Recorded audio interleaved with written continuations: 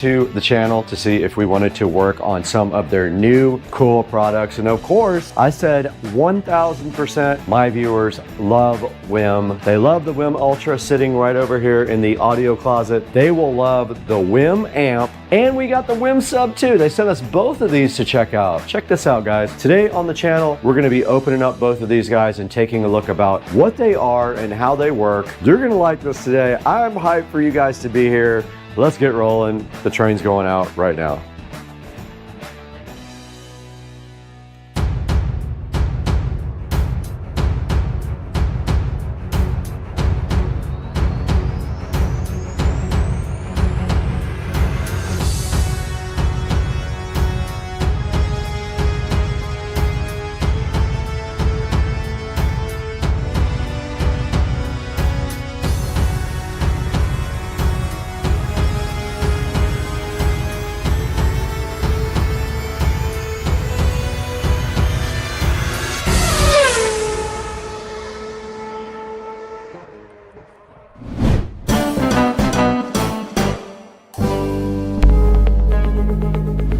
We are back in the Supercar Street Racing amazing living room. You got Brad here again as usual. And today is Friday, so I'm super hyped about the weekend coming up, but I'm even more hyped about the WIM Amp Ultra sitting right here, so flying fresh. And then also the WIM Sub. I have not even cracked the box open on this because I wanted you guys to see it when I see it. And look at this WIM Amp Ultra right here. This is so perfect for a lot of different people. You're gonna be so hyped when you see this. And it has a built-in amplifier. That's why it's called the WIM Amp Ultra. Not to be confused with Winamp, the MP3 player on the PC. But let's go ahead and see what this is all about today. I love WIM, and I have one right over here. You guys have seen this. This is my whole home audio system right here, and the WIM is sitting right there and supplying the entire house with killer audio. And so of course we love it. So let's go ahead and see what these two things are all about today. We're gonna get these things unboxed here momentarily.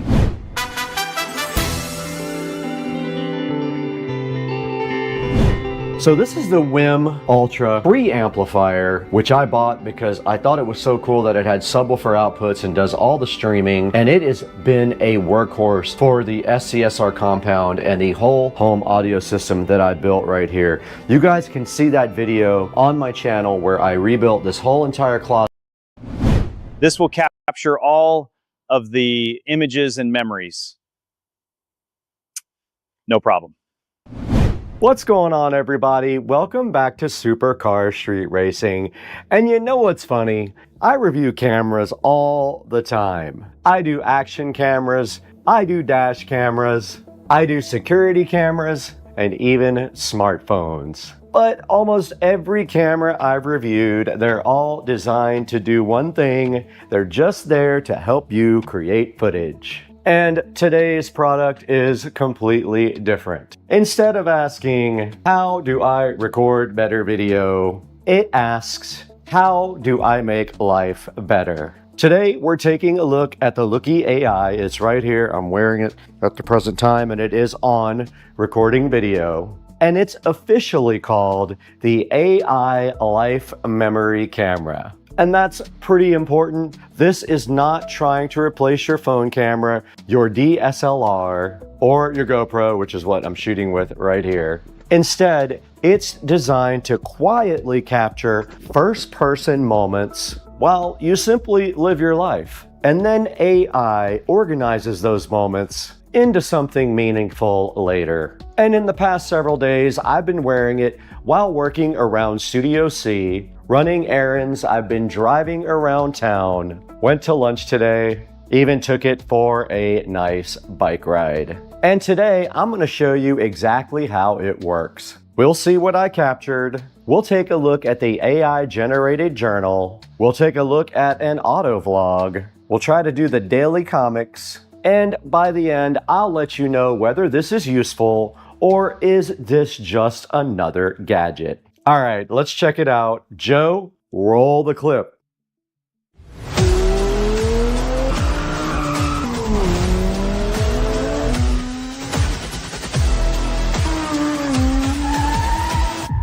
Supercar Street Racing. Drive luxury, live speed.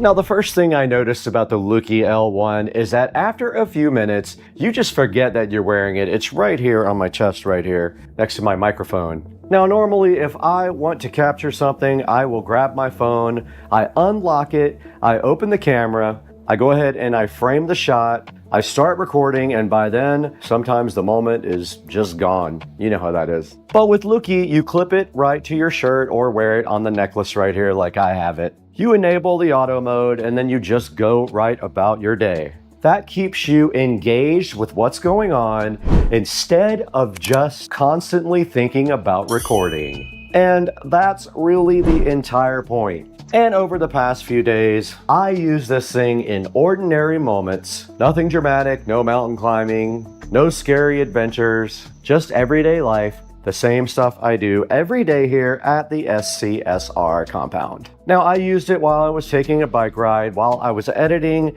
in Studio C over there. I went to lunch in the car. Everything was captured by the Luki AI, and it picked up parts of my workday that honestly would have just disappeared after a few weeks. I used it when I was driving today, running errands, and instead of filling up my phone with long, boring videos, the AI selected meaningful moments automatically. And that's where the experience starts becoming really interesting. Because instead of dumping hundreds of clips into your camera roll, the AI just organizes your day, and the journal puts together a timeline of what happened. Moment recaps highlight meaningful events. Auto vlogs can create short vlogs automatically. And honestly, the daily comics might be my favorite feature. Seeing ordinary events transformed into comic strips, that's just fun. It makes you want to go back and relive the day. Now, another interesting feature is Pi. Think of that as your AI companion. It helps surface memories, and it offers personalized insights.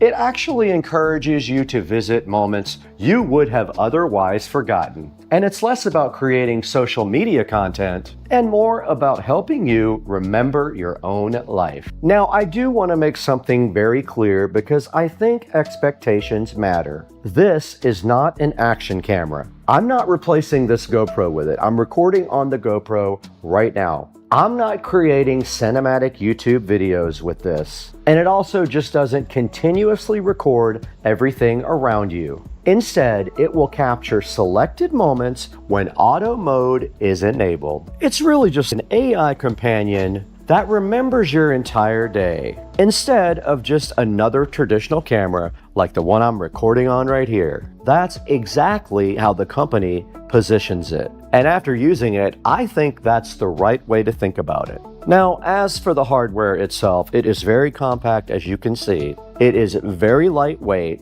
It's comfortable enough that after a while, you even forget it's actually there. It records stabilized 1080p video. You're going to see a sample of that here. It uses electronic image stabilization. It has multiple microphones with noise reduction, and it can connect over Bluetooth and Wi-Fi. Now, it's water resistant but not waterproof, don't forget that, for everyday use. But honestly, the hardware is not what makes this guy interesting. It's the AI and what it does afterwards. Now, after wearing it for several days, I actually found myself reaching for my phone less. Instead of thinking, oh, I should record this for the channel, this thing was just doing it for me. And then later, I'd open the journal, I'd see something I already forgot, and then smile, and that's really where the value comes in. It's not about recording more footage, it's about remembering your life.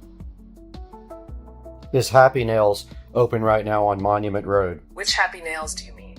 If you send the city or address, I can check whether it's open right now. Is Happy Nails open right now on Monument Road in Jacksonville, Florida? Yes, Happy Nails and Spa at 3031 Monument Arted in Jacksonville is open right now. It's generally open until around 7-8 p.m. on Thursdays. Should I bring an umbrella? Yes, I'd bring one. It's a good bet for Jacksonville this afternoon with those pop-up storms and heavy downpours. What about tomorrow? Is it going to rain tomorrow? Tomorrow looks dry in Jacksonville. No rain expected. It'll be very hot though, with a high near 100 degrees Fahrenheit. So who is this actually for? Well, if you're looking for the next GoPro, this probably isn't it. If you're trying to shoot cinematic YouTube videos over this awesome backdrop right here, this probably isn't it either. But if you're someone who wants to remember more of everyday life, family moments, trips, walks, pets, daily routine, or even just those little moments that usually just disappear, then I think the Luki L1 offers you something genuinely different. It's creating an entirely new category, an AI life memory camera. Instead of focusing on making better footage, it focuses on helping you. Video recording. It helps you capture, notice, and relive the moments that actually make up your daily life. And if you want to check out the Luki L1, I'm going to have a link down in the description for you. And here's something even better. I'm going to put an exclusive link for 5% off down in the description using the code SUPERCAR. That's going to save you 5% on your purchase, so definitely take advantage of it if you're thinking about grabbing one. And if you're new to the channel, make sure you subscribe, give it a thumbs up, and go ahead and hit the bell icon so you can get all of the content on Supercar Street Racing. And don't forget about Second Car Street Racing, our second channel as well. And let me know down in the comments, what's the one moment in your day today that you would love to relive for a long time, but you just missed it? Thanks for watching. I will see you in the next one. I gotta get out of here. Joe, are you in there? Turn off the camera. You can't turn this one off. Here we are today taking a look at the VENSTAR Color Touch thermostat. So this is the T7900. I believe this one does have humidity control in it. It is Wi-Fi. And here's a good look at the box there. So let's take a look at what's in the box.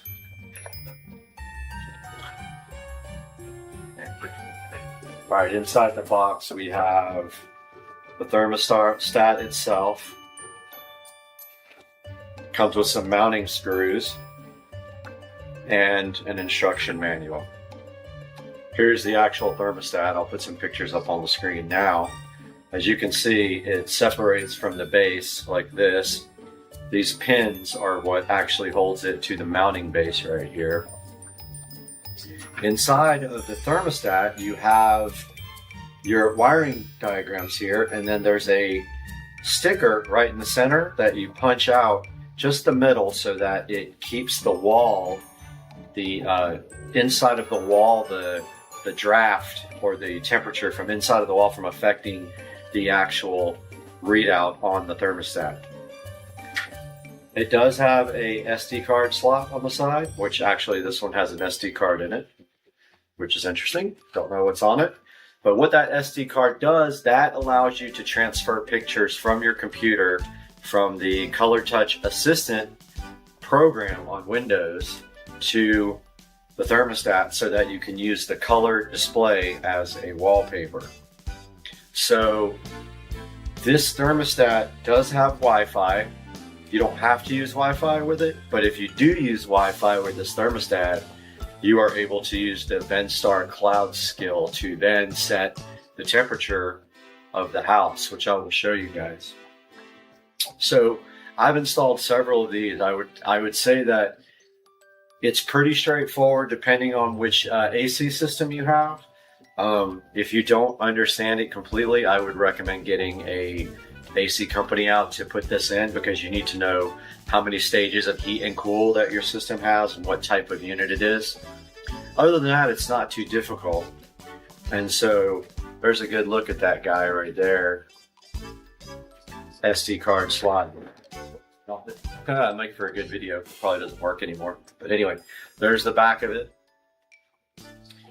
So we're going to move on, and I'm going to show you guys now. Well, let me show you the box again first. But yeah, it just snaps right back into place there.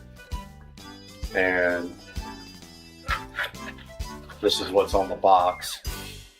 VENSTAR Color Touch T7900. They have a couple of different models. Supports up to 4 heat and 2 cool stages. And you can see this one has humidity control. Well, they are ones that do not have humidity control as well. You can find these on Amazon and eBay. I will definitely put a link in the description. And now we can take a look at some of the other features of the Venstar T7900. All right, taking a look at the Venstar T7900 thermostat actually installed on the wall. So basically, this thermostat is all electronic. It does have a color display.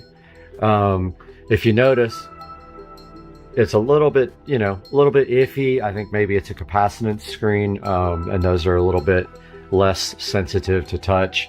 But yeah, to turn on heat and cool, you literally just press the little star, and you see it's 68 in the house right now, so we can just turn on heat. And it's already set to heat to 70. Now notice, it says heating there. And any minute now, the unit, since it's heat, it takes a minute to, actually spin up the unit. I believe it has to like preheat a furnace. And now you can hear the actual heat coming on here. Up here, it shows you the temperature and humidity outside. So right now it's 45 degrees in Jacksonville. Shows you the time and the date right there. You can actually name the thermostat. And I'm going to attempt to put some video up of the app here in a few minutes, but I got to get the screen recorder working. So yeah, so you can set it to an away mode where it can do certain things when you're away. Mode is just, again, the heating and the cooling. You can set it on schedules, and you can do that in the app. Now when you go to menu, there's also one place where you can set up your schedule. If we go to alerts, so you can set up alerts for your UV lamps and your air filter, so that it can warn you when they are old.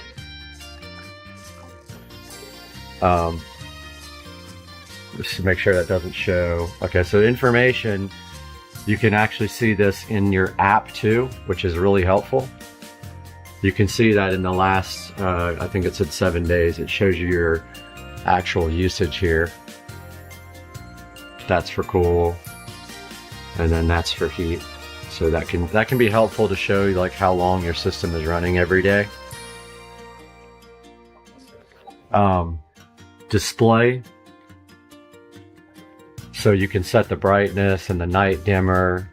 So right now the brightness is on 80%.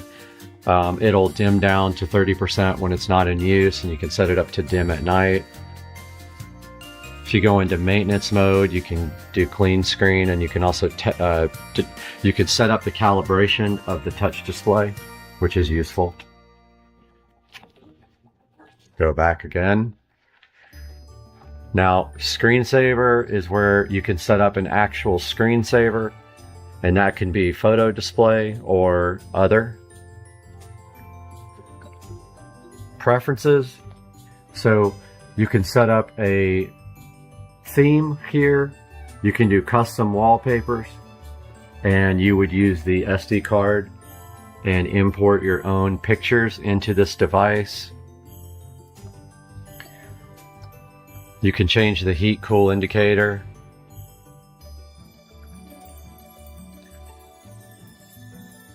You can change the beep sound to either off or other. Now let's see what it did when I changed the heat cool. It didn't really do anything. The heat cool indicator, I'm not sure what that does. So let's go back to menu. So this is where you can set up the humidity controls and the dehumidify function. It says it's off now to dehumidify. It's where you can set up to be on vacation and set up your away times. Your date and time gets set here. Settings is where you set up the thermostat name. You can import and export your settings to an SD card, so if something happens, you don't have to figure out how to set this up all over again. General setup is where you set up your units, your language, and your simple thermostat and smart recovery.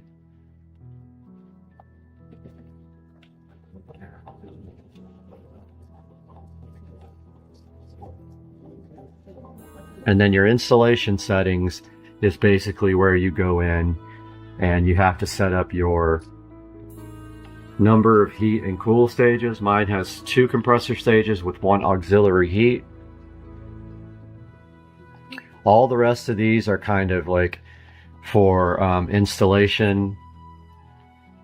You can test the output, so if your guy doesn't know, your AC guy doesn't understand the wiring, you can actually test the outputs and he can measure. This is where you upgrade the firmware. You can see there's no firmware updates. They do release firmware updates every once in a rare while. You can factory reset it or restart the thermostat. And then one of the more important functions here is this is where you set up Wi-Fi. In the past, I've had issues with it not connecting to a Comcast router on channel 6, but they have since improved the Wi-Fi performance on these newer models, so I've had no issues now. Okay, so this is where you set up the VENSTAR Skyport, and I will show you guys that. It is basically the cloud account for controlling the device via smart or with the app. So you have to put your information in here and log on to Skyport. And then there's some security features here. Not sure about smart fan. I guess you can just turn the fan itself on instead of the AC and run that, you know, when you want to. And then emergency heat you can actually toggle it off and on. So if we look on the front screen here, you see this little globe with a Wi-Fi symbol. That means we are connected to the VENSTAR Skyport, and I'm going to show you guys a little bit of that right now. All right, taking a look at the VENSTAR cloud here, you can see here my house, and then you can see Susie's house. You can send messages to the thermostat. You can select heat or cool, change the temperature. So right now I'm going to put it on 72, and you can see that it sent that command to the thermostat. Over here on the side, you can do schedules, send messages, set permissions for your profile, change your account settings, and other things. And so this is a pretty useful application, and it is just like the one on the phone, but allows you to do more things. So I highly recommend this thermostat just because of this part right here. So it's real time, and you can use this from anywhere on the internet. It's nice. I want to show you guys how you use the skill for the Skyport cloud. So if I say, Alexa,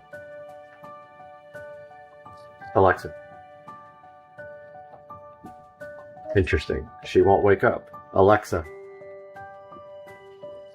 Thanks for the feedback. Awesome. Alexa. This thing is not working. I'm going to have to reboot it. All right, so I powered this thing off and back on. Let's see if it works. Alexa, set Brad's house to 72 degrees. The heat's set to 72. So there we go. So there is the smart home skill for the VENSTAR Skyport cloud. You can also go up and down on the temperature from here. The only thing you can't do is it has to be switched on already. It doesn't understand how to switch the actual heat or cool on. It does whatever the current setting is on the thermostat, but you can use the app for that, which I will show you. All right, everybody. Good morning. It's a new day. I just wanted to do a quick little outro to this video. That was a look at the VENSTAR Color Touch thermostat, which I highly recommend. I have purchased over 10 of these in my life. I really love them. They do a great job. They are smart, capable. You can access them from the internet. I'm going to pop up a picture right now of the skill that goes into the ecosystem for Amazon. And then I am going to also pop up a quick screenshot of what the app looks like for your phone. So if you have a chance to check out the Venstar Color Touch thermostat, go ahead and grab one for your house and let me know your thoughts on it. And this is Supercar Street Racing. Have a good day. Back in the Supercar Street Racing living room today, and this alien head right here has absolutely nothing to do with these ankle cut socks that we're going to be opening up and testing on the channel. We're going to give you a good idea of whether you should invest in this exact same brand here, Wernies. And we're going to do that all today on the channel, Supercar Street Racing. Stay with us.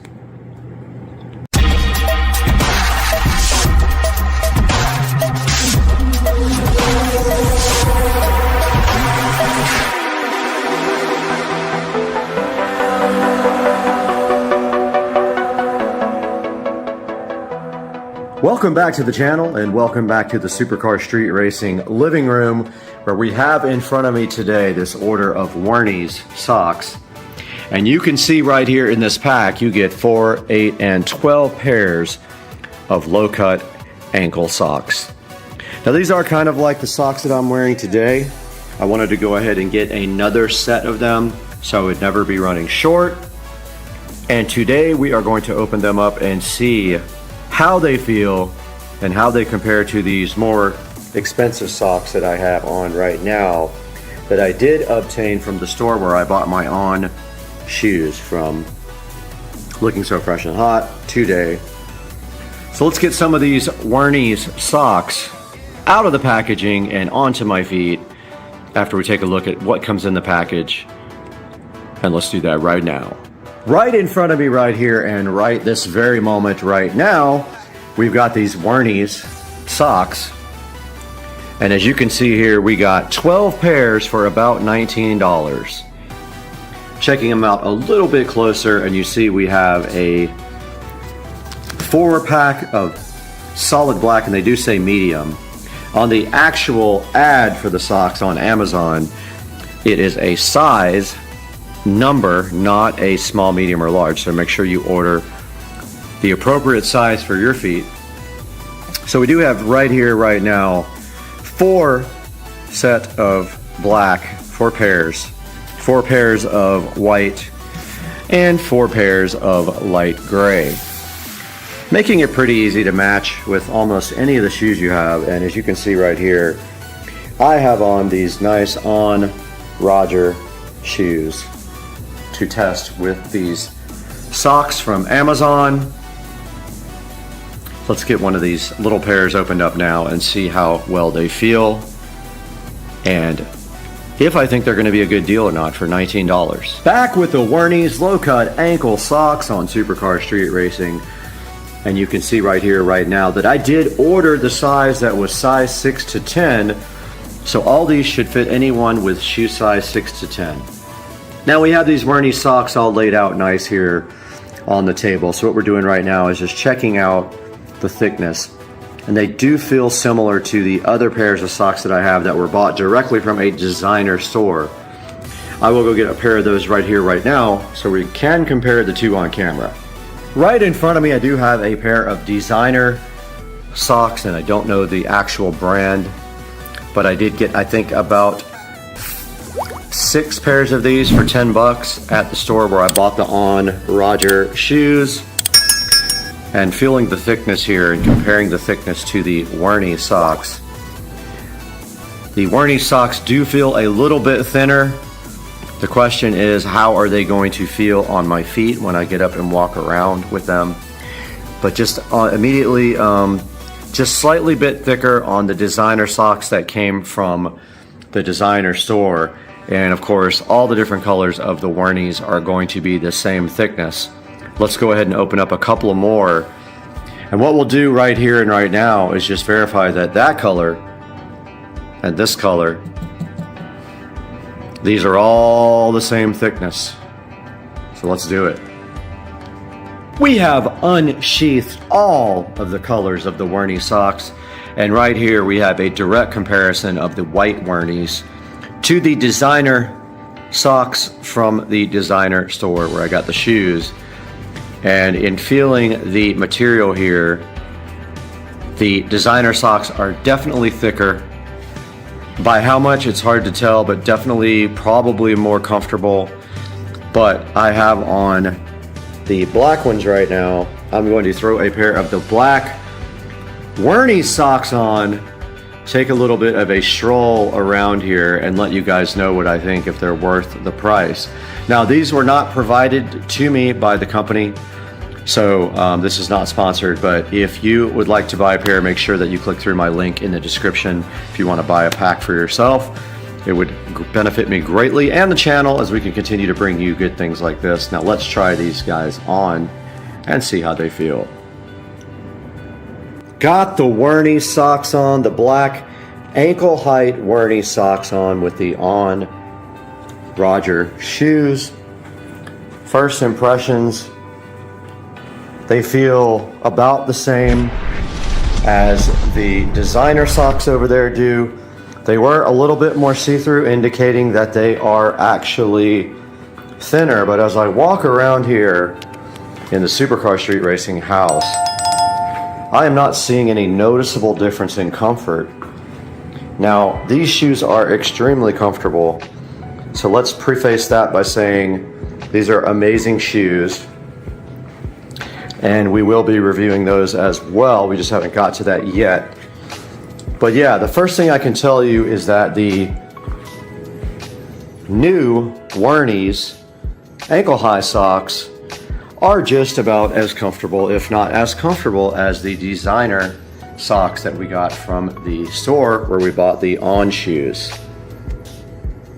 Now what we will do is go into the Supercar Street Racing studio and take a look at what's available online as an alternative to the Werny's. Take a look at some of the reviews for the Werny's, see what people are saying about these, and give you guys a second option or third option to order.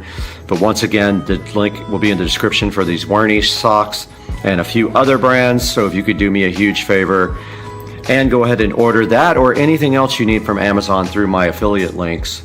You don't have to order what's exactly in the link. You can order anything through any of my links, and it will give me a slight credit. And you know, the channel is very difficult to finance, so if you guys could please like and subscribe and go ahead and order products like these Werny's ankle cut socks through my affiliate links, it would be amazing, and we would appreciate you guys so much. Now let's take it into the Supercar Street Racing Studios. Guys, welcome back to the Supercar Street Racing 4K production studio, where we join you in every video to kind of take a look at Amazon down here, which when you're looking, it's right down on this side here. And we will take a look at these Werny's no-show men's socks today. So these were bought from Amazon, and there will be a link in the description for you to buy your own pair. And as you can see right here, this is a really high-selling product. Looking at the Amazon page here, we see these guys have a 33,249 rating with an average rating of 4.4 stars, which is not bad. It's really hard to get anything above mid-4s in Amazon unless you only have a few 5-star reviews and some other lower ones. But if you can see right here and right now, there is 63 answered questions rather here about the product, and 900 plus people have bought this in just the last month, so that's not bad for sales. Now, they have a bunch of different color mixtures here. Now, this is the one I got. So I got the this color here, but you can get them like this, like that, like that. Like that's pretty cool. I might order a set of those. They're only $16. And then they have those are also pretty cool. So I think I'm gonna go ahead and place an order for another set of these because I was pretty satisfied with the Werny's ankle cut socks. And if we go into some of the description here for the product, we see that they are cotton or spandex. It really doesn't specify which they're talking about on which. Says hand wash only, which that's interesting. I don't know why it says that because I've washed mine in the washing machine already, and we have no issues so far with the Werny's.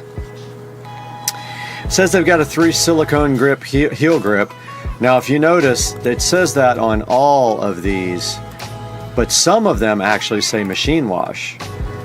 Now, the ones I ordered right here, they say hand wash only, so I disagree with that because I've already washed the things in the washing machine. Now, maybe they're going to fall apart from doing that, but these right here, like these say hand wash, these say hand wash, machine wash for this set. So I don't know what the difference being on those. Now it says that they are invisible wear, so it says that they are going to not show with your shoes, and they do actually show on my shoes above my ankle, so that's not necessarily true. And it says that they have a well-made cuff also, so that's yet to be determined. I mean, they feel fine as of right now on my feet. I'm actually wearing them as we speak, and I have not had any issues with them so far. Now, moving down to some of the reviews here. This 5-star says the right fit for my feet. Took a try on these socks, and I don't like the bulky ones. They feel good wearing around the house. And yes, the elastic can feel a little tight. I don't really have that same experience with mine. Maybe it's a different version, one of the different types available there from all the ones on the listing. And it says they're not truly no-show. That is actually the truth, and you could see on my feet in the video that they are actually above my ankles just a tiny bit. This thing says they fit a little snug. This guy is actually saying that the larger size is the best, so he says to get the larger size if you're going to get a size for your feet. I bought the size exactly for my feet, and I haven't had any problems with them yet. Moving to some of the 3-star reviews, we see here that they're very thin and good if you're a minimalist. It says that they are small. Mine are not. This says did not catch that they are hand wash only. Not sure what that's going to mean in the future. And this guy says that there's already holes in the toes. So look at that picture, and they're saying this is going to happen to you. This says cheap quality, you get what you pay for. I got some socks, similar socks at a fashion store for about the same price, so I don't know that these are actually super cheap. And this guy's saying they're too small for a 11.5 to 12 shoe size, so keep that in mind. And some of the worst reviews here, the 1-star, which is 5%. This material says it's thin, and the size run large, slips on skin, and bunches, creases, and folds. Have not had the same experience with mine, but then again, I bought a certain order configuration. Extremely thin. I thought they were close to my designer socks, but not exactly, so maybe check into that when you are ordering. It says they won't last, that they are garbage. Half of them are dirty and used. Okay, so this guy actually got dirty socks, which is interesting. Free shoe store socks. He says you know that when you get them with sandals for free, that those are actually cheap. This batch fit and wears poor, and they are too small, so small, lame sizes. So there you go. That's what we are seeing about the Wernies, and I think that it's going to take some investigation and some longer wear on these shoes to really figure out what is going to happen with them. Guys, thank you so much for being a supporter of the channel. Every little view helps. And once again, the link for these socks will be in the description of the video. It would help me greatly if you could click my links to buy anything from Amazon. It doesn't have to be these socks. You can click the socks link and then buy anything you want, and that will give me an affiliate credit, and it will help the channel just a little bit because I don't make money on the channel. I actually lose quite a bit of money. So your support means so much to me and the channel. We thank you so much for being here. We'll see you guys next time in the 4K production studio for Supercar Street Racing. I'm out of here.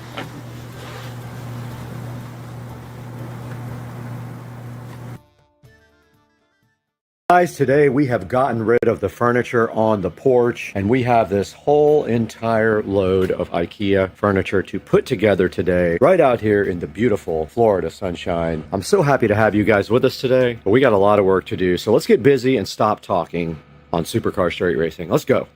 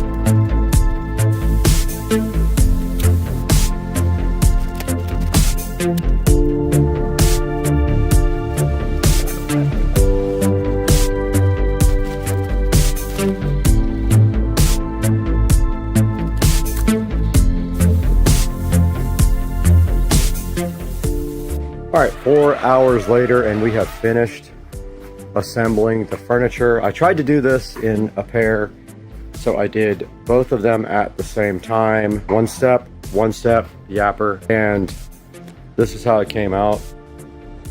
So these are mirror images, and I think this looks fire, dog.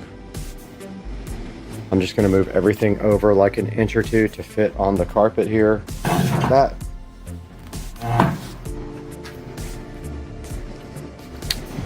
This one here. Let's go! I had a mouthful of food. Let's go! Second part of the equation of the outdoor furniture switch over and refresh is this lounge chair and table set here.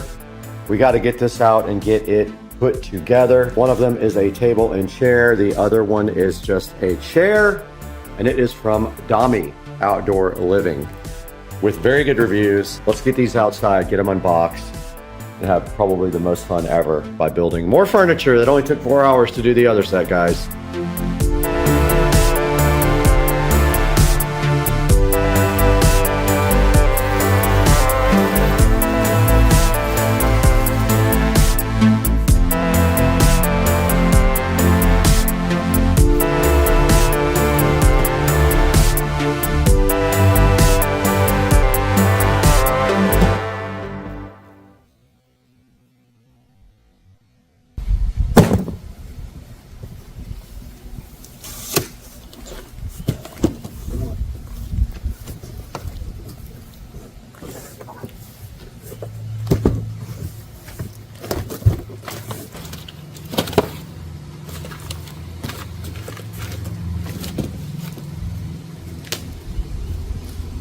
Okay, they gave us this nice toolkit with the accessories, but I went ahead and got my bit for these Allen head right here, and now let's go ahead and get this thing opened up and put together.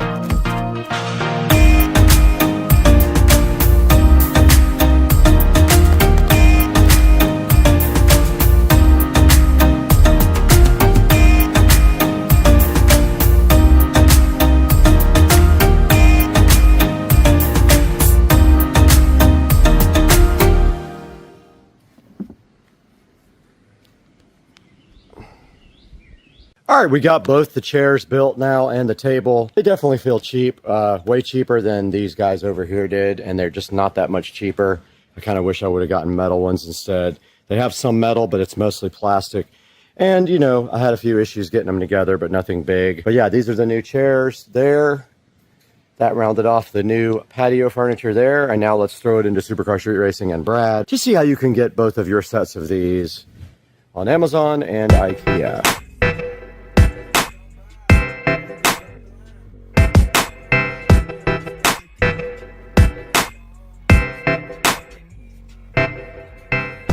We're back at the 4K production studio today. My name is Brad, and if you haven't been to our channel, welcome. And I'm so happy for your support and for your subscription and your like. And we're taking a look today at this IKEA furniture that I bought, and this is the Revscar, along with the Duve-Holman seat pads, Duve-Holman cushions, and the Frozen covers for the IKEA furniture. Now this entire order was $1,487, and it comes with everything you need to go ahead and build this set for your patio. Now it is made of metal, there is no wood except for the table part that looks like little slots. And then the other furniture was ordered from Amazon. Here's a look at the Hdmi Outdoor Living Patio Shea Lounge. It has good reviews, but I'll be honest, it does feel kind of cheap. I like my metal furniture way better. But this guy has a 4.7 star review, so not too bad. Guys, please support the channel by liking and subscribing. Now, I don't get any money from IKEA if you buy from them, but if you buy this set from Amazon, I will get a small amount of money for the purchase or anything else that you click through any of my links to buy. Now, I don't have time to hang out here all day and talk to you guys. I have to go assemble 1,000 furniture.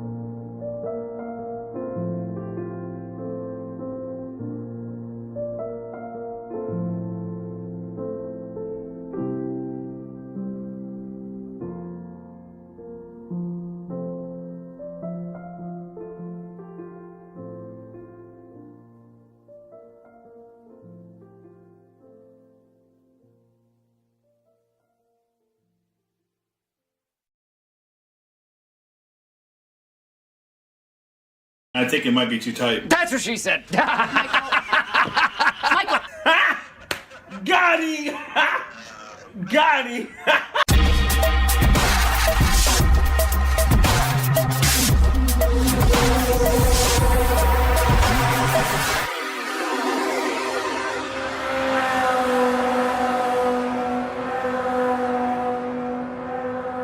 All right, we're out here in the garage and Joe came over and brought his battery puller, and he's trying to take the back seat off right now so we can get access to where we're gonna mount our rear speakers right here, and then figure everything else out as we go.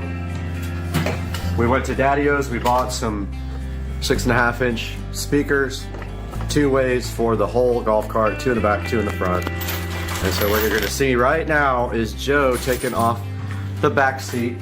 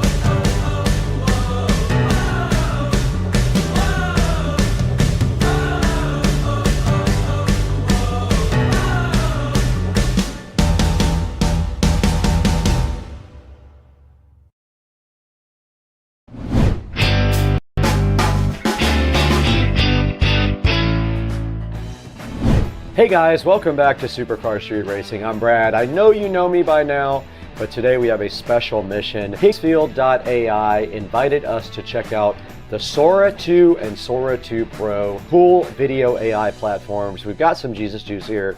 We're going to be checking these out, try to generate some cool videos, and I hope you guys stick around. I am hyped for this, and we are going to also be generating stuff from ChatGPT. Let's get it done. Let's do it right now. Cheers, guys.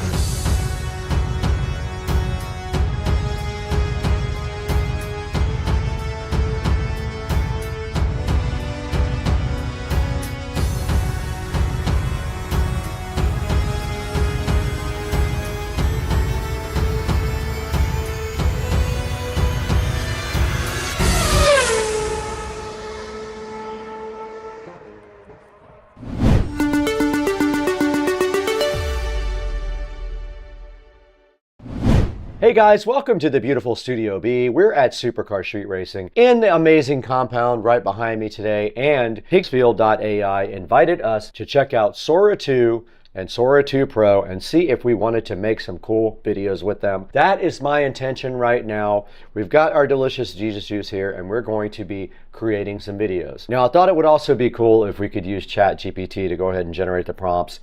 Let's try to do that now. Our first prompt is a sailboat scene. I said, describe a scene with a man out on the ocean on a sailboat and keep it under 4 sentences. Let's plug that into Sora 2 and see what it can do. All right, we plugged our prompt in right here to Sora 2, and we're going to see what that does. And then when this is done, we're going to recreate this with Sora 2 Pro and see what the differences are. Now, Higginsfield just dropped Sora 2 and Sora 2 Pro. These are unlimited, uncensored, global open AI, but high-tech models. All right, our video is done. Let's take a look and see and hear exactly how this sounds. I'm going to turn on desktop audio here.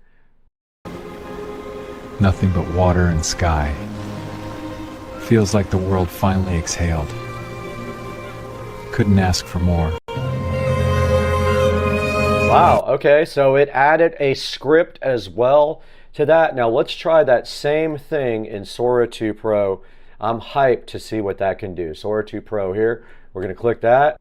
All right, we have our next video created here. Let's see what this did with Sora 2 Pro. Let's go ahead and check that out. Hard to believe this is all mine to steer. Just sky, water, and a little bit of wind. Feels like freedom. All right, Sora 2 Pro delivering the goods here. And now we have a new prompt up here about an astronaut. So here's our prompt. I told him to keep it down to a short sentence, but this is about an astronaut that goes to another planet. Let's see what Sora 2 can do with this. Sora 2 delivers 1080p video. I'm excited to see what that's like, while Sora 2 Pro pushes it to the next level with this advanced motion reasoning and multi-scene continuity. What's up, everybody? We're back, and here is our astronaut stepping out of the shuttle. Oh my God. I'm the first to stand here. It's beautiful. Wow, that's pretty cool, man. Now let's recreate this with Sora 2 Pro. So I'm going to copy this entire prompt over. So we changed our engine to Sora 2 Pro. We changed our resolution to 1080p. Let's generate one now. All right, Sora 2 Pro finished with our video. Let's take a look at it and see what it is about. First step, the sand's alive, glowing under me. Crystals all the way to the horizon, splitting the light of 2 suns into colors I don't have names for. And these creatures, It did produce a pretty cool video with Sora 2 Pro. Now there's also Sora 2 Max, Sora 2 Pro Max, and Sora 2 Enhancer. And the last one works on any video to stabilize the video. And then Higgsfield Upscale Preview enhances any video or image. Now this thing is perfect for agencies and filmmakers, enterprises making global content, and anyone who wants access to the world's best AI cinema models.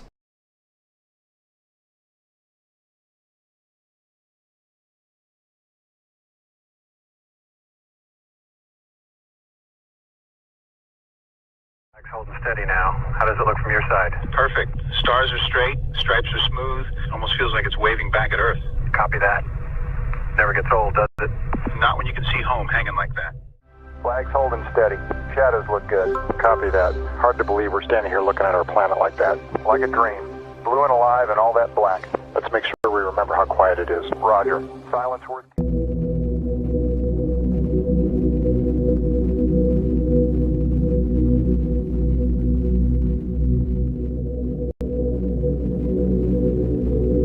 They think they own the night. Then we'll take the sunrise. If we don't stop this, the whole grid falls. Tell me where. Everywhere. I'm not running anymore. Then make your stand count.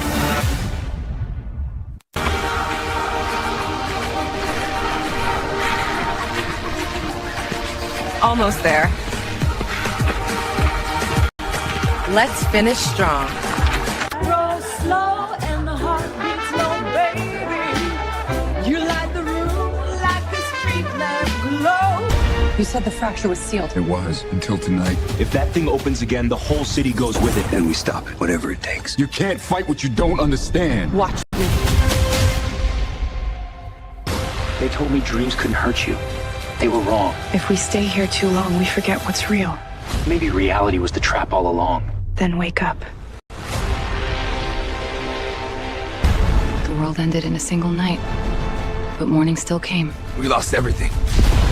We're not losing what's left. If we don't move now, there's no one to save.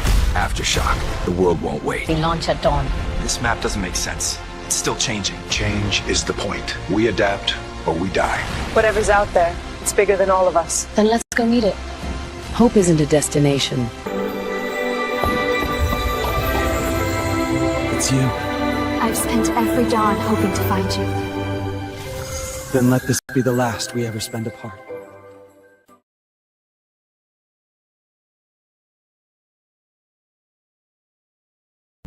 I'm ready for a ride, but I can't because my car's still charging. Wait. What? What?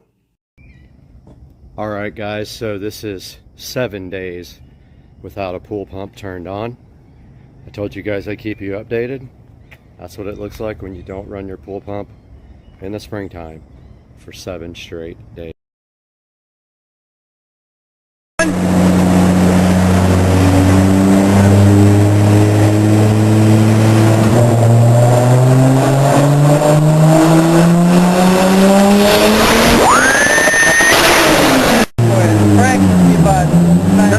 About 9:30. 9:30 in the flywheel.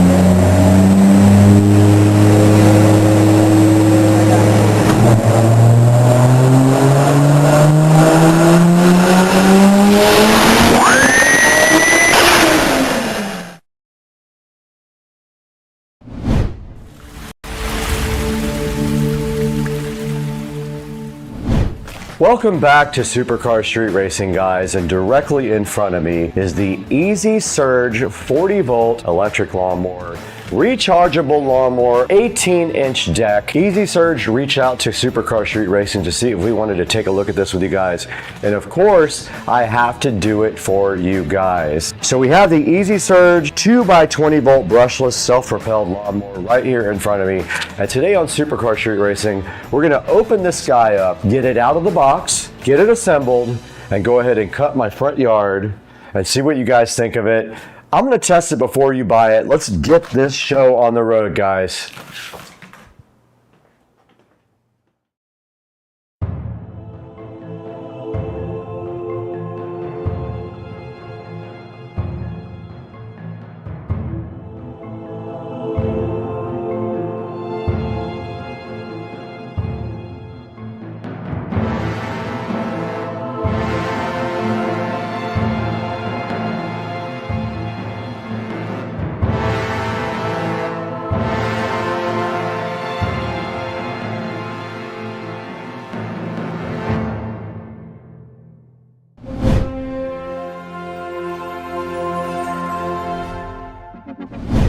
Ladies and gentlemen, directly in front of me is the Easy Surge 2x20 volt electric self-propelled lawnmower. I don't know if you guys have heard of this. This is very cool. They wanted me to test it for you guys. You guys saw me test robotic lawnmowers, and now we have an actual self-propelled lawnmower for me to get out here and cut the grass on. I'm super hyped to do that. The box is sitting right here in front of me. Now this thing uses Easy Surge technology, and that is a different RPM than a grass mower would typically do, but apparently it is supposed to handle all the grass with ease and no problems whatsoever. Now typically you can expect a 30-minute runtime from this guy, 1/6 of an acre cutting distance. Now that will vary depending on your terrain and the length of the grass, so if the motor has to work harder, you might get less time out of it. Now you know what's also crazy about this thing? It has an electric height adjustment. It's not the manual style. You can do it without even bending over to the mower. You press a button and it lowers or raises the height deck so you can change your cutting height. Now this dude is also self-propelled. It goes from 1.3 miles an hour to 2.9. That's pretty cool. I cannot wait to test this in the front yard. Another thing that's awesome about this guy is the storage. It has a single handle fold design, which makes it easy to fold up and store. Unlike the other designs which have 2 rods, it's very easy to store. 22 reviews later, this guy is sitting at a 4.4 stars. Right now, if you act quickly, if this video is timely on this, it might not be at the same time of the sale. It's 23% off right now. You can pick this dude up right now for $269 and start cutting your grass.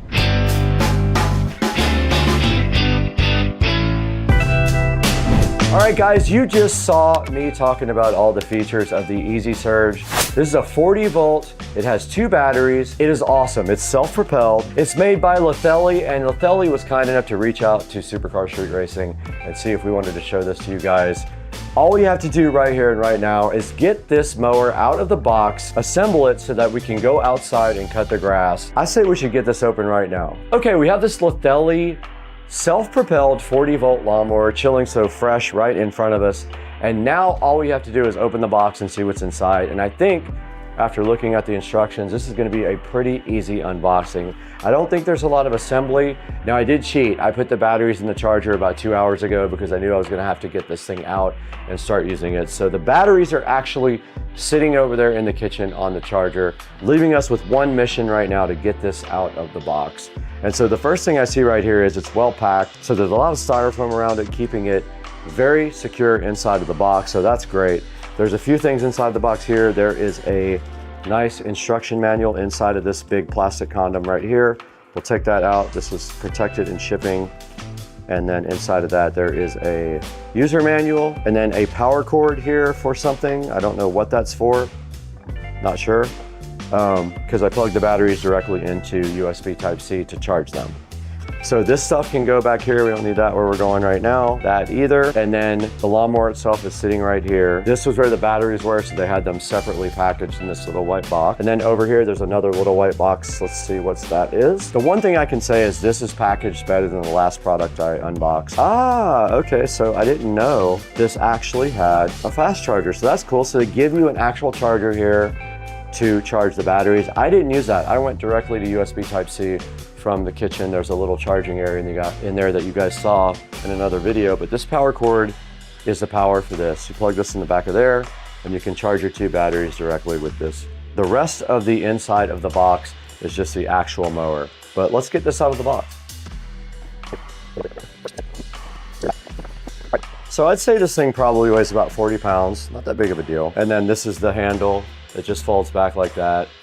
They have everything nicely packed in here. Everything's wrapped nicely and they have a bunch of styrofoam protecting it. And first impressions on this lawnmower is it's really sleek looking. I feel like it's kind of futuristic looking, and I like that. Like that's kind of my style. The whole house is kind of that style. So this looks great sitting right here right now. And there's really nothing to do here. There's no assembly required. I think this is the locking mechanism for the arm that props up. So all you have to do right now is go ahead and cut the grass with this Lethelli electric rechargeable lawnmower. It almost looks like a car. And I did notice that when I opened the battery area, there's actually a spot for 4 batteries. They give you 2 batteries, but apparently you can put 4 total in here at one time. And so that gives you extra capacity for mowing. We showed you guys the mower, we showed you the charger. So the next step is to get this thing directly out onto the grass and do some mowing.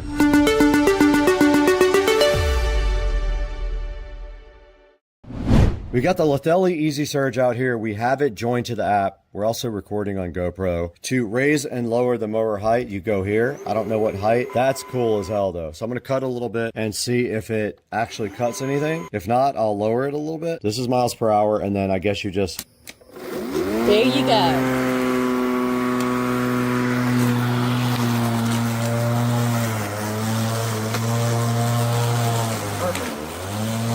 Wow. But I'll take that. Did you change it?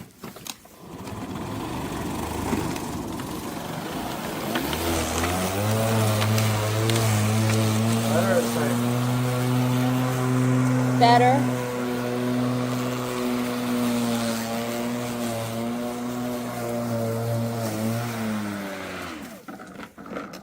Dang, that thing rips.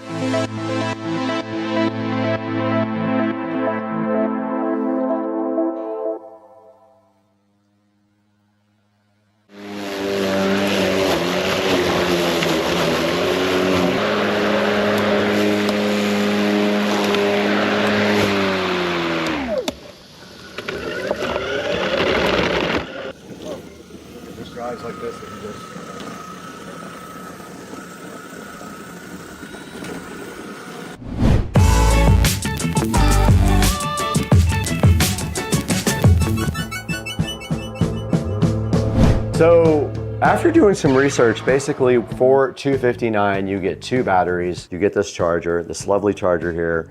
But when we look deeper into the mower, we figured out that you can get actually 4 batteries and install them so that if you have like a larger area, you have more duration on your batteries. That is $309, so $50 more, you get 2 extra batteries. Might be worth it. Think about if you have a large area that you need to cut, and if that's the case, maybe go ahead and get the 309 version so that you have the 2 extra batteries. You don't have to stop down and maybe charge your batteries in the middle of a cut. So if you get the 2 battery setup, you get 30 minutes of runtime. If you get 4 batteries, you can get 50 minutes. Maybe that works better for you if you have a larger area, a bigger yard. So if even 4 batteries isn't enough for you, you can have extra batteries in the charger sitting inside the house ready to go. And when you run out of juice, go grab some batteries, finish your whole property.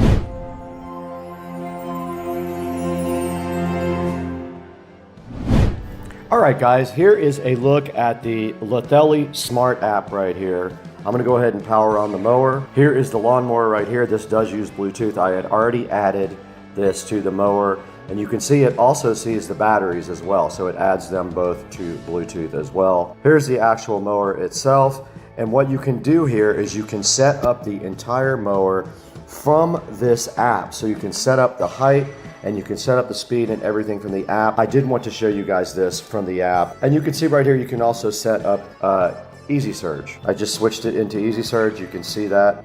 We just went directly into the front yard here at the Supercar Street Racing compound. We did the front yard and you guys saw how this mower did. I want you to make your own opinion about this. I feel like it did good on my front yard. My grass is not super tall though. So keep in mind, if you have like really tall grass, this thing will struggle more with taller grass and you might get less battery life. If you have nice short grass and you keep it mowed, this thing might be perfect for you. You don't have to buy gasoline anymore, so you don't have to worry about that. It won't leak fluids all over anything you have. So think about the Lithelli as an option for your yard. And then we'll have a link down in the description. Make sure you buy all your products from our official affiliate links. It gives me a couple dollars and it helps keep the channel going and we really appreciate it. So it's not a super expensive lawnmower like maybe the Greenworks, which was about $500. I had one of those, you guys saw it.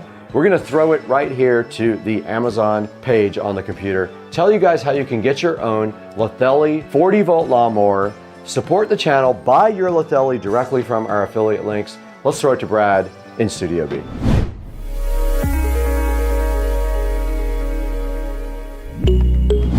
We're back in the Supercar Street Racing Studio B. I am so happy to be back with you guys.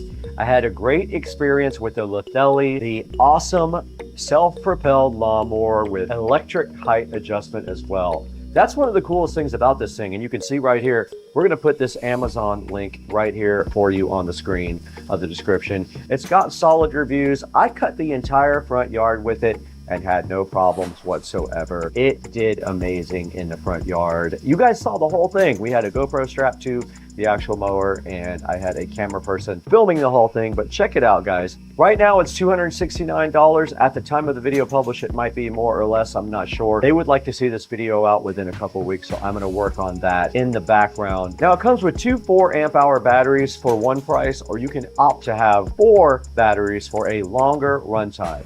Now I got my entire front yard out there cut with just 2 batteries, and they said that they were a little low at that point, but I think it would have kept going and I could have got my backyard. My backyard's like literally a tiny little place. So check out this Lithelli Easy Surge mower from our Amazon link in the description here. Buy everything from our Amazon links. It helps us out greatly. This guy does have a cool app. You can adjust everything from the mower in the app as well, which I absolutely love that. Check out the cool Easy Surge features, the app. This mower runs at a lower RPM than most gas mowers do, and it rips right through St. Augustine. That was like this tall. I had no problems ripping right through it. You saw the video yourself, no issues at all with it. I didn't use the bagger. It does come with a bagger. You can use that right on the outside of the mower if you want and bag up all your grass.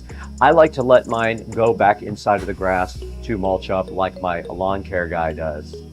Now at the time of this video, we have 175,000 subscribers. I expect that to get bigger by the time this video publishes, but we want to thank you so much for being a subscriber. Always like and subscribe, hit the bell icon. That way you know anytime we have a video coming out, you'll be the first one to know and you can hop on and check it out. I thank you guys so much for liking, subscribing, buying everything through our official links down in the description. It helps us out so much. You know we don't make any money on the channel. We actually lose money on it. So if you guys could just help us out with like a couple of clicks here and there, it would mean so much to us. But right now, we definitely have to get out of here. We have to go to Cliffs tonight. It's Friday night and we need to party. Actually, I have to work tonight.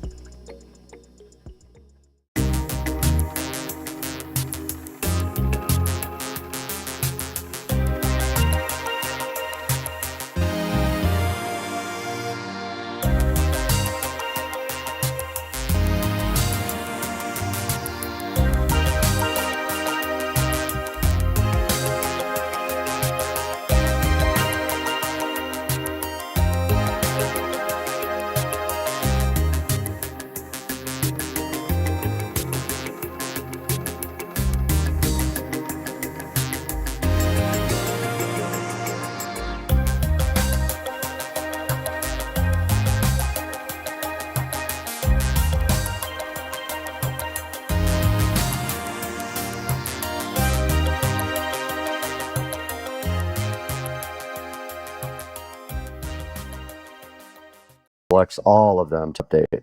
So 63, let's do it. And you can see a readout up here of the speed that it is downloading updates. Let's let that update in the background.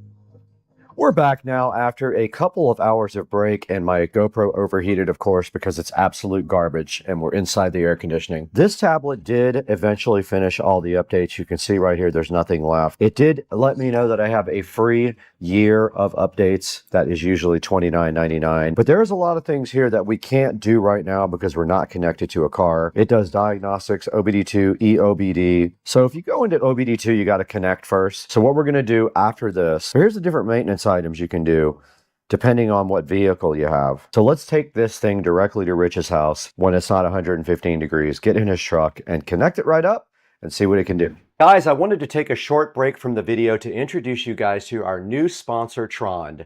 They sent us this very cool desk lamp right here, which is sitting so fly and bolted directly to Studio B desk. Now this lamp is awesome because it does tilt and articulate in a bunch of different ways. You can rotate it and do all kinds of stuff with it. And it is also kind of perfect for this area right here where we do the shooting. It does have controls on the very top, as you can see right here. All the controls that are on the top are also located on this remote control. The remote control does have a timer on it. It has brightness on it. It has color temperature. So as you can see right here, I'm rotating through the color temperature on the light from cool to really cool to warm white. And on the remote control right here, you can do the exact same things, if you guys can see that right here. The lamp just bolts right to the desk here. It bolts right from the underneath, and then all of the different areas of the lamp are articulable, so you can move everything. Especially these two little wands right here are very cool. I love that. You can almost see it in the webcam picture right there. It's about cock and ass and tits and butthole pleasures. It's not about butthole pleasures at all. It's not about this rusty trombone and the dirty Sanchez. Please stop. And the Cincinnati bow tie. Moosh. And the pussy juice cocktail. And the shit-stained balls. Moosh, just please stop.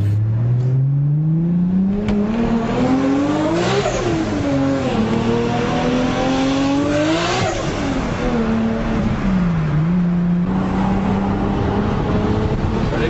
Yeah.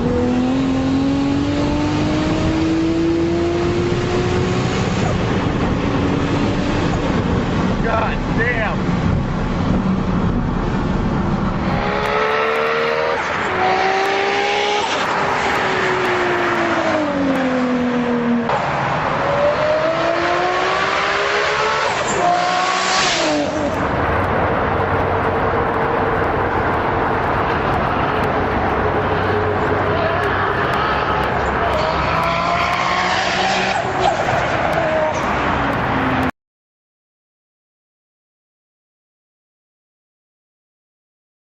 If your floors look like this every single day, you might be wasting too much time cleaning. This is the Hdmi D30 Ultra CE, and honestly, this might be one of the best entry-level robot vacuums I've ever tested.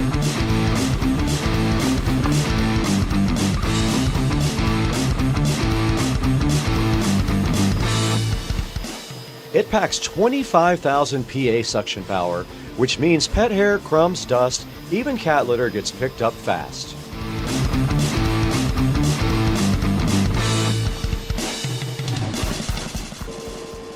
But here's the part I actually noticed. This thing gets way closer to edges and corners than most robot vacuums.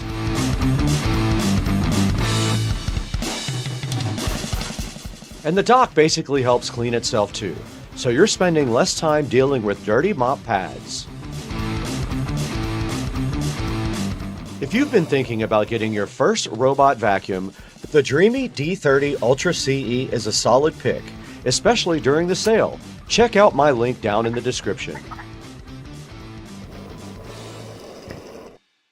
And we do have to connect to Wi-Fi. All right, we are now in the main menu of the Slingbox. Let's go see if there's any kind of check for updates. I don't see a way to update the software. Let's go ahead and check out the live TV section. You can do a number of things in here like Miracast, Google, My Player, and music. I hit the back button, it took us back out here to the main menu. I did finally go into the App Store. And there are all the apps we can add. There's some adult stuff as well. Go ahead and put them all on. And of course we have Kodi available as well. And it is downloading all of the different types of VOD apps now. And there goes Kodi.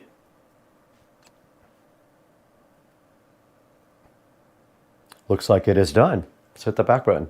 Let's see what's in my VOD. All right, well, there's some stuff in there. Now, of course, I can't show you this, but a lot of these are still in theaters. You can go ahead and add any of these apps to this screen as well, like My TV.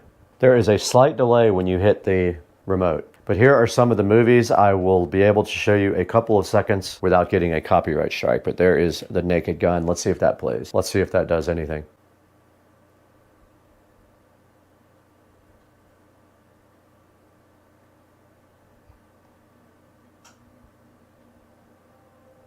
It is playing and we do have sound.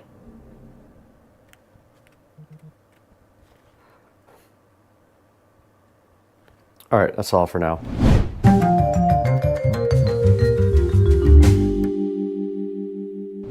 All right, we just went ahead and tried out the Sling TV box right here. We showed you guys what it can do, what it cannot do, and now there's only one thing left for us to do in the meantime, and that is go ahead and throw it back inside to see how you can get yours on Amazon or other places online. Hey, what's up guys? Welcome to Supercar Street Racing. We're back here in Studio B, which is our second editing studio in the facility and on the SCSR compound. And today we were provided with this 2025 version of the Sling TV box, basically an Android streaming box. We took a look at that and it was kind of complicated to figure out how to get it working, but we eventually figured out the VOD part of it, and you can get movies and TV shows on there that people post on different servers. You can also add other apps to it. You can sideload any apps you want, including Kodi, so that you can use whatever apps you please with this. But yeah, it worked fine. It's a little laggy on the remote. When you go from remote to screen, there's a couple of seconds of lag here and there. But other than that, it comes with all the cables, comes with an Ethernet cable. It's $300 right now. And guys, here is the, here's the Starlink mission. It's the first time I've ever seen this from Jacksonville. This is absolutely insane looking.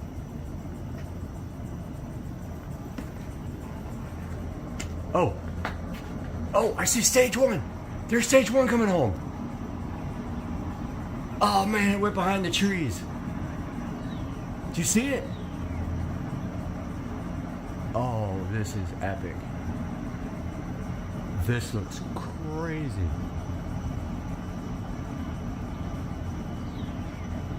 Look at this thing go. I wish I could get on my roof right now. Wow. I have never seen anything that looks that crazy at night.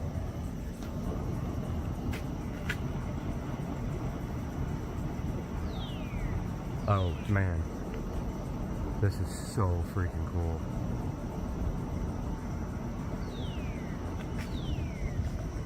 Alright, let me step back. It's going behind the tree.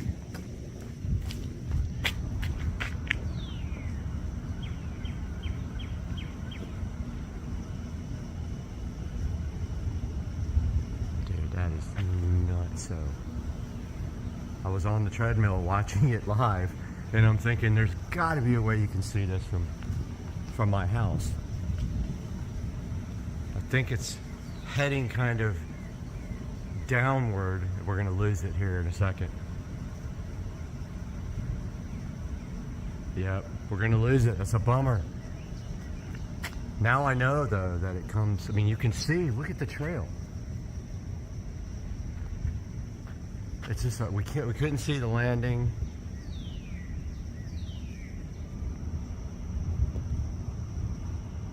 Look at the plume. Man, that was so cool. Wow. Literally made my day. That, my friends, is a pretty big alligator on the other side over there. And you can see him chilling on the beach. Big ass alligator. I told my pool robot to take the day off. Error 404. Vacation not found. What's up, everybody, and welcome back to Supercar Street Racing, where we combine reviews, power sports, and high-tech stuff along with house projects as well. Now today, we're going to check out something that could completely change how you clean your pool. This is the Ultramarine P1 from Ecovacs. Now you guys know we've worked with Ecovacs before, and we were so happy that they wanted us to check out their Ultramarine P1. And if your pool looked anything like mine did when we started, you already know why this matters. Leaves everywhere on the bottom, debris everywhere, and this is Florida. Now that's a real world mess, not a staged demo. Now what we're going to cover today is going to be the features and what makes the Ultramarine different, a real world cleaning test, and whether it's worth picking up. And then later on, we'll show you a battery test. We'll run this thing until it runs completely out and let you know how long it went. Now let's get into it. Joe, roll the clip.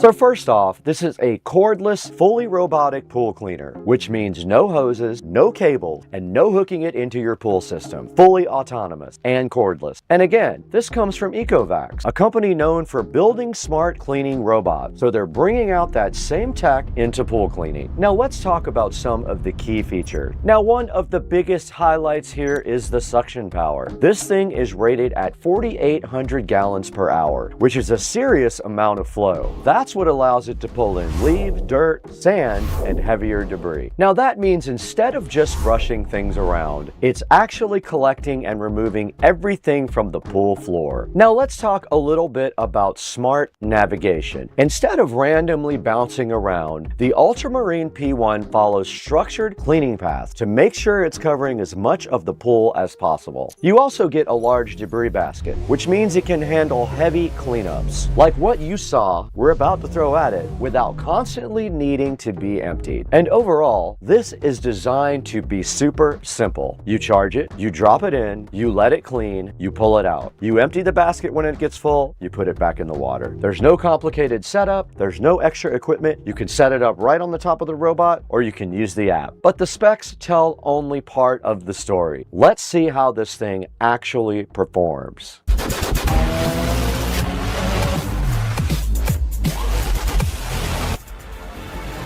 All right, we're gonna go ahead and download the app for Ecovacs, but I'm in luck because we already had the WinBot. So all we have to do is go find the actual app. Already have it because we were using the window bot. And we're supposed to scan this guy. Press and hold the power button for 3 seconds. We're pairing with the bot. Let's call this the SCSR compound. There we go. All right, let's see if it needs a firmware update. It does. We're going to upgrade to 5.21.0. Let's do it. It is upgrading the firmware now. All right, we got our pool robot plugged in and charging, and you can see here in the app, you can set a plan to clean floor, wall, or all. You can set your suction power to eco, standard, or max, and you can set a runtime of maximum, or you can actually go down to 30 minutes or an hour. Now, in order to do max, you need to have a full charge. We're gonna go ahead and let this thing charge up, and then we'll check back with you guys when it's ready. Now, all right, so this is actually a real test. We've got leaves all over the bottom of the pool, debris sitting all across the pool floor, and this is exactly the kind of situation where a pool robot performs, or either it doesn't.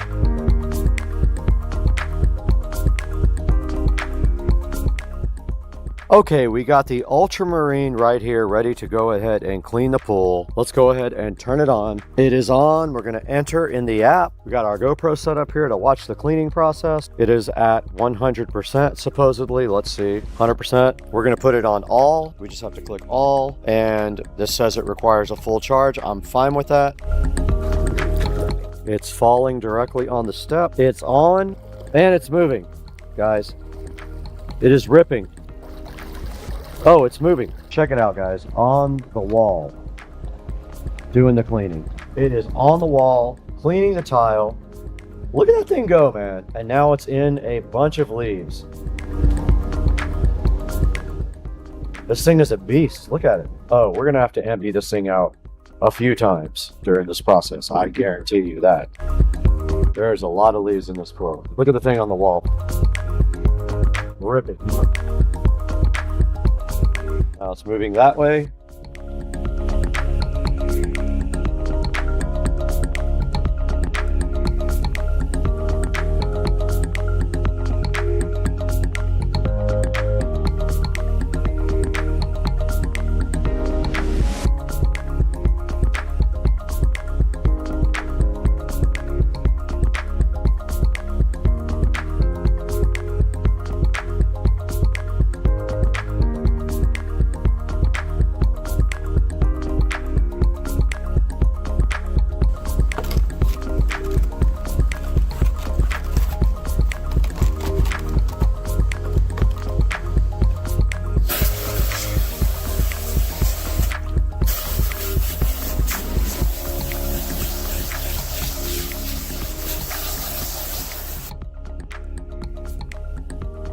Now what you see right here is the fine filter for the Ecovacs Aquamarine P1. You just take this fine filter and you put it inside of the normal filter, and that will go ahead and filter the finer particles out of your pool.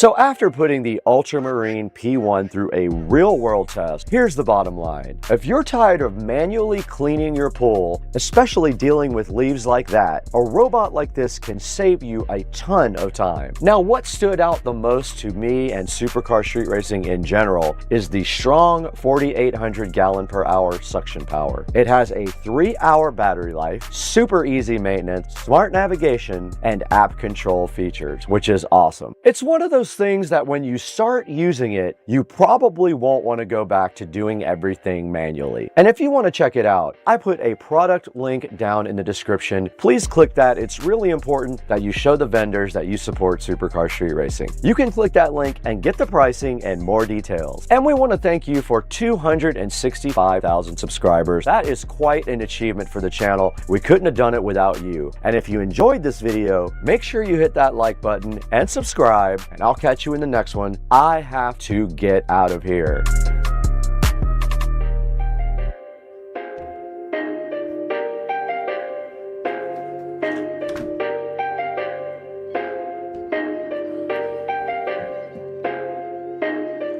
So Trond donated this light. It is a 360-degree rotating architect desk lamp.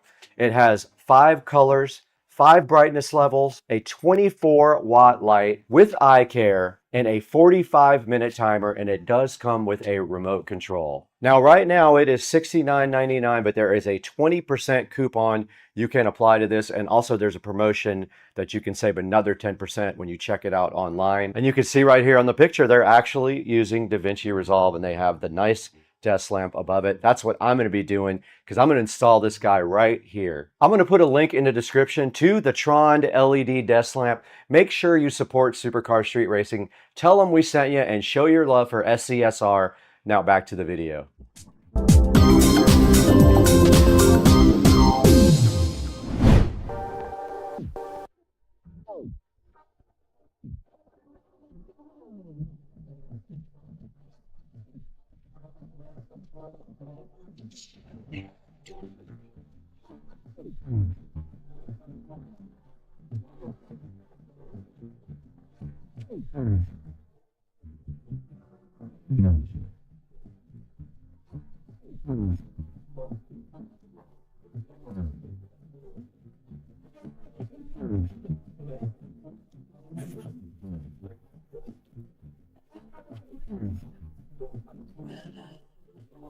All right, you guys just saw us unbox this Diag Pro, and you saw everything that was included inside of the box. Now there's only one thing left to do. We're going to go ahead and walk directly across the street, get into Rich's truck, and go ahead and see what all this guy can do. And let's see what maintenance does. You can reset different things in the car, like your oil light, your throttle position, your EBP, steering, ABS, DPF, BMS, injector, and TPMS.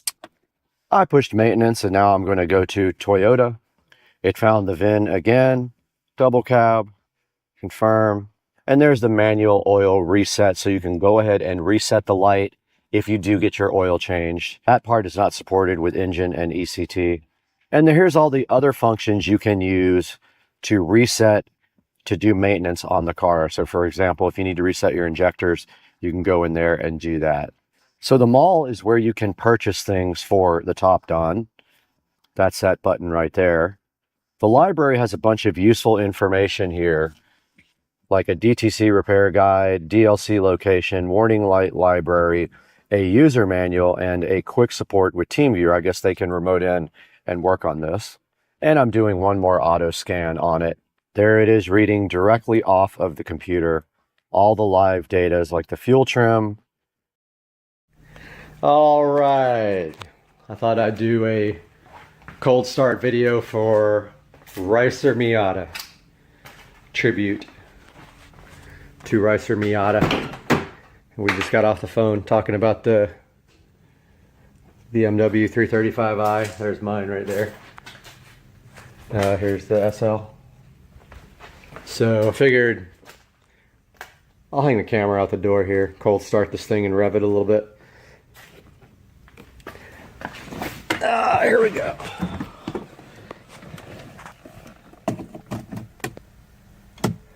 All right, I'm gonna hold it out the door here.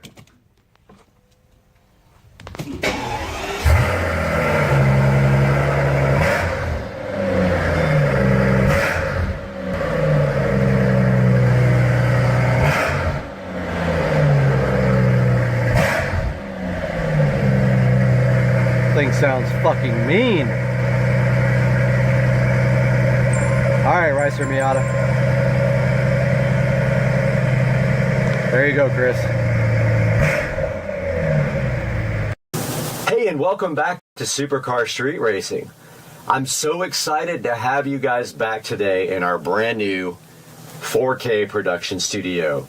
Today, we're going to take a whole tour of this beautiful brand new facility and tell you what this is going to mean for the channel, because this was built specifically to enhance your experience with Supercar Street Racing. And you can see behind me here this beautiful editing rig set up and ready to go. So let's take a look at the Supercar Street Racing 4K production studio.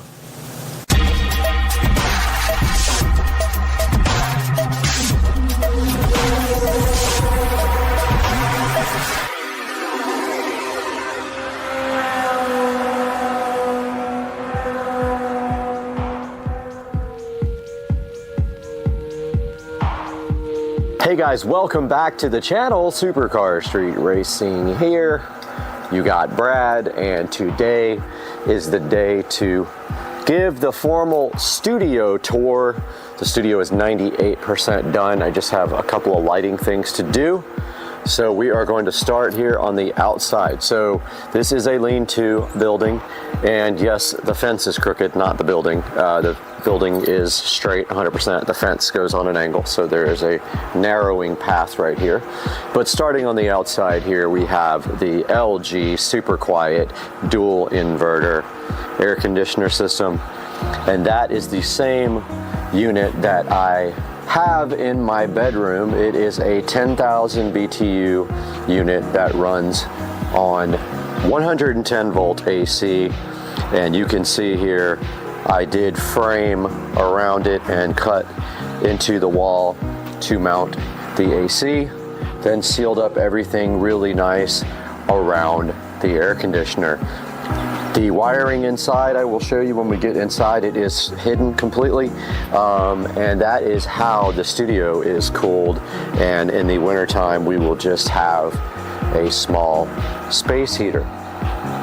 Now you can also see here on the outside, we have LED lighting installed all the way around the perimeter. It puts a nice downlight onto the studio.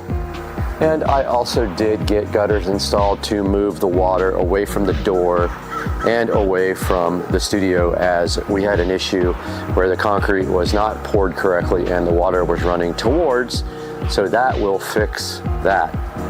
The door eventually will be replaced with a real door. Right now it's just a shed door, does not close very well, so that will be done in the future. And that is a look at the outside of this nice 150 something or 160 something square foot studio. And now we move into the interior. Guys, welcome back to Supercar Street Racing, and you are in the Supercar Street Racing 4K production studio, and we are going to give you guys a very quick tour of the studio and show you all the amazing features. And the studio is 99.9% done. And so let's start the tour, guys. On this side of the studio, when you enter, you will see the LG dual inverter super quiet air conditioning system. This is a 10,000 BTU unit. I have a review on my channel. I will post a link in the description to this guy. It is Wi-Fi controlled with the ThinkQ app. It is very awesome, makes very little noise. You don't hear when the compressor kicks on whatsoever. This is how I'm cooling the studio. I did build it directly into the wall, sealed it really nicely, and then with my foam tile skills, I foam tiled all the way around it. And then the wiring actually goes right over here inside the wall and plugs in right there very nicely where you can't see it. I didn't want to do it inside the wall, so I did it on the external there. Moving to the right of the AC unit, we've got a wall plate here with a Cat 5 or Cat 6, whatever you want to call it, jack, and an HDMI. That Cat 6 goes to the switch, and the HDMI cable goes up here to the Psyche or whatever you want to call it, 32-inch monitor. Now, we have the HDMI down there, so we are capable of plugging in anything to this guy and displaying it from either the corner of this desk or whatever you want to do. You can easily just plug right there, and there's power conveniently located there as well. So that is the Seiki 32-inch television / HD monitor with a Fire Stick 4K plugged into it. Now this is the only guy that doesn't have Ethernet. Now we can add Ethernet. I do have an Ethernet adapter for these Fire Sticks, so we might do that because I want all Ethernet, not Wi-Fi on my monitors. So yeah, so that is the first thing you see on the left for reference. The door is right there. You walk in and look to your left, and the television is right there. Stepping back and looking towards the door, we have the Echo Show 15. You guys are familiar with this from my video review, and I will put a link to that video also in the description. Now this Echo Show 15, I did flush mount completely into the wall. I was able to nicely get that to flush all the way in by adding a cross support inside, and I wired it up inside the wall. You guys all know this, the Echo Show 15 does have the built-in Fire TV, and I have a very popular video about how to install Kodi on that. They have disabled a lot of the ability to do that, but we still have the beautiful Echo Show 15 right there, and right below that we have our smart switch for the outdoor lighting and our regular standard switch, because all these lights up here, which I will show you next, are smart. Moving up to the left of the Echo Show, we have a wall plate in the actual wall. There are two of them. There's one over there as well. This is going to be for Govee lighting. The hexagon panels are going here. I have not purchased them yet, but I will be putting the Govee hexagon lighting right there. And moving back to the front, and obviously I forgot a few foam tiles up there, which I will have to get back to. Moving up to the front, we have a switch right there for Ethernet. It's a gigabit switch, and you can see all the active ports on it, and I will put a link in the description to that switch. Those Ethernet cables all run through the entire studio. And now I'm having an OCD attack because I literally forgot that I didn't finish these tiles, and hopefully I have enough to do it. I have like 5 or 6, but anyway, yeah, that part I completely forgot. So there's the Ethernet switch, guys. I hope you like that switch right there, Netgear, and there is a good look at that guy right there. Now you notice I did put the power in the wall as well, because right below the Netgear switch we have the Harbinger 12-inch powered studio monitors right here, and the input from those goes down to the receiver below. On the left side of the desk here, the editing desk, we have a HP all-in-one computer. Now this one is the one that I have a video on my channel for. I will put a link to this guy in the description. This is the one that we got for free and we refurbished, and you can see here it looks absolutely fantastic sitting on the corner of the desk. And I have a smart bulb lamp back here with a Govee smart bulb. So that sits on the left side of the desk with a stool, and then we have the Fire TV remote, and I put labels on the back of all these, and that fits right up there nicely. So that's the left side of the desk. Moving underneath the desk, you can see the editing rig sitting there nicely under there. You can see my wiring skills. I did all the cable management under the desk. And then you can see here how I did all the stuff inside the wall. We have a dual Cat 6 plate there We've got RCA plates for the front speakers. Those go to the preamp output from the Marantz 1711. We then have our HDMI jacks that feed the monitors. So 2 HDMI jacks, one goes to the Marantz, the other one goes directly to the back of the editing PC. We then have our 7.2 wall plate with all of the wiring running up through some tubing and going to the back of the Marantz NR1711. And then we have power. All I need to do is kind of tie that up a little bit. And yeah, so that should be good for underneath. And then over here, underneath the HP all-in-one, we have a Cat 6 jack, we have power, and we have HDMI over there running to that monitor in case anyone wants to monitor their systems.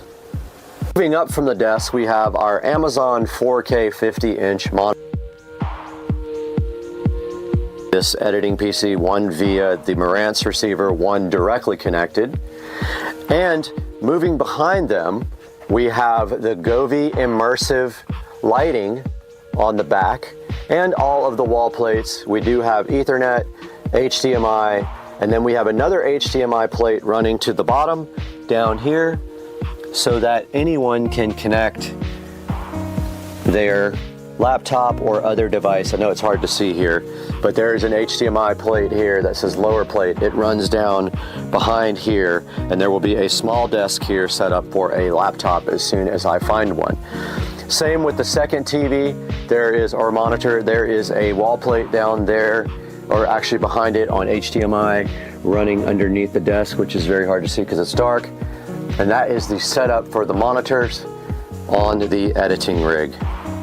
Moving to the sound, up above that monitor there, you can clearly see the center channel speaker. I will put a link in the description to these in-wall speakers. I chose to go with square because they're easier to cut the foam around than round. We have the center there. Don't forget our fronts are Harbinger powered monitors here.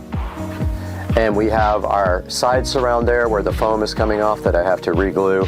And we have our rears there. Those are all the in-wall speakers completing the sound system here for the 7.2 surround sound for the audio rig. Okay, moving to the bass part of the sound system, we have the Polk PSW10, and that is from the house, and I got a brand new one in the house, so I will be showing you guys that at another point when we review it. So that is the sub for the sound system. I wanted to get something that would fit there, but it's not going to happen, so this one will probably go somewhere like in the corner here or somewhere inconspicuous. I'm not 100% sure yet. It depends on what I do with a desk here. It actually could go way under here and be fine, so we will get to that when we get to it. But that is the sound system bass, and then above that we have our refurbished thrift store Mac that may or may not stay in here. Moving to the corner, I originally had planned the subwoofer here, so we have our subwoofer wall plate there with RCA cables and power conveniently located, but for now it is not possible because this is just too big, so I might move the sub underneath the desk over there where it's not in the way. And then moving to the rear, we have a futon with some nice pillows, and that is the rear along with this nice black coffee table that I refurbished myself. That is the rear of the studio for guests to hang out while I edit, or to sleep in here, it's possible as well. And that's the rear, or sort of the side. If you're looking at the door here, you rotate around this way, there's the editing, and if you keep going to your right, there is the futon and coffee table. So if you come in the door and you immediately look to your right, we have up here in the corner another wall plate with receptacles for Govee hexagon lighting. We have our 43-inch Amazon TV here, which was not on, but I will show you guys that now. And for whatever reason, it affects both televisions. I don't know why that is the case. They're supposed to be locked to their own guy, but this one is affecting the one behind me, which is hilarious. When I pushed the home button, this guy went home too. So yeah, so this is a 43-inch 4K Amazon TV monitor, and that has its own built-in, obviously, Fire TV system, and behind it, it is hardwire Ethernet to the switch up in the corner right there. And that completes this side of the room. If we look down here, we have a Cat 6 wall plate, so you can hook up here and chill and have wired Ethernet. If we look down here, we have Cat 6 and HDMI. HDMI feeds the second input to this monitor, and then you have power. So this is capable of also displaying up here, and that rounds off this side of the room. Guys, moving up to the top of the ceiling, we have the Govee canned recess lighting. It's actually just pucks lighting. It is smart lighting. There are 6 of these. There are 4 in the studio part here, and there are 2 behind the televisions up there. And they are all smart controlled. Alexa, set the studio switch lighting to blue. Alexa, set the studio switch lighting to 5%. Alexa, set the studio switch lights to red. Guys, there we have the Govee puck lighting, and I will have a link in the description to these. They can be synced with the Govee immersive lighting behind the television, or they can run independently, and I have them set in different groups, so these can come on separately and do some backlighting there. And that is rounding off the amazing lighting at the Supercar Street Racing Studio. Guys, that's gonna wrap up a tour of the Supercar Street Racing Studio. I'm so glad you guys decided to join us today, and I hope you like the studio, and we will see you next time on the channel, hopefully soon with some more exciting things your way.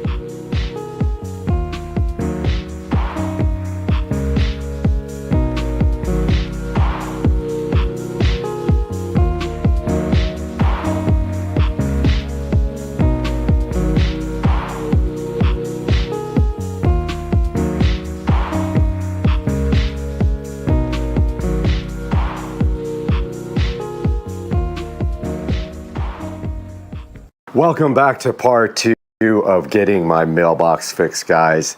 And today we are going to be finishing up this project with some landscaping.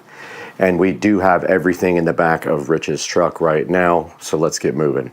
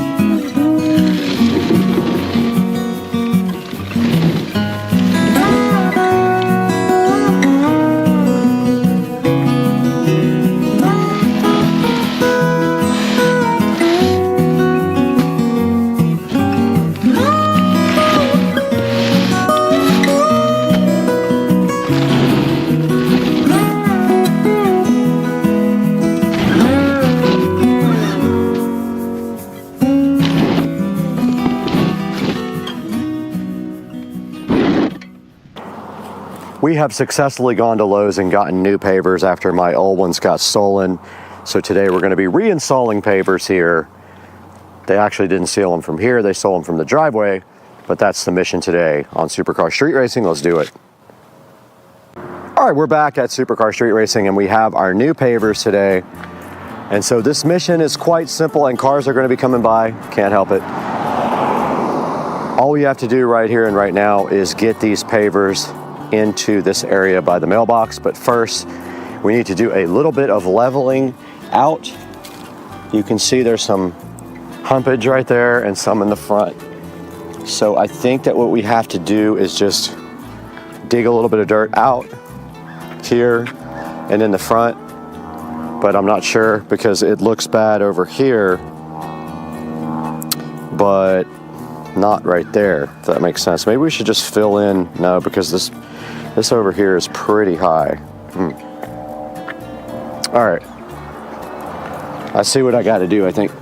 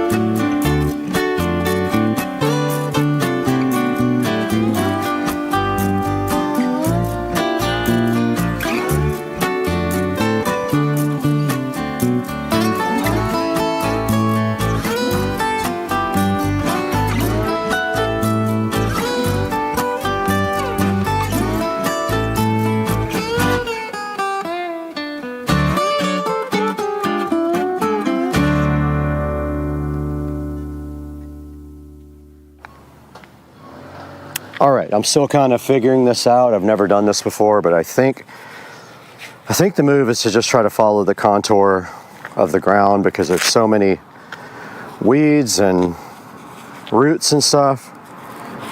So I'm just gonna kind of go for it here and start on this corner. But there is a sprinkler head right there, so we can't go over that. Man, the bugs are real. I gotta get bug spray. All right, we're back with some bug spray on, and the cars are just gonna keep coming. So we kind of have to accept that is our fate. I don't know how you...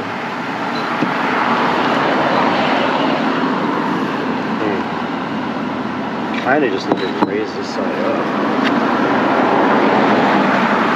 Just flat down.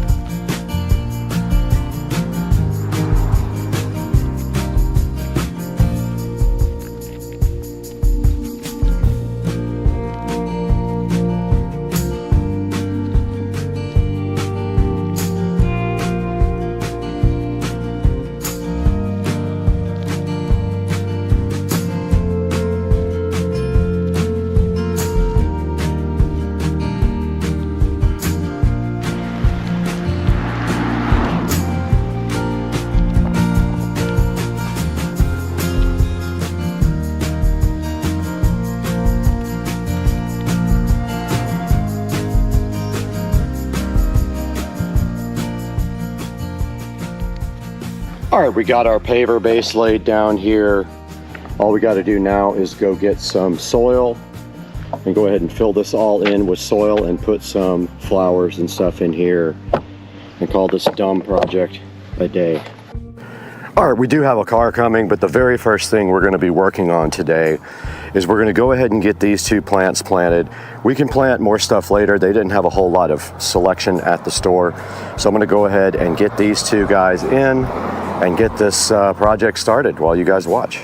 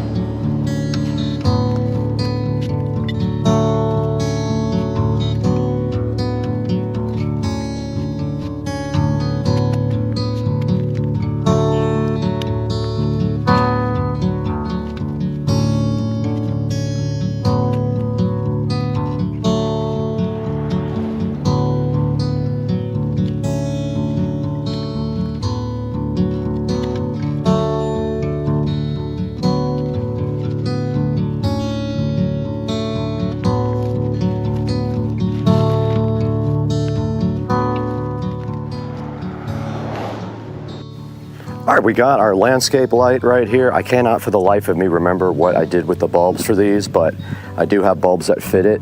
These should have all come with bulbs, but maybe I didn't even check and I used my own last time. But I have a few of these to put in. Now we just have to figure out the wiring situation and run it to the existing wiring. It looks like there's plenty of slack here. So I'm just gonna do that now. I'm just gonna plant this right between the 2 plants. Oh, it ain't gonna go there. Just like that. And then I already have connectors on here with enough space to put in way more lights. We could actually do more than 1 if we want to. I have space for 2 more lights on these connectors. And I am dumbfounded about where the bulbs are for these lights because I know I had them at one point, but such is life, I lost them.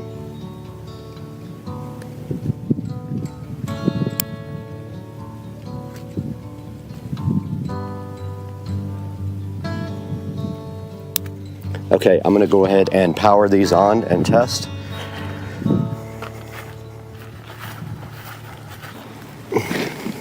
They are on.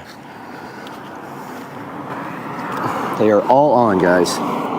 So these are gonna be for the mailbox to light up, and the other one will light up right in the center of the nice new plants. Now all we have to do is put some topsoil and then rocks in, and we will be good to go.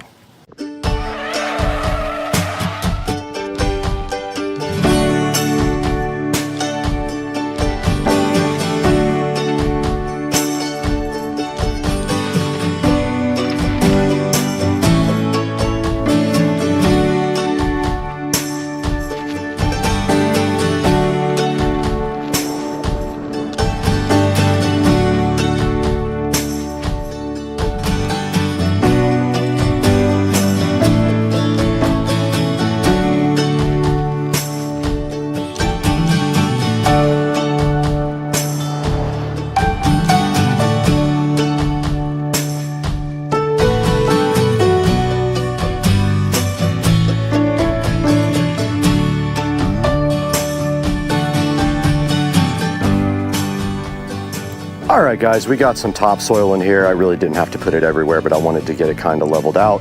Now we're gonna go ahead and add our rocks in.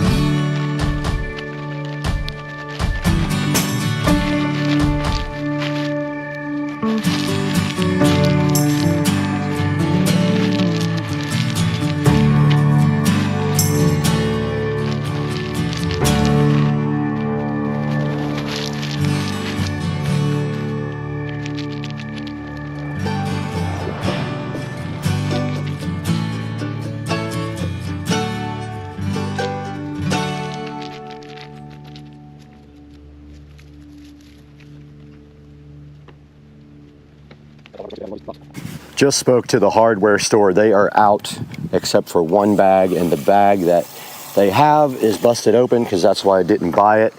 So what we're going to do right now is go ahead and water all this stuff down. It will turn a nice dark color when it is wet, and we'll go ahead and clean everything and get the dust off. Yes, I have to wait until they get more to finish this project.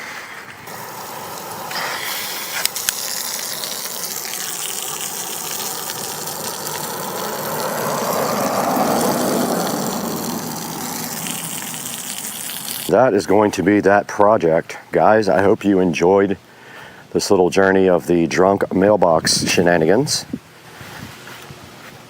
And we will see you guys very soon on the next episode.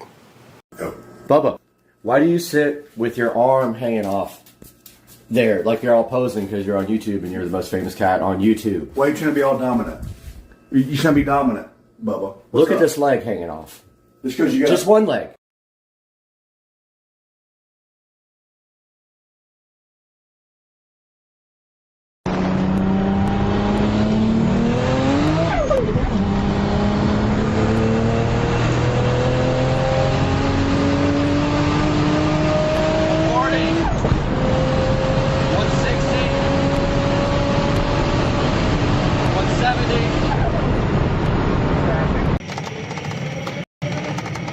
So slow.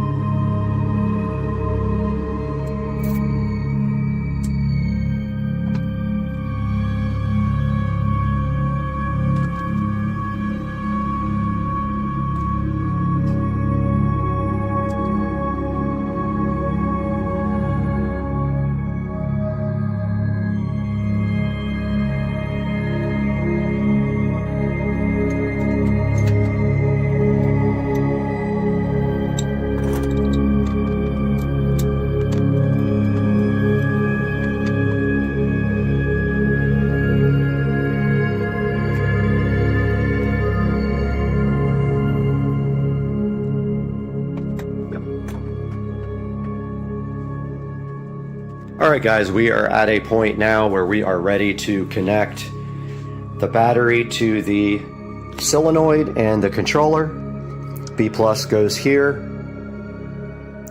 to this cable right here, which goes to this side of the solenoid, which goes to B+ on the controller, and then B- goes to the battery. And we are ready to make this connection. I just need to tighten the top of this solenoid up a little bit and then go ahead and make that connection.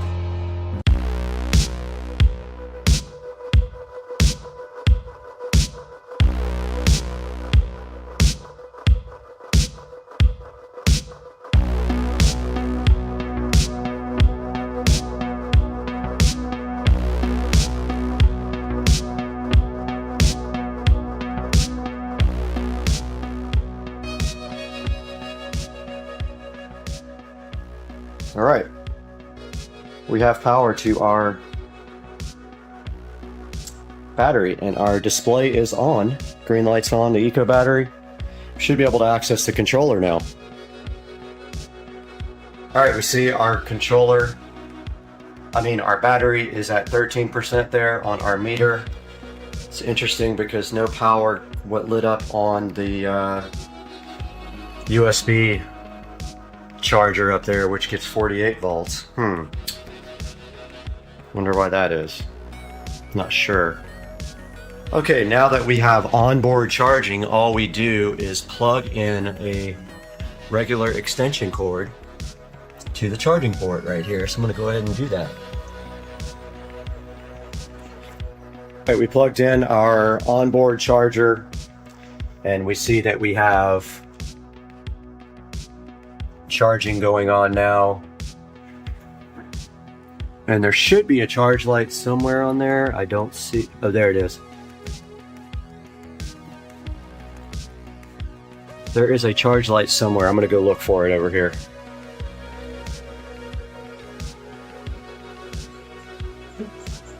All right, we're back out here. We have been troubleshooting the controller. We both have COVID. And so it's okay, we can hang out, but no, we've been troubleshooting. We had a couple wires reversed. We think we got it, and we're ready to start putting the controller back in the cart. And we did test that the motor actually works, and we're ready to go. So we're just buttoning some things up now, and it's going to be insane.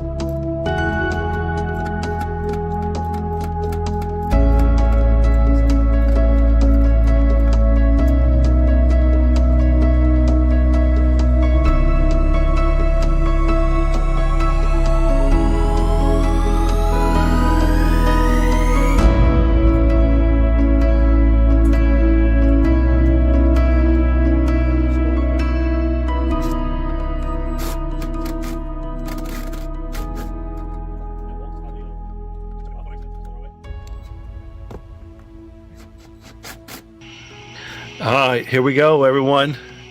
Maiden going on? voyage on the 70-volt upgrade. I think this is going to be a little ridiculous. What do you think, Brad?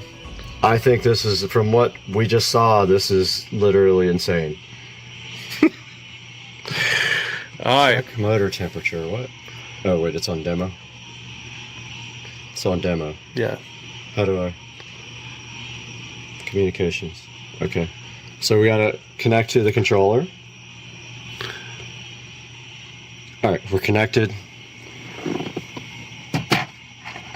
Waiting for forward and reverse switch. We're on. All right. It's a good sign.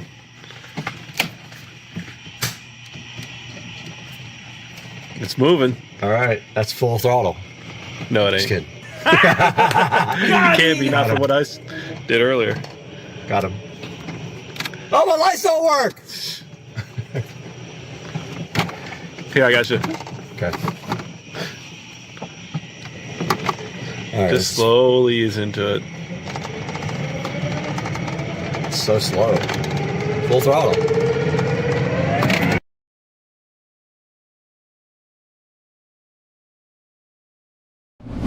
Would you rather have a cart? No, those things are way too slow. I can walk faster. Now, if you're still running old school batteries like lead acid in your golf cart, you're missing out on serious power, range, and reliability. Today, Greg is upgrading this cart with the Inc 48-volt lithium battery, a massive leap forward in performance, efficiency, and simplicity. We're talking longer range, zero maintenance, and enough power to handle hills, heavy loads, and all-day driving. Let's get into it. Joe, roll the clip from Jacksonville, Florida.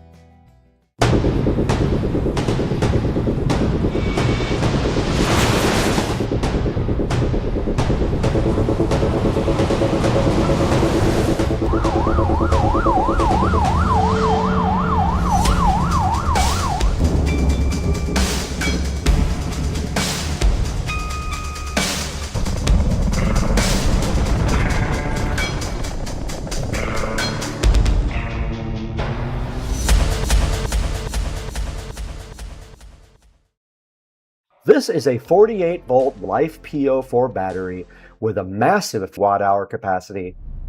It's equipped with a 200-amp battery management system, delivering a 2C continuous discharge rate and burst of up to 500 amps, giving you serious torque when you need it most. And it's built smart. You get full protection against overcharging, discharging, overloads, short circuits, and extreme temperatures. And it even has low temp protection, stopping charging at 32 degrees Fahrenheit while still allowing discharge down to -4 degrees Fahrenheit. Perfect for cold weather use. On the outside, you've got a rugged metal casing that's fireproof. It's impact resistant and designed for optimal heat dissipation. And inside, premium grade A cells rated for over 15,000 cycles and up to a 10-year lifespan. You're also getting Bluetooth 5 connectivity so you can monitor your battery health, your voltage, and your temperature in real time using the Inc app. And compared to traditional setups, this unit is 62% lighter, 23% smaller than 4 lead acid batteries, meaning easier installs and no complicated wiring. Plus, it's IPS65 rated, and it's backed by a 5-year warranty for total peace of mind.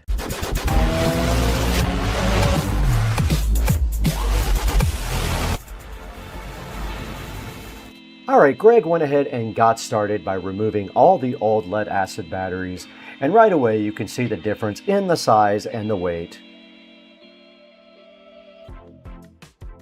And once those are all out, he's cleaning up the battery tray and getting everything prepped for the new install.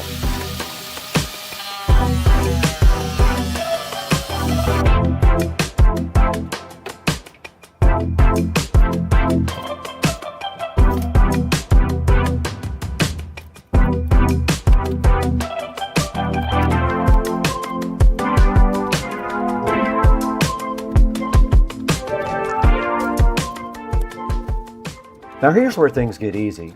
Instead of dealing with multiple batteries and complicated wiring, This is a direct drop-in replacement for all major golf cart brands like Club Cart, E-Z-GO, and Yamaha.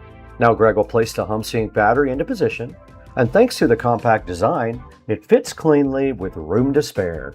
Next, he connects the main positive and negative terminals. That's it. There's no complex series wiring, no balancing issues, just simple, clean power. And with the built-in forced power switch, it also gives you a quick one-touch reset if needed. A super handy feature for troubleshooting on the fly. And Greg will also go ahead and run a wire from the front, from the display, to the back to the battery. And once everything is secured, Greg will power it on and we're ready to roll. Now for the fun part, real-world testing. Now this battery delivers a 50+ mile range on a single charge, so you're not constantly worrying about running out of juice. And with that 200 amp continuous output and 500 amp burst power, the torque is instantly noticeable, especially on hills and rough terrain. Even fully loaded with 4 people, this cart will pull strong without hesitation. And thanks to the efficient power delivery and stable voltage, you get smooth acceleration and consistent performance from start to finish. This isn't just an upgrade, it completely transforms how your golf cart drives.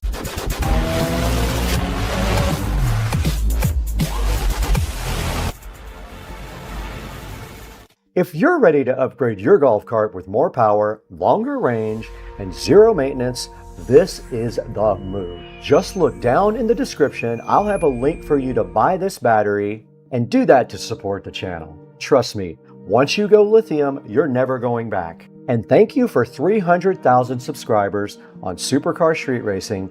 It's only possible because of you, and we really appreciate you. Thank you for watching. I gotta get out of here. Joe, when I'm gone, turn the camera off. From Jacksonville.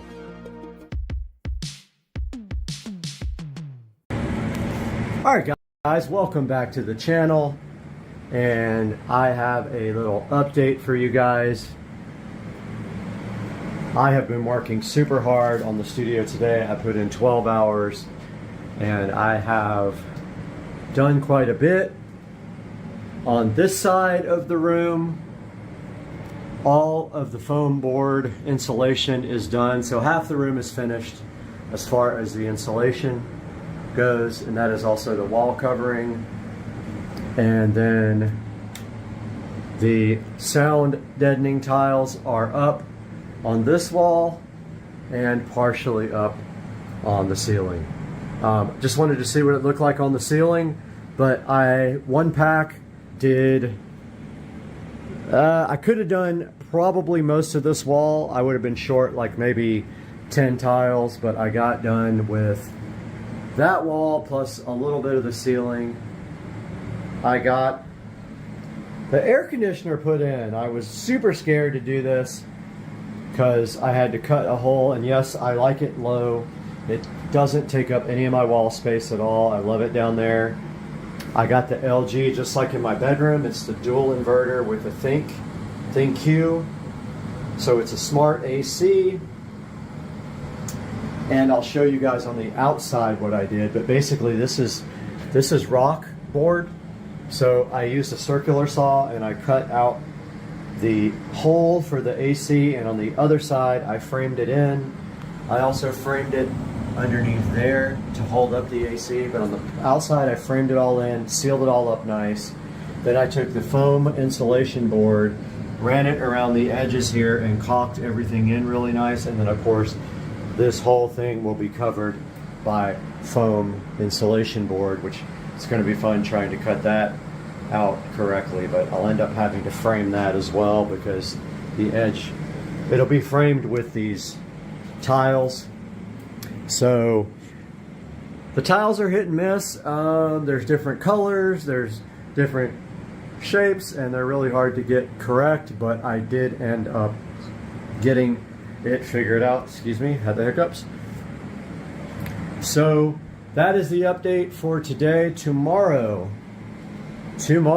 my plan is to continue this wall here. So I am going to attempt to cut this wall. Now, I don't know if I'm going to attempt to do that top part as well at the same time, or just make a cut and another cut. It's easier just to cut twice And now that I know my jigsaw can do it with a dull blade, that's how you cut these foam boards. You grind all the teeth off of a jigsaw blade, and then you cut the foam tiles with that. I do have some challenges tomorrow though. I'm gonna have to watch out for a wall box I gotta put in there. I gotta make sure that I have things noted because I have to cut holes later. I've got that Ethernet and HDMI to worry about, that plug, and this double wall box. So I've never done a double wall box that's already recessed, and I'll of course have to bring out the switches with an extension, with those little extension things. I will have to worry about my Echo Show 15, which is going right there. I got to do that tomorrow. My goal tomorrow is to get at least this wall and this wall done. I can't do the ceiling until this wall is done because the ceiling is booted up against it right there. So yeah, that is my plan for tomorrow, and I will show you guys outside now what I did.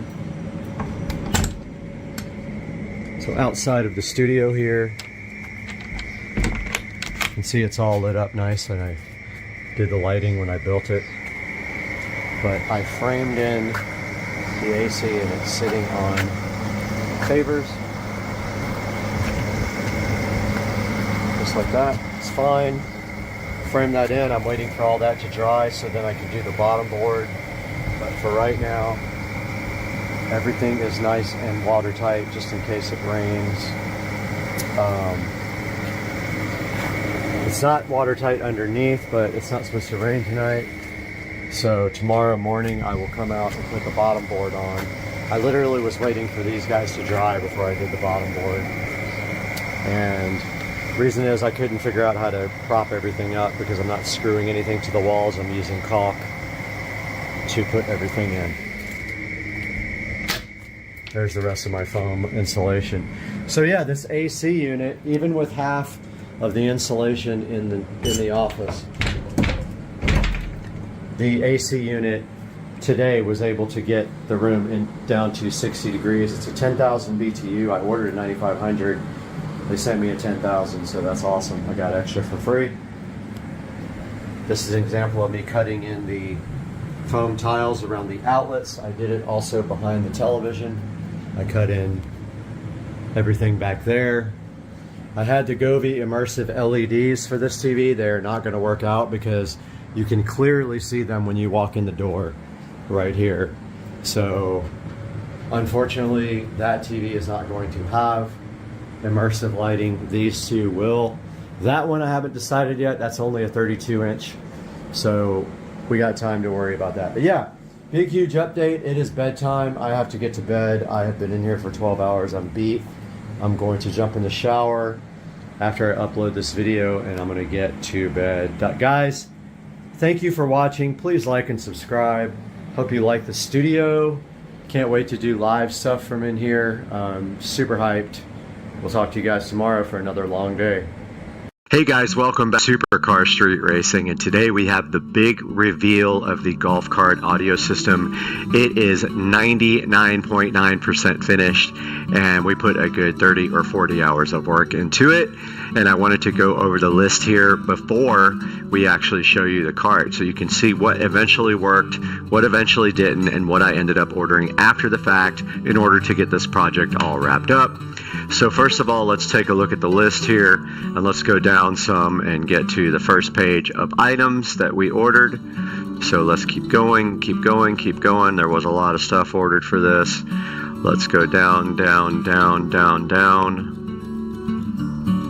Keep going, and this is where it starts. So this is the first thing that we'll look at. This is the actually designed for golf carts. It's a 48 volt voltage meter with a USB charger. It does say quick charge on it. However, it is not a quick charge. It is just a standard charge. So I gave it a bad review because it is not a quick charger. So shouldn't say quick charger if it's not one. That was mounted in the dash first, and then I realized it wasn't a quick charger, so I bought a couple of them you'll see here shortly. Next here on the list, we've got the Scar Audio. So this is the SDR12. This is the woofer that I bought for the enclosure, and it's pretty awesome. 2 voice coils, 4 ohms per voice coil, which if you parallel that leads a 2 ohm load. Series would be 8 ohms, parallel would be 2. Next, we got the recoil bus bars, and those went in the front of the cart here, and those were for actually putting 12 volts up front of the cart so that if I have other things that need 12 volts up there, like lights or anything like that, I could just run directly off of the bus bar, and I don't need to run all the way to the back. Next, we have the tubing. So this is flexible tubing for wiring, and I have to say I don't like the way that the ends fray out, and I tried heating them, and I tried the heat gun, I tried fire, and really the ends are just kind of flared out and frayed when you use this stuff. This middle guy right here is a USB power converter. So what it does is it takes 12 volts, gives you a female type B USB connector, and I use that to actually charge the tablet. And surprisingly enough, it does quick charge. It doesn't super fast charge, it quick charges. Now we got the B-Box single 12-inch woofer enclosure. It is angled. It works perfectly right in the back of the golf cart and fits between the 2 rails of the seat. It's pretty awesome. It's got a single terminal there, and the woofer is mounted in there with some polyfill. Now our Invertec 500 watt car power inverter here, and that takes the 12 volts in the golf cart. So after the voltage reducer, this guy creates 110 volt power, so you can run things like inside your house, like typical everyday plug into the wall type stuff. I got a new crimp tool with some crimp connectors that you also heat shrink, which is great. I've never owned these before, and they're absolutely awesome. Next best thing to soldering and heat shrinking, but they're great. You crimp once, and then you take your heat gun and you shrink. Got some VC-Link RCA splitters. I ended up not using those, but I kept them because I probably will use them in the future. I got some Velcro mounting squares, which I use to mount the Bluetooth adapter on the back of the seat, and then put a screw above it to kind of wedge it in between the amps so it wouldn't go anywhere. This is the voltage reducer. So this guy right here takes 48 volts in your golf cart and makes 12 volts for other accessories like amplifiers, lights, anything 12 volts like a car would use.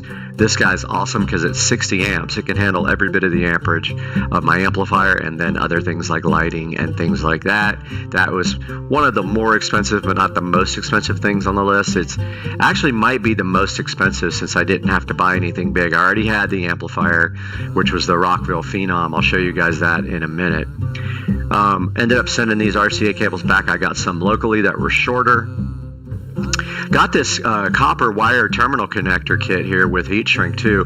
It has the big rings that allow you to go over some battery posts that some of the other things don't have. Perfect for what I was doing. And we got the master disconnect switch. What this switch does is it takes out of the 48 volt voltage reducer, which you saw down here, and it feeds this switch. And from out of the switch, it goes to the, actually back up. Power from the batteries goes into the switch. Out of the switch, it goes right to the voltage reducer. And so that cuts off everything that's got 12 volts because the voltage reducer feeds it. So that means when I go somewhere and walk inside, I can turn off the master power and nobody can mess with anything on the golf cart. All right, we got our silky polyfill fiber here for inside of the actual enclosure. I forgot to stuff it in the dash. I meant to do that, but honestly, it gets everywhere. I don't know how useful it would be in the dash, but I did buy it for that and did not use it because I had already mounted the speakers and stuff, and I could probably still flip my hand through the dash hole and put it in there, but I think I'm going to hold off because it just gets on everything. It's a mess. Infinity Kappas I ended up returning because they didn't have grills and I had to have grills. Some RCA cables that I ended up using for feeding the epicenter. Here's the actual fuse block that we come out of our 48 volt voltage reducer. We go into this fuse block that feeds all the 12 volts, including the 12 volt blocks up front, and fuses them. Let's go to the next page. Next page here, starting at the bottom. This is a fusible circuit breaker for the amplifier only. So instead of having a fuse that's gonna, maybe bust and you have to put a new fuse in, this is a circuit breaker. So you just reset it. Super easy, super affordable, $11. You can't go wrong with something like that. This magnetic phone mount thing is for going behind the carbon fiber dash, and the other part goes on the tablet, and it's supposed to hold, but since the way I'm using it is not the way it's designed. It's designed to stick onto a dash, and you put this on your phone and it sticks right to it. I ended up ordering a second one, which is on there now, and I just ordered 3 and 4 to go on the sides so that hopefully I get a really nice magnetic mount for the tablet and it won't go anywhere when I hit bumps. I ordered these guys here, these 83 watt QC3 multi-port chargers after the first charger wasn't a super fast charger. I did try to charge my phone with this yesterday and it just said fast charging. It didn't say super fast charging or anything like that, so I don't know why that's the case. I don't know if it's my cable or what, but yeah, it didn't ultra charge or ultra fast or super fast. It just was just fast charging my phone, which I guess that's fine, but I bought it for super fast charging and it does not do that on my phone. I got one in the back of the cart. Conveniently, you can plug your phone and lay it on the seat right beside you. You can lay a tablet on the seat beside you, charge right behind you, or you can do it in the front on the dash. You will see that in the video soon, guys. Next, I finally upgraded my tools. I've been suffering with this Hitachi tool set that has been a problem for years. It's probably 6 or 7 years old now. I went ahead and found this on sale for $149, and I did buy the combo kit with the drill, the impact driver, 2 batteries, and a charger, and I absolutely love it. It is worth every penny. Pre-workout was not for the golf cart, although it'll pump you up and get you ready for working on the cart. I bought some jigsaw blades because I did buy the DeWalt XR jigsaw separately so that I could use that for the cart install, and I've always needed one. 303 aerospace protectant I used for detailing the golf cart afterwards, so that is part of it. I bought the actual Infinity Kappas with the grill. I ended up returning them because I bought some JBL GTO 620s locally, so I returned these. And we have clips for cable management, and I used those on the install to screw my wires up and hold them really nicely on the back seat, and you will see that too. And the last page here. Go to the bottom. Sent this wire back, ended up using my own speaker wire that I already have. Here is the second magnetic mount that I bought for the tablet to mount on the dash, and it was undeliverable, so I never got that one and I had to order another one. Here is the Bluetooth adapter. The one I had actually had a short in the power, and I ended up dismantling the whole entire back of the cart, and it was just this Bluetooth adapter, but I redid everything very nicely and it looks a lot better now. Screen protector for the tablet I am going to return. I don't want glass. I didn't see that it was tempered glass, so it's going back. I needed some scissors for a lot of things. I broke them and hurt my hand in the process. When they broke, it went right through my hand, so I ordered scissors. This is a 256 megabyte SD card for the tablet, and I needed that for the tablet for the golf cart. Here is a second magnetic phone mount that I put on the bottom of the dash mount, and I have one on the top, and that still may not be enough. I bought some more zip ties for the install. I was completely out. I got a DeWalt bit set, not for the cart, but I needed one anyway, so I bought a whole bit kit. It'll be here tomorrow. I bought a custom engraved nameplate for the epicenter control, which you will see in the video, and it says epicenter and has minimum and maximum. It's going to stick on right below this cool knob that I made in the back, guys. You're going to love that. And then for the left and right behind the dash to hold the tablet better, I bought these 2 more magnetic mounts that were a way better deal, and they will be here tomorrow, and I will stick them on behind the dash and then put the metal plates on the tablet in the back, and I'll have 4 magnets to hold that to the dash, which you will see out here in a second. So let's get right to it, guys, on Supercar Street Racing.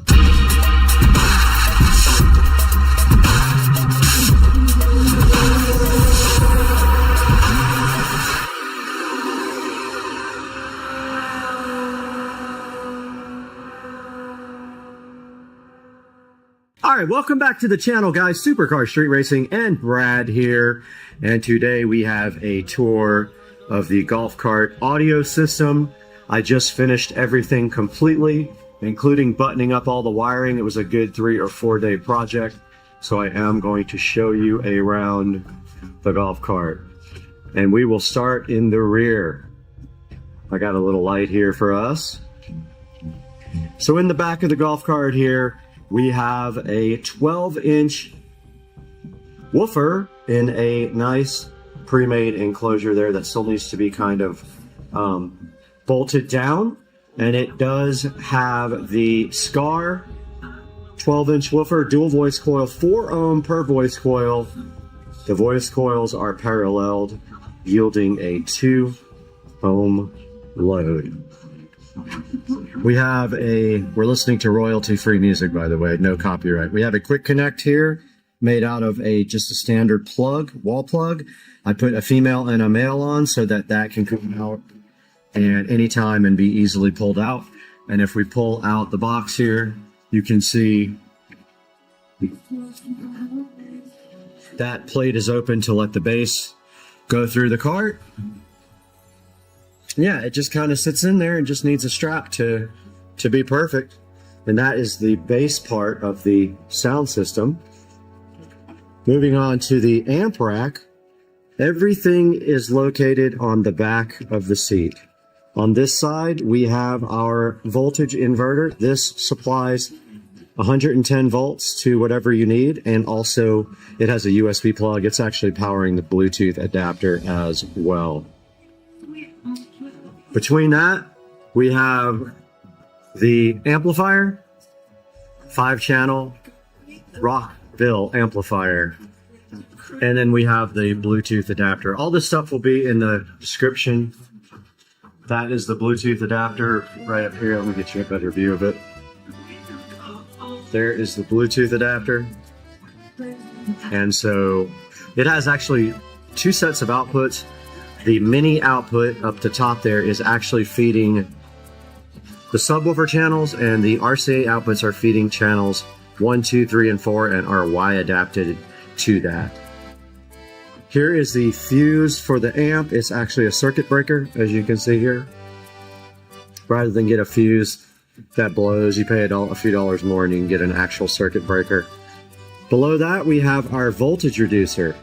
This guy takes 48 volts and makes it into 12 volts, and it's 60 amps, 720 watts to be able to handle the stereo system. And then right here on the back of the back seat, we have the EP1600X Blaupunkt, which is an Epicenter clone. Moving down to the back of the cart here, underneath the seat, we have JBL GTO.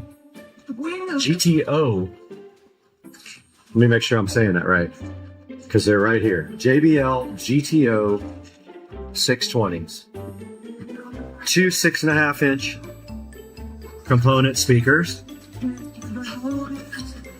Those are fed by channel 3 and 4. We have a super high output 65 watt USB Type-C and USB Type-B charger. We have our Epicenter control. I ordered a actual metal custom engraved plate that says Epicenter and has positive and minimum. And I moved the LED also off of the control panel onto the actual back of the cart. So that is the rear of the cart. Front of the cart, we have another pair of JBL GTO 620s, and they are 6.5-inch 2-ways, and they are about $115 a pair. So I bought 2 pairs of those to round out the system. Let's move around to the other side here, where we have better access to the dash. We're listening to no copyright music here, because we will get copyright strikes. Taking a look at the dash here, this is the carbon fiber dash. Now, of course, it's not real carbon fiber, it's carbon fiber wannabe. And then there's a different pattern carbon fiber on the dash overlay. Moving to the actual dash, we have a Samsung A7 Lite tablet. It is about an 8.5-inch tablet. It does have a SIM card available. I ordered it, so it will have its own internet connection. It actually is being charged by this cable, which runs in behind the dash, and behind the dash there is a block with positives and negatives of 12 volts. There's a USB 12 volt to USB power adapter in the back that's feeding this guy right here. And as you can see, it is charging, and it even, unbelievably, I didn't think it would, it is actually fast charging, which is amazing. Below that, in the dash, a little crooked, but it can be moved, we have our voltmeter. So this shows the voltage going to the 48 volt batteries. Right now, the charger is on and active, so that is why you are seeing the 57 volts. The batteries are charging. That is normal during a charge. Right next to that, we have another super high speed USB charger. This one, the button is kind of jacked up on. I don't know what happened to it, but it's like the button is pushed in. I'm not even showing you on the camera. There it is. The only thing I don't like about these guys is they turn off between power cycles. I wish they would stay on. I looked everywhere for some that would stay on, and they don't exist. So this one, the little button is kind of like mashed in. I don't get it. The other one back here in the back is not. So yeah, that will round off the golf cart audio tour. And then of course down here we have our extreme mat. Now, there are some more things we got to get done to the golf cart. We need to do all the bushings in the front. We have a bushing set laying over here on the top of the lawnmower over there, and Joe is going to help me. Another cool thing about having a tablet, oh, by the way, the tablet is magnetic mounted. There's a magnet stuck to the back of the dash inside, and then this has a magnet plate on the back of a metal plate. However, it is not working great, so I ordered a second one for the bottom. If that doesn't work, I'm going to order number 3 and number 4 for the side so that this thing doesn't move, because you can see it comes off fairly easy. I'm hoping another one will prevent that from happening, and if not, a 3rd and 4th will definitely keep it on there. So another thing cool about having the tablet, so I got subscription YouTube, so I can actually minimize YouTube and still hear music, but we can go to the speedometer, and it's supposed to actually spin. Yeah. I don't know why it doesn't stay.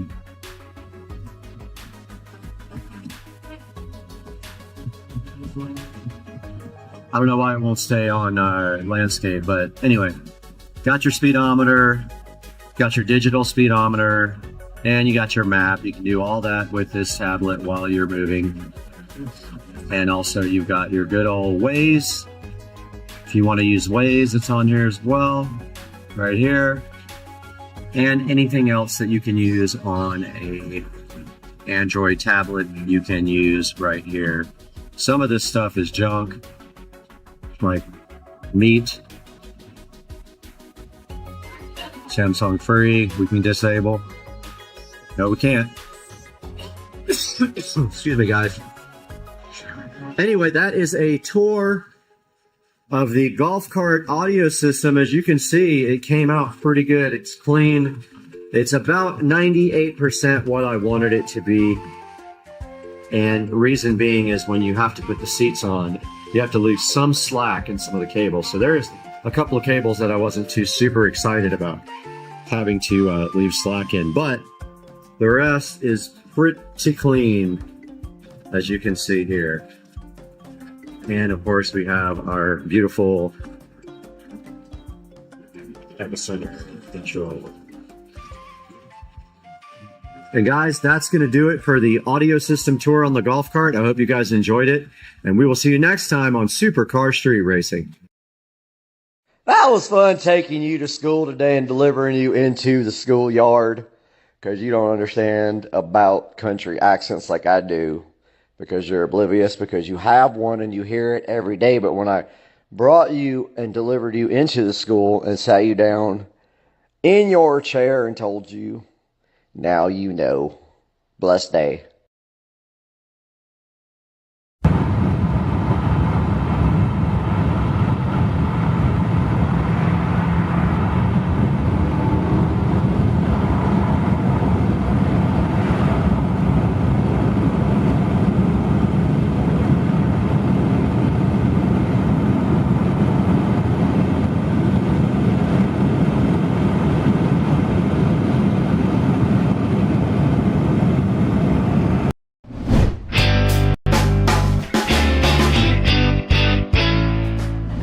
All right, we're shooting in 4K now on the Insta360 because I finally figured out how to use it. Now what that means is like, I'm gonna put the selfie stick way up here like this and put it back right here. But I wanna know how you shoot it, like hold it sideways like that, and then it auto landscapes for you, because I don't know how to do that. But like, this is pretty cool though, because I'm gonna shoot about a minute of video with audio and then take it directly into that program and see if I can figure out how to export it, because I want it to be 5.3K since I'm using single lens. I'm not using all the lenses, guys. I'm only using a single lens.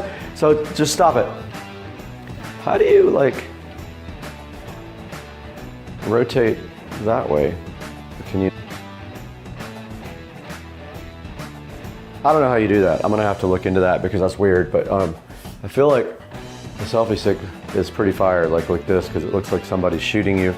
You're not even shooting yourself. But like, it doesn't be dog. It's pretty good. I'm gonna go ahead and export these two clips and see what they look like, dog. Bye, dog. Is capable of up to 21 kilowatt hours, which is honestly massive for extended outages. And one thing I immediately noticed is how easy this thing is to move around. You've got built-in wheels and a telescoping handle, so moving it from the garage into the house or the backyard, wherever you need power, is relatively easy. So for something this powerful, it's surprisingly portable. And this also isn't just for emergencies. The Home Power 3600 Plus is rated for up to 6,000 battery cycles, meaning it's built to last 10 plus years. And even after all that, it still retains about 70% of its capacity. So whether you're using this for backup power, content creation like this, outdoor setups, or just daily use, it's built to go the distance. And one of my favorite features is it's a built-in UPS. It can switch over in 10 milliseconds or less. So if the power suddenly goes out, things like computers and internet equipment, security systems, or even video gear don't shut off. And during hurricane season here in Florida, that kind of peace of mind is huge.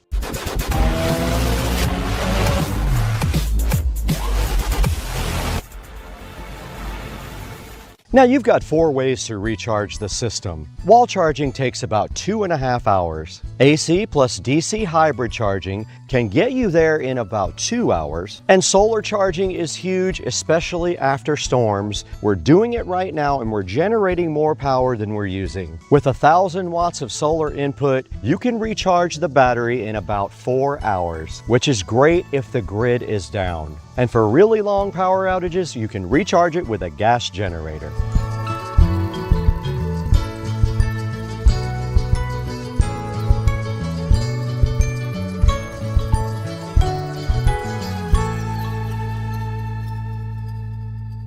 And specs are great, but real-world performance is what actually matters. So today, we're doing something that actually fits my channel perfectly. We set up a full production environment in my backyard where there's no power. This power down here has been broken for a long time. Everything is set up directly behind the camera right now. Now we've got cameras, of course, 2 of them. We've got LED video lights. We've got microphones. We got battery chargers for tablets and phones. And we're powering the entire setup from the Jackery. And the Jackery started with only 28% battery. We're actually gaining battery power while powering all this equipment. And what I really love here is I'm not dragging extension cords all over my backyard. There's no fumes. And for video production, listen to this, nothing but the wind. It's so quiet. And when you're recording audio for YouTube videos, that matters. And living in Florida, storms really aren't.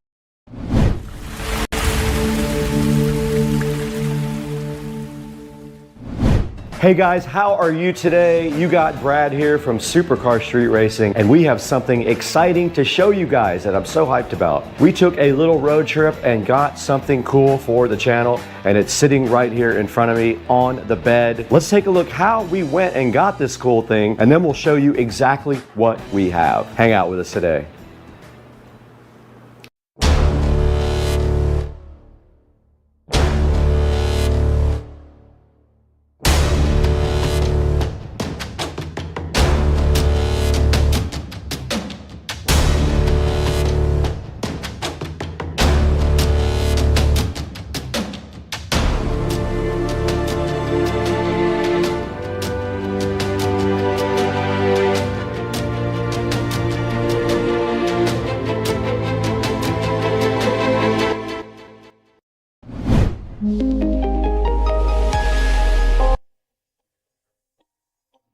All right, we're about to head out. We bought a Canon R5C down in Winter Garden. So Joe just showed up.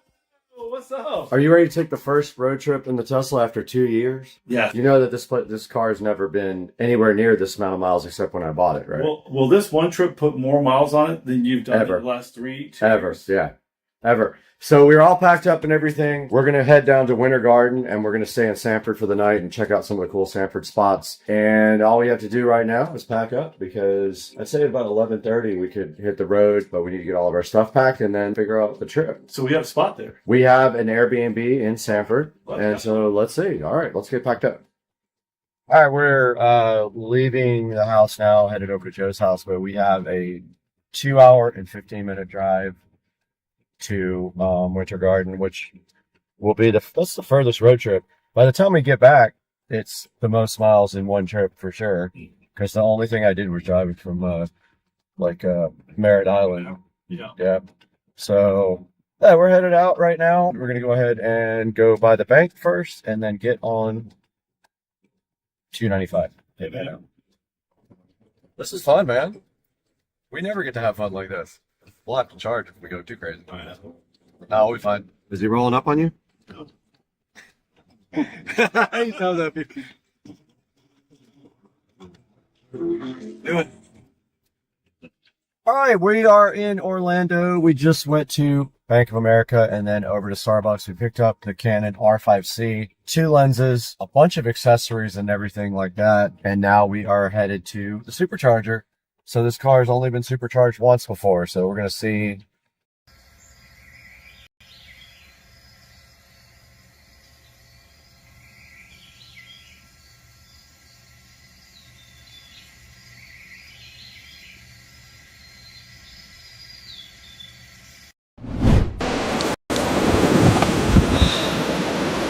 Great.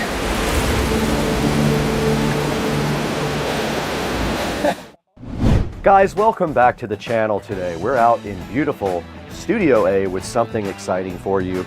Right here in my hand, we have the Alcatel WP58 Pro.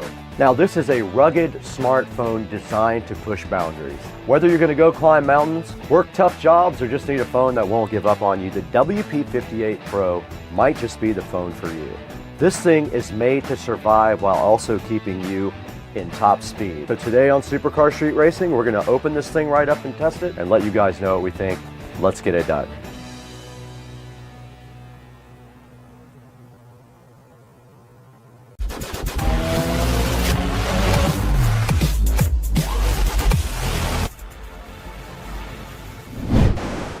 Great. All this gear, and I still can't call for a ride. We're back in beautiful Studio A at Supercar Street Racing. This is our main editing studio, and if you haven't seen the videos on how we made this, it's a really cool thing. Go check it out. But today, Alcatel reached out to us about the WP58 Pro. I have one in my hand right here. Now, the WP58 Pro is IP68 and IP69K certified. It also qualifies for MIL STD 810H protection. That means it's waterproof, dustproof, and shock resistant enough to handle drops. Now, right on the front of the WP58 Pro, the first thing you notice here is its large 6.7-inch display. Check it out. It is a full HD plus display with crisp colors, vibrant detail, and it's perfect for outdoor viewing also. It'll work great even in bright sunlight. Now inside, this guy runs on a very capable octa-core processor, and all this happens while it stays cool in the process. And then of course there's the battery, which is one of the best things about the phone. This guy right here has a 10,000 milliamp battery, 33 watt fast charging, and reverse charging. This thing can charge one of your other phones right out of the USB-C port. How cool is that? It's got a 64 megapixel triple camera system. You can see it right there on the back. And check that out. It's got camping lights too, 2 of them, right on the back of the phone. That is so useful when you go outside. Now, it runs on Android 15, which means you get the latest operating system available. And that's great for security. It also has customizable buttons, NFC for payments, face unlock, fingerprint security, and of course, that's what you need in a modern, rugged smartphone. So whether you're an adventurer, a first responder, are just tired of fragile phones, this phone might be what you're looking for. Now we'll be testing the battery and of course the actual operating system and the waterproofness of this phone. So let's go ahead and take a look at this phone in a little bit closer way, and we'll start looking at some of the features. Great.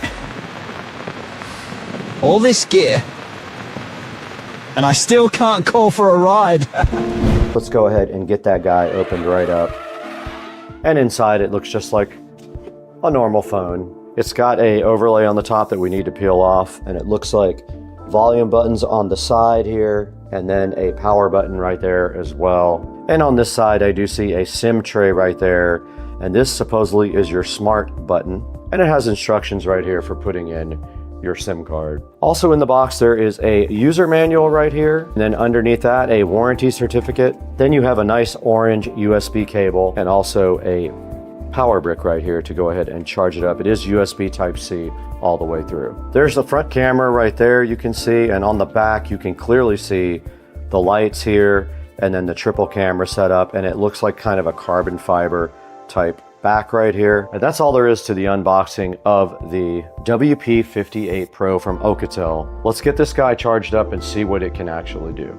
Okay, we're right in front of the WP58 Pro going through its setup right here, and then we're gonna do the almighty waterproof test on this guy. Now, unlike the other phone, this phone does not have a case on it.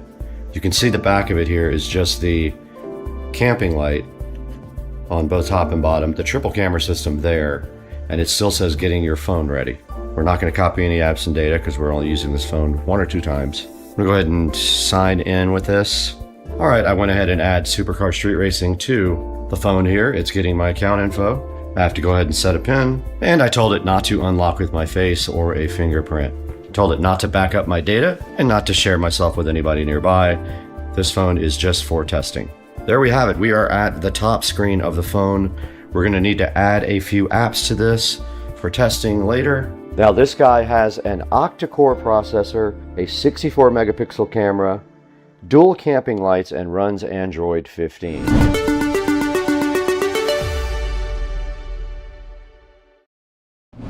We want to be on video though, so let's go to video, go to settings.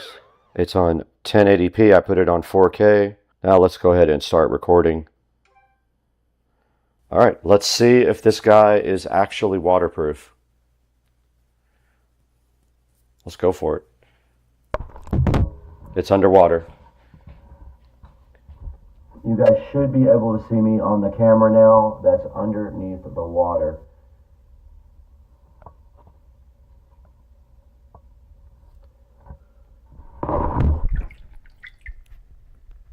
Okay, the screen went into timeout, but it did record. Phone is still on.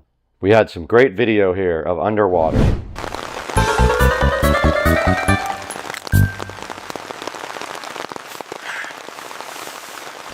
We're going to run some of the tests that we talked about.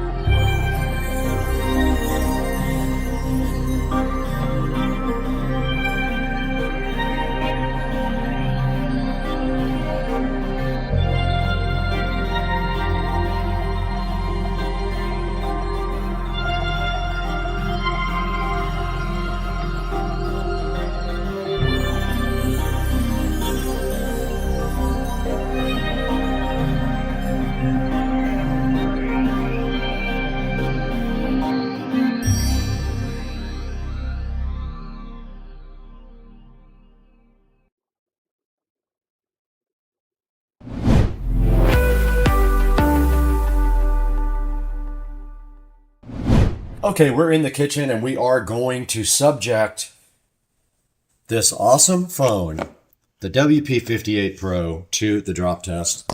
It's going to fall directly off of the counter. Let's see what happens.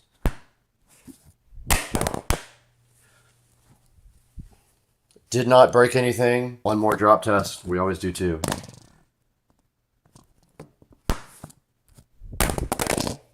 Perfectly fine. I don't see any issues at all with this phone on the drop test. All right, let's go ahead and open 3D Mark and run a compatible benchmark. Let's go ahead and run Wildlife. It's installing.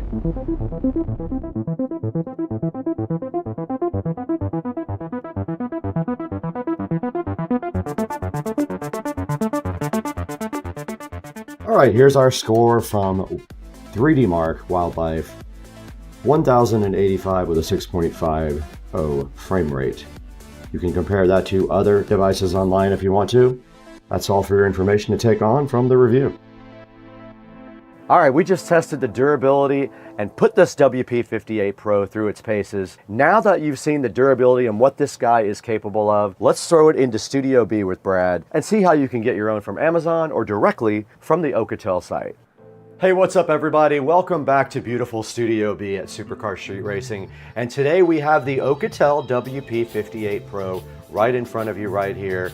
Awesome phone with a great battery. It only used 7% battery life in 90 minutes of YouTube video playing. It's got that awesome camping light on the back. It does everything great, and it's waterproof, dustproof, and shockproof. Go ahead and pick one up from the link in the description. And thank you guys for a 1 million view video and also 250,000 subscribers. We couldn't do it without you. We're gonna show you some actual footage from the WP58 Pro now, right after this segment, but we gotta get out of here. We have to go to lunch.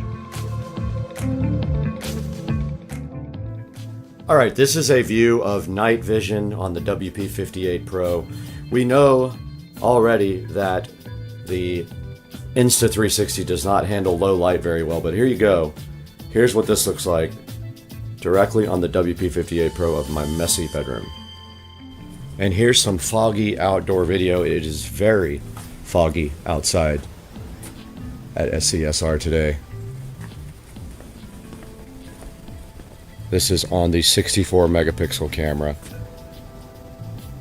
with the fog at the Supercar Street Racing compound.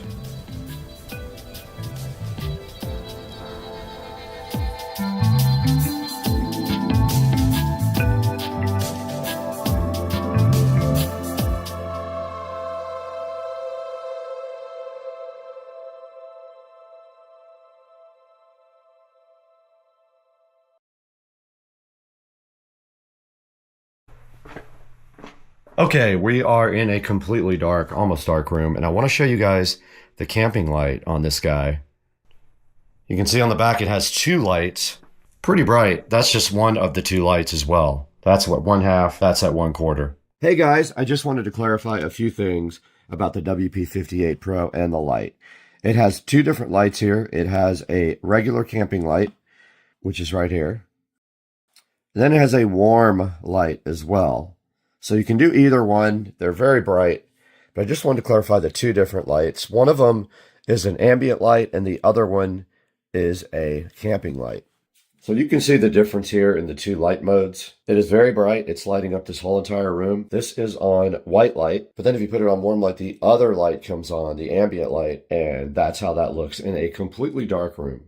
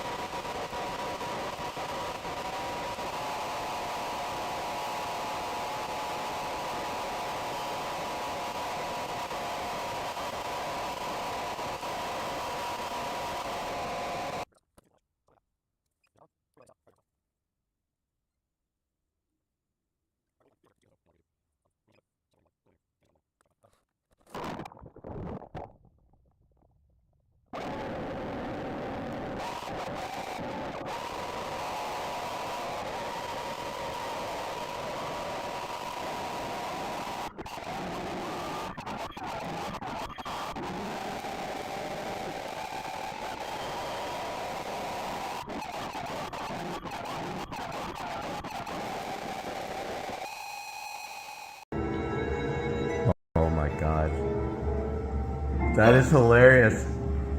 Mama, why are you massaging the TV? What is wrong with you? You got issues.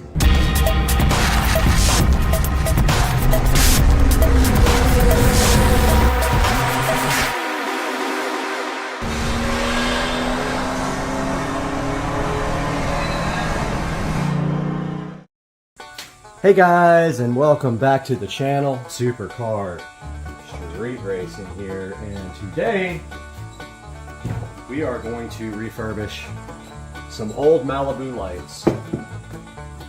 So what we have here is some metallic copper base spray paint for the tops, which would go here. And we have some brown and actually this is called Satin Espresso. And this one is called Satin Dark Walnut. One's for the front yard, one's for the backyard. But this is my idea. So I've already replaced the LED lights in these with much more powerful lights inside these guys. So those guys have already been pretty much brightened up quite a bit. This one's got a few little issues, like it's separating from the base. But I wanted to start with this one because I need a template to cut some cardboard out to make an easy mask so that I can paint the top one color and then paint the bottom another color and not get paint all over both of them. So I got this Amazon box I'm going to use for my template. And what I'm going to do here is attempt, and there's wires in the way, to draw as close to this as I can without drawing on it. Dude, there's some flies out here that are going to drive me insane. And so I'm just tracing out a template. Now what I'm going to do basically is cut a little bit wider because we have this big lid. And then I'm going to slide it. I'm going to cut a slit in the side so we can fit around this without having to pull the light out of the ground, and then it'll just slide right up. And then I'll make another one. Well, I probably don't need another one because that'll mask off. And I'll need another one for the glass part, so we'll do that second. That'll be easier. So let's go ahead and cut this guy out here.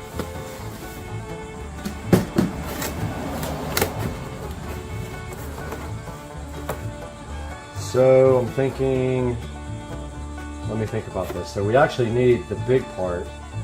So we want to cut out the middle part. Yep. Actually,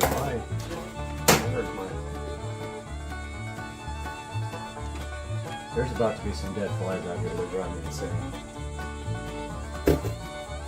Oh yeah. A little bit bigger.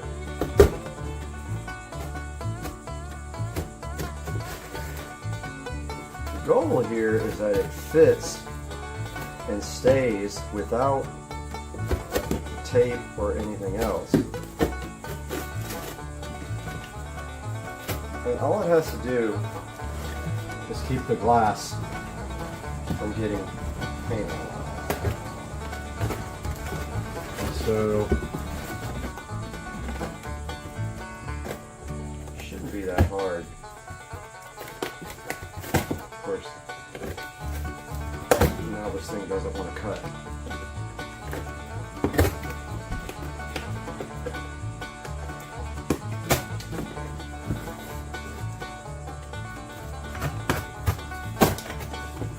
Got a little bit of error right there cutting. This thing is not doing well.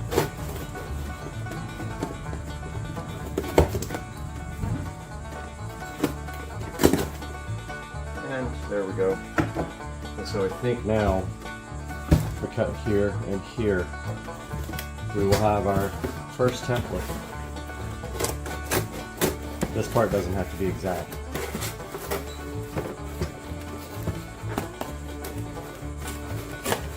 We're just going for like protection for the glass.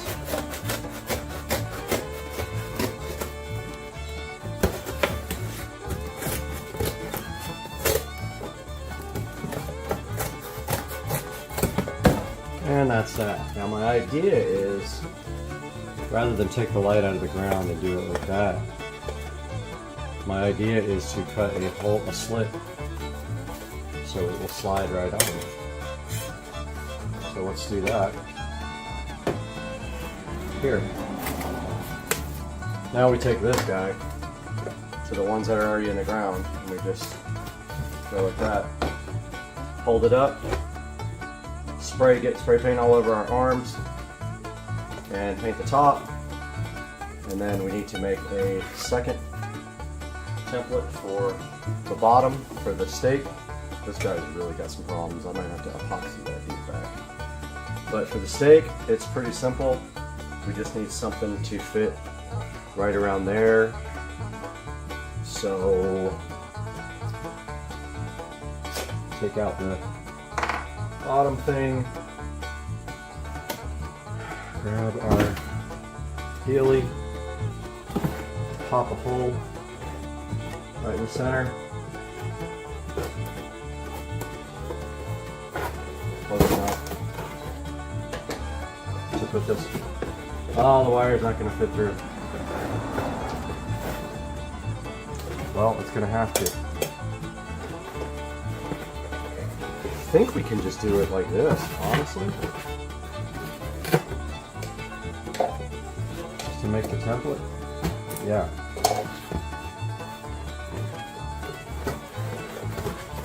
Okay, it's just got to be a little bit bigger. There we go. That's perfect. Now we got to cut out our second template.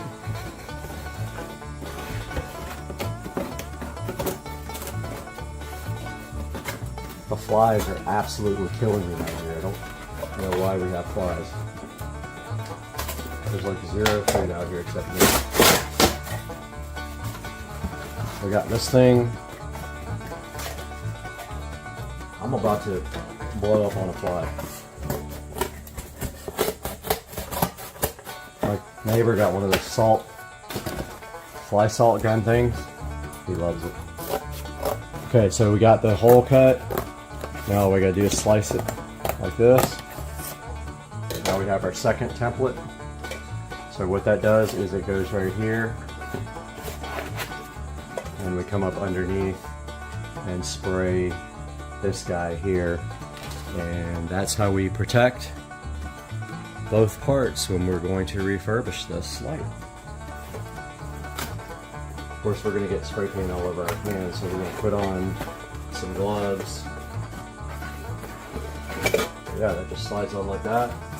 That slides on like that. And we're going to test it on the spare light first. Alright, I'm kind of far away from the light because I don't want spray paint on my phone. But as you can see, we got the copper. This thing is kind of leaning, it needs to be repaired.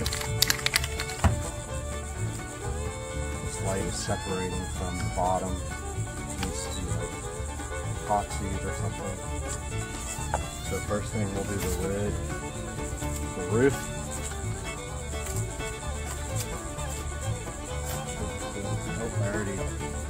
I already tore the plastic. And of course that's not going to stay on the phone.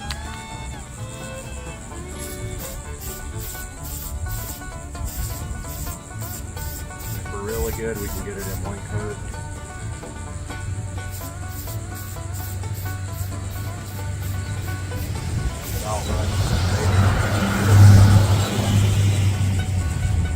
Oh, it's already running.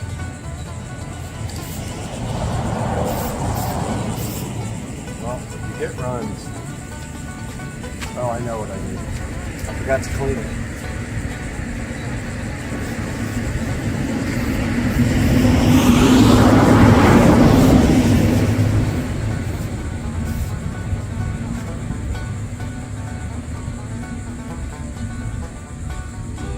So yeah, I didn't clean the top of the light.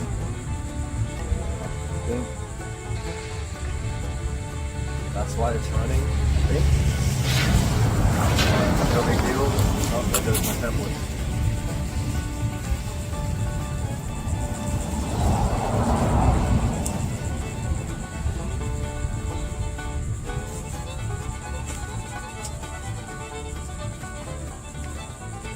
Got a little bit of runs on one side, but no big deal. You won't see all 4 sides. The top is basically done with copper.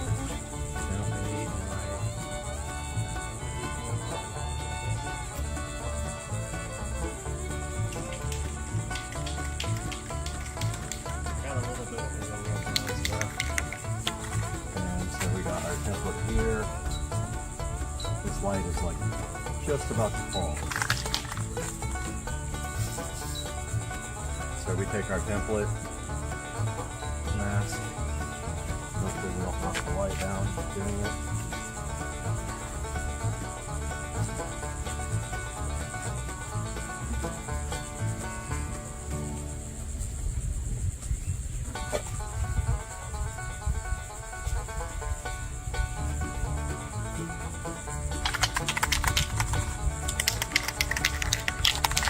Stays pretty good.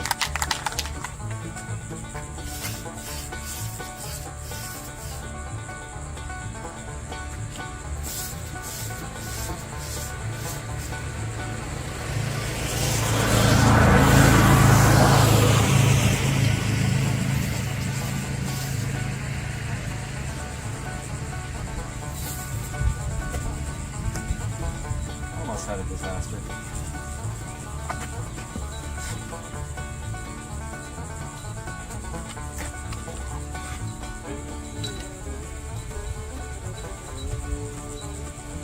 Yeah, so this isn't working out very well on this box, on this trash can.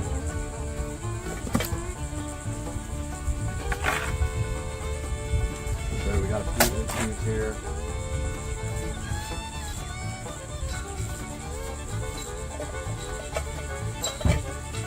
But it's good enough.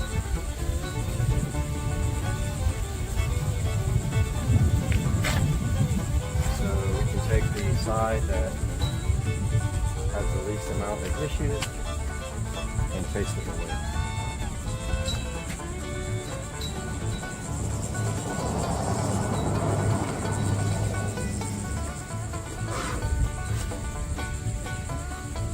And it does not want to stay there. Guys, our first stop on the refurb train is a pretty easy one, except house is kind of in the way, so what we're going to do is put this up against the house in the spring. It doesn't need the bottom redone. The bottom is in good shape. So all we are going to do is the top. Should be easy. We don't have to worry about the plants because these are all getting torn up to get concrete. So we are going to just clear that part out and not break the house.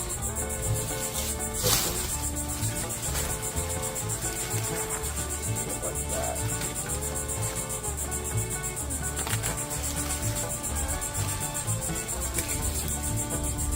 Yeah, that's sketchy. Gotta put this in there too.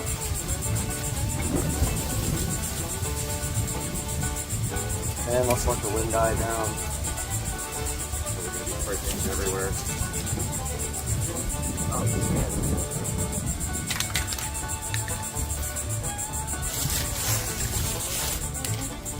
All these plants are coming out.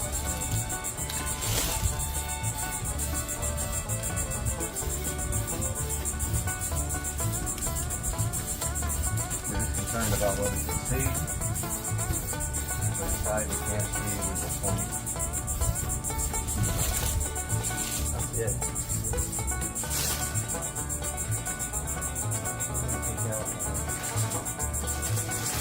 And that one is done. That was the easiest one in the world. How good that looks, guys.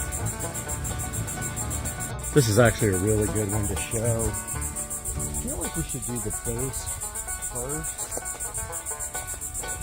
I'm not sure.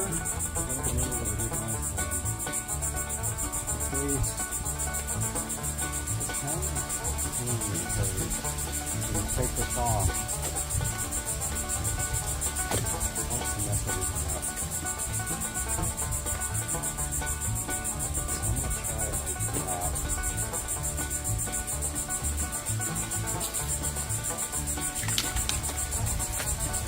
Glass is covered. It's going like crazy. It's everything out.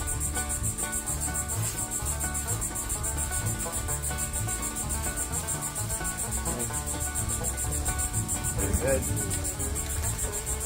And of course the wing glue. Okay. And that's the only side you can see. So that part is done. The base is done. Now we have the glass.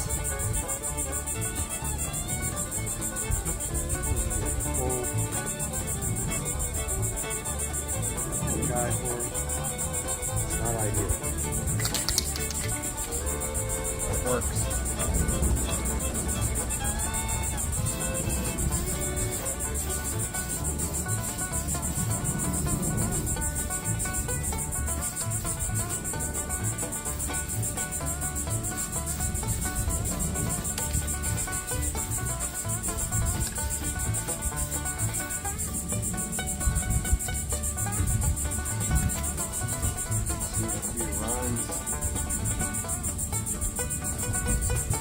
Yeah, not ideal, but the other one was peeling, so better than what we had. This guy we can get away with a touch-up on the base, and then doing the top. So by the way, these are going to match my porch lamp. That was the plan. That's perfect. Bottom is already done. Just needed a slight little touch up there. And the top, this is going to look at the top pretty good.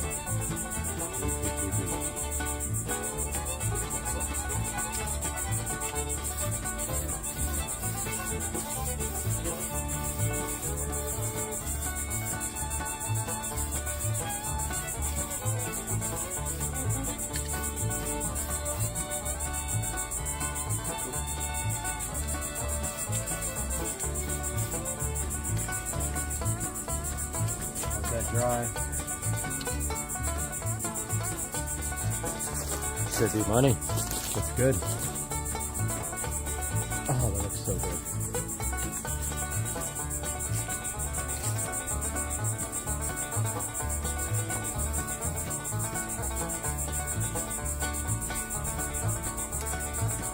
If I'm straight down on these, I can do a second coat. This guy is kind of hard to tell, but his whole bottom is not done because he was in the bushes. So he needs everything. So I think this time I'm going to try the bottom first.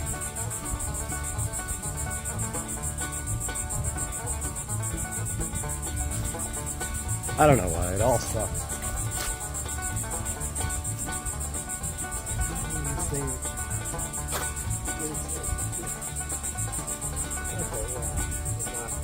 Exactly ideal. And this one I think the steak is broken on this side as well. So I ordered some more steak.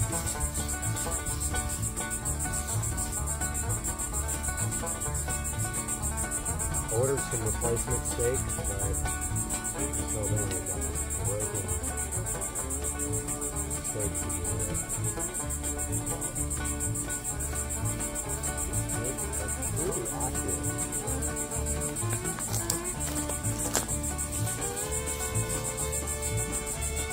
Kind of just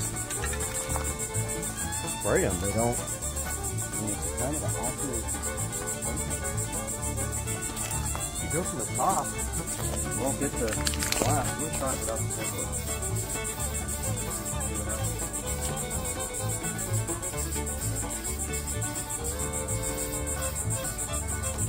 All right, we don't get the edge, but that works great.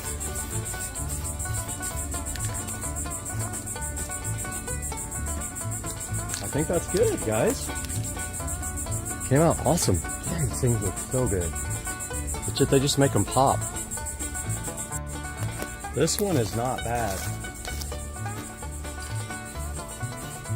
Just a little touch up on the base.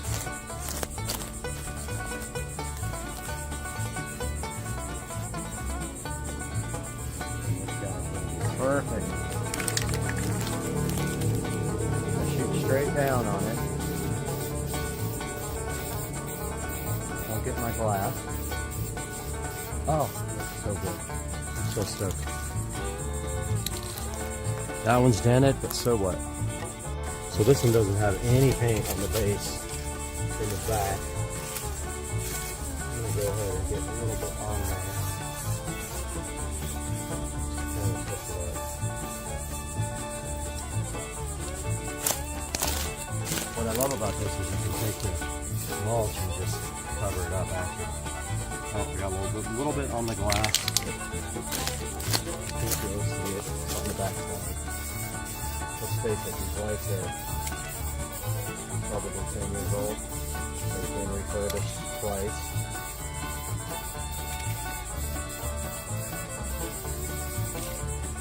Honestly, I'll probably go back and put a second coat on all these. It looks awesome. Okay, guys. Time to clean up this guy. Need some loving.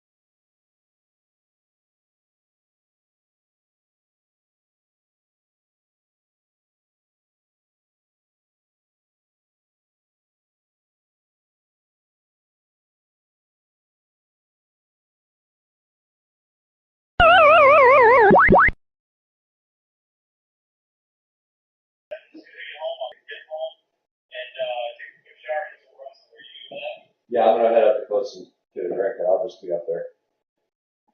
And then, yeah, just so you mess up. Yeah.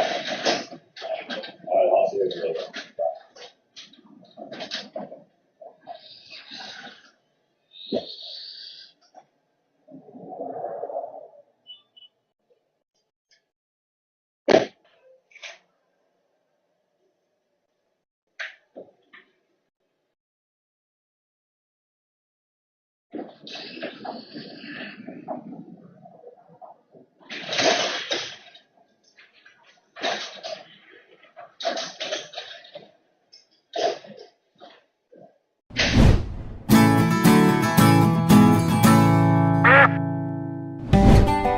We put this cam duck security camera directly to the test by putting it out in the garage, configuring it in the app, and checking it out to see if it's something that I would recommend to you guys. What did you think? Let's throw it inside to Studio B though. We're gonna take a look at this online and see how you can buy your own cam duck wireless security camera. Let's take it inside.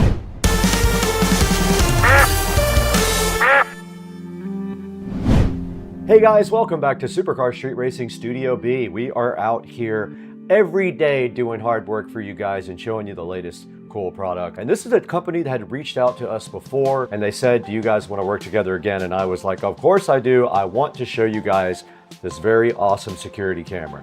Now this is called the Cam Duck. That is the brand, even though it says Fox Scout right there. It is a Cam Duck security camera that looks exactly like a USB charger. Now I do have that thing sitting right next to me. Now here's the back of it. You take that off the plug part of it and there is an SD card slot sitting right there. And to put it back on, you just slide it back over like that. And that's all you have to do to load the SD card on it.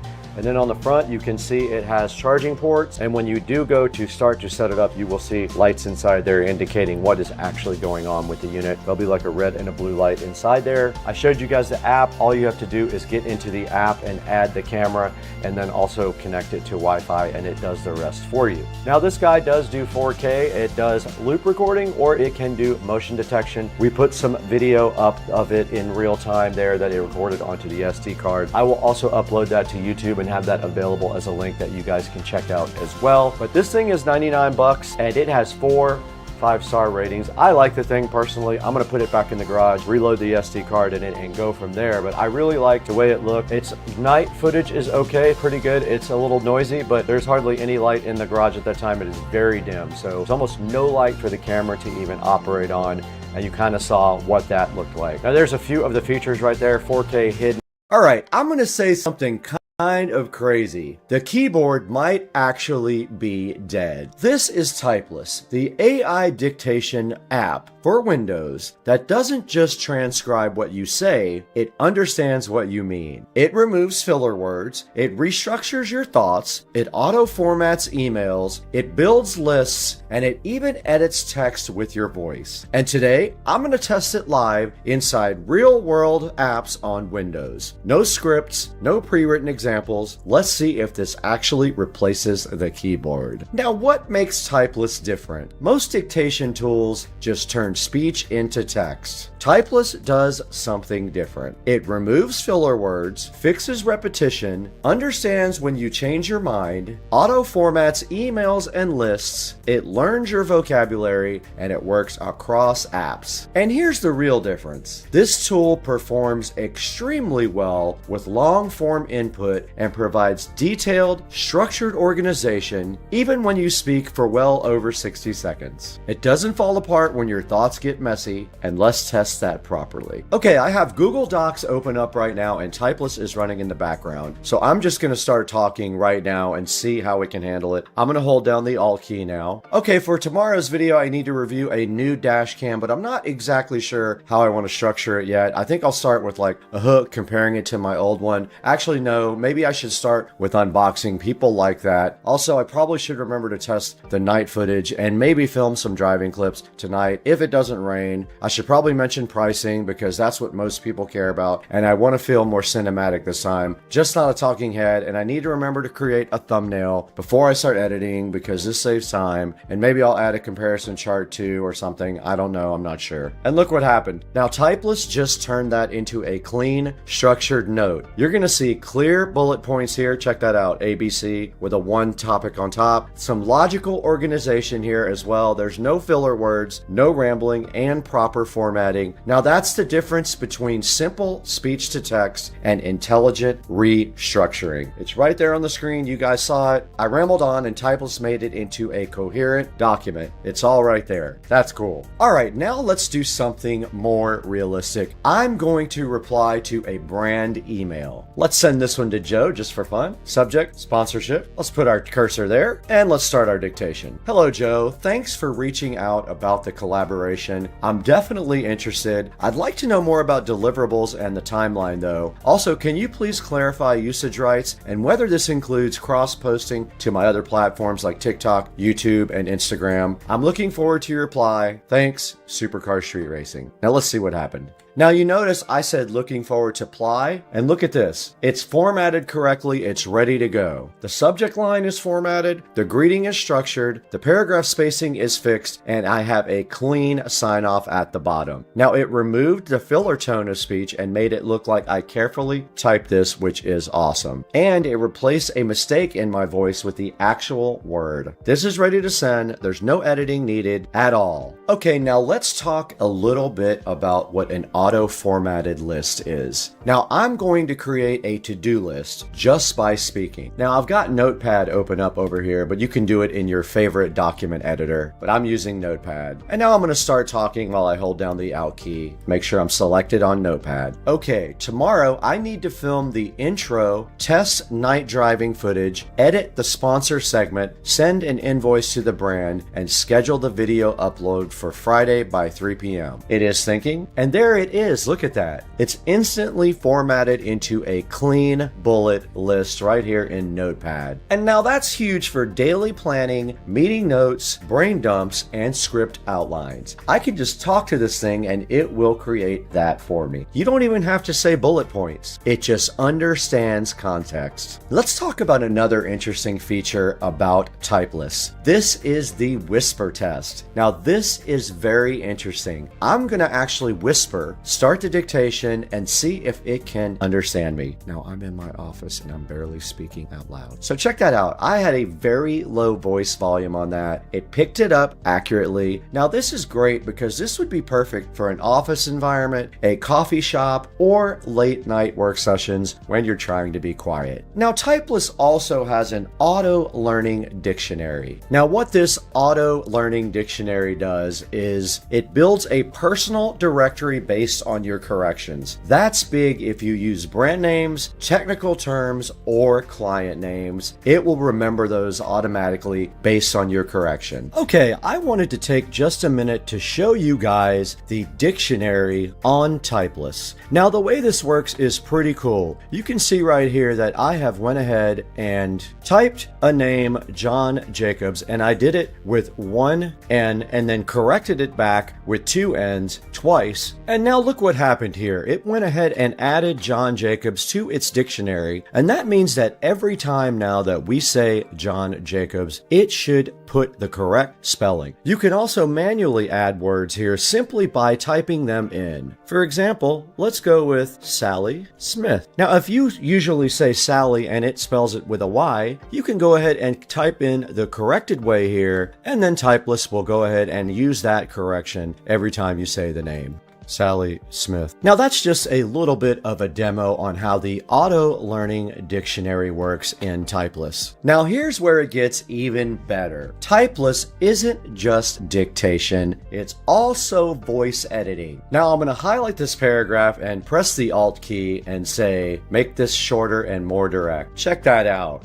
Instant rewrite. Now I highlight it again and I say, make this sound more confident. Check out what it did. Rewrote it perfectly. Now I'm going to say, turn this into a persuasive sponsor pitch. Turn this into a persuasive sponsor pitch. There you go. It did it. It completely restructured it. You're not typing commands. You're just speaking instructions, and that's an AI editor built into Windows from Typeless. Now let's talk about workflow impact and why this matters for me personally. As a creator and a business owner, I answer brand emails daily. I outline scripts constantly and I brainstorm ideas out loud. Now typing will slow that part down for me. Speaking feels more natural, and Typeless bridges that gap between speech and polished writing, and that's a game changer. Now let's get some final thoughts on Typeless and this very cool demo. If you're on Windows and you write a lot, this genuinely feels like the beginning of a keyboard replacement. It's not just faster, it handles long-form speech extremely well, and it organizes complex thoughts better than most dictation tools I've ever tested. Now this was the Windows version. In my next video, I'll be testing the Android version to see how the mobile experience compares. So make sure you're subscribed for that. The keyboard might actually be dead.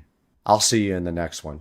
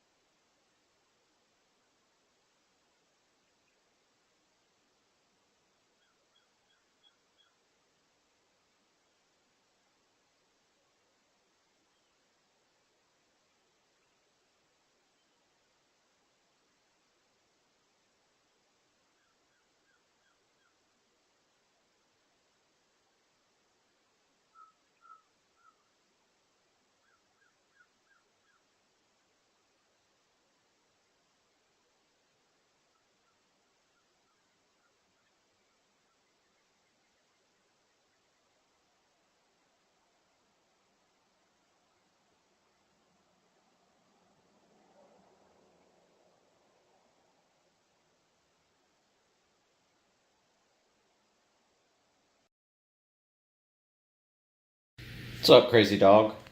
Supercar Street Racing here. I am going to show you guys how to MHD flash your BMW. Now, just be aware that some of the newer BMWs require a bench flash first because the DMEs are locked. But you can look it up on the website for MHD. It explains to you how to look it up and to see if your car is, if your DME is locked. If it is, you have to take your DME out and send it to someone to unlock.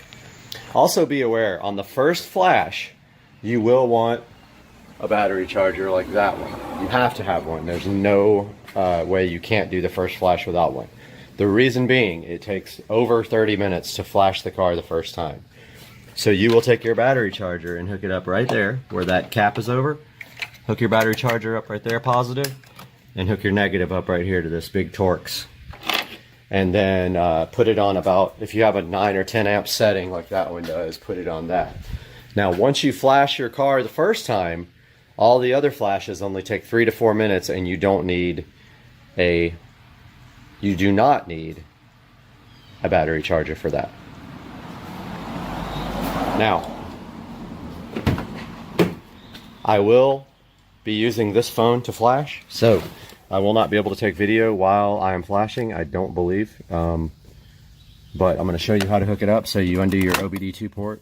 Now this is a tested K plus DCAN USB interface cable with a USB Type-C to on-the-go adapter. So depending on what phone you have, you may need the old school USB side for your phone, or you may need a USB Type-C, which is that one.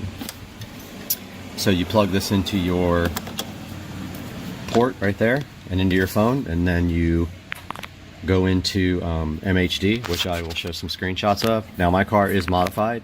I did buy a front mount intercooler, and it does have downpipes. The intercooler is not installed, but I am going to flash the E85 map, which requires you to have an intercooler and a downpipe, and I'm just going to stay off the throttle. So you'll see some screenshots of these, how to get there right now.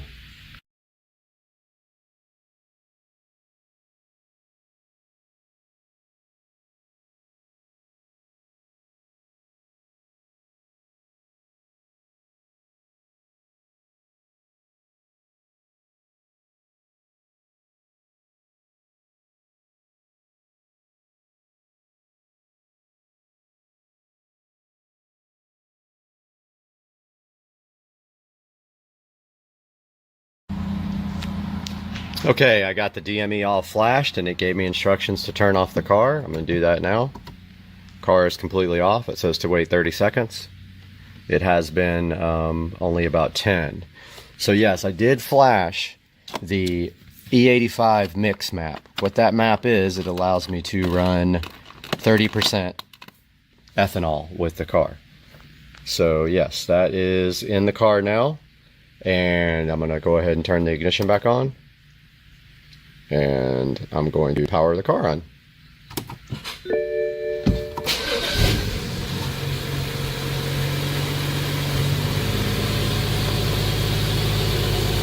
Car's running fine. TPMS is like giving errors in my car. I gotta work on that.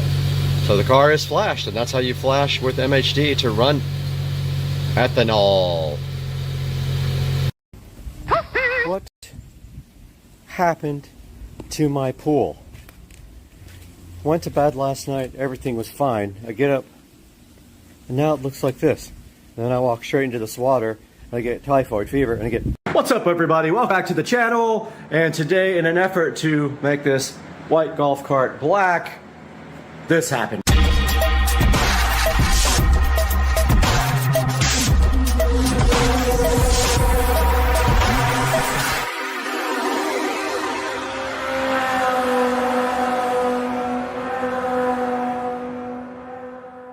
What's up, guys? Welcome back to the channel. And today we are changing out this beat up white top for a black one.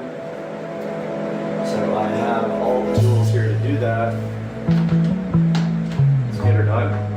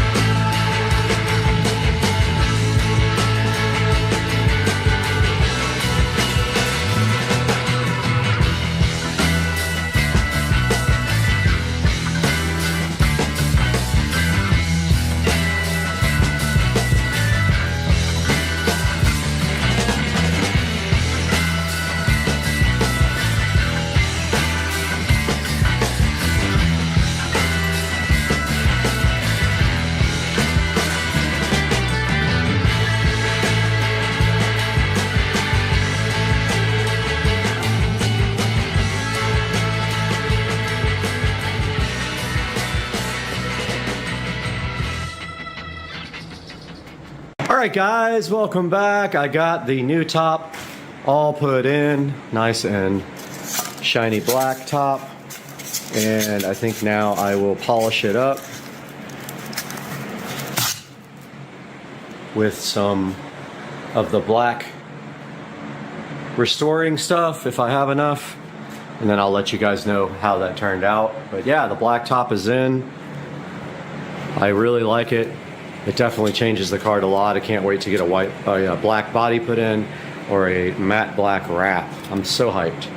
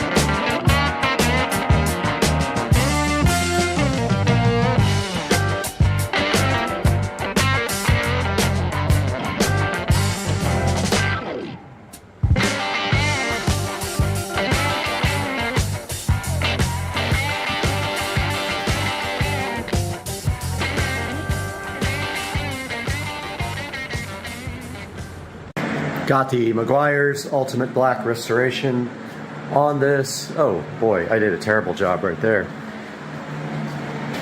Let's go back and get that place that I really messed up.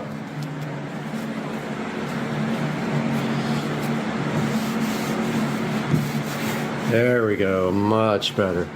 Anyway, got the Ultimate Black Restoration. Top's in good shape. It has a couple of little scuffs on it on the side, but nothing too bad, like right there. That looks like a casting error when they cast the plastic. But other than that, it looks pretty dang good, and I'm super excited about being able to, and it's got a few little pits right here, but those all look like manufacturing defects, I think. Other than that, top looks great. And now our next step will be run to the hardware store, see if we can get some black fasteners to replace those. And maybe even these handle fasteners. I don't know why they would be silver, but yeah, I think those are probably the same exact dimensions. So I'll try to get 2, 4, 6, 8 of those to replace all the silver stuff, and then we'll see what happens after that. All right, this is how you punch it in a 1,000 horsepower Tesla in Mexico. Punch it. Oh my God, what the hell? We just stopped by the candy store to get some candy, and we got this big candy right here, and it's, I'm not gonna say the brand. Let's go. Here, awesome phone with a great battery. It only used 7% battery life in 90 minutes of YouTube video playing. It's got that awesome camping light on the back. It does everything great, and it's waterproof, dustproof, and shockproof. Go ahead and pick one up from the link in the description. And thank you guys for a 1 million view video and also 250,000 subscribers. We couldn't do it without you. We're gonna show you some actual footage from the WP58 Pro now, right after this segment, but we gotta get out of here. We have to go to lunch. All right, this is a view of night vision on the WP58 Pro. We know already that the Insta360 does not handle low light very well, but here you go. Here's what this looks like directly on the WP58 Pro of my messy bedroom. And here's some foggy outdoor video. It is very foggy outside at SCSR today. This is on the 64 megapixel camera with the fog. at the Supercar Street Racing compound.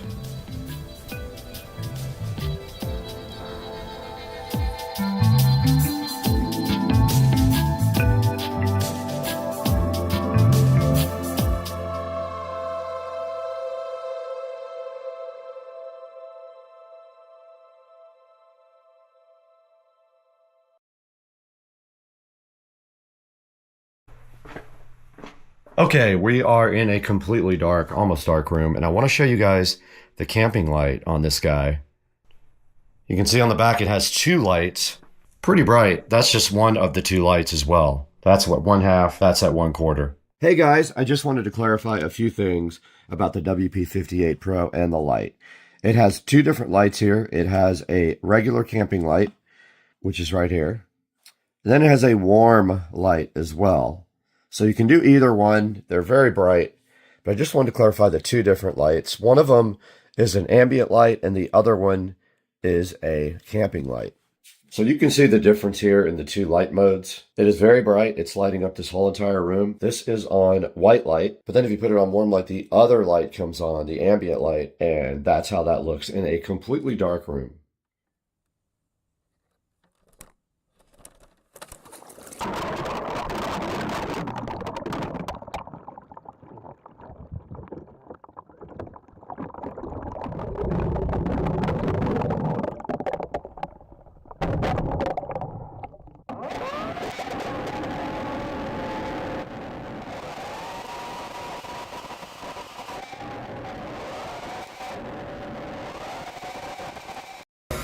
What are we doing? Fuck, that's what come out. What the? Why is it? Okay. Go. Dude, whip up. Relax. Ow! I got caught. Okay. All right, we got Joe here and Tricia. Nothing's coming out. And he's really trying to get the last barbecue sauce out of it, but how do you do it? Centrifugal force. You look like you're in karate.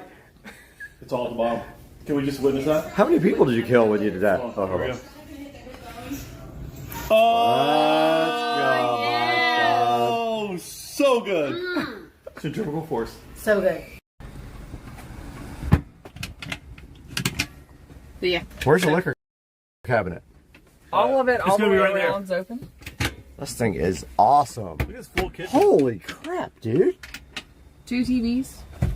What's happening, guys? Supercar Street Racing.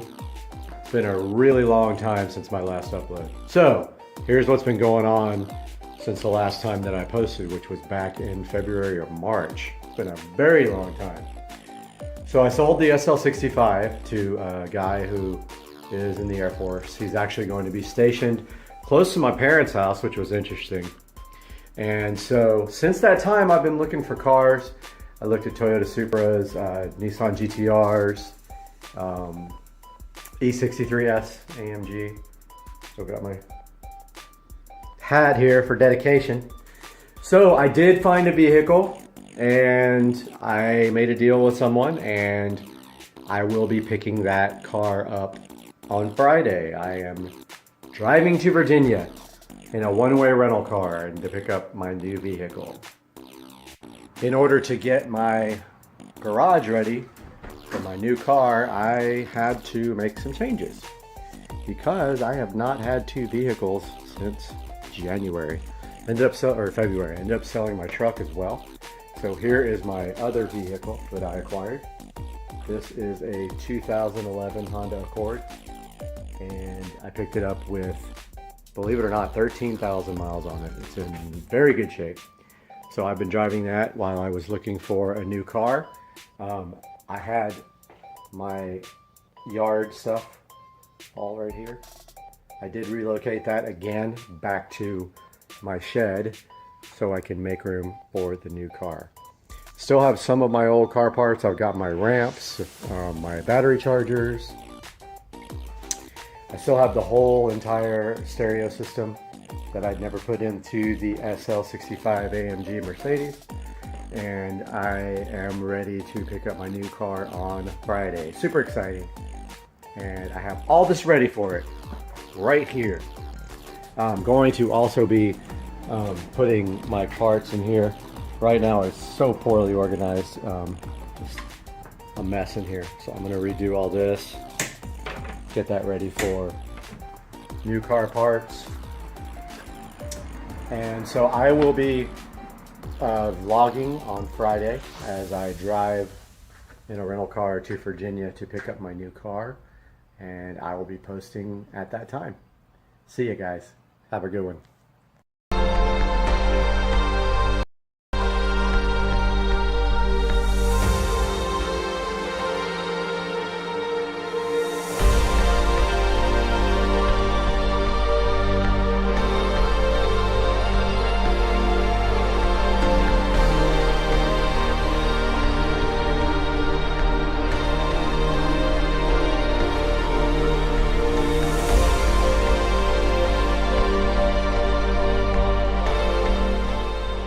After riding around downtown for a while, we headed across the river to San Marco, where we had an Airbnb for the night. San Marco is a really cool area. There's lots of restaurants, older homes, and it's a great place to ride scooters around. We parked the scooters, checked into the Airbnb, and started planning the next challenge.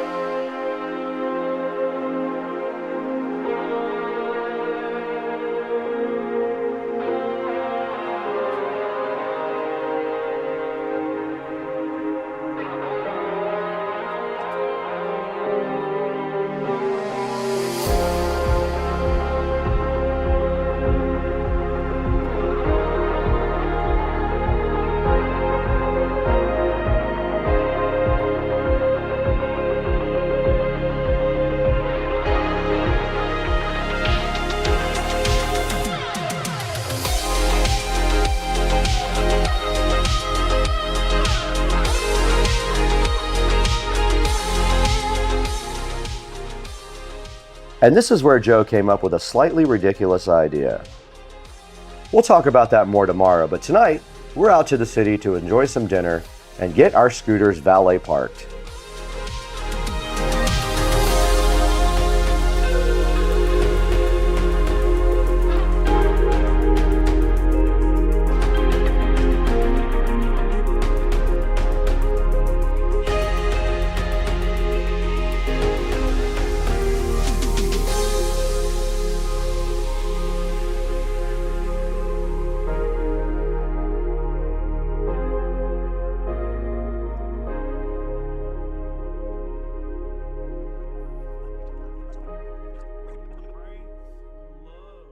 Okay, we are here in San Marco with Joe, Dukes of Duval, with the new UT5 Ultra X. It's been through its paces in the last day or two. We went a lot of different places on this thing. Now it's going to go through the ultimate test. Right now, this scooter is about to be driven from San Marco to Cliff's Bar and Grill, and it's about 13 miles. And then we'll just pull it tight. Well, that's not good. Anything break? No. Guys, welcome back to the channel, and today we have a special enhancement for the garage, and it's sitting right here, looking so fly and fresh. And this is gonna go into the garage right now, but first we're gonna open it up on Supercar Street Racing.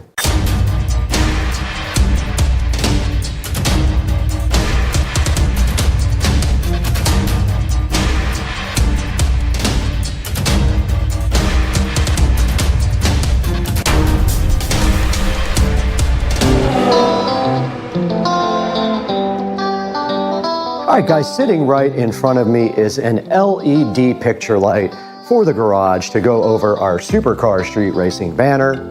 And let's get this thing unboxed. And inside here, and right now, you can see the LED light looking so fresh. And basically this light just uses USB power. It is very light. It probably won't need anything except drywall screws to hold it in. We will see. It does come with drywall inserts though, if you need them. And this little telescoping arm. And here is the mount. So basically you put this on the wall. It's almost got like a hot shoe mount. This comes out over and you can redirect your light any way you want. And it does come with this remote control as well, but you now shall not receive batteries with this.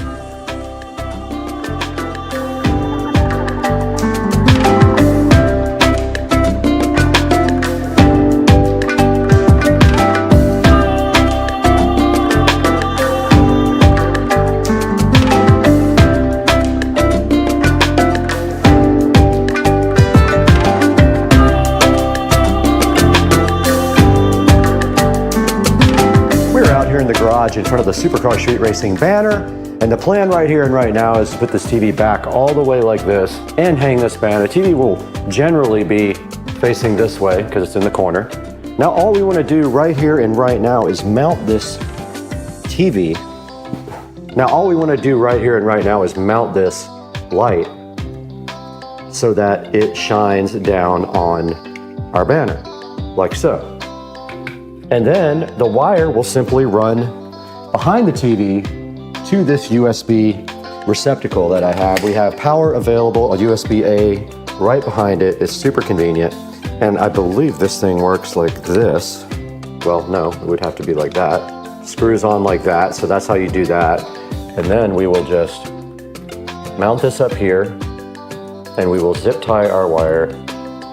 I wish the wire wasn't running, wasn't right on the tip of this. I wish it was like, but actually that's not bad, you can't see it. So that's as high as we want it because it's going to be hidden right under the TV and we want it dead centered. So somewhere we probably need to get our measuring tape and measure dead center. Grabbing the measuring tape, and it is 4 feet. So we're gonna go at 2 feet. 2 feet is right above this little graphic. So what we wanna do is go as high up as we can without interfering with the TV, right there, and at 2 feet right at the center, and just throw our screws in right there, as high as we can go. Hopefully we don't need inserts for this, it's very light.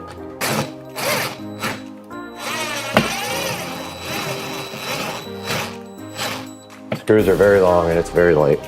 And now we will just try to level it out so it doesn't look crooked, right there.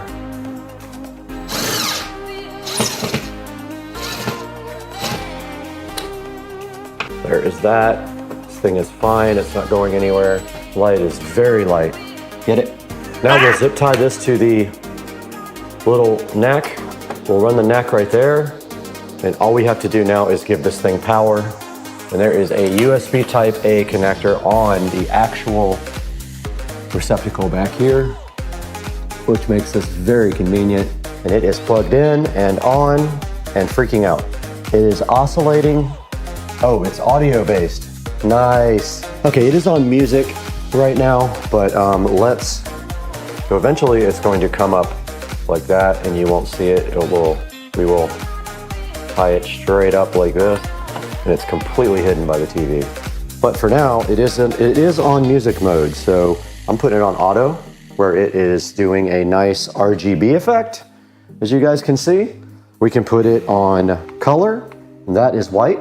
That's as white as it's gonna get. It's sort of a cool white, but you can see how it lights up the Supercar Street Racing banner right there, pretty cool. And then back on, and that is the brightness level. You can do dim or bright with the remote. That is full brightness. Now back on auto is where it oscillates through the colors.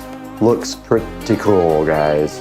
And I'll get another shot at night, and we also have to deal with this banner at the bottom not working right.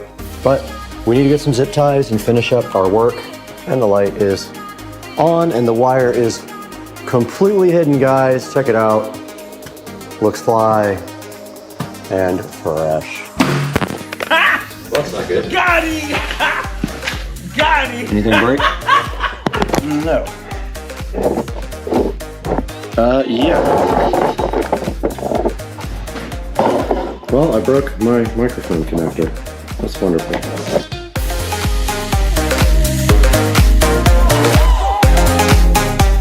Hey guys, and welcome back to the 4K production studio. My name is Brad, and today we're taking a look at this RGB picture light. Now this RGB picture light is pretty cool. And what we wanted to do is also show you our custom vinyl banner. Now this banner was made specifically by me, and I designed it on uprinting.com. But first, let's take a look at this RGB picture light. Now basically what this light is for right here is for hanging on top of a piece of art. And it can light up your art in multiple different ways. Now we are using it for our Supercar Street Racing banner out in the garage. And you can see it right here on the screen where it says RGB picture light with remote. And this thing does work with USB, so it does have a USB Type A on the end of the plug.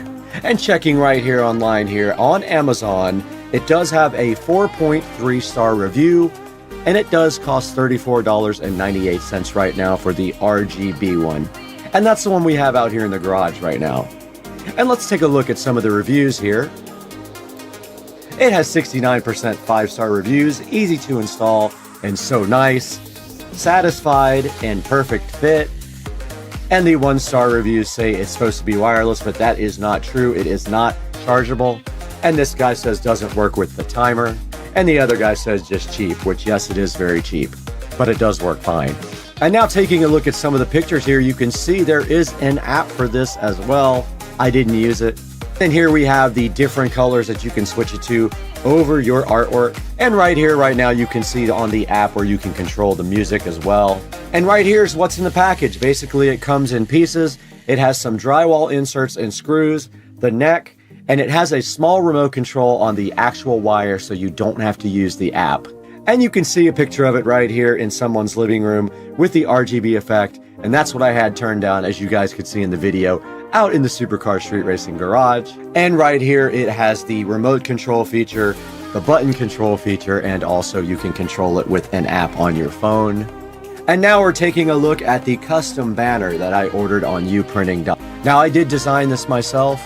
I'm pretty good at Photoshop, as you can see on some of the videos. So I did design this myself, and I used Photoshop to design it, and then I uploaded it to uprinting.com. I chose 48 by 36 because of the area I wanted to cover up. And you can see right here, right now, it was $29 for the subtotal here for my custom banner, which is not bad. Now, the other two banners I ordered were very large and they were much more expensive. Now you can see the other order was almost $250 for the two large banners out in the garage, but the 48 by 36 banner was only $53 with everything included. So please check out uprinting.com. And back here on this Supercar Street Racing channel here, and we want to encourage you to please help out the channel by buying all your Amazon products through the links in the description. And you don't have to buy the actual product. You can buy anything you want through any of our links in our description. It does give us a small amount of money and you help support the channel. And please like and subscribe. That's very important for the channel as well. A lot of people watch but aren't subscribed, and we could really use your support. And we want to thank you guys for the shark coating video support. That video has over 200,000 views and it did very well. And we're so excited to be growing with the community and have you here on Supercar Street Racing. So go ahead and hit that like and subscribe button. And we'd love to hear from you in the comments as well. What do you think about the channel? What needs to be improved? What are we doing right? And what are we doing wrong? And we're going to be back soon with the Marantz Cinema 70S review. We have that all set up and ready to go. I just need to put that video together and get it out to you guys. But for now, I gotta bounce. I gotta get over here and edit.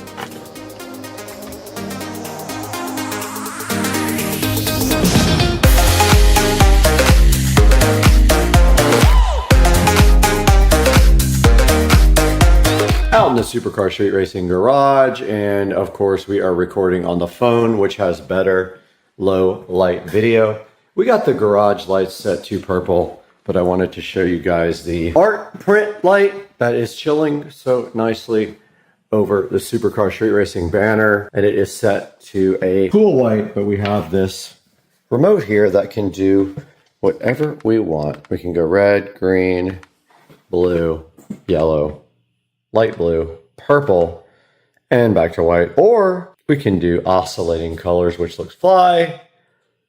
Guys, I hope you like this video. Please like and subscribe. Let's let it do that in peace. And it does say downloading. Has an interesting bar graph on the front that is similarly moving to the one on the app. preparing to install the update now. Notice the cool control on the front. You do have a play button and a rotary control on the front. It says rebooting now. These are the Studio Monitor 4406s from JBL. They have a 6-inch woofer and a dome tweeter. Now this guy does everything that the other WIM device does, but also has power outputs. And it is a touch screen, by the way, so you can touch anything on the front, and there's a good look at the apps on the front and the settings. Now it says to put the remote in pairing mode, and it is rechargeable. I think there is a USB-C in the bottom. It says put it in pairing mode. Hold both the source and the mute button. I am pairing. All right, we are now completely done setting up our WIM amp. We cannot play most everything for you because copyright problems. All we can play basically is the YouTube audio library without getting in trouble, and we are paired with it now. Look at the front where it says Bluetooth. Now this thing does all kinds of cool streaming stuff, but like I said, we cannot do that because of issues with copyright, but it does support Amazon Music, all these iHeartRadio, KKBox, Napster, Pandora, YouTube Music, any of that stuff it supports. TuneIn, Internet Radio, Spotify, you name it, it is on here. Good old-fashioned Internet Radio, Google Cast, and Amazon Alexa. Now that we are in Bluetooth mode, we can go to the phone.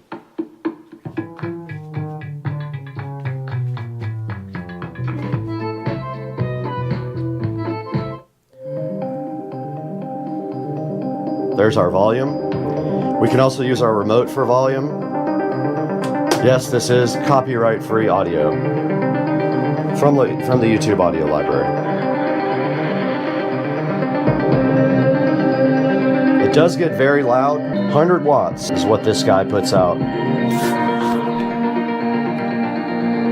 It sounds very good, but you can also tailor that sound. You can also go into the settings on WIM and make it however you want. You can go into your audio settings, devices, settings. Then of course you can go through here and tailor all of your sound needs. You can actually go in and do an EQ. You can do room fit. You can check your audio settings. And if you just want to pick one of the pre-made ones, like rock, it'll probably be a curve, yes, save that. Now we have an EQ. Yeah, you can definitely tell the difference. That's at volume 45. These studio monitors sound very good.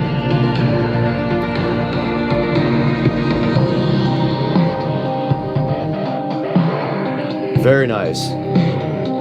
I love the WIM Amp Ultra. It has plenty of power for these power-hungry monitors as well. These guys are inefficient, so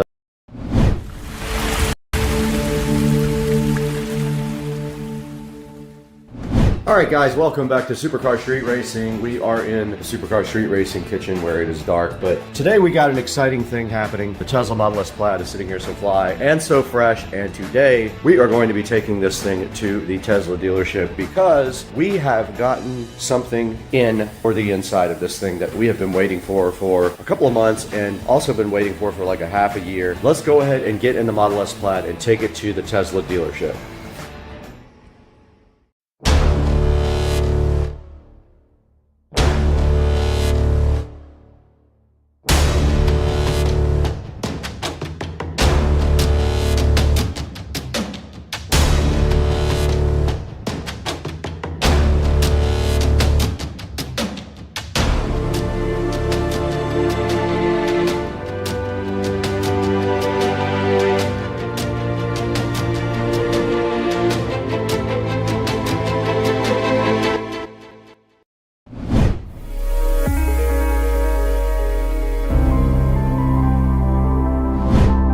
What's up guys, we are out in the Tesla Model S Plaid right now and we are heading over to the Tesla dealership. So that's our current situation now, but unfortunately we probably just got behind a super slow individual. But anyway, yeah, we're heading to Tesla right now to go ahead and see if we can get our seats installed. I did also notice another problem just now, and that is car will not connect to Wi-Fi. I tried both my house Wi-Fi and my hotspot and neither one works, so I'm gonna let them know. Maybe it'll be fixed with a reset, or maybe they're gonna have to probably flash the software for the new seats, I would guess. We'll figure it out, but it won't connect to Wi-Fi right now, so it won't update the software. Yeah, let's get on over to the Tesla dealer now and see if we can get some sport seats put in, guys.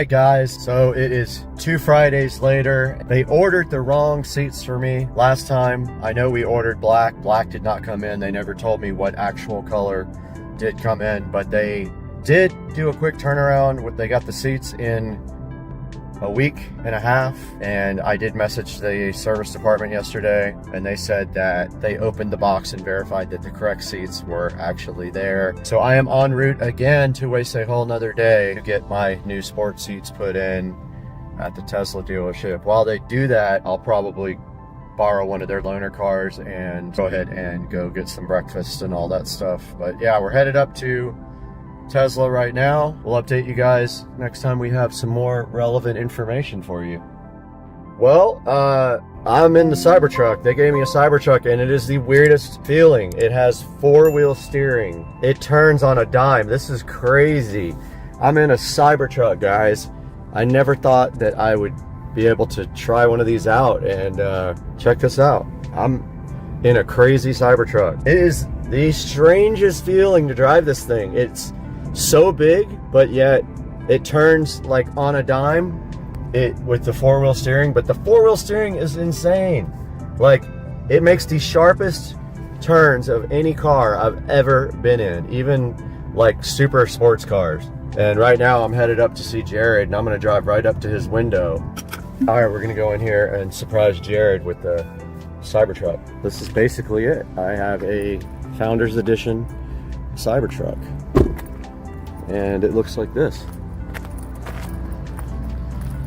It's got fingerprints all over it. People have written on it. It's got a scratch right here. Pretty good scratch. But now we got to go in here and see Jared and let him take a look at it. We are, unfortunately, another bad problem at the Tesla dealership. There is a stuck bolt on my seats. Like, how does that happen? I have no idea. But apparently I'm driving the Cybertruck for a minute. Found out it was on chill mode, not sport mode, so that's why it was so slow. Just waiting to see if my car is going to be ready today. So we are headed back to Joe's house in the Cybertruck. We'll update you guys when we hear about the car, hopefully today.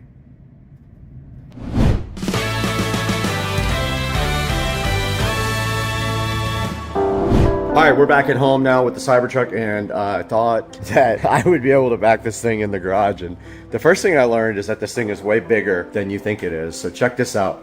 Like, I was backing up and I was using the GPS. I mean, I'm still putting half away, but I thought that I was like way more than that. And also when I went to back in from the driveway, I tried to get it in this slot right here, and it just was like way too big. And so I pulled the golf cart out here, and then I went ahead and backed it down right down the center. And I could have come over here another 3 or 4 feet, but I just figured, you know what? I'll just back it in here, plug it right into the charger, and then let it charge up for a couple hours at least. Yeah, man, this thing, look at this.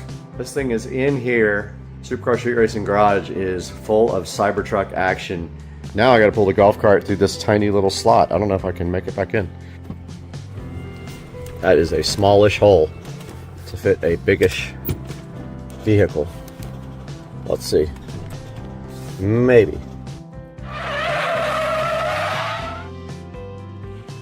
There's actually plenty of room in here for this thing and the Cybertruck, but the Cybertruck's too long. But as of right now, this guy's chilling in here, and it doesn't fit at all. So fire.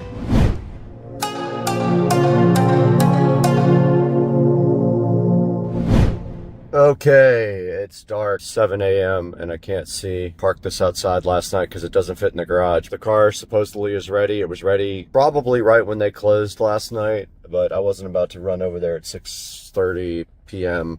and try to grab the car. Kept the Cybertruck overnight, took it out last night, ripped it all night long. Going to grab the car. I only got like 5 hours of sleep. Second of all, I must have slept weird on my neck because I have robot neck.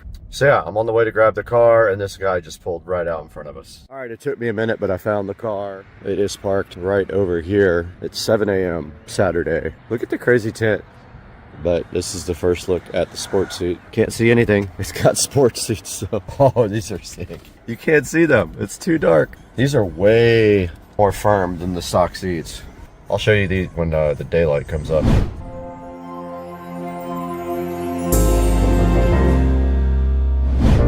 right, we're back in the Supercar Street Racing garage this morning after being up super early to go get the Plaid from the Tesla dealership. And we have successfully installed the first, I believe, according to the dealership, they have never done this before, retrofit sport seats in a 2023 Model S Plaid. Check it out, guys. These are the retrofit seats. You might not be able to see them amazingly well in here, but they are pretty cool. They're higher than the other seats, so be aware if you get these. They are on the lowest they'll go, and they're a little bit higher, so just be aware if you get these. They sit a little bit higher than normal, not too much. They do have the Plaid logo, as you can see right here. They look awesome. They are more fitting of a Plaid than the regular Model S seats, which are a little bit comfortable and not very sporty. So yeah, this is what they look like from top to bottom, the sport seats in the Plaid. They look cool, and then also you get the back seats. All right, here's a look at the back seats in the Model S Plaid after the sport seat retrofit. You can see that you do get new bolsters on each side and on the bottom. Check it out in the center as well. It definitely gives the car a more sporty feel, and it looks a lot better than the factory seats. Yeah, that's a look at the back. Now here's a lit look at the front. You can see the Plaid logo right there, and the more sporty headrest and the firmer bolsters and bottom part. And there's the other side. This is how it came out. It looks awesome, man. I'm hyped for the Model S Plaid sport seats. Definitely added a new sporty feel to the car. The only thing that I'm kind of bummed about is that the backs are not carbon fiber. For that amount of money, they probably should have been carbon. They're just regular plastic, but I'm sure somebody will come out with a carbon fiber back for those seats, and as soon as they do, I am getting that somehow. But yeah, guys, hope you enjoyed the video. These are available in the Tesla app. If you have a Plaid or a Model S, I think can also do it. You can go into your app and go to interior upgrades, and you can order yourself the new Tesla Model S sport seats, and they are about $6,000, and they will retrofit these to your car. They have to upgrade the software and do all that to make these work, so it is kind of a process. But go onto the Tesla app, go into the upgrade section, you will see these beautiful Model S Plaid sport seats available in there, and you can order your own. And guys, thank you so much for 72,000 subscribers this morning as I counted. It's huge for us. Please support the channel by liking and subscribing, and buy all of your Amazon merch through our affiliate links in the description. Leave us a comment, tell us what you think, and throw some hate down in the comments for the Cybertruck also, because people love that. And we'll talk to you guys later.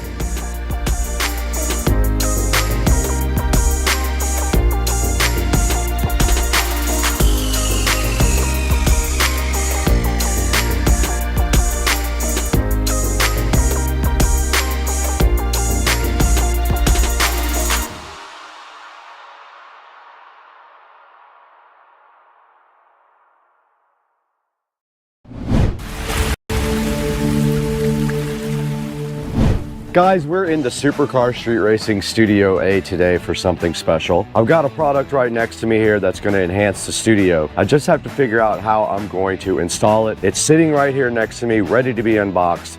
We're going to get to that all today and a lot more, because we're about to have 200,000 subscribers on the channel, and today we're celebrating that as well. Let's get this product looked at and unboxed today on Supercar Street Racing.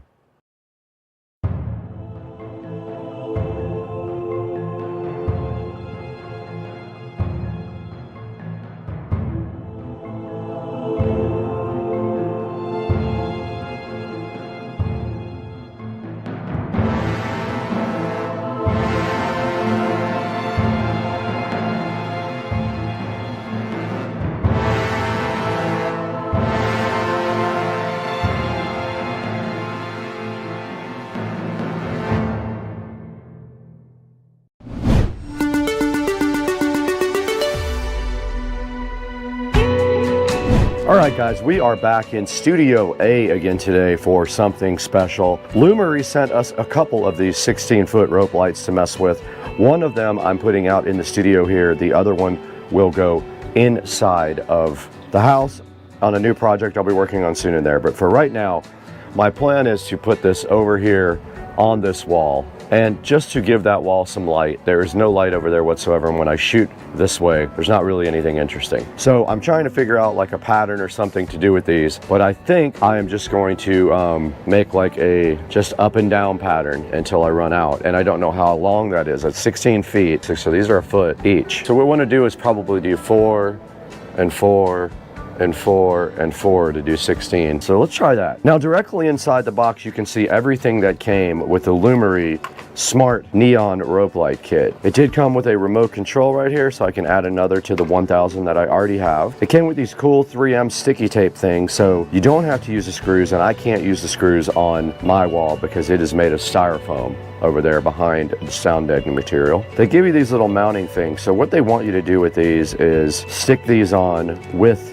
the 3M tape and then put your rope light in here. Now we don't need to put these all the way around the wall because you can see here in between these little foam tiles, this light will kind of stay in on its own. It only needs a little bit of help. So I'm going to use the 3M tape. I'm going to come up with a 4x4x4 design. We're going to get power actually behind this TV. There is a power up there, and we can hide the power wires nicely inside of the foam tiles, which I've done before. They fit kind of right between them, and I really like that. So let's go ahead and start figuring out our pattern here.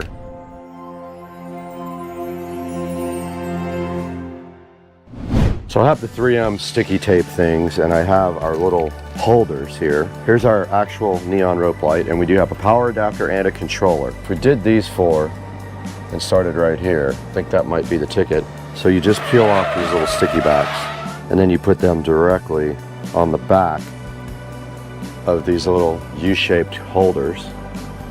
And I'm gonna put one right on the end of this. I'm just putting a little pressure on it to keep it in there. And now here's the end of the strip where I'm gonna put it in here. It went right in the clamp. I'm gonna do that again in the center, which I should have had these ready ahead of time. Yeah, I should have done this ahead of time. Not very smart planning. And it's gotta make a turn. 1, 2, 3. 1, 2, 3, 4. They fit right in those little clips, easy. All right, I'm gonna get a bunch of these ready ahead of time, so I don't have to do this on the fly while I'm holding their light.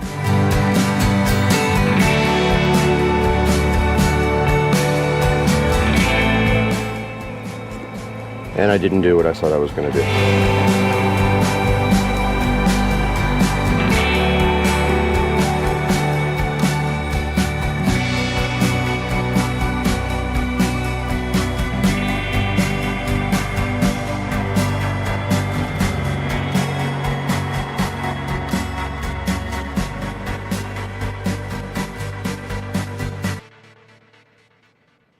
It's a little trick I found that works better. You can get the paper off of the sticky thing easier if you do it on the pack, not taking it off the package first.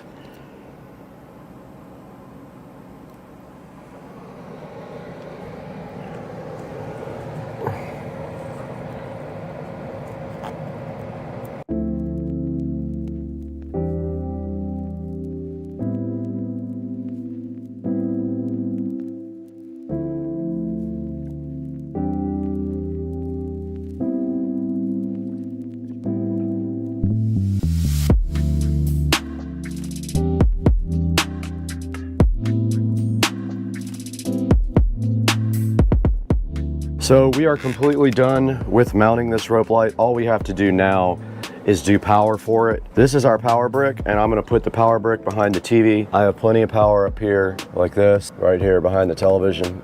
I'm just gonna power it right there, and then I can hide all the wiring up here behind the TV as well, and the controller. And then our other wire just needs to be hidden in the foam. So basically I'm gonna run this wire behind the foam up and around to the controller.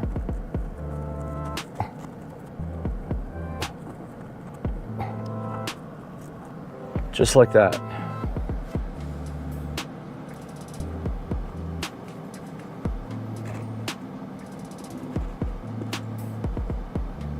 And it is hidden. After all that, all we have to do is tie our wires up behind here really nice, up behind the TV there, but we can go ahead and connect it and see what it looks like.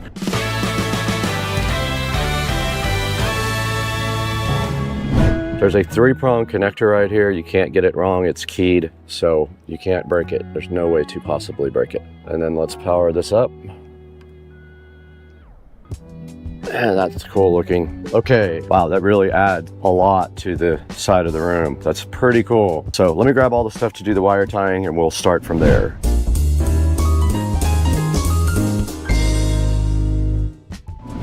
Okay, we're gonna go ahead and tie everything up back here now. Just put a zip tie around this and we'll be done pretty much.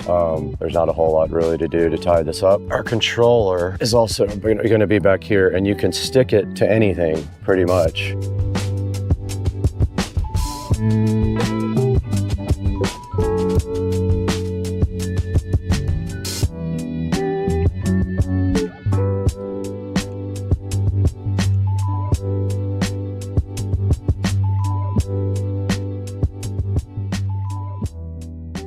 Looks like a big S. It's kind of cool. Everything is tied up now.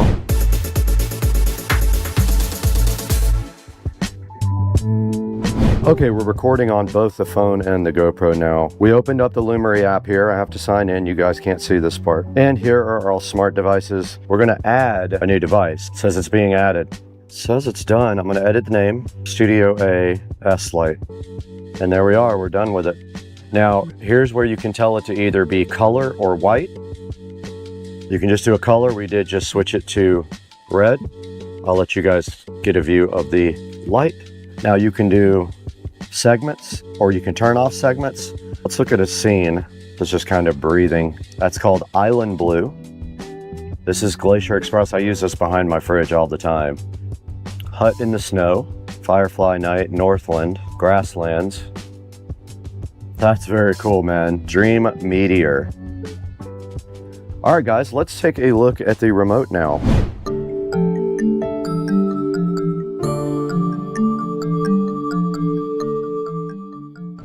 All right, here's the included remote with the Lumery. Let's see if it did come with a battery or not. It did not. It needs 2 AAA batteries. It did not come with them. I will have to go grab 2 batteries now to test this remote. 3 hours later. All right, guys, we were able to go ahead and get some batteries put in this remote. It uses AAA batteries. I wanted to show you guys the remote and the functions. The first function on the upper left is the power button here, right there. Next to that, we've got the scenes, play, pause button. Then after that, you've got this round dial right here, and the left button is brightness and K-scene speed. The right button is brightness and K-scene speed. The top is previous scene. The bottom is next scene. So mode is next scene, mode up is previous scene. Down at the bottom, you've got R, G, and B light, warm white, and cool light lights. And then you've got this auto button. Auto button means auto scene cycle. So that's what it is set to now. And it's doing this really cool, just fading off and on with a multicolored on the entire LED. So that's the remote, guys. It's handy, I guess, to turn it off and on if you don't want to use the smart features of the device. But if we hit this next scene button right here, see how it went to the next available scene? Every time I hit the bottom button, pretty cool. This is gonna look good in the background when we shoot videos. So I'm just cycling through the scenes now so you guys get a good idea. And I put it back in auto just now. So that's a look at this device and the remote control, how to mount it and all that. Let's take a look at this on Amazon real quick now, right here on this PC.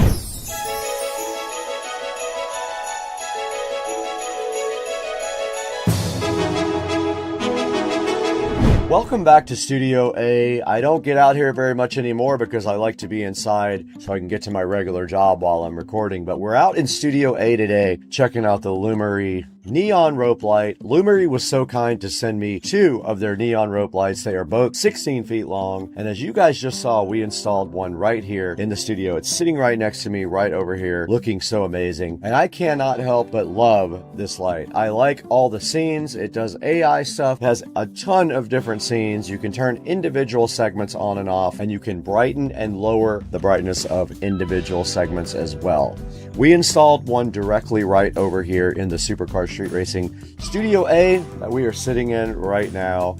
and it looks amazing, and I'm going to shoot a lot of video with that as the backdrop. So I'm trying to get more lights for that way, so when the camera's looking back that way, there's something in the background that looks really cool. Now this thing's awesome. It does come with a remote control. I've got it sitting right here, and I showed you guys this and how to use it on the video. It also does come with mounting hardware. You guys saw what I used. I mostly did not have to use a lot of these because of the way the mounting is, but it does come with these cool little U-shaped clamps that you take, and you can either screw them in something or you can use their included 3M tape. It comes with a whole thing of 3M tape right here that you guys can use to stick these U-shaped clamps on anything you need them to. Now, Lumery also recommends that you build like cool designs and stuff out of it. You can actually make this into cool. If you can come up with artwork, I'm sure you can ask AI or ask online how to come up with some artwork that is in one straight line. Like this eagle is one line. So you can do this with just one set or two sets of LED rope lights right here, this cool eagle. There's actually a cool and warm white setting on it too. If you just want regular white light, it does cool and warm white lighting. It has 4.4 stars of review. It has 100 LEDs per meter, I think that is. It does music sync, and it is 16.4 feet long. Mostly good reviews. This guy had a bad set of lights. I don't really count that as that's a one-off.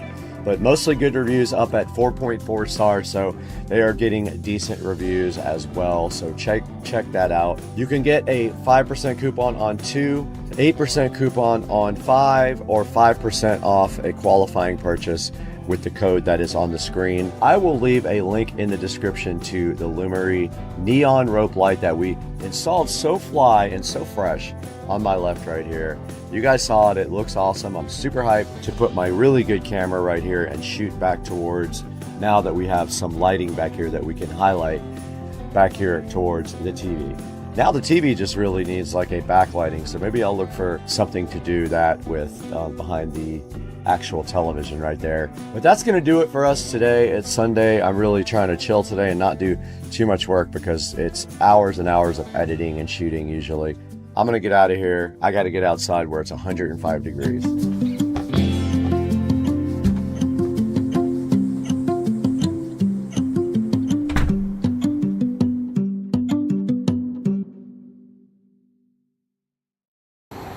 What's going on, everybody? It's Tuesday, beautiful day outside in Jacksonville. Walking around downtown. My work is back there, one of those really tall buildings, but I like to get some exercise on my lunch break. But I wanted to let you guys know the Mercedes did sell on Saturday. The transport truck came and picked it up and took it to St. Petersburg, Florida, where the new owner has let me know that they are ecstatic about the car. They absolutely love it. They gave me a big thank you, saying it was everything that I told them it was. Of course, that car was immaculate, had very few problems at all. So a little bit of a hint about what's coming up next. So I did buy another car. Not gonna give too many clues, but I will just say that it is an import. It's an imported car. I am paying for it tomorrow, and it is going to be delivered to me. I would guess by the weekend. I will update you guys again after that point. But stay tuned, some big things are coming. You're gonna like this. This is a special car. Stay tuned.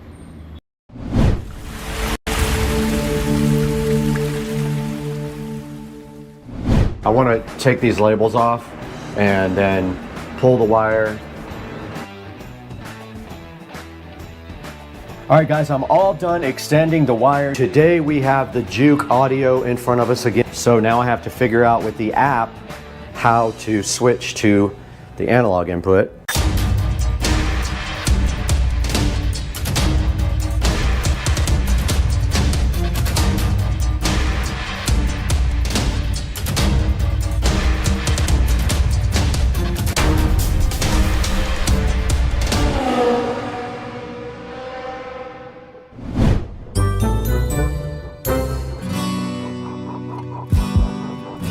All right guys, sorry for the fan noise. I am about to sand this. It looks like it's mostly dry. Put a coat on that, but I went and got the speaker wire for this stuff, and all I have to do now is start figuring out. I want to take these labels off and then pull the wire. Actually, you know what? I think I'm gonna cut about right here because I know I need to add maybe 2 feet, and I'm gonna start with kitchen, but I need my labeler. So let's go ahead and cut kitchen. I just bought some brand new snipping tools. There's the answer to that. Can't use these. Plan B. All right, I got my little brand new die cutters from Ace Hardware. I'm gonna cut off about, I don't know, that much. Doesn't really have to be specific. And then I'm gonna use my tin con connectors. We're gonna go gold positive, silver negative. I went ahead and stripped some off of there. These just push right on, right through the center. The solder's in the center. You push one through, right through the center. We're gonna grab our heat gun and melt the solder.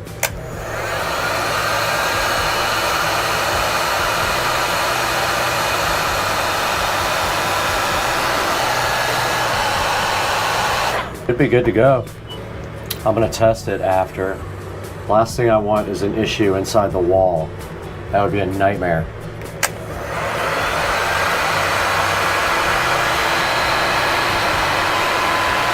Forgot we gotta do this twice for each wire. This is literally gonna take me a long time.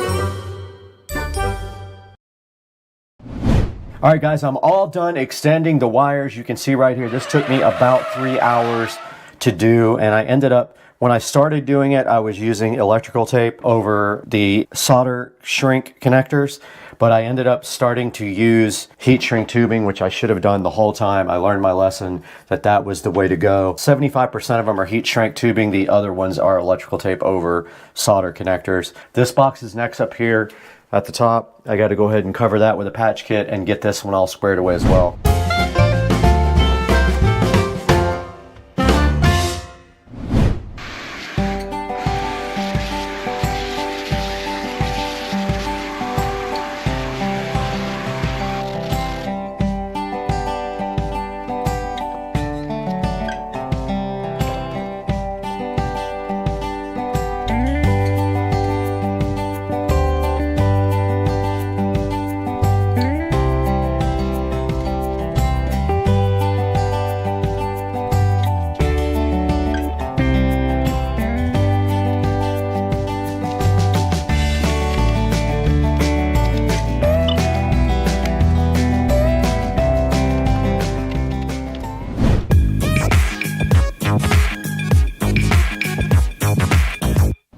All right, we are back, and today we have the Juke audio in front of us. Now, don't be confused between this and Juke Micronics in the movie Shattered Glass. Nothing to do with each other. Juke Audio does make whole home amplifiers, and you can see right in front of me, they have worked with me on this a little bit to give me a little bit of a good discount on something in order to go ahead and promote for them. Now, this is rack mountable. Here are the ears right here. I am not going to be rack mounting it. It's going to be sitting on top of a piece of furniture. And you can see in the back of the Juke, it has plugs for the zones. This is a 8-zone unit. You can get them in either 6 or 8. You can buy the 6 and then upgrade it to the 8 with a software update. You just email their customer service and they will send you an invoice, and you can go ahead and get this for $300 more and upgrade to 8 zones.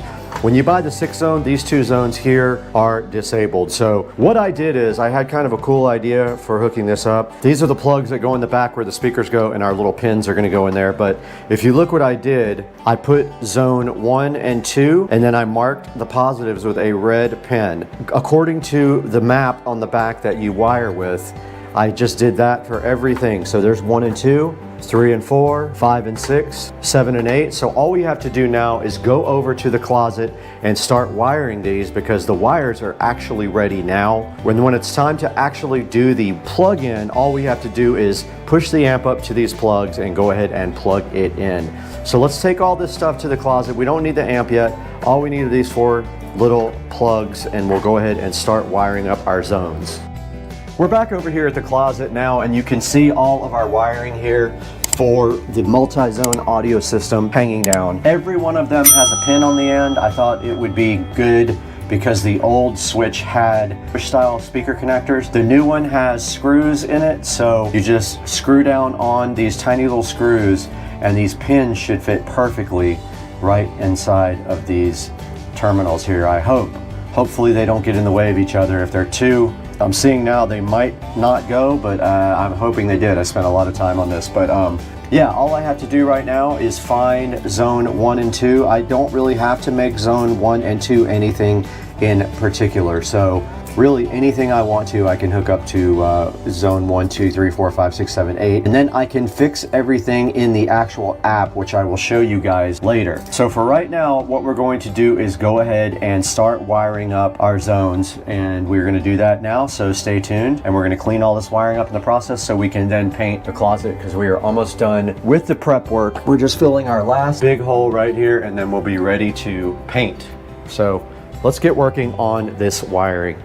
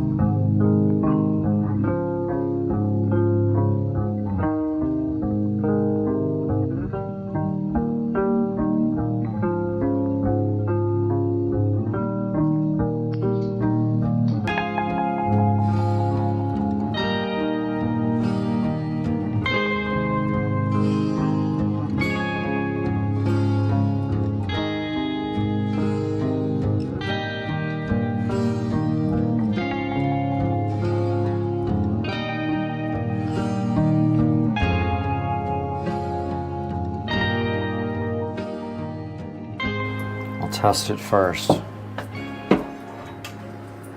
Go grab a stool to put this amp on, we'll test it. So I didn't show you guys the back of the amp where the analog audio input is. It's basically a USB connection, and you purchase this Digit Now USB audio capture device, and that feeds analog into the Juke. That's how you get analog in. Now the Juke Plus, the new one, has built-in analog, but it's quite a bit more expensive. It also outputs more power. We do have a leak.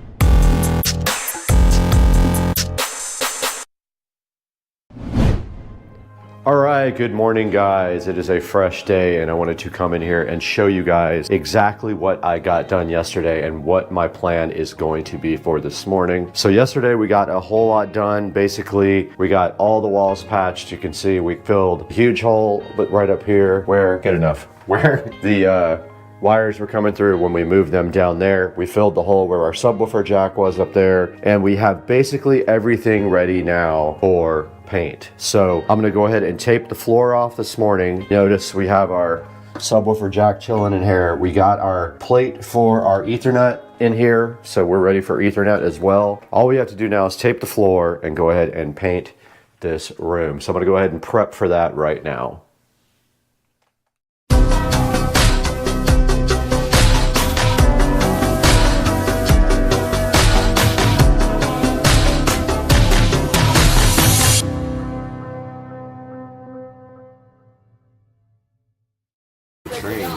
on the Amtrak train. Check it out. We are on Amtrak and headed to Bradenton, Florida. Is there now? Can't tell you why yet. And this is our breakfast here. We had the egg bites, the Coke Zero, and the lovely Cheetos on our breakfast. And yeah, we are headed to Bradenton, and I can't tell you why yet, but yeah, we will update you guys after we get there. Like, here is the Amtrak train, and I am on it right now, sitting in the dining car, just chilling and eating breakfast. Diet Coke. Got the egg bites and potatoes. We'll update you guys later. I tried to race my pool robot, but it kept taking shortcuts. Turns out it's got better lines than most drivers. If your pool looks like this, you already know the problem. There's leaves, there's dirt, constant maintenance. It never really seems to stay clean. So today, we're putting the iGarden robot to the test, and it's a real test. This thing claims full pool cleaning in under 20 minutes, up to 30 days of hands-free operation, and up to 10 times lower energy use. And there's no cords, there's no hoses, and there's no manual vacuuming. And we're testing real-world performance, app controls and automation, and a full battery drain test like we always do. Let's see if the iGarden actually delivers. Joe, go ahead and roll the clip.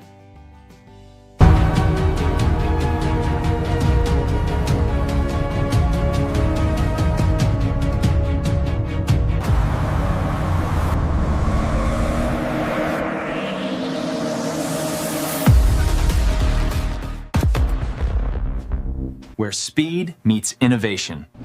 So here's what makes iGarden stand out in the robotic vacuum space. Now first, this uses a dual camera AI system with an onboard chip. And instead of just aimlessly bouncing around like all the other old pool cleaners, this guy builds a map of your pool in real time and builds an efficient cleaning path. Now that's how it's able to clean fast and maybe hit that 20-minute mark claimed. We'll see. Now next is the hands-free operation. You can schedule it to clean every day, every 2 days, or every 3 days. And once it's set, it just runs automatically. No dragging out equipment, no manual vacuuming. And then there's the energy efficiency. This system uses over 10 times less energy than a regular pool cleaning setup, and that can really add up over time. And overall, this is built for strong suction, full pool coverage, and then it saves you time. Now, I already did the unboxing of the iGarden, and I'll tell you what was inside the box. Pretty simple. Inside the box, you've got a little quick start card. Most of them have this now. You've got the iGarden pool robot. You've got your charging cable. You've got your power cable, and you've got your user manual. And my first impression was it felt really solid and well built. Not too heavy, but definitely not cheap. Check out the paint job on this guy. It looks like a Ferrari. Now on the bottom, you've got some intake ports, you've got brushes, and then you've got your drive system. And everything looks like it's built for efficient cleaning and durability, which is great. Now, let's get into the smart side of this. This pool robot connects to an app where you control everything. And from here, you can start or stop cleaning, set schedules, choose cleaning modes, or just monitor the battery life. So for example, you can set this just to run every 2 days and then basically forget about your pool and go have fun. The app is simple, it's clean, it's super easy to use. There's no complicated setup. You connect and you go.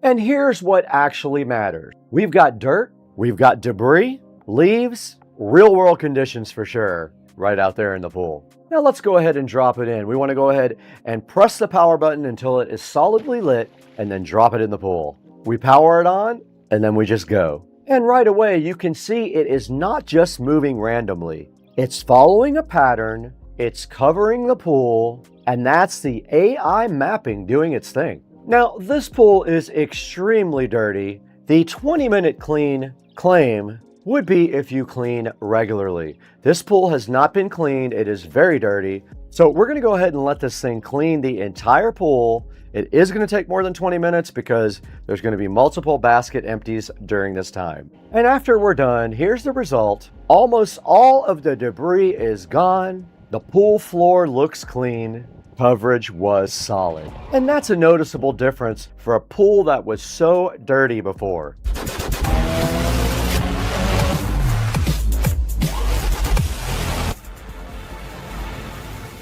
Now, let's see how the battery holds up. Because we have a very dirty pool here, it's going to take some time to get all this stuff out. Let's see if there's enough battery life to go ahead and do that. And what's interesting is, it doesn't just run at full power. It uses shorter, efficient cleaning cycles, helping extend battery life and support scheduled cleaning over time. And check this out. You get efficient runtime, smart power usage, and lower energy costs.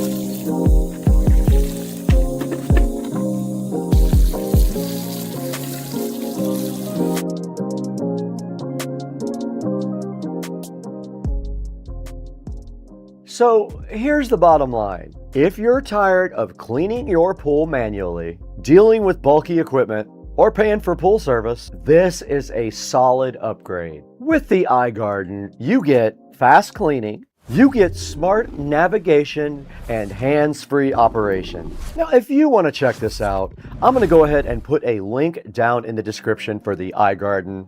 And if you've got questions, we would love to hear from you in the comments section. And if you want more real-world testing like cars, tech, tools, house projects even, subscribe to Supercar Street Racing and Second Car Street Racing, and check out all our social media links down in the description. Thank you for 310,000 subscribers, I think it is. It's amazing. All because of you guys. And we'll see you in the next one. I got to get out of here.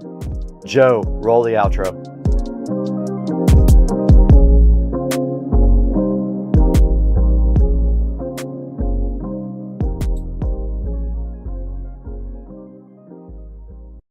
All right, guys, Supercar Street Racing here. This is going to be a banger. We are going to take a look at my smart home today. So this is probably, I could be wrong about this, but this is probably one of the most involved smart homes that you will see. Pretty much every device in my house is a smart home device. And I want to go through this room by room and kind of tell you guys about what the products are, which will be in the link in the description. And I'd appreciate it if you could click through, because I can pay for some of this stuff with that. Not to try to be a beggar, but it does help. I don't make money on the videos because I don't have enough subscribers yet, but I'm working on that. So let's start with the basic smart home devices. So I chose the Amazon ecosystem. Why did I choose Amazon? Well, to be quite simple, I like the Fire Stick. So to be in that ecosystem makes sense for me, and that's why we went with Amazon. Sorry if this is flickering. The LEDs do weird stuff to the camera. So let's talk about a little bit about the Amazon ecosystem and some of the smart devices. So I have all of their smart devices, literally all of the versions of their, not the new generation ones, but at least the generation before the new on most everything. I do have a new generation Echo Dot, which I will show you. This is a generation before the new one, Echo Show 10. Now, this is located in my kitchen. It's not ideal. I do like my devices kind of mounted, flush mounted and things like that, but this one, it's really hard to get it flush mounted just because of the depth. So as you can see here, it is quite deep. Let's go like this. Now, what I was able to do in this case though, was I was really lucky. I was able to get the wire in between the shelf. It goes behind the shelf here. It goes up into the cabinet above the microwave, and that's where I get power for the Echo Show 10. I'm all about keeping things nice and clean, and the Echo Show 10 here in the kitchen, although I don't use it for the actual audio output, it does have tremendous audio quality. It has really good bass response. You can adjust the bass and the treble. For those of you who think that the Echo Show 10 is a little bit bass heavy, you can adjust that by just telling her to turn the bass down. So the good thing about having this device in the kitchen is it's kind of a central location for everything, and it is a good spot to give commands for your smart home. Now, let's move on to this monitor that I have in the kitchen. So I have a Samsung HD TV here. This has a Fire Stick 4K, and if you look here, so this can also do anything that Alexa can do because you have this remote with the volume button. So let's say we want to look at the security cameras on this box. So Alexa, show me the driveway. Okay. So hopefully Alexa will now do her thing. So it is calling up the driveway now. So there we have it. So now a little bit of explaining to do. So these are Wyze cams, W-Y-Z-E. They will be in the description. There's going to be plenty of affiliate links there for you guys to click through. So I like the Wyze cams because they are HD. They are indoor, outdoor. Super easy to set up. Now this is running on Wi-Fi and it's high definition, and there you can see a live look right at the driveway. There's the time and the date, and you can actually talk through the cameras as well. So here we have in the kitchen the summary of the devices. We have the actual Amazon devices. We have a Fire Stick 4K here on this television, so you can watch anything, Kodi, Prime, Netflix, whatever on this guy. We have the Echo Show 10 here, so we can do commands through that, or we can use the volume button here on the remote.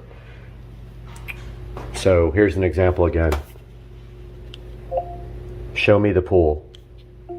Okay. Now you're not limited to just Wyze cameras. Other cameras can integrate with Alexa. Now the way you do that is called a skill. You need the Alexa app on your phone, and you install the skill for this case, Wyze Cam, and then you sign into your account, and that's how you integrate smart home.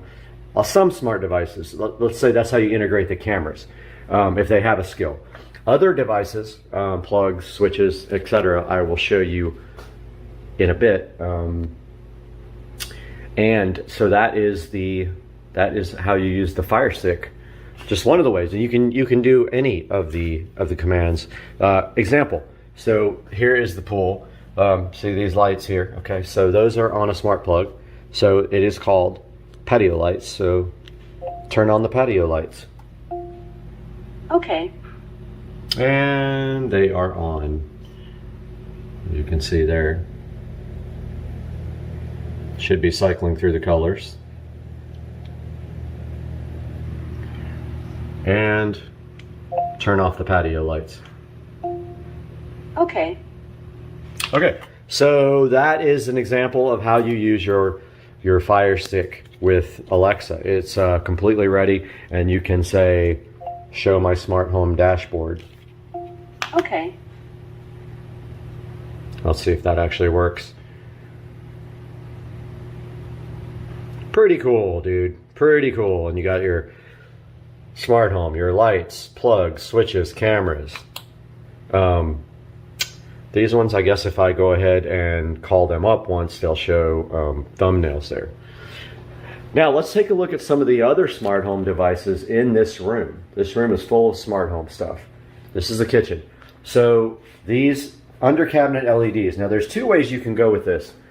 You can go with native smart LEDs that have smart Wi-Fi built in, or Bluetooth. Well, actually it has to be Wi-Fi. Some of them have both. Or you can have your lights on a plug, and that plug can be controlled. So, however, on a plug you cannot dim them. So these are actually on plugs, and so those are on smart plugs that are various places. One place being up here in the above the microwave. So I have one plug here for these under cabinet LEDs, and one plug over here for these under cabinet LEDs, and they are not dimmable with that. They can be turned off and on with that. However, they are dimmable with the native remote here for the under cabinet lights. So I don't usually switch them off and on, but I do have the capability in case I'm out of town and I want there to be light or not light in the room. So that's on two smart plugs. Now let's talk a little bit about smart plugs. So you can see that smart plug right there. That's a generic smart plug. Those smart plugs use a generic app, which I will show you guys. I will take a screenshot of. And it's Smart Life. So that controls a lot of different generic smart devices. You can get an Amazon plug that will interface directly with Alexa, and you don't need to run Smart Life. However, it is more expensive. You can get these plugs very cheaply, and I will put a link to the smart plugs in the description. Okay, so we got the smart plugs on the under cabinet LED lights, and please don't pay attention to this.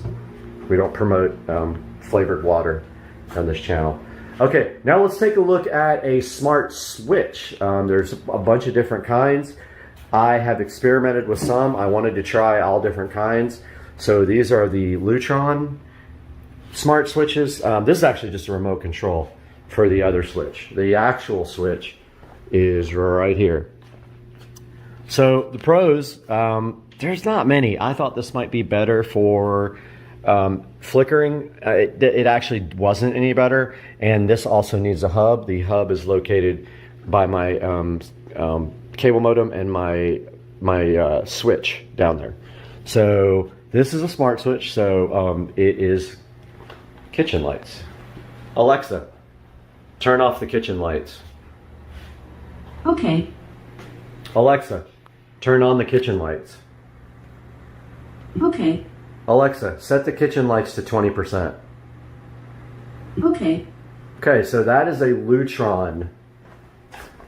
I think it's called a Casita. I will link that in the description. So that is the actual switch.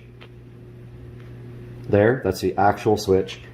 This guy over here, since it was a three-way switch, this is just a remote. You can purchase like the remote separately. So really it acts like a three-way switch. So we have that. Now, we'll get to the living room when we get to the living room, but it actually is running the same set of light. Now, there's another reason why I use this one, and I will get to that in a bit. But yeah, so the kitchen is on Lutron Casita, I believe is the brand, the type switch. Now, this guy here is not on a smart switch. Just a regular old dimmer because it's just above the table. Now I'm going to eventually switch that out because almost everything here is on smart devices. All right, what else do we have in the kitchen? Well, believe it or not, we have the LG appliances are smart devices. You can see right there. Now, there's an issue with the LG skill. I have never been able to get the skill to work. So I don't know. Actually, this guy, oh, yep, see, it is on Wi-Fi. Okay, so this works with an app called ThinQ, and that's how they interface with smart. However, like I said, mine doesn't work. The microwave is not smart. This stove is, the dishwasher is, and the fridge is. So in total, in the kitchen, we have 1, 2, 3, 4, 5, 6, 7, 8 smart devices in the kitchen. That's just the kitchen alone. Let's move to the garage. All right, welcome to the garage. Let's turn the lights on in here.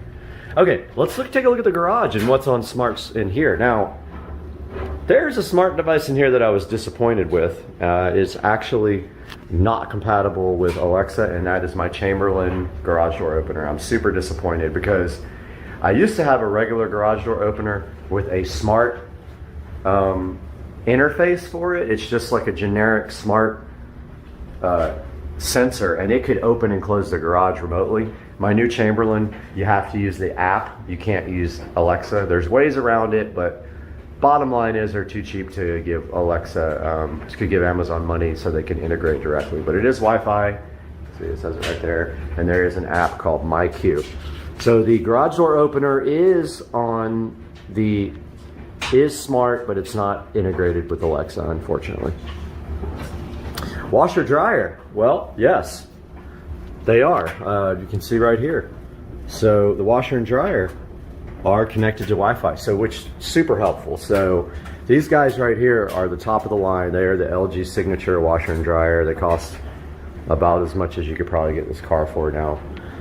They are Wi-Fi enabled. Again, all my appliances are LG because I like to have them all in one place, and they're all on ThinQ. And so these guys will alert me when they're done with a laundry load, which is very cool.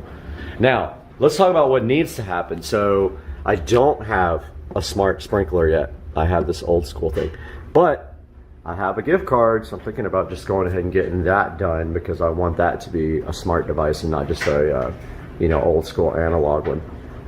Echo Dot. This is the newer Echo Dot. I believe they upgraded the speaker. They had to go with a bigger form factor here because they upgraded the speaker. But this is the Dot, and it is helpful out here because I can do commands if I need to. I mean, you can always use your phone and you can use the Alexa app, but you've got this guy out here which is just commanded. And by the way, you can change the wake word so that all your devices don't think that they need to wake up when you say the same word, but there's only like 4 choices. This guy is called Amazon. Let's see, it woke up. Amazon. Never mind. Amazon. Turn off the garage lights. Okay. Now this guy right here is automatic. This has a sensor. When I walk in the garage it'll come on, but the other ones, Amazon. Turn on the garage lights. Okay. All right, let's talk about how that happens. So notice here I spent quite a bit of time doing recessed lighting in my garage because I just like the look of it, and they are all LED lights. And then of course we have this guy here which that was a standard light fixture, so I used it to light up the washer dryer. Okay, that was on an LED, on a smart plug, but it actually doesn't ever need to turn off. It's been on since I've installed it, so it doesn't need a smart plug anymore. These guys up here are on the coolest switches ever. They are on these RGB smart switch, which at the time, this is not lit up, but I'll show you one in another room. You can actually change the color and the pattern on the switch itself. But yeah, so these are smart switches and they use Smart Life, and that's how you link them to Wi-Fi and then into Alexa with Smart Life. You're gonna like the ones when I show you. So that's gonna do it. That is the garage and everything in here that's integrated. Let's take a walk to the living room. Living room has a few smart devices. Let's take a look around and see what we can find in here. First of all, we've got this television, and if we look behind it, yep, it has a Fire Stick 4K, which actually just plugs directly into your HDMI port, and then the power cable goes down, and it is connected with Wi-Fi to the router. Down here, we have a switch. We have a network hard drive, and then back here we have our Nighthawk cable modem. So that's what's providing Wi-Fi. Let's take a look around here. So the dining room light is not smart. It hardly ever gets turned on, that's why. These guys are. So this guy right here is an Echo Show 5. His name is Computer. Turn off the living room lights. Okay. Computer, turn on the living room lights. Okay. All right, let's talk a little bit about the LED smart switch now. Now here's another Lutron Casita. Here's an LED smart switch which I have programmed with Smart Life, and you can see that I programmed this color and I programmed it to like cycle. This is actually for the fan. Computer, turn off the living room fan.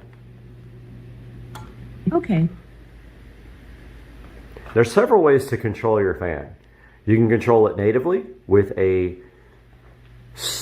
device, remote device that goes inside the bell up there, and it is Wi-Fi enabled, or you can use a switch. However, with the switch, you can't set the fan speed.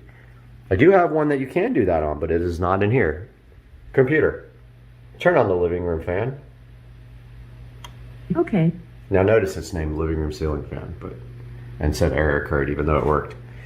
Now let's take a little bit closer look at this. This is the best. So this is an Echo Show 5. Now this is the old generation Echo Show 5. It does have a audio output even though I don't need that. Now the interesting thing about this is the wall mount for the Echo Show 5, and I'm going to put that in the description below. But basically comes with a template. You cut this out with a drywall knife, and then you push the mount in, and then the Echo Show 5 just clicks right into the back of it. It's so cool. Now, where did I get power? That's what you have to worry about. You need power. So you either need a power over Ethernet adapter and pull Ethernet through your walls and use that, or this is so easy though, because it's right, I put them right above a switch. So what I do is I hardwire, it's got to have a neutral wire. So remember, it's got to be like full power for the USB. It's a power adapter, like a USB power adapter looking thing. I hardwire mine to my switches. So you need some electrical skills to do that. And then I put the plug inside the wall. I don't cut or solder anything. I literally come off of, I get neutral and hot, and I go right into a female plug, like a wall plug, like an extension cord plug. And I plug in my little Echo Show 5, which, you know, it might not be completely 100% electrical code, but it's low voltage. I'm not concerned about that. So yeah, the wall mount, what a savior. And the cool thing about it is the speaker still works, because the sound from the Echo Show 5 comes out right there. So, computer. Play some music. Here's a station you might like. Lord Huron on Amazon Music. Computer, stop the station. I don't want to get copyright strike, but you can see there, like, you can play music on just this. Now the cool thing is you can play music on the entire house because you can create groups. So you can play on multiple devices at once, and it shows you the, I love how it shows you the lyrics there. So cool. And also just remember, anywhere in the house, computer, show me the front yard. Okay.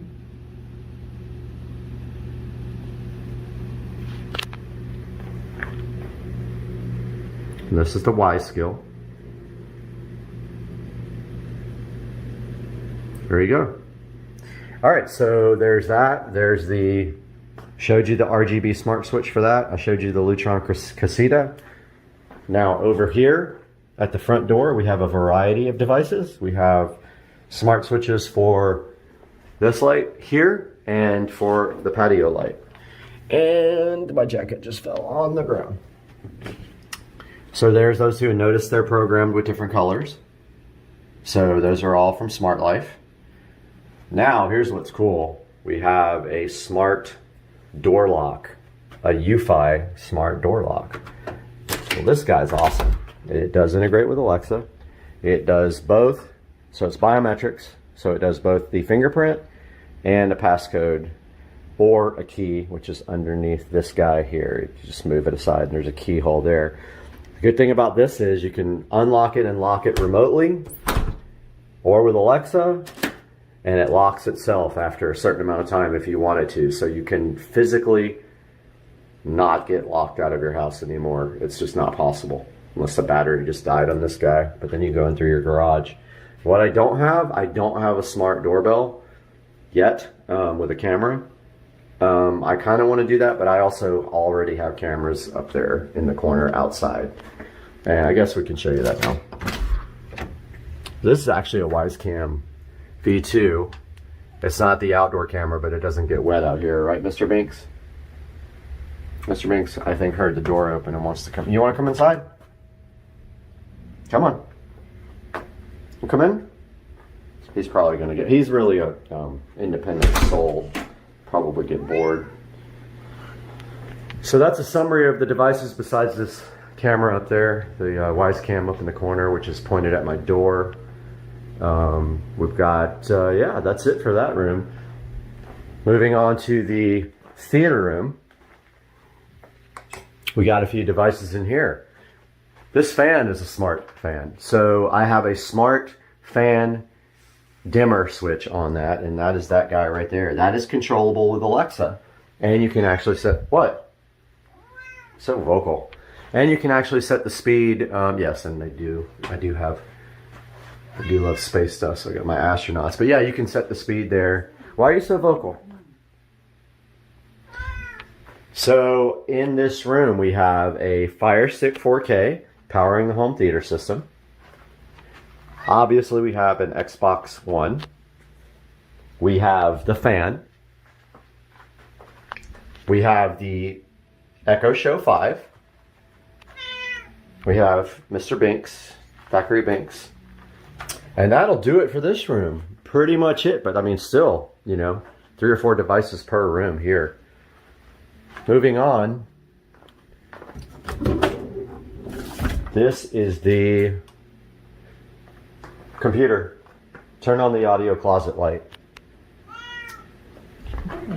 Wow. So vocal. Wait, just flop down.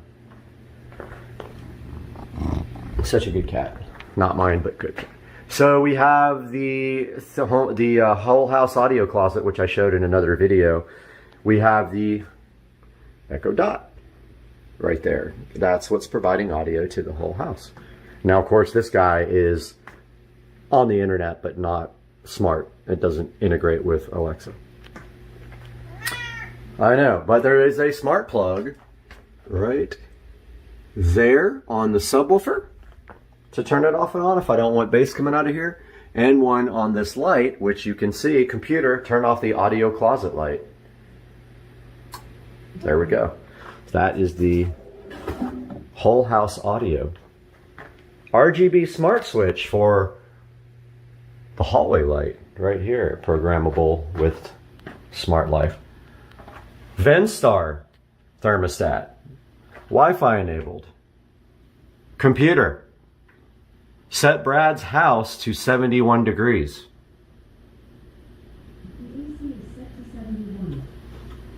Boom. Cool to 71. All with Alexa. Nothing in this bathroom yet. I want to, but I don't really need that at the moment because just one light switch there. I really want to put an Echo Show in here. I just have to figure out where, because this medicine cabinet is taking up a lot of the thickness of the wall. I really wanted to put it right there in Echo Show 5. I might still do that. What? Why so needy? Bedroom. So now we're taking a look at some dimmable smart switches. This is a dimmable smart switch, which I will put in the description. This is what is connected to these overhead lights. Now these overhead lights are LED, however they have a really bad problem with flickering, and I've seen people complain about it. But yes, this is available on Alexa, and you can dim these lights via this beautiful Echo Show 8. Again, want to get this wall mounted somehow, but the depth is pretty good on it. And where are you going in the closet? Crazy cat. So that's an Echo Show 8, the previous generation. So it does have the audio output on the back. Hopefully I didn't just bust it. It does have an audio output, so if you need to feed a home theater or a whole house audio with that, you can. This fan is on a RGB LED smart switch, but I have it off obviously because it's really bright at night, and it will only turn the fan off or on because it's not one of the built-in dimmer, it's not one of the built-in ones where it's up in the bell there like in my theater room. This is for future home theater. In here will be 5.1 audio. I don't have the in-ceiling speakers yet, and in the TV we have Fire Stick 4K. That will do it for the smart devices in the bedroom. Are you ready to go to the other room, Mr. Banks? Such a good kitty. So needy.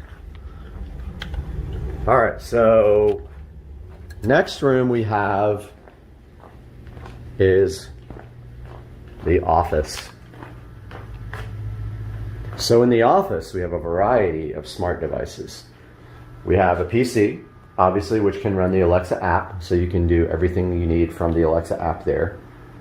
We have a monitor, actually a television, with, this is the only one left in the house, but this is the old school Fire TV that does the same thing. Get some lights going in here. That's the old school Fire TV that does the same thing as the Fire Stick. That's I believe the second generation model. So we can do, obviously we can do Prime Video and Netflix and everything from that TV. We have the Echo Show 5 here, just like in every other room, mounted above a dimmer, smart dimmer. Again, interfaces with Smart Life for the in-ceiling light. That bulb I have out because it drives me crazy with that fan. The fan is not a smart device. It has a regular remote. You cannot control it with Alexa. And she's going to hear me in every room and wonder what I'm saying. So no smart on that fan. We have smart bulbs in standard lamps. Let's try it. Echo, turn on the office lamps. Okay. Now these guys are cool because they use Smart Life as well, and the bulbs are RGB. You can control the color of the bulbs. I have this one on white right now because in the morning I like just to use this light to work by. So we have 1, 2, 3, 4, 5, 6 smart devices in here. I haven't even showed you the bathroom yet. So this is the same type of dimmer for the bathroom. So it's a smart dimmer. And it is on these two bulbs up here and these LED in ceiling bulbs. Okay, now we have a variety of smart devices here controlled in different ways. So these mirrors did not come with these LED strips behind them from the factory. They came with this guy, just white. Okay, that's how they look. Let's turn the LED smart strips off. Alexa, turn off the mirrors. Okay. So notice the blue went off. Now, these guys are natively white, but I added LED smart strips to the back. Check out the mirrors.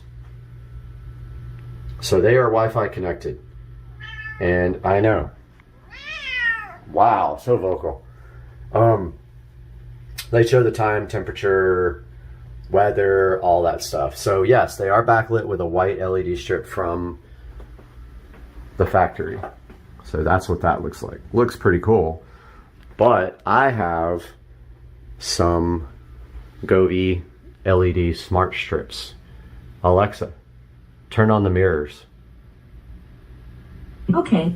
All right, those guys are configurable through Alexa, and they have a app to do the patterns and the colors and all that. This guy right here is just a normal LED RGB strip that I can power off and on without, I cannot power it off and on with smart home.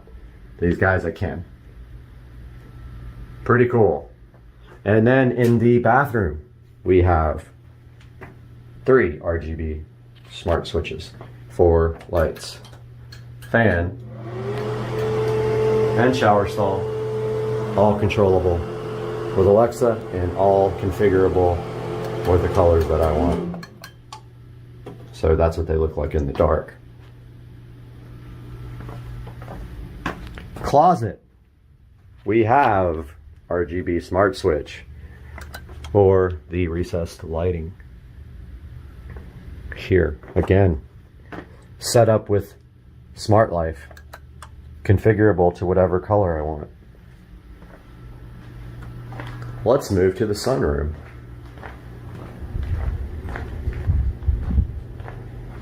Sunroom. We have a variety of devices, but we start out here. LED RGB smart switch for the outdoor light in the yard. Dimmer, smart dimmer for the sunroom lights, the in-ceiling. Remote for the smart switch for the pool light. The actual switch is outside. And in the home theater room, we have a Wise Cam. We have a monitor with a Fire Stick 4K. So when I'm huffing it out on my treadmill here, I can watch television. The fan is not on a smart switch. It has a standard remote control, speed control, light control. Right, Mr. Binks? And then outdoors, we have a Fire Stick 4K on this TV. And we have a smart switch on the pool light. And there goes a beautiful big bird flying away from the, I don't know. Do you want to go outside? Come on. Maybe not.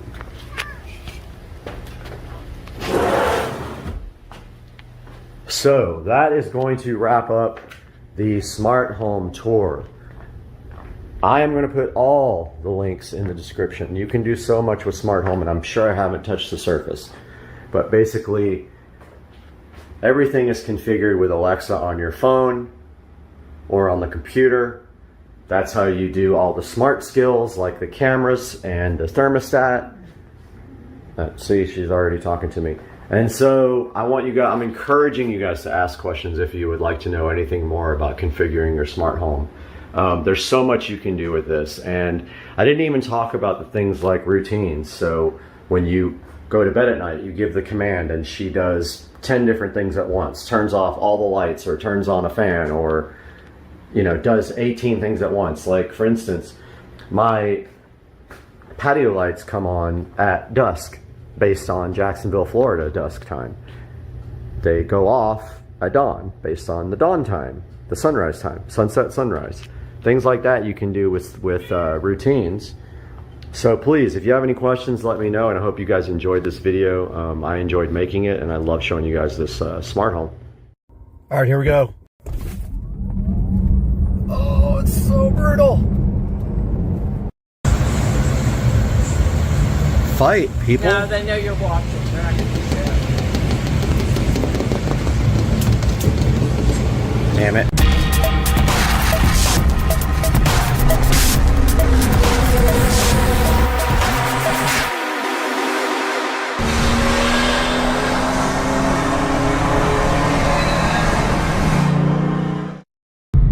We are out here, and that behind me that you can't see because there's a big truck blocking it, that is New York City. In 1,000 feet, use the right lane to exit right. Right, so the truck and the navigation system room, that's New York City. Right over there, if you can see it. And we are headed to the train right now to go to Exit right to exit 15W, right. I-280, Newark, Kearney. New York City, right there. All right, there is something related to a city right over that bridge. We're headed to the train station right now. That looks like part of the city. Don't know which part. We are going to the city, guys. Hello, New York. All right, here we are, Secaucus train station. Getting our tickets to head on the train, and we will be on the train here shortly. Cool.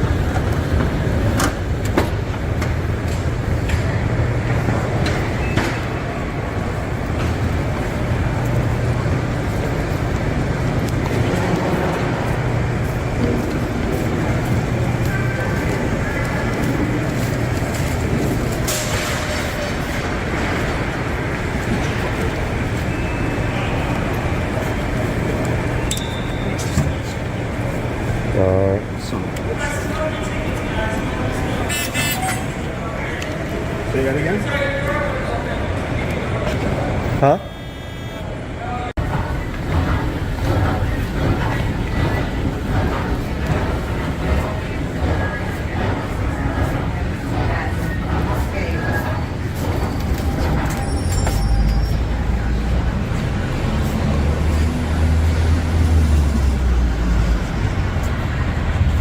Must have just missed it.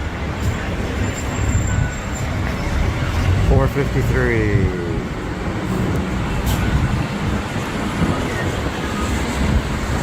Oh, it's in 7 minutes. Oh, 9 minutes. Yeah, I'm good. Out here, waiting for the train.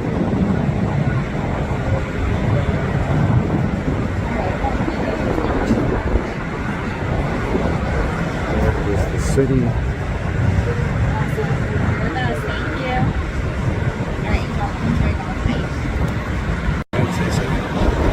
World Trade Center.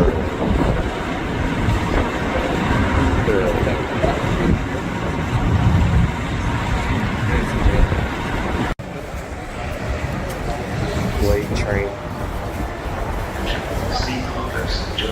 Probably gonna smell a lot of weed. Weed's legal, so just saying, don't be shocked. Yeah.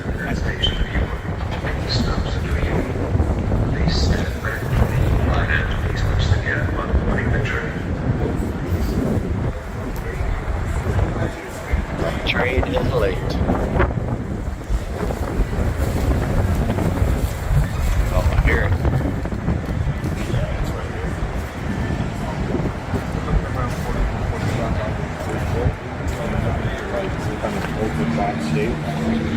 There it is. There's the train.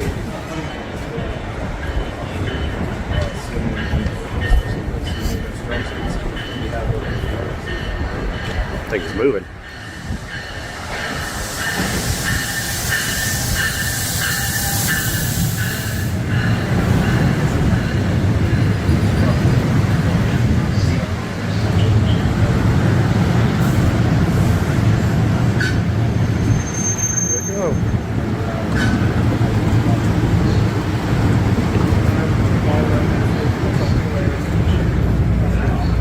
Oh, split level even.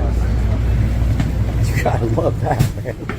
Where's the drinks now? Oh, we could have got. Where's the bourbon? We could have gotten beers. We should have gotten beers. Cool train.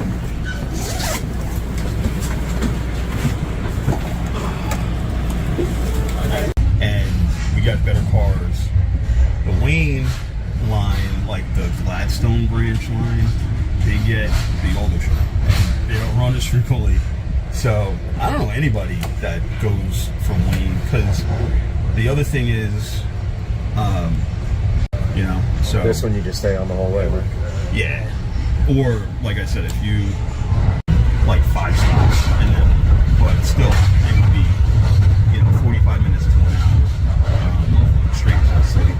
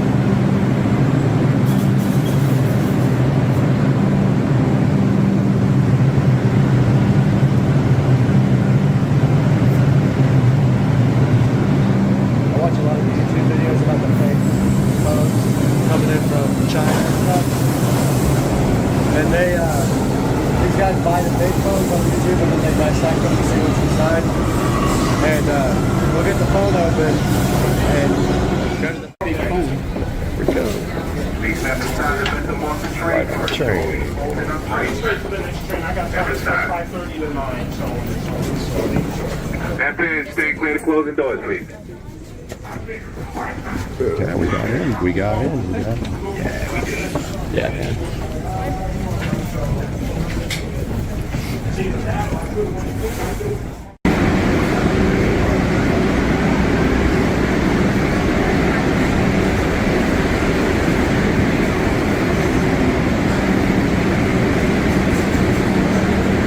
Oh, some history down here, man.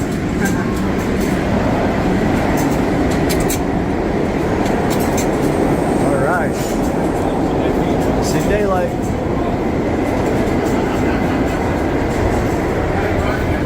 Oh, it feels good.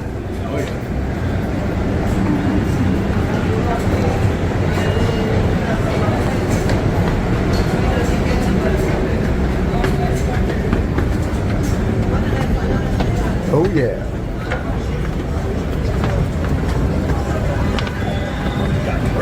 Right up to Applebee's.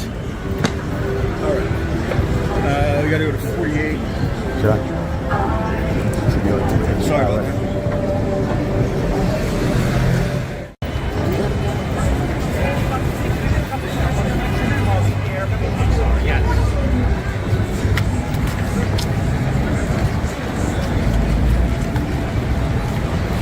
Love it. Yeah, man. City's awesome. That's the cool thing, you know? It's so cool. Weather's perfect because we're walking, so you don't need it to be hot. Right.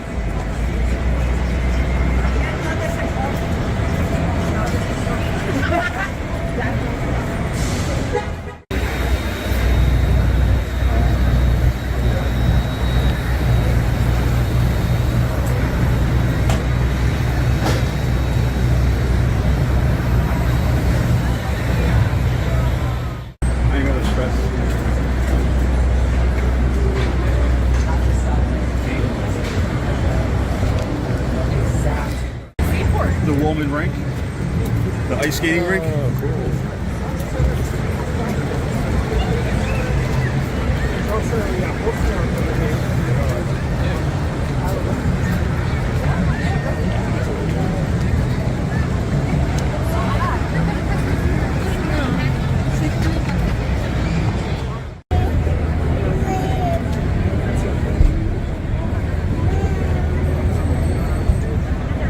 Wish it was sunny, but I don't know.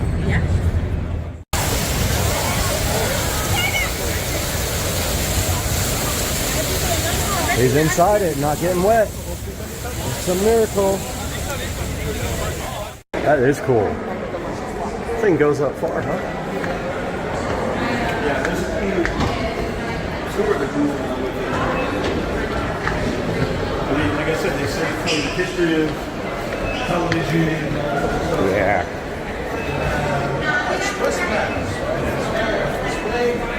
You'll take your phone so the full QR code is visible. Thank you.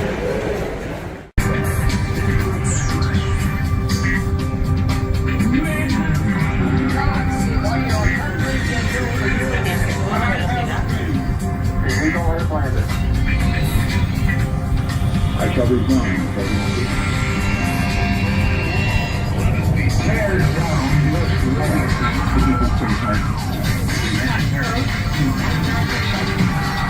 Welcome to Top of the Rock.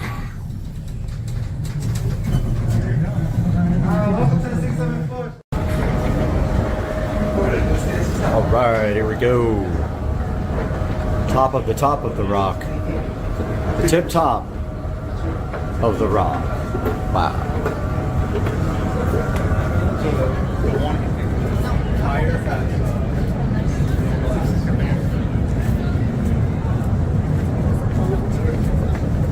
Dang, look at this. That is insane. Wow. Check it out. Do you know what it is?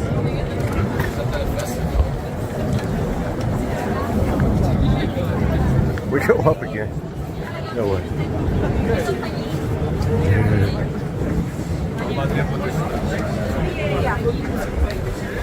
Top of the rock.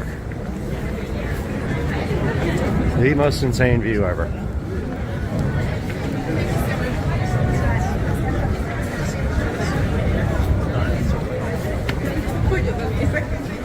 And we keep going. Oh. Cool. If you're scared of heights, this is not for you. I'll tell you right now. Oh.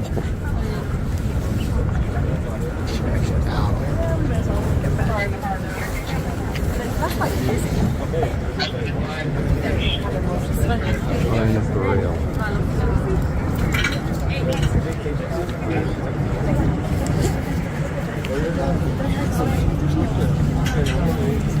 Jest taka pionowa ściana jak na tym jednym z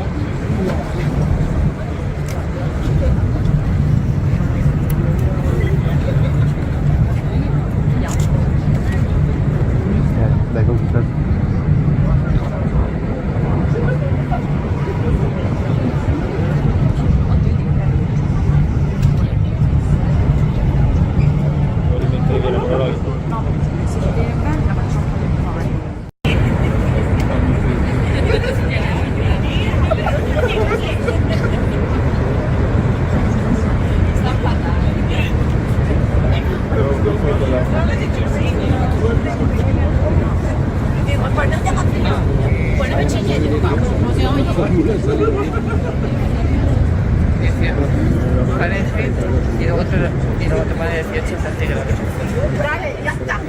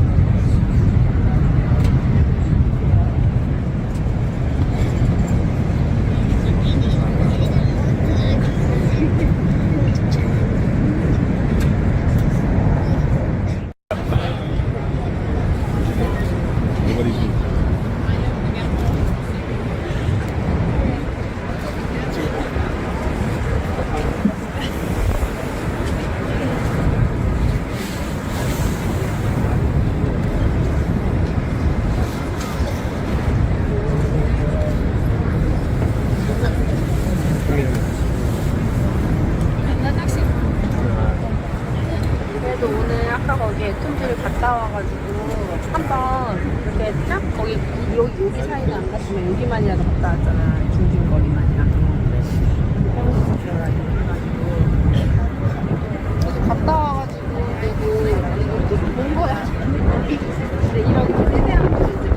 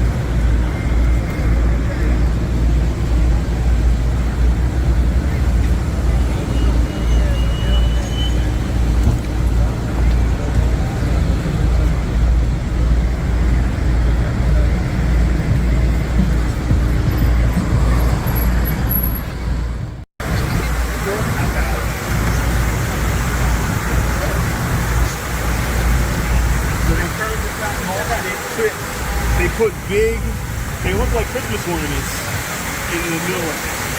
Oh, nice.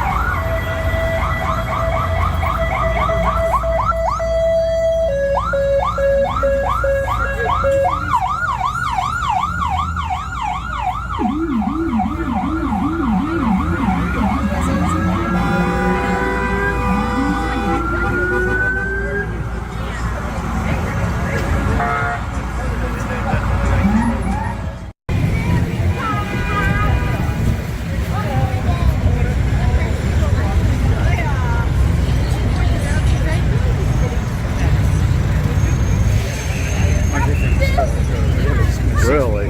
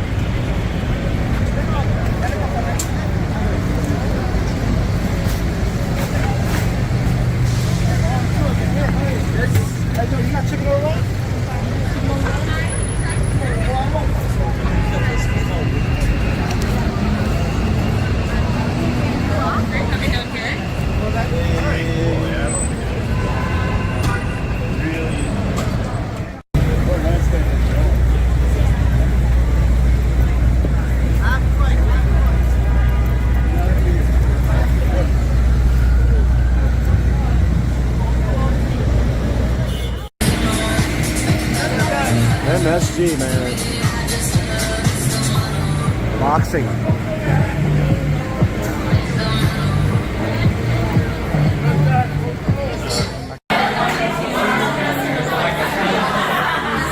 Wow.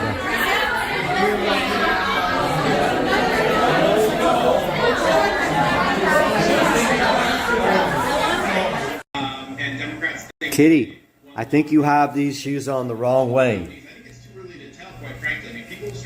What? Oh, now you don't care about them? Bye-bye. He left. We ain't got no place to park no cars. Up in this garage. Oh well, let's sell them. You gotta shake it and bake it. Alright, here's the chef with his wings. And ain't nobody in the world knows how to make these wings. Show him your wings. Hurry up, you only got 5 seconds. 5, 4, 3, 2, 1, boom. Bam! And you don't know how to make them? You wish you could make them this good. There has to be a better way to cool down this space. If you've ever tried working in a garage during the summer, then you know just how brutal it can get. Here in Florida, my garage regularly reaches temperatures of 95 degrees or higher, making it almost impossible to comfortably work on projects, film videos, or spend any significant amount of time out there. But today, I think we have a solution for that. We are testing the Zafro portable air conditioner to see if it can turn this hot garage into a nice, comfortable workspace. We'll go through features, installation process, app controls, and most importantly, see how much this unit can actually lower the temperature over several hours of real-world operation. So let's get this thing out of the box and see if this portable AC can beat the Florida heat. Joe, let's roll the clip and get this thing unboxed.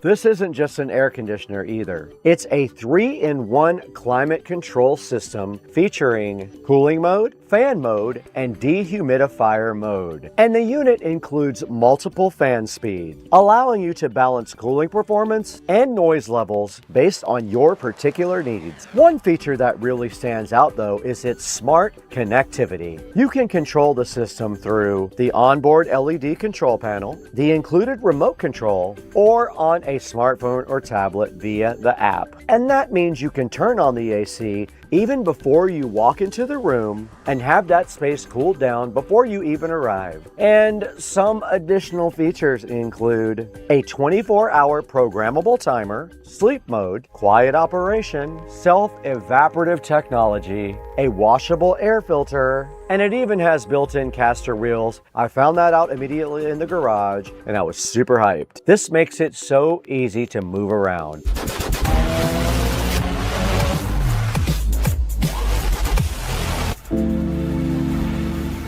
Now let's get this unit installed and see how easy the setup process really is. And once the box is open, you're going to find this inside the box. The actual portable AC unit from Zafro, 2 exhaust hoses, there's double vents on the back, a window vent kit with multiple plates depending on your window size, a remote control, installation hardware, and also user documentation. Now, one thing I really like about portable air conditioners is that they don't require permanent installation. You can just assemble a few basic parts and you can get one running in just a few minutes. And the first step is assembling the window vent plate. Now basically this comes with multiple plates that you can configure depending on the width of your window, and there's a nice size guide that is provided to show you how to put those together and a really cool installation video that I will link in the description. I measured mine, found the perfect width, and went ahead and installed the window plate. After I installed the plate, I went ahead and put foam insulation around the plate to keep everything sealed. Now this is a must-have. You have to have this plate installed to to expel the hot air from the garage through the window. This is how all the hot air gets outside. You can't just install it and put the hot air back into the room. It will not work properly. So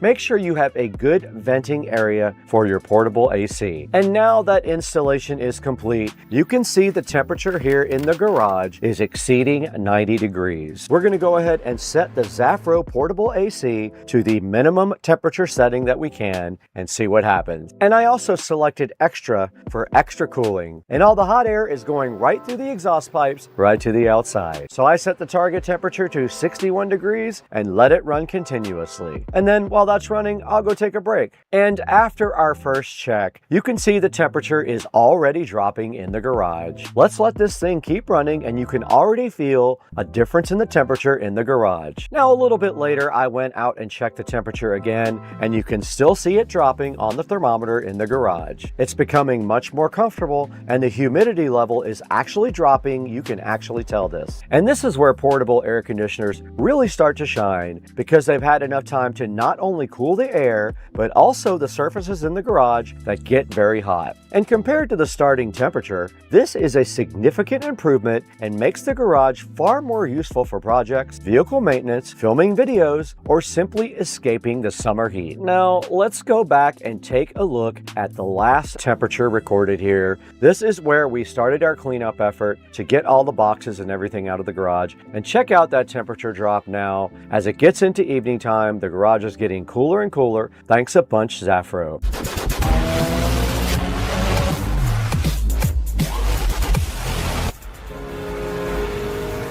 Now, one of the standout features of this unit is the app control. Once connected to Wi-Fi, the app gives you access to most of the same controls available on the unit itself. And from the app, you can shut the unit off and on, you can adjust your temperature setting, you can change the fan speeds, you can switch operating modes, you can configure timers, and you can monitor the operation remotely. And this means you can start cooling your garage on hot days before walking outside, which is extremely useful. The app setup is straightforward and only takes a few minutes to connect the unit to your home Wi-Fi network. For anyone who loves smart home technology, this adds a level of extra convenience compared to traditional portable air conditioners. After spending several hours with the Zafro 12,000 BTU portable air conditioner, I'm really impressed on how much it improved the comfort level in my garage. Now, cooling power is important, but if it sounds like a jet engine, that kind of defeats the purpose. And the Zafro unit features both energy saving mode and sleep mode. So now let's test the sound. Zafro claims this unit can run as low as 38 decibels in sleep mode. So I'm going to stop talking for a few seconds and let you hear exactly what it sounds like.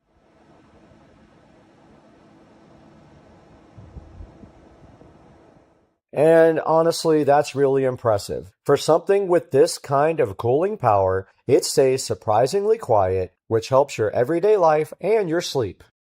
We started at above 95 degrees, and that place became a much more comfortable environment for working on golf carts, scooters, and e-bikes, filming videos, or whatever else I need to do in the garage. The installation was simple, the smart controls worked well, and the cooling performance made a noticeable difference. If you have a garage, a workshop, a home office, a game room, or any space that needs supplemental cooling, this portable AC is definitely worth considering. And if you'd like to learn more or pick up one for yourself, check out the link down below in the description. And if you found this review helpful, be sure to give the video a thumbs up, subscribe to both channels. We also have Second Car Street Racing, and hit that notification bell so you don't miss the product reviews and the real world testing videos. Thanks for watching as usual. We'll see you in the next one. I have to go edit this video. Joe, when I get out of here, shut off the cameras.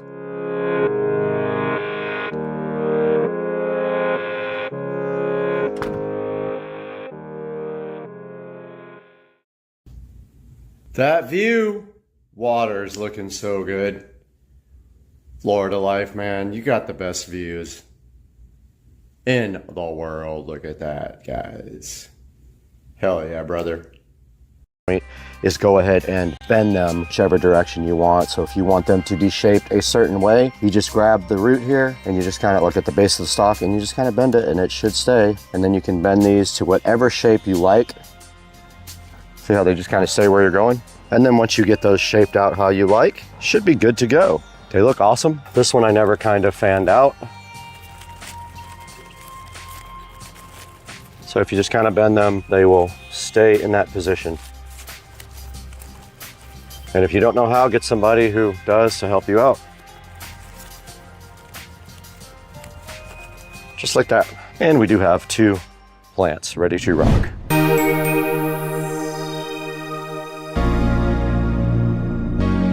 Ladies and gentlemen, we're so happy to see you once again in Studio B. We are recording from Studio B right now. You can see Supercar Street Racing right behind us playing on the television right there while we do a live show for you guys right here on this video. And today you can see we finally replaced our old blown apart artificial trees that were in the front yard. Now what happens to these guys is basically Florida is relentless. The wind, the rain, the humidity is relentless. Anything outside of your house is going to have to be replaced in 2 to 3 years, no matter what. It's just a thing. You always buy warranties if you can on anything that's going to be outside. Everything wears out, including the furniture. It's just a way of life in sunny, hot, humid Florida. Now these trees were in the backyard on my patio. They sat there for a while, but when I built the front patio, if you go back and check that video, I moved them from the back to the front, and I will get some more for the back patio so that it also looks fly, because these are awesome. And they make so many different kinds of trees and plants here. I want to show you a few of them. Now these are the 5-foot artificial palms right here. They are $118. They also have this bird of paradise right here. They have the cedar topiary in both 3 and 4 foot versions. They also have these 5-foot cedar topiaries, and they are quite expensive, $269 for 2. Make sure that's what you want. I think I might buy those for the garage, right on each side when you come up into the driveway, right against the garage. Now this is a artificial Dracania. Looks pretty cool. It is 4 feet tall. It's $64. And right here, a cool artificial eucalyptus tree. I think that might look cool somewhere in the back around the pool area. Here is a 6-foot ficus for $114 also. Here's a Monstera deliciosa plant, 4.5 feet tall, faux Swiss cheese floor plant. Here's an artificial olive tree for only $79. And there's the 5-foot artificial palm trees back again. Now these guys are sitting at a solid 4.5 star reviews. I love the way the palm trees came out. You do have to go ahead and shape them the way you like them. When you get them, you'll take them and actually bend the bottom so that you get a nice natural looking plant wherever you want it. Now I'm gonna go ahead and order a bunch.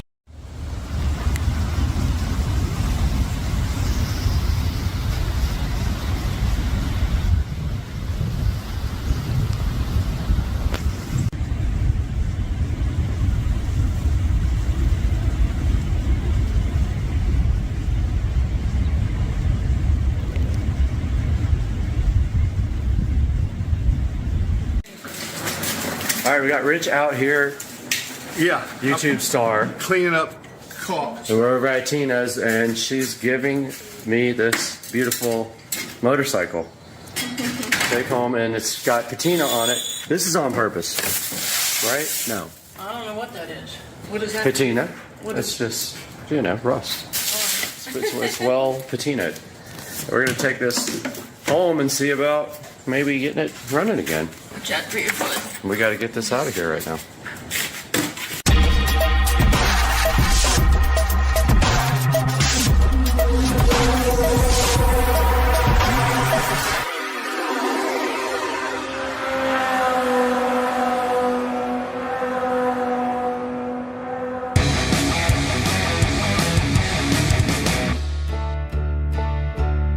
Okay, we got the bike loaded up, me and Rich, and we found that tire's flat spotted, so that's why it wouldn't roll. So no big deal, needs a tire. And I found we have the manual, so we'll order parts for it when we figure out what needs to be done to it, right, Rich? That's correct. Not Tina, she's not on camera. Off cam Tina. And 2 weeks from now, we'll be jumping cars with it. Jump whatever will get in front of us. That's pretty Cars, much cats, dogs, whatever. Yeah.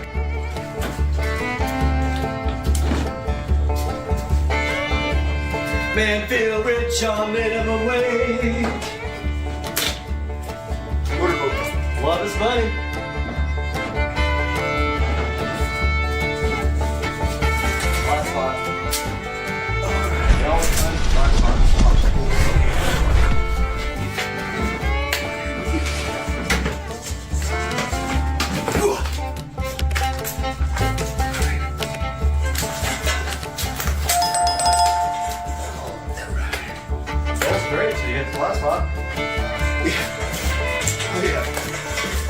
Kind of rolls better if you tilt it. Look how many years it's been sitting there. It's just.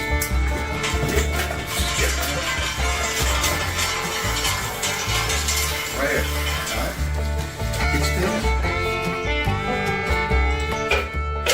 Sweet. Boom! Okay. Mini bike. Awesome. Dude, the mini bike life. Coming over to get some potatoes. Okay. All right, we're out here in the garage and Rich is over there doing something to his truck, I think with seafoam. And I'm trying to make him help me, but he's tired, even though I only slept 2 hours. Gotta get the lights going here.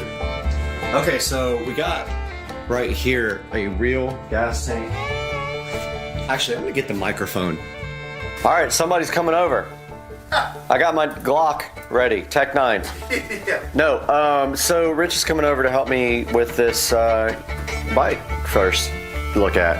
And so we got this, I was telling Rich, so these don't have a real gas tank, so this doesn't come off. Here's the gas tank, here's the choke, here's the fuel cutoff. This is literally... So that's the real gas tank? That's the real gas tank that's there. That's where you put the seafoam. And so we're gonna go ahead and... That's interesting. Yep. This is totally fake. Totally fake. Wow. And zip tied. There's zip ties right there for something. Okay, so I don't know how to get the... Okay. All right, so here's the first look at the gas tank. Now... All right, so it's got a gasket on the top. Now on the good... Yeah, that don't look good in there, bro. So there's actually some gas in there, but it's kind of dark looking. Where's my light? It's not good. Where's my light? Check it out, Rich. What do you think about that? There's not much in there. Should we like just pour that whole seafoam thing in there and then also fuel, or just? There's not a lot in there. It's not a lot. I would pour seafoam. Seafoam usually, but God, that's been in there for years though. I mean, how you want to get it out? Is there a drain? That's what I was gonna see if we could drain it. If we can, I would need to drain. Drain it? Yeah. Okay, let's see if we can figure out how. All right. So, all right, so there's no drain plug. No. Okay, so you'd have to siphon it out. Oh yeah, and I don't know if I want to deal with that. We just add seafoam to it. Well, I'm thinking like a bunch of seafoam and some fuel. And get some new ethanol. And since it didn't yeah. And since it didn't go into the carburetor, right. Since it's off, maybe that's enough dilute. All right, so we've got our seafoam here.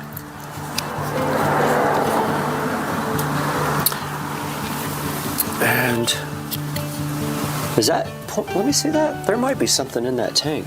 Oh, that's the float. I'm almost like, should we just put a bunch of paper towels in there and suck it up? You can try. Okay, here, hold that. All right. So I'm gonna grab some paper towels. We're gonna try to get this out.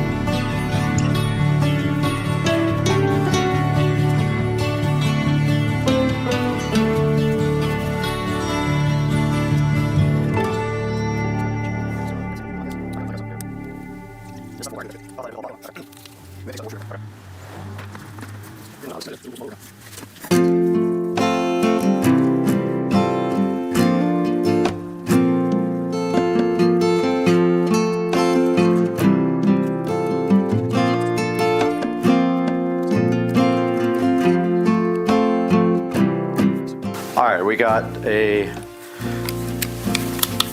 light on over here. And here is the oil. Okay, so this looks like the oil dipstick, and that might be the, it might be the drain. Oh. You want me to wrench? Oh, you got Nope, it came out. Not too bad for probably 10 or 12 years. Right? It's got oil in it, dude, and it doesn't look bad. It actually doesn't look bad. It's not dark at all. Wow.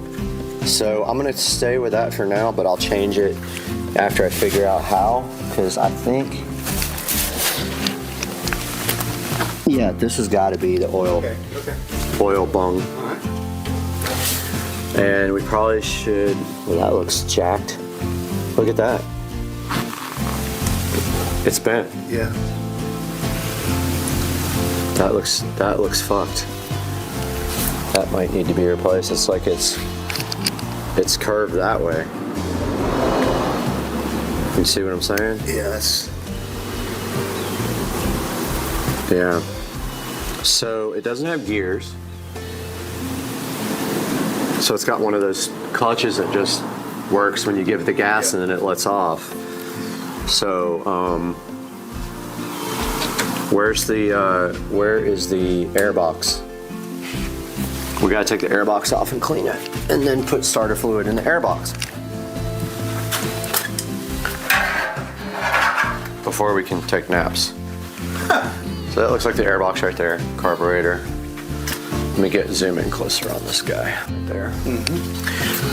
So we've got a wing nut up here. Does the seat pop up? Comes off a little. No. Does not pop up. But we got a wing nut on the air cleaner here. What we'll do is we'll take the air cleaner off completely. It's definitely rusty. I have to. It's seen better days for sure. Okay.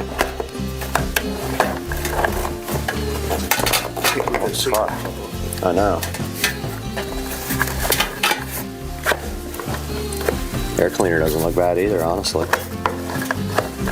How the hell are you supposed to get it off? I know it's... Oh, just like that. I'm gonna leave it like that and then just hit it with some starter fluid.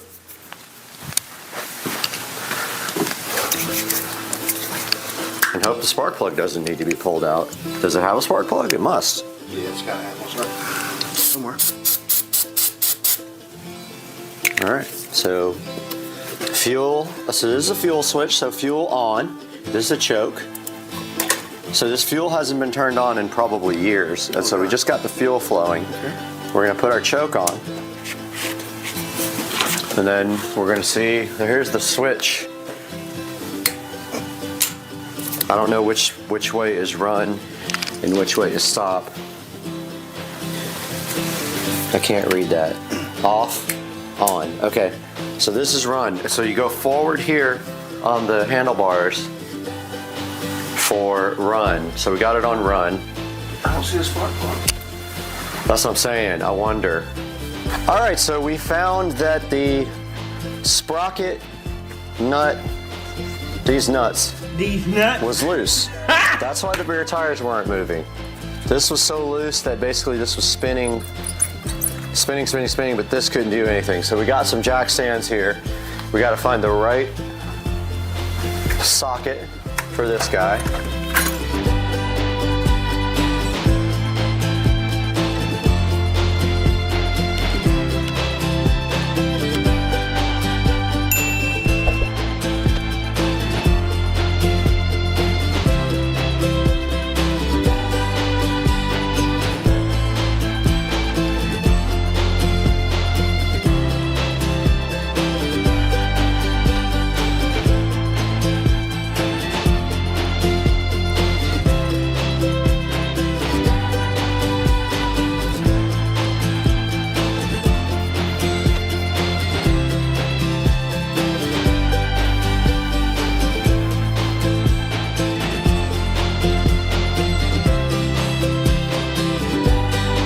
Now I'm just looking at the throttle cable and seeing what it's doing.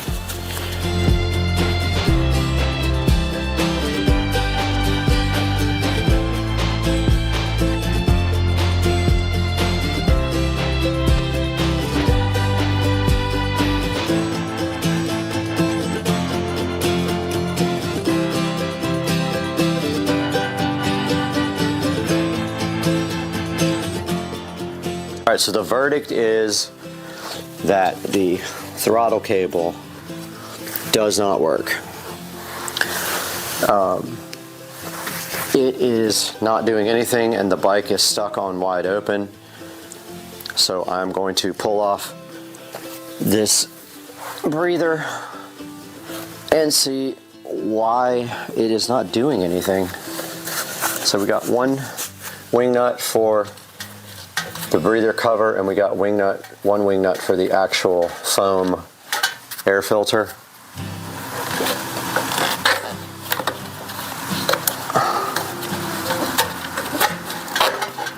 Air filter's off. Yeah, I'm gonna end up having to take the seat off, but this does nothing. Well, it's not connected to the carburetor anymore.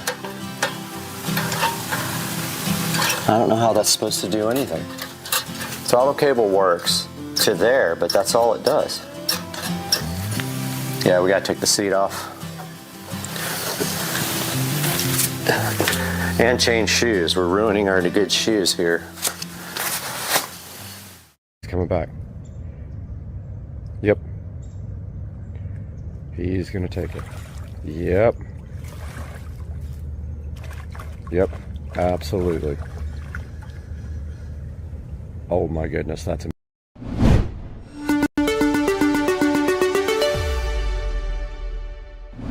Yeah.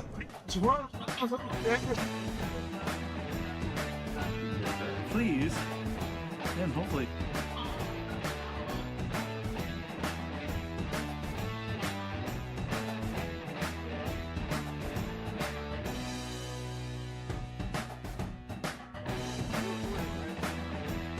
Yeah.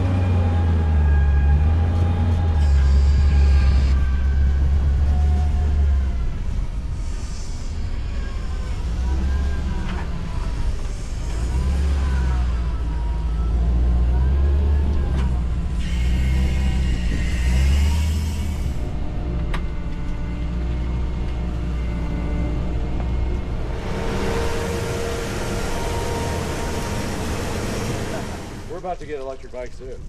Nice. We're talking about it. We're trying to figure it out. There's e-bikes while we rip. How do you get the seat up, by the way? You pull it forward and then pick it up.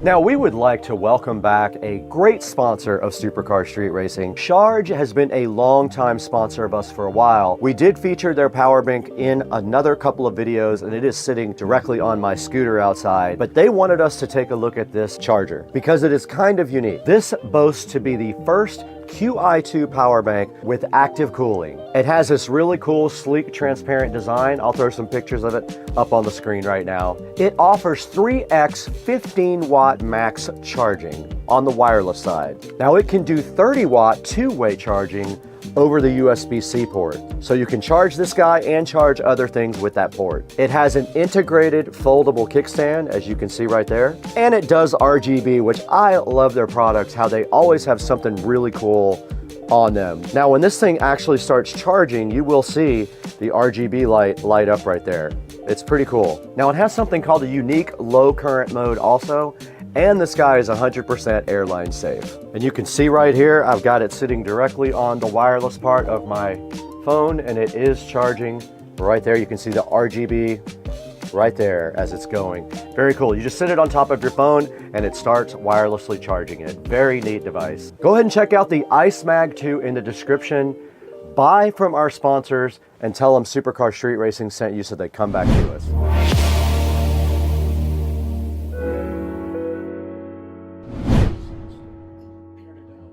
Need you all the way.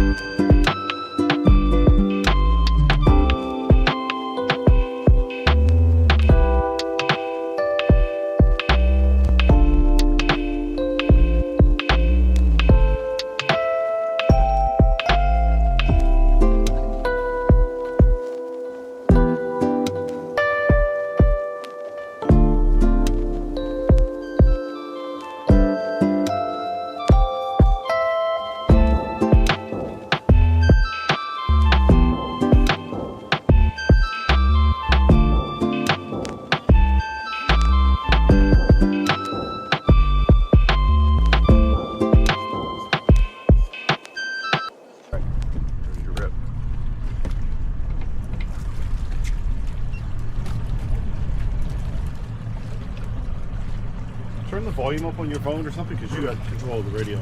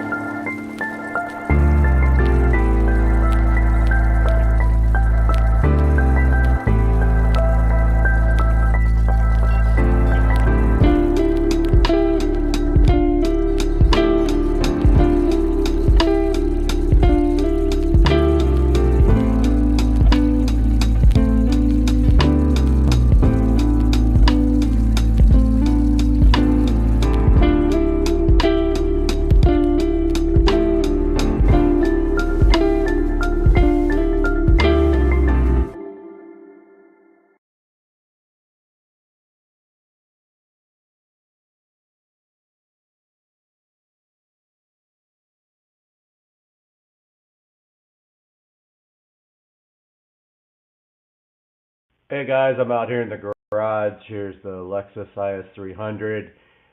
Just updating you guys because we had some interesting developments over the past couple of days. When I was looking at the car, I noticed that the radiator supply went to the opposite side of the engine from the GTE motor. Wasn't quite 100% sure, and due to my lack of knowledge, I didn't ask the proper questions. And also, the GE head has been used quite a bit on the GTE block for the conversion from normally aspirated to turbo. The GE head actually flows better than the GTE head for the turbo. So, not asking that question and assuming that the block was a GTE block, I purchased this car. After posting the pictures up on Super Forums, I had a couple people notice the GE head and comment on it, and made me look further into this car being a full 2JZ GTE swap, which it is not. This car is a NAT car. Technically it is a 2JZ GE engine that is built, fully built, and converted to turbo. Now, what are the positives and the negatives about this?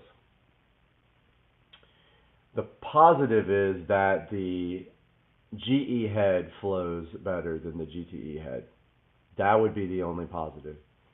The negatives are that the twin turbo motor accessories don't fit the intake and exhaust manifolds. So they have a special exhaust manifold and intake manifold for the GE head and block. The other negative being that the car technically is not worth what it was before. Now, it does have the 6-speed Toyota transmission. It has the Supra brakes. It is a partial Supra conversion, not a full Supra conversion. I have been working with the seller and the dealer trying to work something out to keep the car, but I do have a lot of content already made that I was holding off on releasing, but wanted to post this quick update before I release that content. I'm waiting on an answer from them about a few stipulations that I have on keeping the car. To be honest with you, the car is not what I thought it was. I was disappointed. The owner also did not know that the car was not a GTE block. A lot of the guys on Super Forums are saying it was dishonest, deceitful, negligent. I am willing to work with them on it under a couple of conditions. One being that when I'm ready to sell the car, the dealer that sold it to me will sell the car for me. Other than that, I do have some content coming, but I wanted to get this video out so you guys know what's going on with this car. This is not a Supra swap.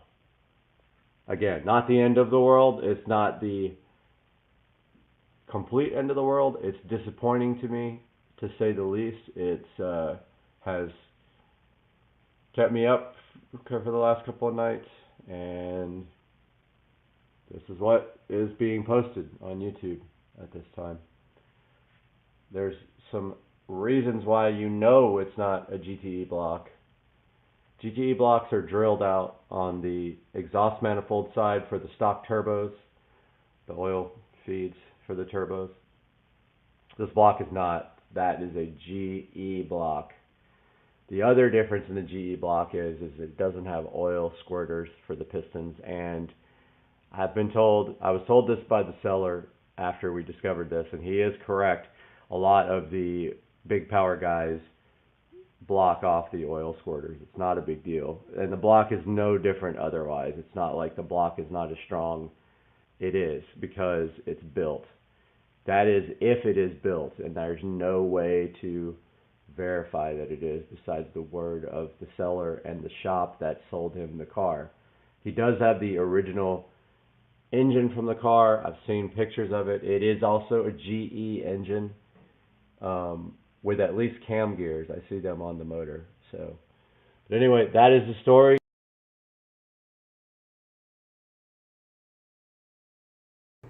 That PillSat is back, and it's so good in your life with the tequila gun. And then you've got the Wise Cam. You got the tequila gun, and you got the Wise Cam, and you got the peel satisfaction. That PillSat, you love it. Are you so hyped for the PillSat in your life? That peel.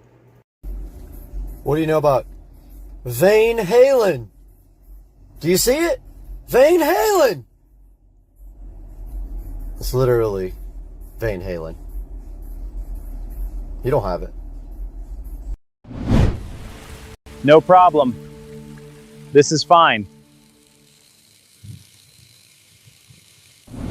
What's up, everyone? Welcome back to Studio D, and we have something really different today with the Mach Wheel Flint Pro right here. Mach Wheel was kind enough to send us this bike to check out, and it's a little different than usual because it's not one of those big, heavy, fat tire bikes. Now, this is the Mach Wheel Flint Pro, and it's designed to be a commuter bike. It's lightweight, and it still gives you that electric assist when you actually need it. And when I say lightweight, it really is. This thing weighs only 31 pounds. And that immediately changes the way this bike feels compared to some of the other bikes that I've ridden. And you can actually pick this thing up without feeling like you're riding a big motorcycle. But one of the biggest things that separates the Flint Pro from the regular Flint is right back here. Instead of a traditional chain setup, the Pro uses a Gates belt drive, and it's carbon fiber. So there's no chain to lubricate, there's no greasy dirt and everything getting on your clothes, and the belt is not gonna rust. It's also extremely quiet. Now, I've already put a lot of miles on this bike. We've got some cool stuff coming up for you to see here from the Insta360 and some awesome drone shots of riding and things things like that. So we're going to show you what this bike actually looks like out on the road. And of course, right behind us, we've got this cool view from Studio D. And Mach Wheel didn't just send us the Flint Pro, they sent us their huge accessory kit as well. It has some nice things with it, like a bag, a bigger cushion seat. It has a phone holder, mirrors, and several other things. Thanks a lot, Mach Wheel. So let's get into the Flint Pro right now and see what it's all about. Joe, roll a clip.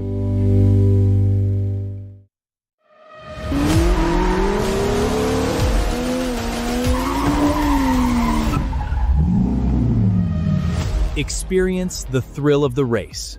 Supercar street racing, where luxury meets speed.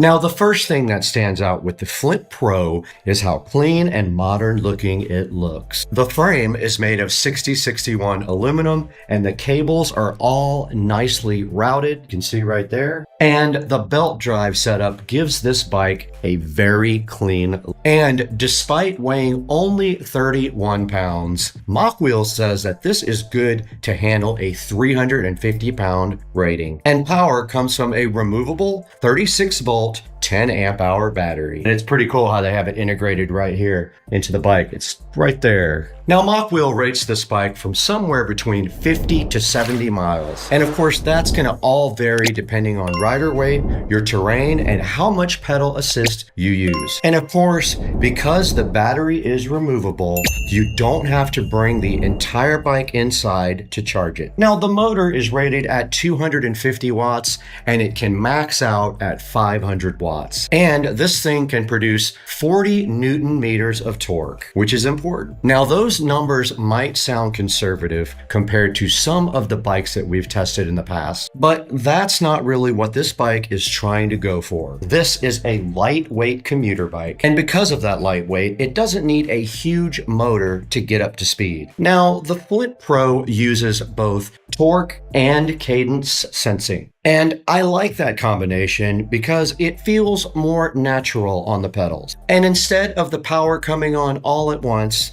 the motor gives you a little bit of power naturally. And that means when I started riding and I put a little bit more effort into the pedals, the bike gave me a little bit more assist. And for a bike designed for neighborhoods, bike paths, and everyday riding, I think that's exactly how the power should feel. And the assisted top speed is 20 miles per hour, and that is plenty for a bike like this. And take a look how the bike moves from this perspective. This is where that 31-pound weight really becomes noticeable. It looks and feels much more like you're riding a conventional bike rather than a giant e-bike. You can maneuver it easily, and if you're somebody who lives in an apartment, needs to get a bike into an elevator, put it on a rack, or even lift it into a vehicle, that weight could be a huge advantage. And when you listen to the belt drive, there's literally nothing to hear. Now, the Flint Pro is a single-speed bike, so that means you don't need a bunch of gears. The Gates belt is quiet, it does not need lubrication, and you're eliminating a lot of the routine drivetrain maintenance that you have to deal with normal bikes. And for someone who's mainly riding around on flat roads or commuting around town, I really like the simplicity. Now, you're riding on CST 700 by 45C tires, and those are substantially more narrow than the ones you see on the Fat Tire e-bike. And that helps the Flint Pro feel more like a traditional bicycle. And for stopping power,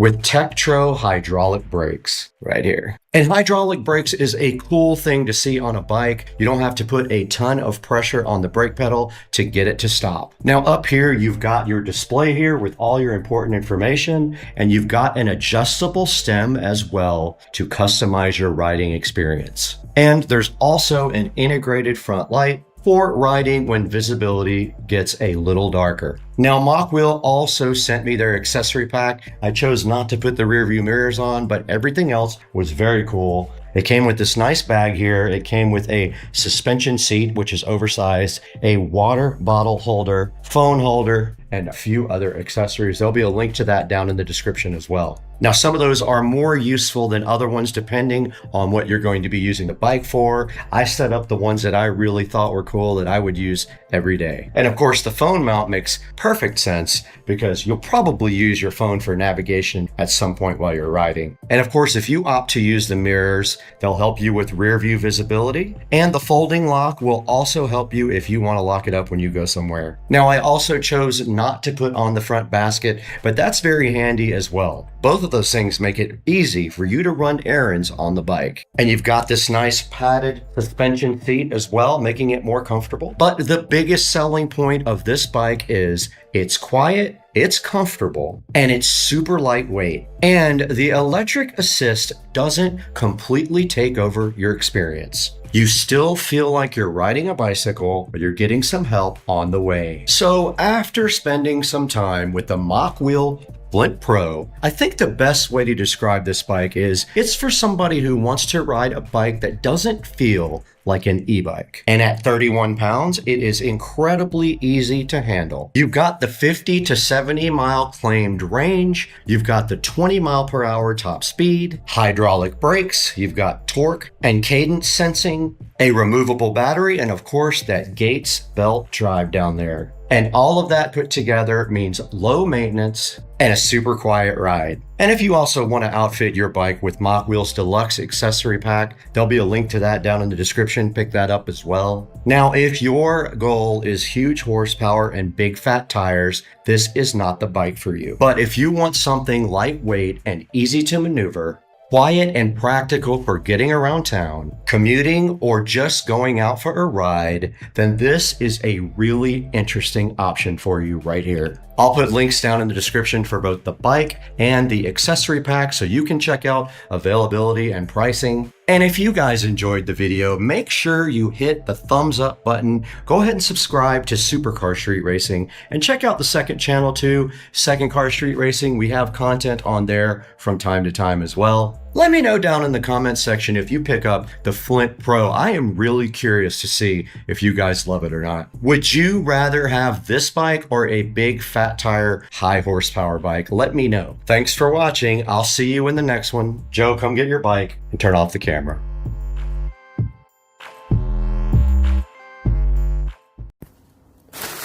Oh my God, that pop sat. That pop sat is real. You love the pop sat. I love the pop sat. Everyone loves the pop sat. Please love it. We are live at the 2026 Consumer Electronics Show with Supercar Street Racing. Hey, what's up everybody? Supercar Street Racing. We're back at CES 2026. We're in the Chic booth, and if you look behind me, this is just some of the cool technology that Chic has this year at CES.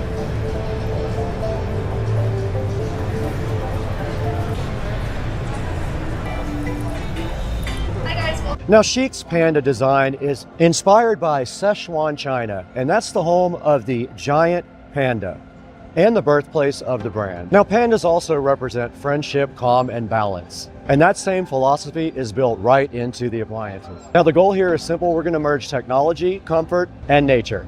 Now, we found a very cool section of this booth. This is the AI TV section for Chic. All right, we located the Q100 Nova mini LED TV right here. It has so many cool specs, I have to read them to you. This thing has a zero gap wall mount, meaning if you look on the side here, that is the amount of space you have between the TV and the wall. It has over 5,000 local dimming zones, 5,000 nits of peak brightness, and 95% DCI P3 color coverage. It has 4.1.2 panoramic sound built in as well, and 3D sound built into the TV itself. And it is powered by their Changhong Yunfan AI engine. Joe, we found the air conditioning section of Chic, and it looks so cool. Step in here with me to this awesome room and check out all the cool products that Chic have. These are 5th generation inverter air conditioners. It says evolution driven by your care, and they think for you because they use AI.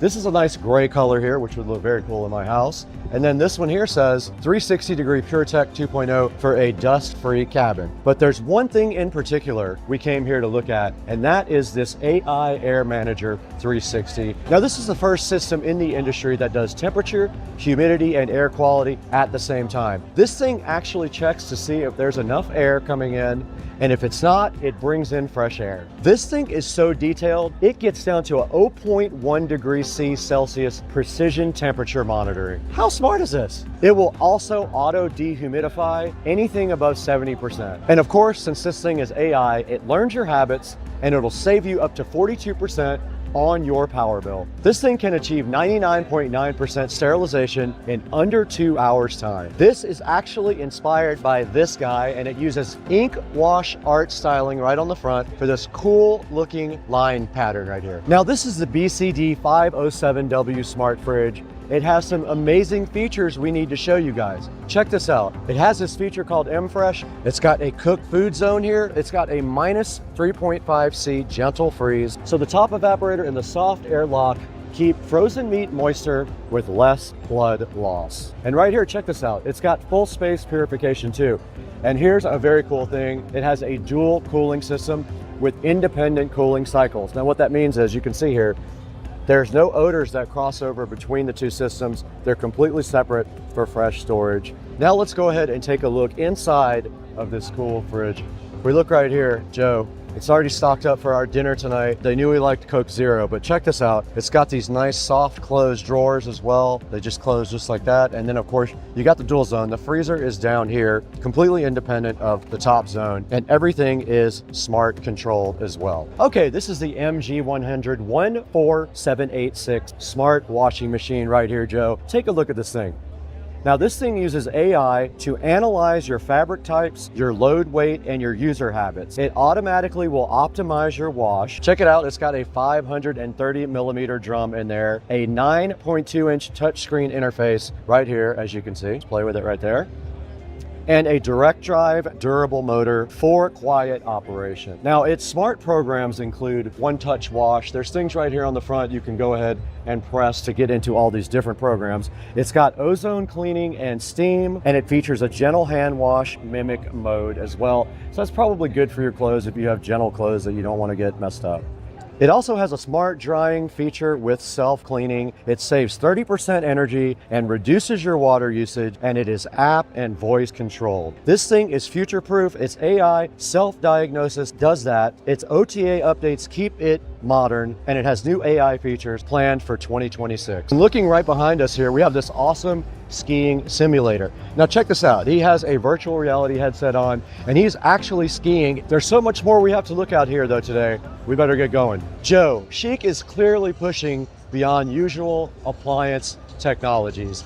You can see this beautiful booth that showcases all their awesome AI, all their gaming stuff. So this is all about AI that adopts, designs that heal, and tech that feels personal. You could see that in a lot of the products that we showed you today. Now the Panda series stands out at CES 2026 because it pushes culture and innovation. Now I want you guys to let me know down in the comments section what impressed you the most. Was it the cool television? Was it their smart washer and dryer? What about their cool air conditioning system? We saw so much stuff. What about that skiing simulator over there, Joe? So many cool things impressed me today. Make sure you drop it down in the comments what you liked, and we'll see you guys in the next booth. Hey guys, good morning. Wanted to show you guys these floor mats that I got for the E90X. Get this garage opened here. So I finally broke down and bought some floor mats. I've been needing some for a really long time. And I found these floor mats on Etsy. Wow, that's the loudest garage door.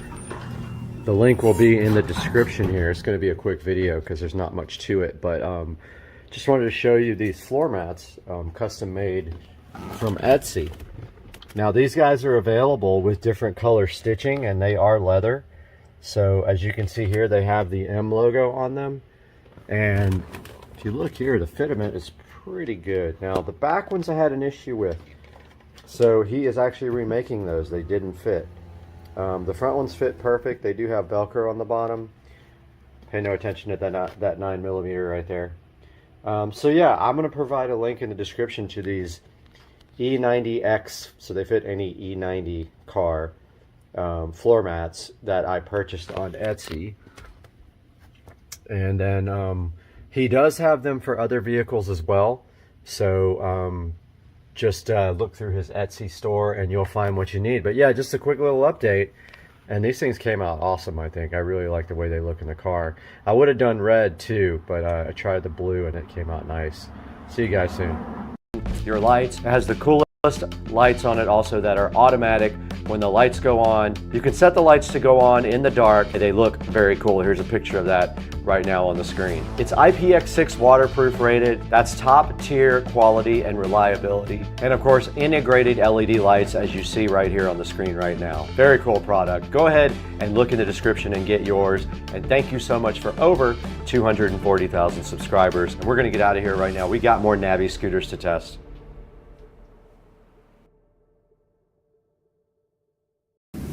Just a tornado warning, and it is active out here, and there's some low clouds. I'm gonna step out there so you can see them. And then we got some crazy lightning. I'm just waiting to get smoked by a tornado. We have a tornado on the ground out here somewhere. That's about cock and ass and tits and butthole pleasures. It's not about butthole pleasures at all. It's not about this rusty trombone and the dirty Sanchez. Please stop. And the Cincinnati bow tie. Moosh. And the pussy juice cocktail. And the shit-stained balls. Moosh, just please stop.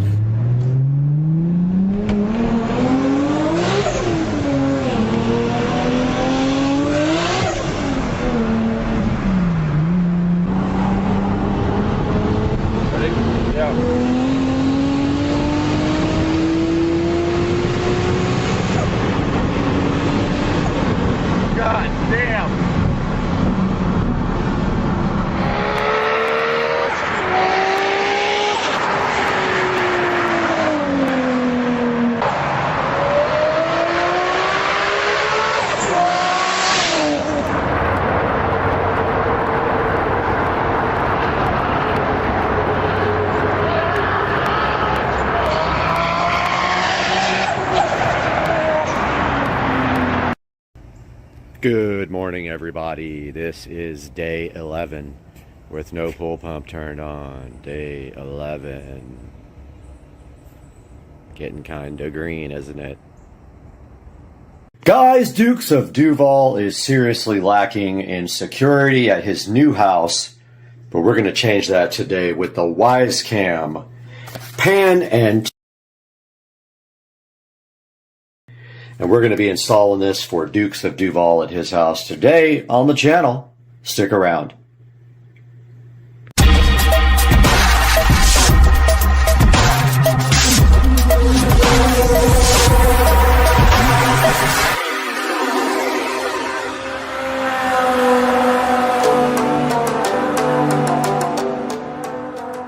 Okay, for the first part of this project, we have a new electrical box for Joe's attic, and we have a new receptacle here.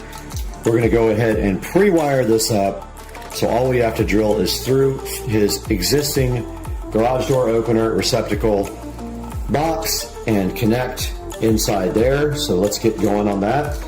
So we have to strip this wire back here, but first, we don't need that much. We're going to cut off some Romex here, and we'll probably still have way too much, but yeah, let's get this going.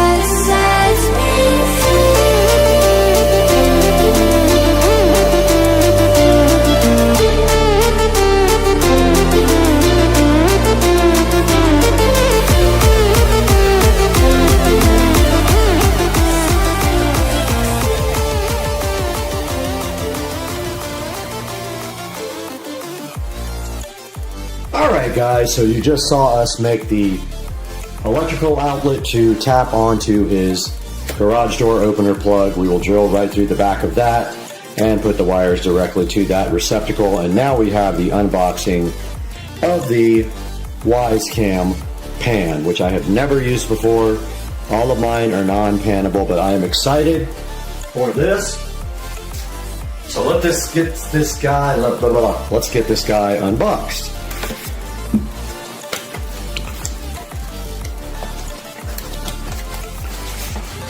And inside of the box, we have another box, of course. And that flips open with a quick start guide and a mounting guide. So I guess you stick this and then you mount using this template here.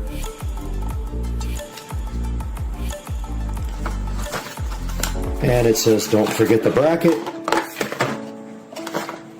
There is the bracket, and it looks like this. Lines up like that, so you will mount this to the wall, and then you will mount the WiseCam to this dude like this. There's probably a screw that goes underneath it like that, if I had to guess. And here's the actual WiseCam, and here's the peel satisfaction. Granted. And let's see what's inside this box of the WiseCam pan.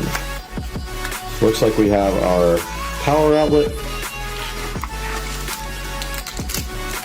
Looks like we have the screw to mount the WiseCam to the base, and some screws to actually go into the wall. And inside of there is a lovely cord. Let's put this all back now.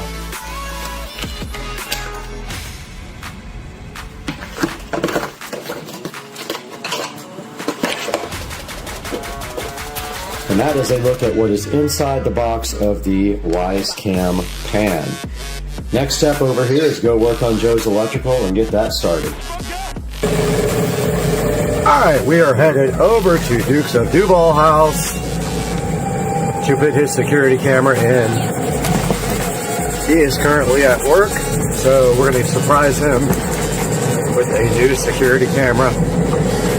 When he gets home, he'll be hyped and stoked beyond belief. And this is how close he lives. This house is right there. Welcome to Dukes of Duval.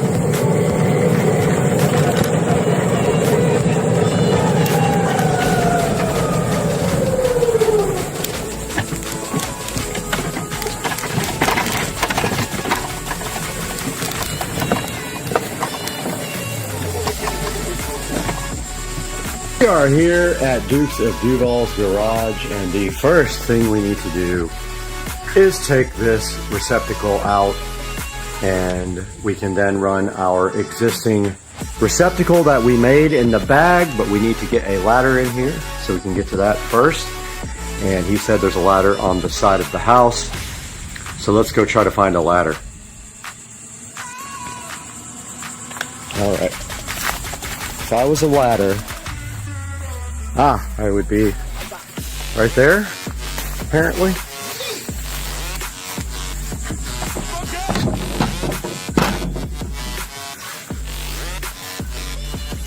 Oh my goodness, that's a big ladder. Huh, okay.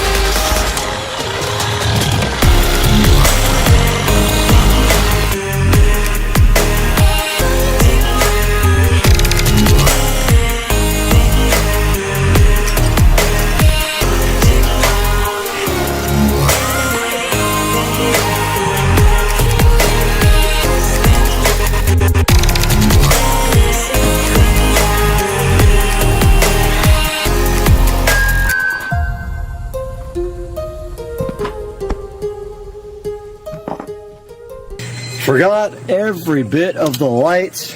So I went back to the house to grab the headlight and a work light, and I'm going to head back over to Joe's as soon as the coast is clear. Let's go.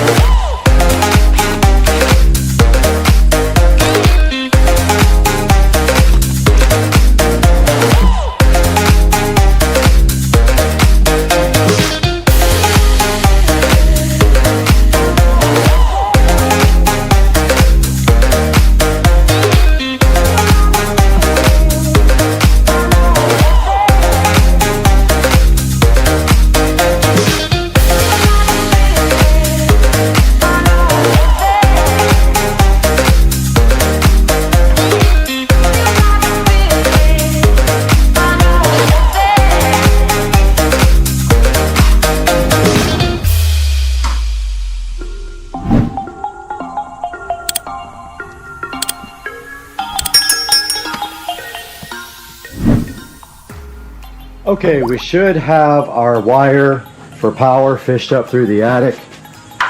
We've got our extension cord here. Let's get up in the attic and pull our cord for power. And we've got our light right here as well. It is a good 90-degree day out here, so it's going to be hot. We're going to want to get everything done as quickly as possible.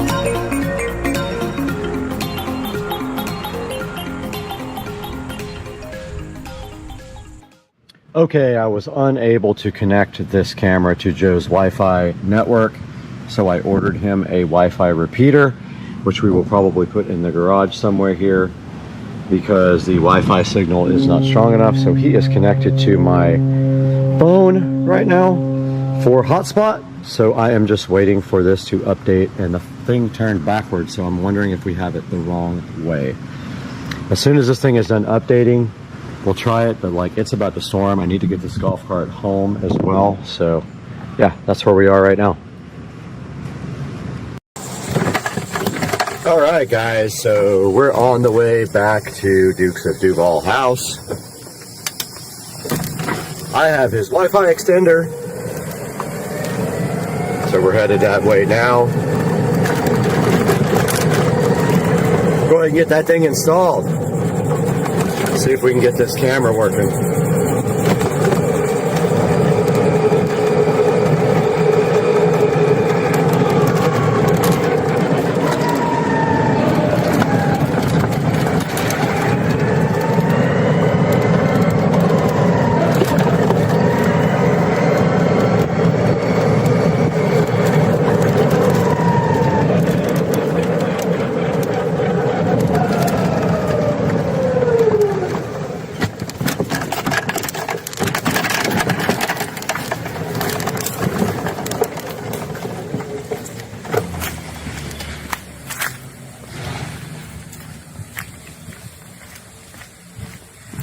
Here is the SD card for the camera. So while we're up there, we will install his SD card. And the SD card will allow him to record on the camera. We're going to go ahead and open this right now. Check it out. And here is the SP Superior Pro SD card, looking so fresh and new. For the camera, this will allow him to record for weeks at a time and go back and review the video. But first we have to get the GoPro and stuff out, which I already did. It's right here. Bad memory. And we'll get out the Wi-Fi extender. We got to install that. I just got to figure out where. But I'm thinking right here, right there is what we'll do. So let's go over this and how this happens. All right, installing the wireless repeater is as simple as just plugging it in like this. Or actually, I don't know if this will take up a plug, but like maybe like this.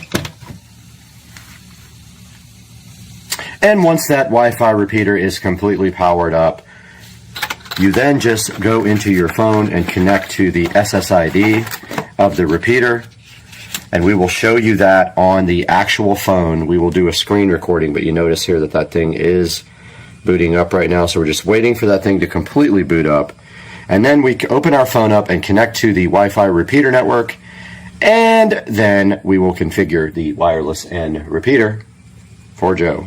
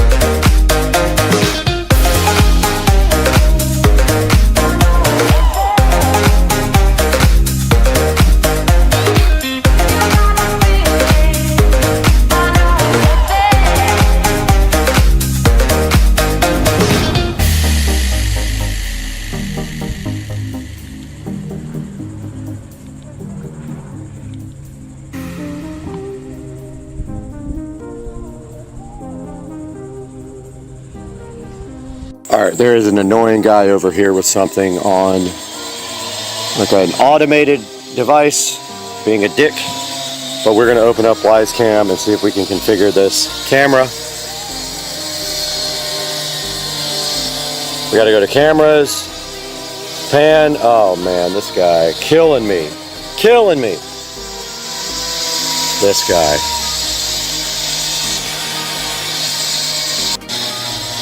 I hate this guy doing whatever he's doing, but we have to push this setup button on the back. It says ready to connect. We scan the code.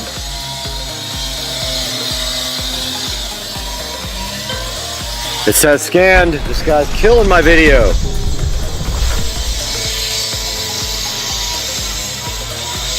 I put in the Wi-Fi access point name. Sorry for the background noise. Guy.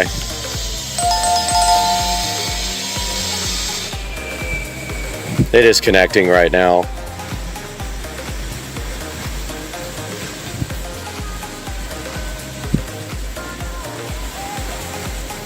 Should not take this long.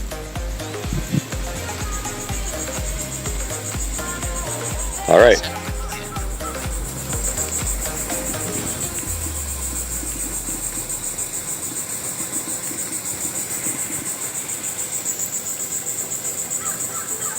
All right, so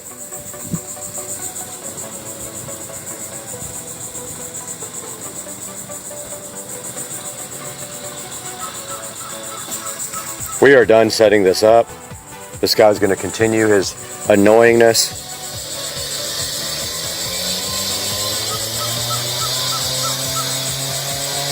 And we might have to change the way this is oriented. But it does go all the way around like this. Actually, we probably want to rotate it more. Yeah, so we need to take the screw loose and make it go more that way, because it's limited by the way we have the mounting. Let's do that now. Alright, for the conclusion of this video, we have stepped into the echoey Joe's Crab Shack, and we will be surely having echoes in our voice, but we wanted to show you the camera. And there is the camera. And as you can see here, we have pan and tilt control. When we go back to this version, and we can go like that, and we can tilt all and pan all the way around to the side of his house where you can see the gate. And so this is a successful conclusion to an awesome project for Mr. Dukes of Duval and his Joe's Crab Shack. So I hope you guys enjoyed the video. Please like and subscribe and buy all your Amazon products through one of my links. It doesn't matter if it's the link for the exact product, you can still purchase through my links and help the channel out. And we will see you guys next time on Supercar Street Racing.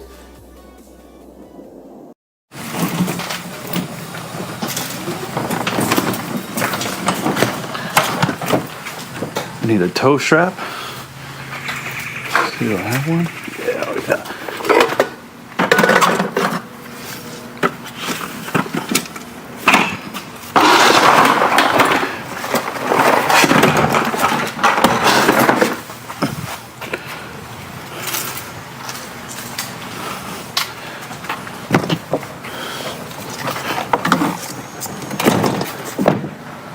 Let's go get a golf cart.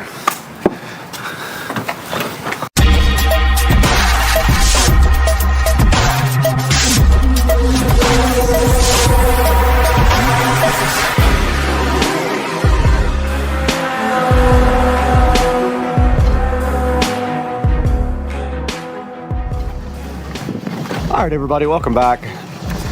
We're with Dukes of Duval Yep. again, and so we're going to pick up a golf cart.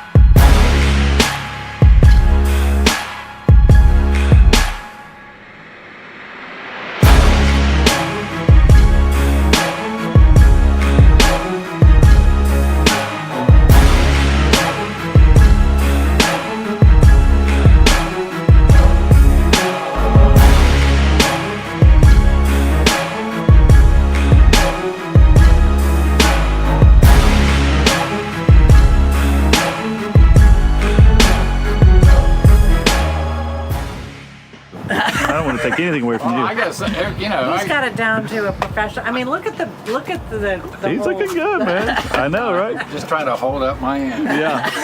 Are you guys gonna get another golf cart when you're up there? Or you don't know yet? We're not allowed. No. What? No. Yeah. Can you We're not allowed. They got Carl. They got rules. You gonna be okay up there? Yeah.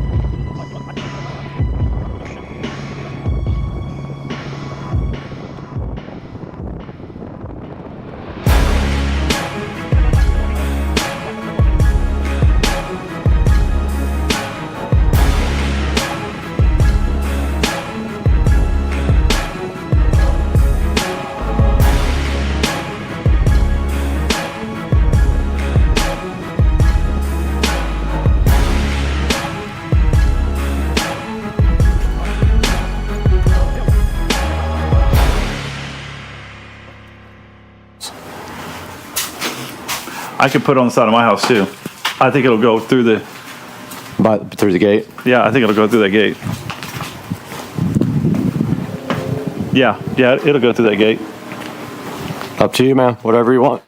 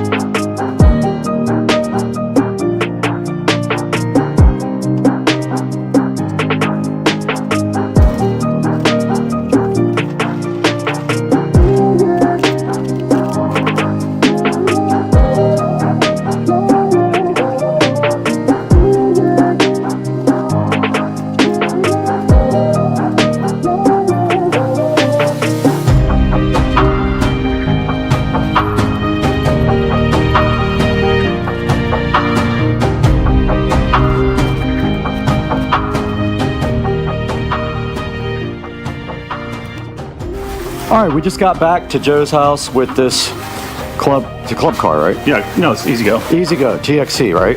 I don't know what year it is. Oh, there's something on the side here. It's a serial number and stuff. We'll have to look it up. I think last two. Yeah, so this thing's in awesome shape. I think it's 2001. 2001. Yeah, it's in pretty good shape, man. Yeah, not bad. I think it just needs a little cleaning up and probably some batteries, man. Maybe just put water in the batteries and see what happens. That's the hope, right? Yep. Hell yeah. Nice acquisition.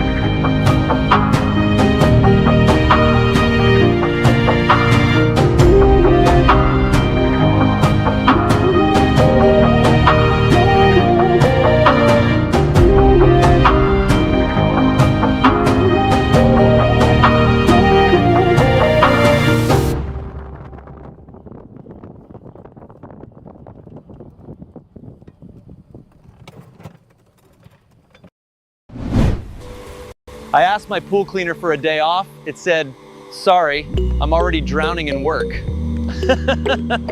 If you own a pool, you already know one thing. Keeping it clean really never stops. Leaves fall directly in the water, bugs land right on the surface, dirt blows in from the yard, and here in Florida, it can feel like your pool gets dirty the moment you finish cleaning it. Normally, that means dragging out the vacuum, brushing the walls, and spending time every week maintaining the pool. But today, we're testing something that claims it can automate almost all of that. This is the Mova Diver A10 robotic pool cleaner, and it claims 6,000 gallons per hour of suction power, smart navigation, waterline scrubbing, and up to 4 hours of runtime on one single charge. And we're gonna test that out. So today, we're putting it through its paces. We're gonna go through a real backyard pool test and see if it can actually handle the kind of debris we get here in Florida. Welcome to Supercar Street Racing, where tech, tools, and powerful ideas come to life.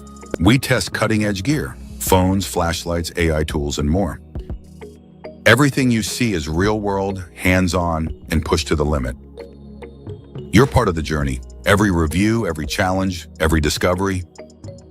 So hit subscribe and join us as we explore what today's tech is truly capable of.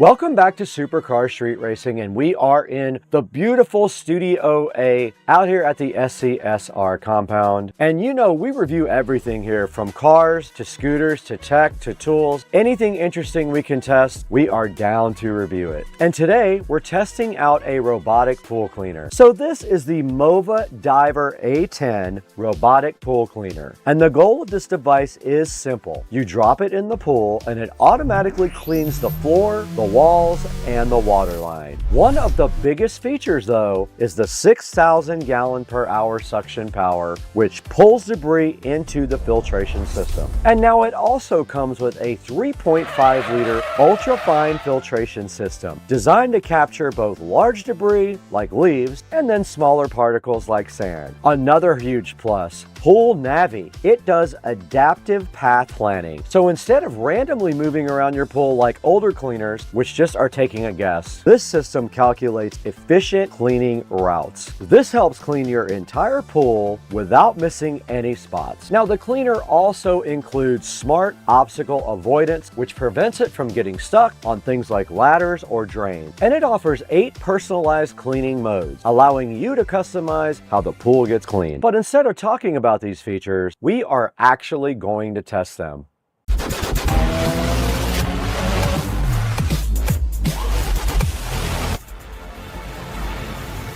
Now let's do a quick look at what's in the box.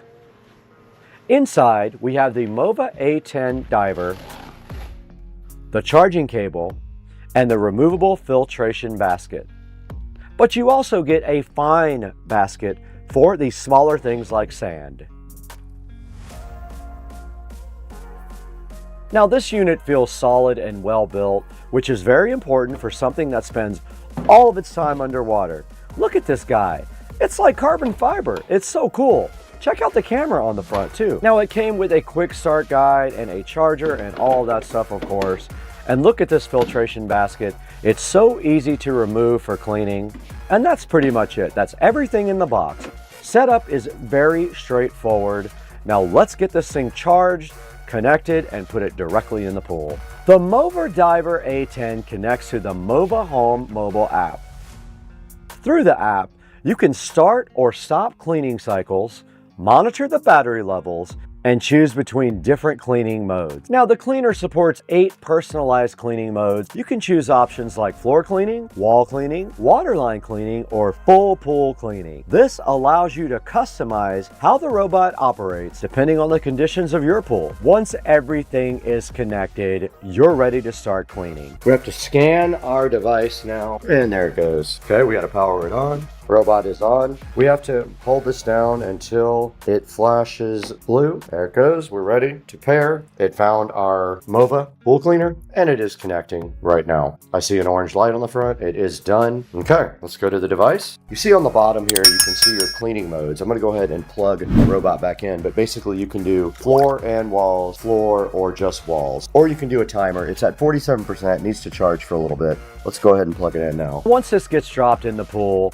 Navi adaptive path planning system is analyzing the pool layout and planning its route. So instead of randomly driving around, it's going to calculate the most efficient path to cover the entire pool. Now, as this thing cleans, you can see the cleaner moving steadily across the pool floor and adjusting the direction as it maps out the area. This will help ensure the entire pool gets cleaned without unnecessary overlap. Now, you can see on the bottom of the pool leaves, grass clippings, sand, and this is exactly the type of thing that usually ends up in a pool after a windy day. And you know we have those in Florida. Now, as the cleaner moves over the debris, you can see it pulling everywhere into the filtration system. Even the sand is going to disappear quickly. That strong suction power is what allows for the cleaner to capture both large debris and fine particles. Now we're looking at the wall climbing ability of the MOVA Diver A10. You can see here in the video, it goes to the wall and begins climbing upward. Now, once it reaches the top, it's going to also scrub my nice glass tile at the water line. Now, the water line is actually very challenging. This is one of the hardest areas to keep clean because the oils and algae collect there. And the A10 performs 2 times water line cleaning, meaning it makes multiple passes to scrub your water line more effectively. And this helps keep the edge of your pool looking clean at the very top. Look at that glass tile sparkle. Now, another feature MOVA highlights is its precise edge cleaning. Corners and edges are where debris tend to collect. The cleaner adjusts its position, follows the edges, and removes buildup in those areas. Now, the MOVA also has the ability to avoid obstacles. It can avoid ladders, drains, or other structures that can trap robotic cleaners. The MOVA Diver A10 detects obstacles and changes direction, avoiding getting stuck.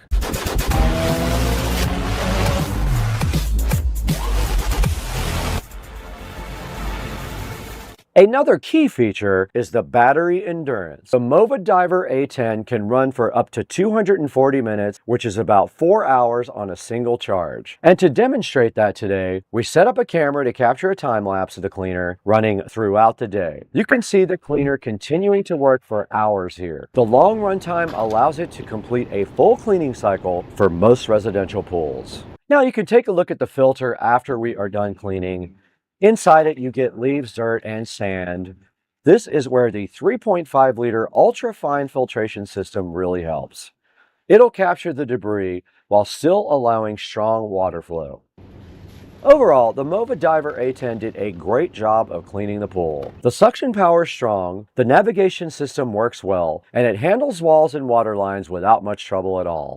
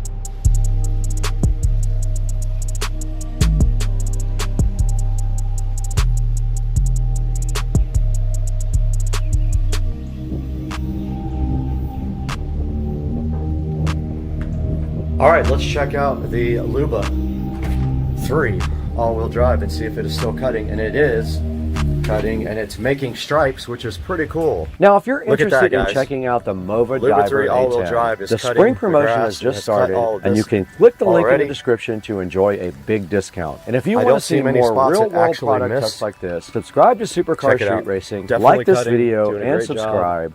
And thank you for over 265,000 subscribers. That's an amazing feat, and we couldn't have done it without you guys. We got to get out of here, though. We just have to leave. I have no excuses.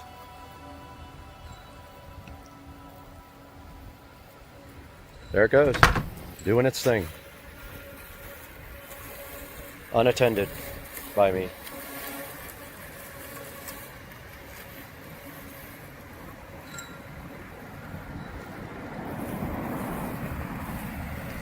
And you can control the mowing speed as well.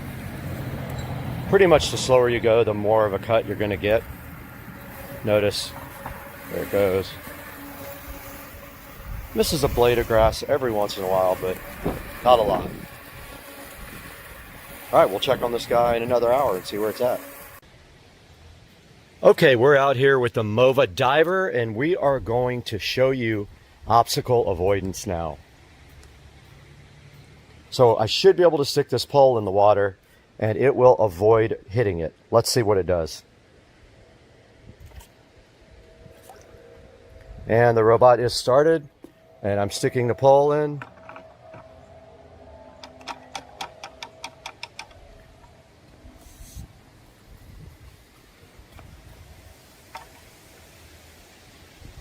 and it did go around it.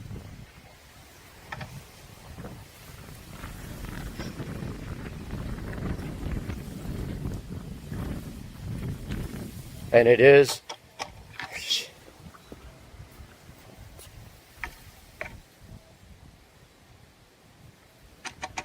doesn't work. It's not obstacle avoiding.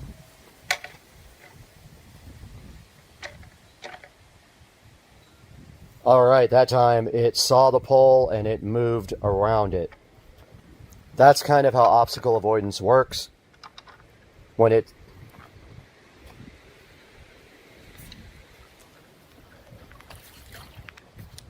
fucking cut up with this shit.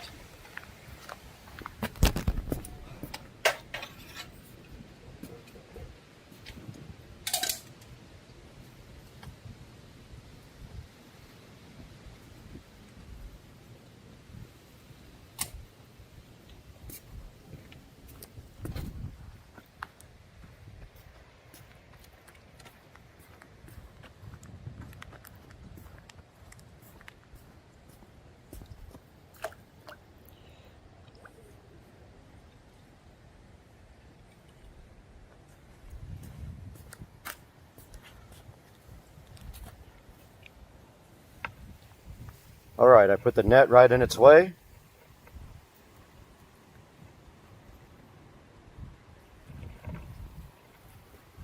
And it does not give a fuck.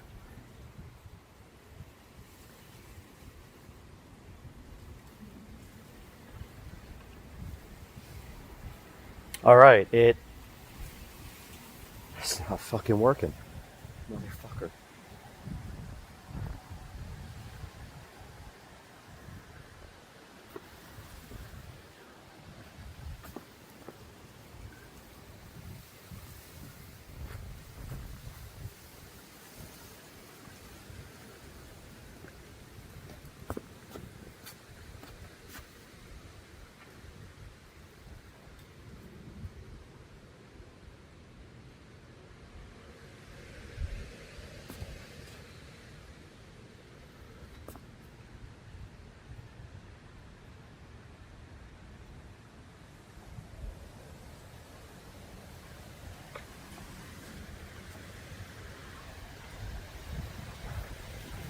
And there it is, not doing what it's supposed to fucking do. Motherfucker.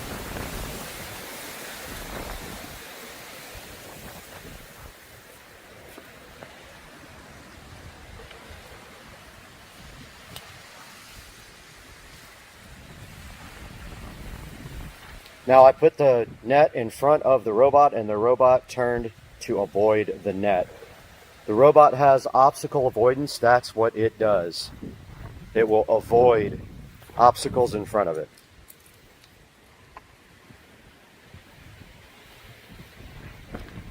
There, it did it again. It's turning away from the net to get away from the obstacle. Pretty cool.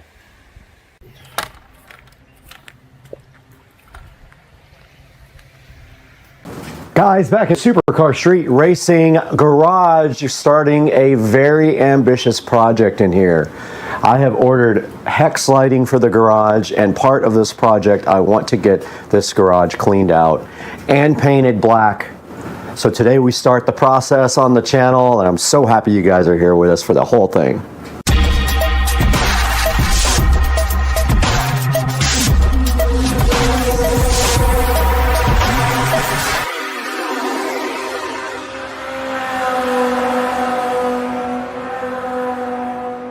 Back once again in the Supercar Street Racing awesome garage, which needs a makeover. And so part of that, the very initial stages of this are hexagon lighting over the Tesla, new RGB smart lighting where these little in-ceiling lights are, and then also we're going to be painting everything that's brown here and everything that's white on the ceiling will be painted black.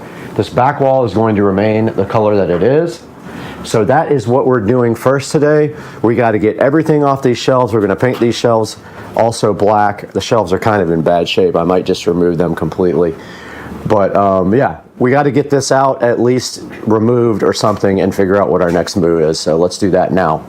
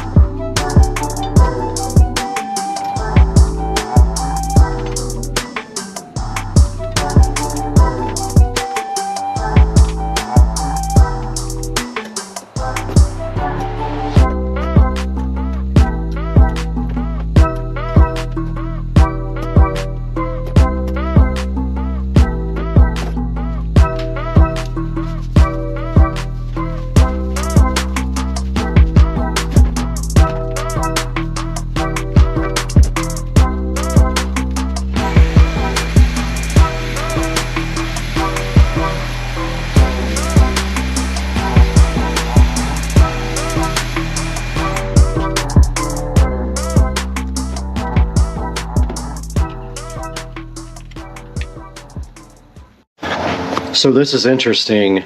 There's some house numbers up here that say 19324. No clue what that's about.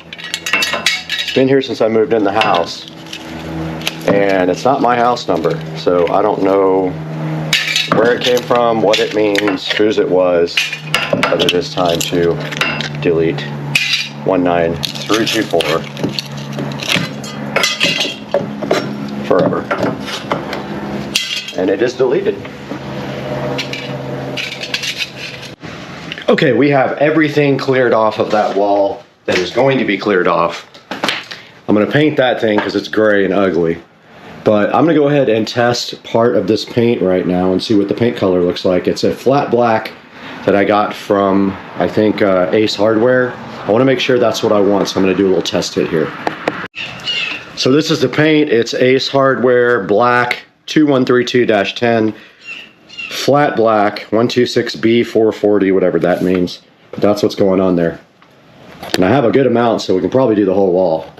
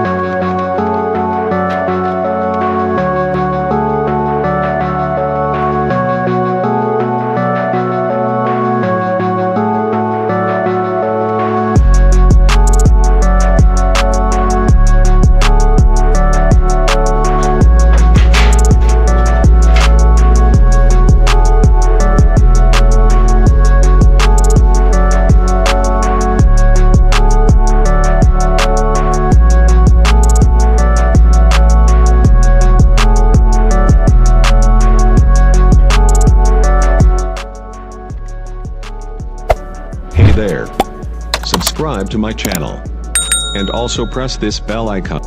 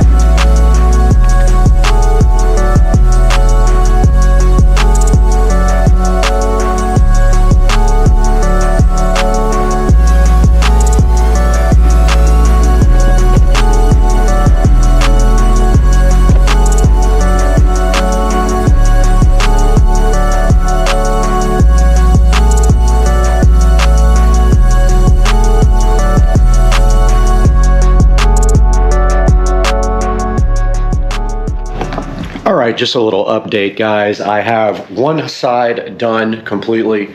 I'm about to start on the other side, but I have decided that these wheels and tires have to move to this side of the garage simply because there's no room to walk next to the car. All the stuff is going away. Let's get busy.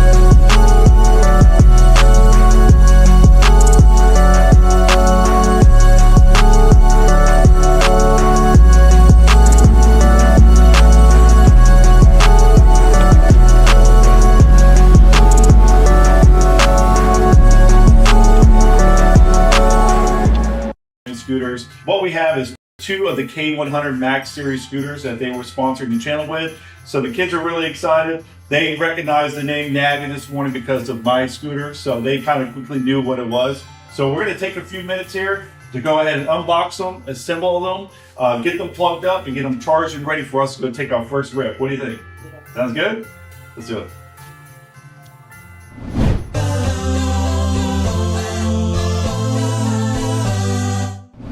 All right, let's get this going here.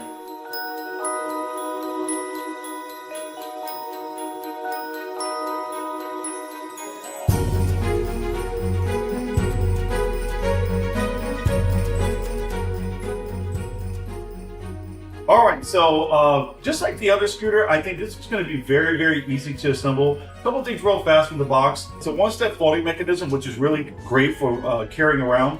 It's also got built-in Bluetooth, which is pretty awesome for the kids. We'll have to figure out how to get that to work, but that's awesome so you guys can have music while you ride. And then there's also 7-inch tires on here, which these are air-free, which are great. And then as well, it has a smart app control, which I'll get set up on my phone as well. So we're gonna just take a few minutes. It should be pretty quick to get these assembled, and then we're gonna get them charged up. And then from there, we're gonna go find somewhere to rip, right? You guys excited about that? Let's do it.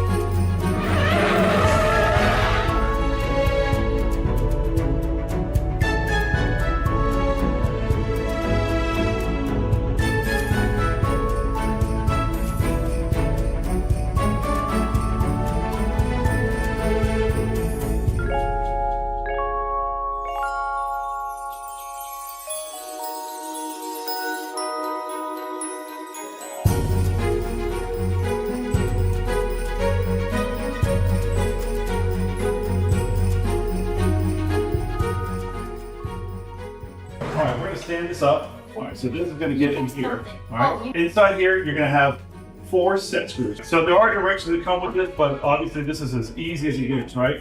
Okay, so we got it set, we pulled it down, there's gonna be 4 total. We'll get them started by hand. You're gonna do this side right here, this one right here. No.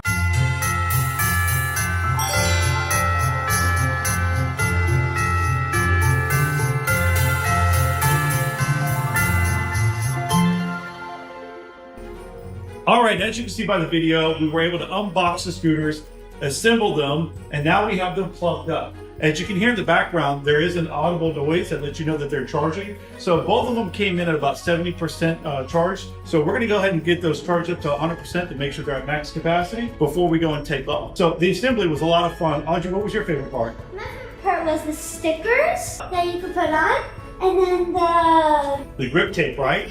Tape. Yeah. Welcome back to Supercar Street Racing, and today we've got something special.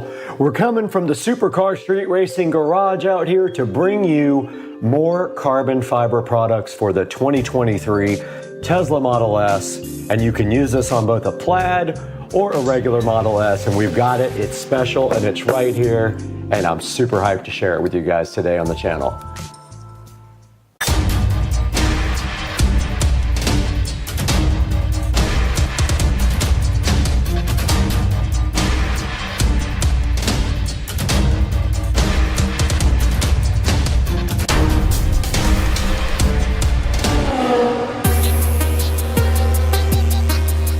Welcome back to Supercar Street Racing, and right here and right now, we're out in the Supercar Street Racing garage bringing you some more carbon fiber fun from RPM Tesla. Now, RPM Tesla makes a lot of aftermarket accessories for the Teslas, and one of the things I love about them is they have a lot of aftermarket carbon fiber. The great thing about having a Tesla is there's so many companies out there that can provide you with aftermarket accessories, but you gotta trust a company like RPM Tesla who've been doing it for a long time now, and I have a bunch of their products and they're all very high quality and they always fit perfectly, so that's why I went with them again.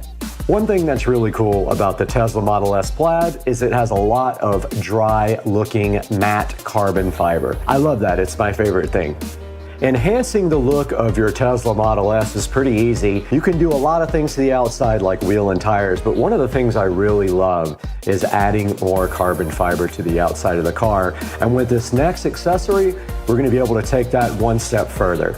Okay, right in front of me, we do have a product here from RPM Tesla that we're gonna be opening today and showcasing on Supercar Street Racing. So let's go ahead and get it opened. Right here in this box that I struggled to open, it was taped so well, is the charging port covers for the 2023 Model S. They will fit both the Plaid and the regular Model S. I believe these guys were about $130. I will link them in the description. Here is my order form.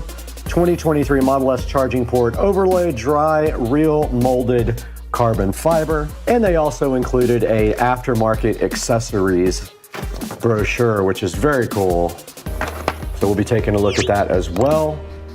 They have all kinds of accessories for the Plaid and the regular Model S. And then inside of the box here are the overlays.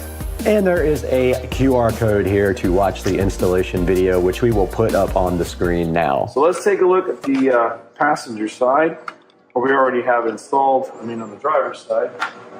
So over here on your charging port, you can see that when you touch your charging port, it still opens like normal, especially when you have the door unlocked. These are our awesome tail lights. These are the Night Rider lights. So these are great. They're already smoked, and they have a great boot up sequence. But let's take a look at this. So you see we've installed it on here now. This is an older version with a lightning bolt, but it fits great. It doesn't interfere with the opening and closing of the charging port. It wraps all the way around the edge. And now we're gonna proceed with the installation. Let's go over here. We'll do this real quick. What we need, of course, is a clean vehicle. And when you do the passenger side, you can't open and close it. So we're going to remove all the tape, but we're going to clean it first. Now, all of our cars in our showroom have a ceramic coating on them. The ceramic coating needs to be removed, just like wax or anything like that. So we're going to really clean this until we hear that squeaky clean. All right, so we're done with that. And again, we're not going to give you adhesive promoter. We don't think it's needed. We also think that adhesive promoter is great on paint, on plastic. It can damage it in the long run. So just make sure you got it really clean, no oil, no grease on here. Feel it with your finger. It should be rough. It shouldn't be smooth. And if you clean it with alcohol and removed everything, it'll look just like that and feel like that.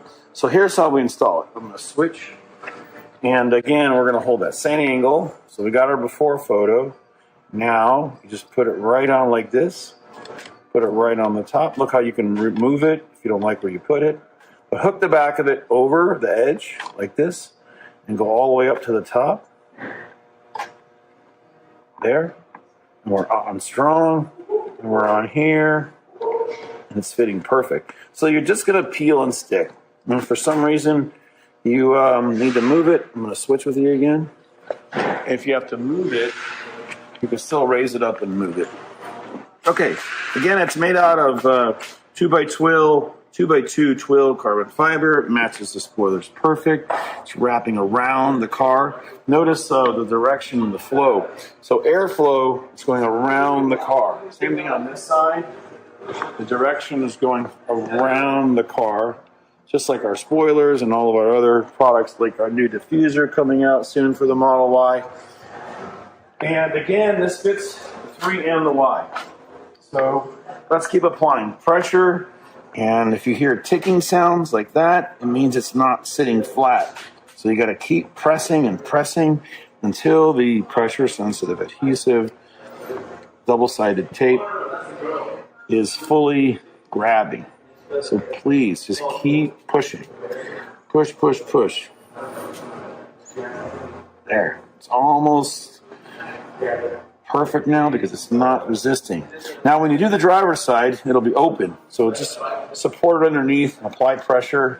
Now, normally you should put some tape on here to hold it down if you're going to drive the car immediately. It takes 72 hours for the tape to fully bond. So that was a look at how to install the 2023 Model S charging port overlays. Let's go ahead and get them out of the packaging. They are packaged with a little plastic thing around them. Then there's some protective, like styrofoam-ish light cloth over the charging port overlays. Here's a good look at the Tesla charging port overlays for the Model S, and you can see on the back here, they do have 3M tape all around it, just like they do their other products, and all you have to do is peel off this 3M tape after you wipe down your charging port and stick this directly on, and it should fit perfectly. Now, these did come in a protective styrofoam sealed envelope type thing, which is like a, it's just like a soft styrofoam cloth, and they were protected very well with that, and they came out looking very awesome.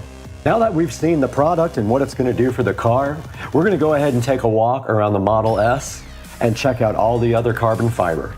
Out in front of the Tesla Model S Plaid, and we see at the very bottom of the bumper here, we have the carbon fiber bumper cover there, and we also up front where the Tesla logo is have the V carbon fiber overlay. We're out here next to the Model S again, and we are on the side, and you can see right here, we have the turn signal / camera cover overlays here, which were a major improvement to the way the side of the Model S looks. In my opinion, the Model S does not have enough carbon on the outside, and these camera covers here made a big difference in the aesthetic and the look of the Model S Plaid. They match perfectly with the factory rear little lip that is dry matte carbon fiber and added a very nice look to the side of the car. What do you think? These are the Tesla Model S carbon fiber mirror covers and add a very cool look to the side of the car. It's such a large amount of carbon that it makes the car look better and more expensive, of course, because it is real molded dry matte carbon fiber. It also matches the weave of the factory carbon fiber from Tesla perfectly, which adds a great touch to the car and just overall makes the car seem a lot more sporty, and I love the way it looks on the outside of the mirrors here on the Model S. These are the Tesla Model S door handle covers, and they are also in dry matte carbon fiber, and they are inexpensive, and basically they just press directly on to the outside of the car door handles, and they add yet another nice touch to the side of the car. They really stand out up against the satin wrap here on the 2023 Tesla Model S Plaid. So those are the door handle covers. There will be links to all of this in the description of the video. We're at the back of the Model S, and you can see here the factory rear lip from Tesla is matte look carbon fiber. So all of the other carbon fiber that's been added to the car is specifically matched with this weave of the factory Tesla carbon fiber. So everything looks like it comes from the Tesla factory. Moving inside of the Model S, we have the charging port overlay carbon fiber, which we will put a picture of up on the screen right now, but it sits right there over where you charge your phones, right in the center of the console there, and adds yet another good look to the inside of the car. And it's pretty inexpensive, around $120 or $130, I believe. There will be a link in the description also to the charging port overlay carbon fiber. Okay, we are out here in the back of the Model S Plaid, and we are ready to go ahead and prep to install. So what you need to do first is clean your charging port completely. So we have Windex and we have a soft cloth here, and we're just gonna go ahead and clean this and get this port nice. And the car is dusty, and you can see like a little baby scratch in the wrap there that just became apparent when I wiped it off. And it is now ready for the application of the charging port overlay. Got it! Okay, you are gonna notice here on the back the 3M tape that you peel off. Go ahead and peel all that off. Yeah.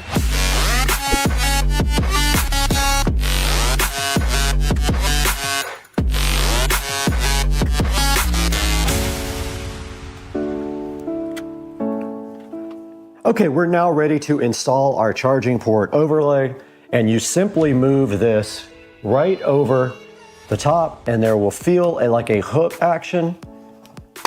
So it'll feel like it hooks on it when it's in the right spot, which that feels pretty close, and then you just simply push down on it, and it did open up for me. I forgot to lock it. Just remember, once it's on there all the way, it's gonna be very difficult to take off. But it is in there now, and we will close the charging port door so you can see it. And that's gonna do it for this side. There is a little bit of 3M tape that got caught underneath this that I have to get out. And I'm gonna go ahead and go do the other side. There is no room to shoot over there. We just successfully updated the Model S with the charging port overlay, and it came out very nice. So we are done with this project for the carbon fiber. We're gonna throw it to the studio now, and Brad's gonna show you inside the 4K production studio how you can get these for your Tesla.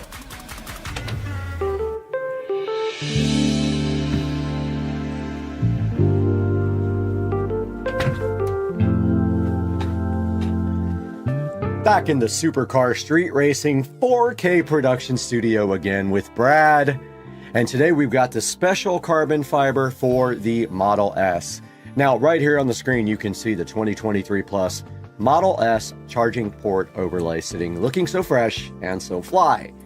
You need this for your car. Now, you can pick up your carbon fiber from either one of those companies, except the camera cover can only come from T-Sportline. They don't have the updated version over at RPM Tesla. But you can see here, you can go to the links in the description and you can order your Model S or other Tesla carbon fiber accessories for your car. And there's a whole lot of them available here. And I think there's some interesting ones like the carbon fiber yoke steering wheel cover. I do like that. It is matte carbon fiber, and it is on one of these pages. And they also have a few other things that I like the carbon fiber rear splitter. And one day I might get that. It does require some drilling to put on, so I'm not sure if I'm really happy about drilling into my $100,000 plus car. But it still looks cool and enhances the look of the car, so I'm kind of down to try it out. Guys, please like and subscribe and hit that bell icon. It helps me out so greatly. And buy all of your products through our Amazon links when there is one. Even if it's not the product you want, in the link in the description, click that link and buy anything you want. And it gives me $1 or $2 and helps support the channel. And the channel is growing subscribers every day and more views every day. But we got to get out of here. We got to go pick up a carbon fiber complete replacement for my car.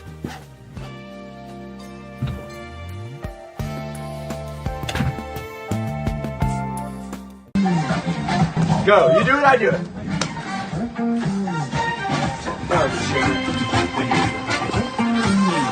We can't do it like him. Do it.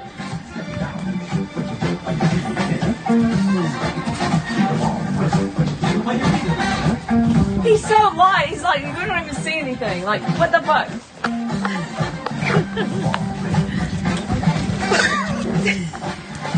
Oh my God. Go left. Let's go by the beach, dog. Come on. 0.2 miles. Turn left. Oh, Then right on South Pleasure Avenue.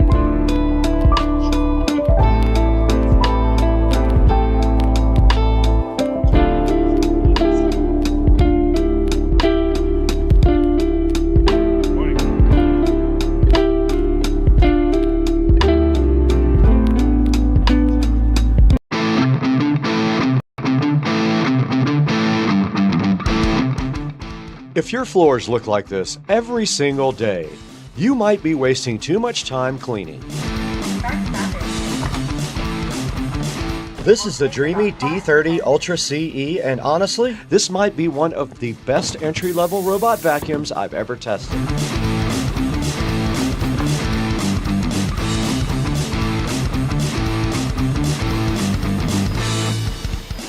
It packs 25,000 PA suction power, which means pet hair, crumbs, dust, even cat litter gets picked up fast.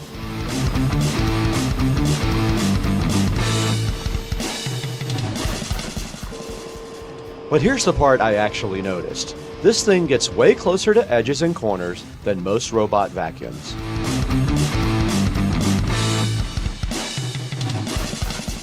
And the dock basically helps clean itself too, so you're spending less time dealing with dirty mop pads. If you've been thinking about getting your first robot vacuum, the Hdmi D30 Ultra CE is a solid pick, especially during the sale. Check out my link down in the description. All right, remember the video I posted earlier about it's about to, yeah. It is freaking pouring right now. Florida life confirmed. Don't lift weights on it. Don't let somebody sit on your lap. Don't put your surfboard in it or a sword. It's a sword. Don't surf on it, and don't go crazy and use it for a vehicle. All that stuff is on the box. Pretty funny. At least I have a sense of humor, right? All right, guys, real quick before we jump into the next part of the video, I want to take a moment to thank a brand new sponsor on the channel, Umevo. They sent over their AI voice recorder with app control, and honestly, this thing looks super useful. Now, this guy right here is an AI voice recorder that automatically transcribes and translates your recordings. No more scrolling through all your files trying to remember which one was your parts list, which one was that note you made at 2 a.m. last night, and which one was a video idea. It's all recorded right here and organized. When you hit record and talk naturally, Umevo's AI turns everything into clean, searchable text. And because we're always filming around loud environments, all that noise, the built-in noise reduction microphone is a lifesaver. Even in the shop, this thing will keep your voice clear and make your voice understandable to the AI. Now, you can control the recorder also remotely. You can start and stop everything from your phone. You can see your transcriptions pop up instantly, organize your notes, export everything. It all syncs automatically. I'm using it right now. I'm recording this whole video, and hopefully after I'm done, I'll show you what it recorded. Now, the battery life is also really solid. It comes with a USB charger right here. It is the magnetic style. They also give you a USB Type-C adapter for that. if you don't have USB Type A available. Now this is the app, the AI DVR link. You can see it's actually recording me right now to the freaking app. I love this thing. It's so cool. And we want to thank Umevo. So huge thanks to Umevo for supporting the channel and sending us this cool AI voice recorder. When this is done, you can export all of your recordings in multiple different formats to your computer to organize them there as well. Please everyone, check out the link in the description to order yours. Now let's get back to the video. This box is very heavy, by the way. Now we got a nice big poster with instructions on the back. I can read this. This is the only thing I can read. So we're gonna put that over here, just like that, while we go ahead and open up the rest of this. Now right here is a nice folder, and the rest is just the chair. Let's get this in a position where we can actually build it.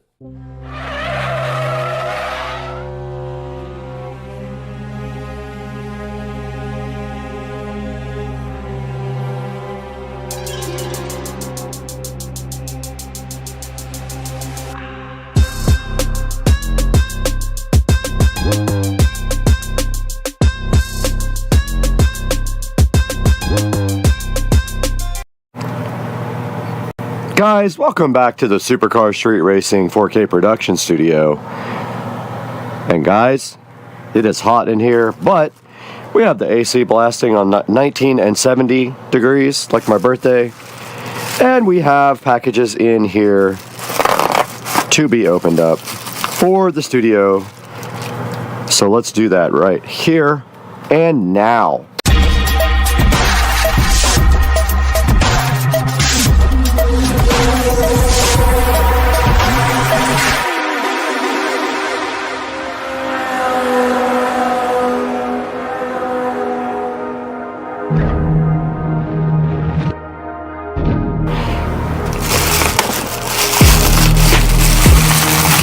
And inside of this box here is a lock and key for the new studio door. An actually expensive lock and key from Kwikset. Because if you guys know Kwikset, it's quality stuff. And right here, right now, is a box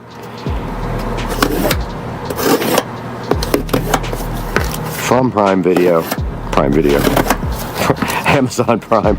I've been asleep for like 3 hours. You'll have to excuse my ridiculousness. Oh!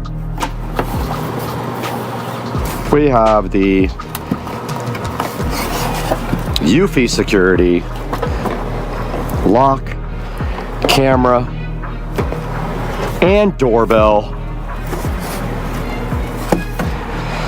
So yeah, this is the new smart lock for the studio, for the production studio. We have a deadbolt and a regular lock.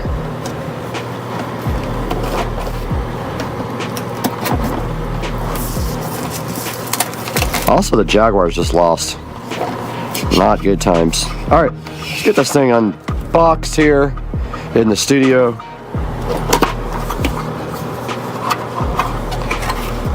Wow, look at that production value right there, people.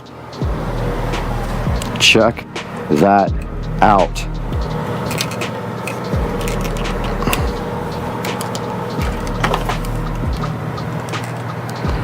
Comes so nicely packaged, like this.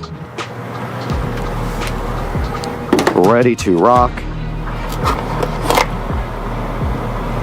There's one side of the lock. Part 2.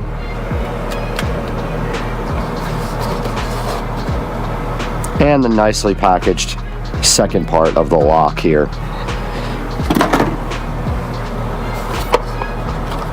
They do have such a great presentation. So I need to get out the instructions and figure out how to install this. Alexa, set the studio switch lights to white. Alexa, set the studio switch to white. And it does get bright in here with that. All right, let's get the instructions out. Checking out the installation manual here. Step 1 is to install the deadbolt And it says if the back set is 70 millimeters, turn the faceplate 180 to extend its length. And the deadbolt would be right here. Let's go ahead and get you guys clamped. And we just simply undo this. I've not looked at the door yet, but inside of this, if the latch hole is round, contact customer service to retrieve a round drive-in faceplate. Okay, the latch hole is probably not round. It's probably the same as this guy. Okay, we're in front of our door now. We have some towels or shirts. Yes, perfect. Okay, so the first step is to install the deadbolt part, which is right here. And let's see how we have to do that. If the back set is 70 millimeters, turn the faceplate 180 to extend its length.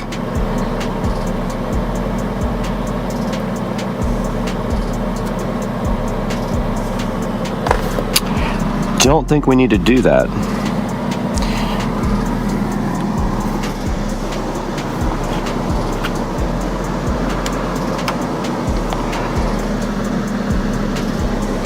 Okay, so it also has the word top marked on it.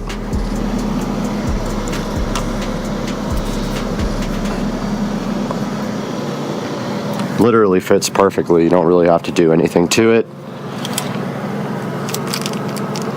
It says to insert this and screw the deadbolt into the door frame. Make sure the word top is face up, and I did that. And it comes with these two little screws right here to do just that.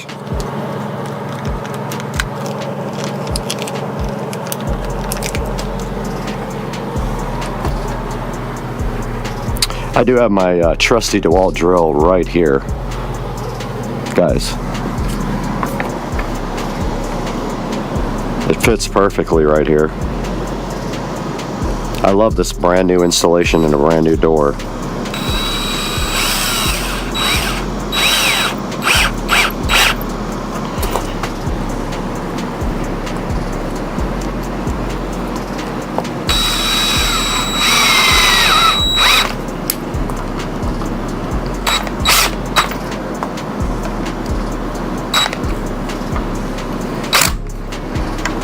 Guys, perfect fit.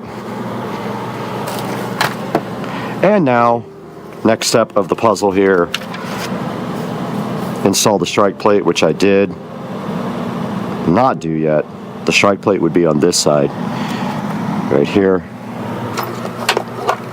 This plate is way too big. And I don't think the door will close with this in.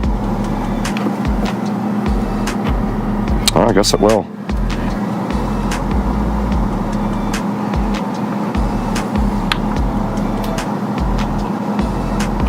So it doesn't fit the door. The door is not routed out for this strike plate. So this is way too big to fit there. So I'm gonna go ahead and install the lock without this strike plate because I don't want to go ahead and screw into the door. Doesn't fit. So I'm gonna do it without it right now. It comes with a strike plate reinforcer, but like it doesn't fit my door. So strange. It's like a wide, it's just a super wide plate. All right, guys. So we have the interior assembly here, and what you do is you take off the cover somehow. Going to figure that out right like that. Somehow you install this.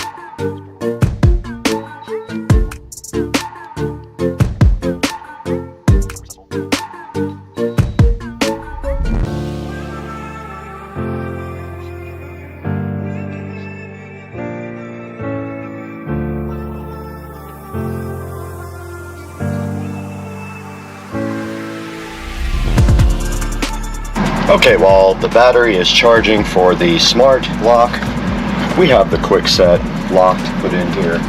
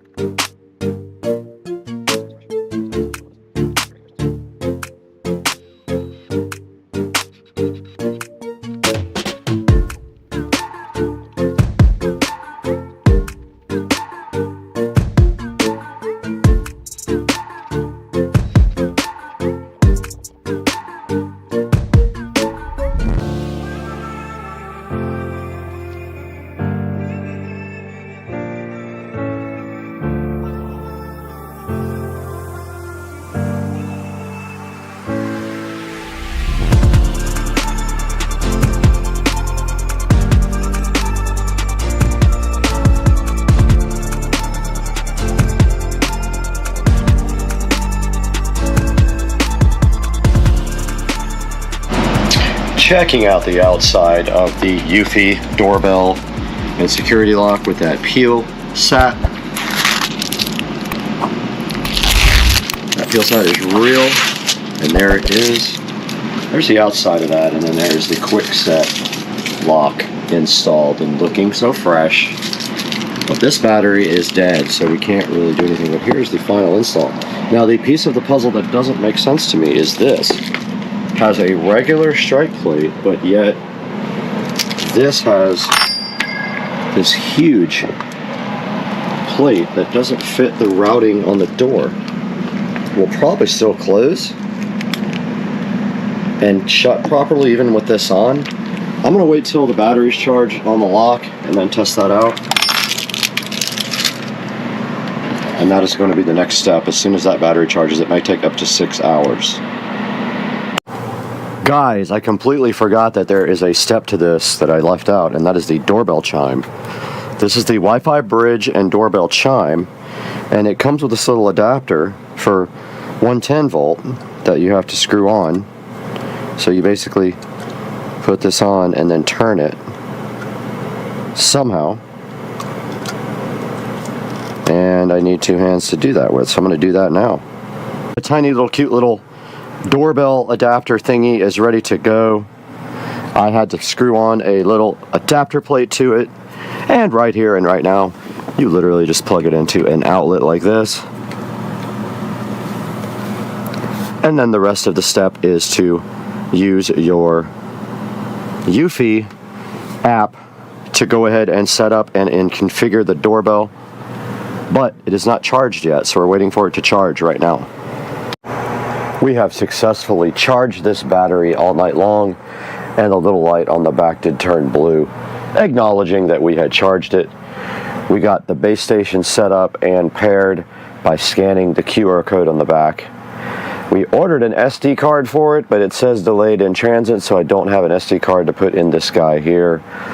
So I don't know if the video works at all without that. I don't think it will, but we're going to go ahead and set up the rest of the lock now that we have the battery charged. So we have to set it up and pair it on the phone. Alright, finishing this lock is as simple as sliding this battery in and putting the back cover on.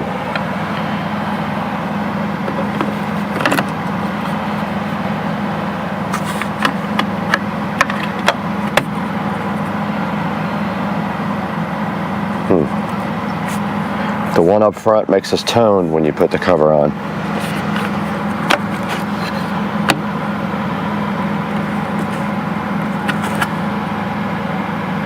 Interesting.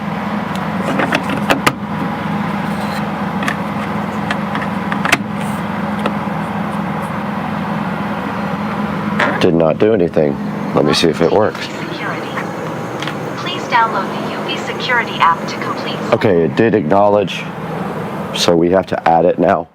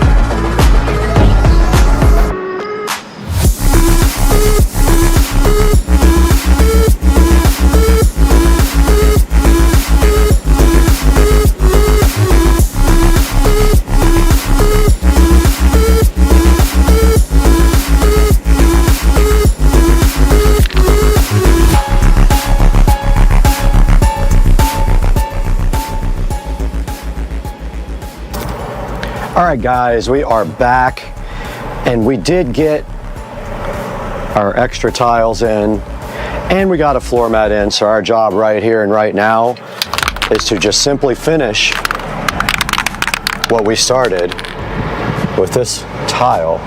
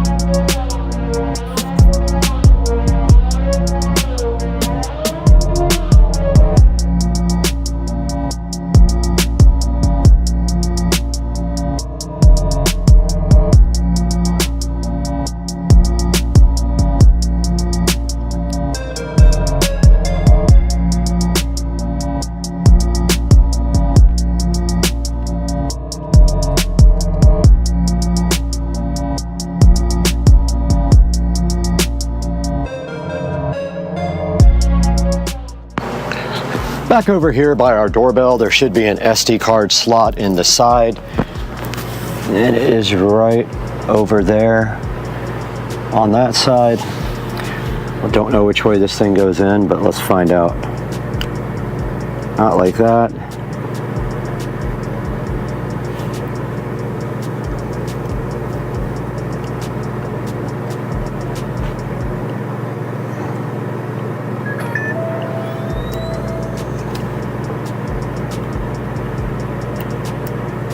Okay, SD card is in. Now all we gotta do is go to the app and make sure it works. Last part of this project is clean up. So I brought some cleaning supplies here and my lithium ion vacuum. I do need to put this strike plate on the door at some point, so I'm gonna leave that here so I remember to do it. And then now I'm gonna go ahead and clean up the whole room.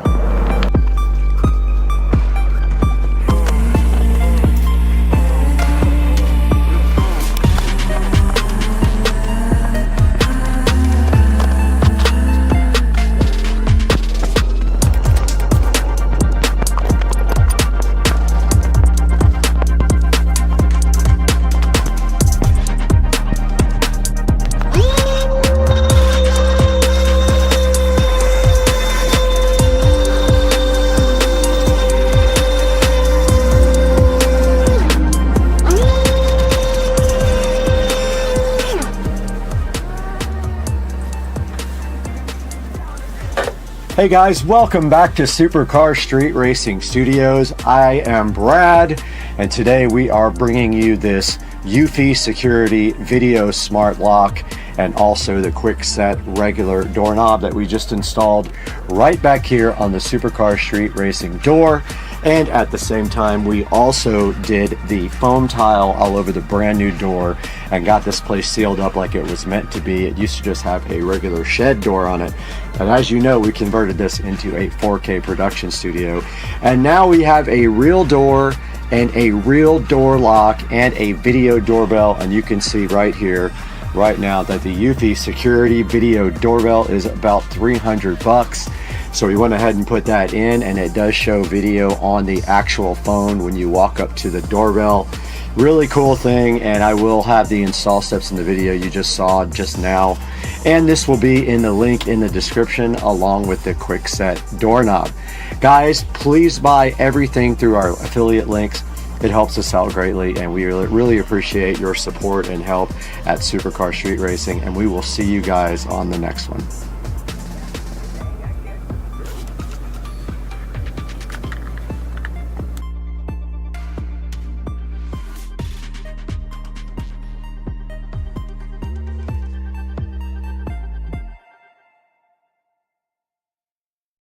What's happening, guys? Got my BC Rich Warlock right here. Never been played, at least not by me. Bought it and put it on the wall. Just wanted to show you guys this cool guitar. But today we're going to take a look at leather seat treatment and what is the best method for treating these. And there's a secret unknown ingredient I'm going to show you that you can buy online or in your local grocery store or drugstore. And you can treat your leather seats with it. It's one I found at a flea market that I refurbished. I have a few of them on the walls. So today I'm going to show you leather interior conditioning and cleaning. And you probably don't know about this method. It's a method that I saw online and I've been trying it. So I'm going to show you how to do it, the products to use, and the methods. And that's coming up. All right, everybody, we got some of the most common interior leather products here.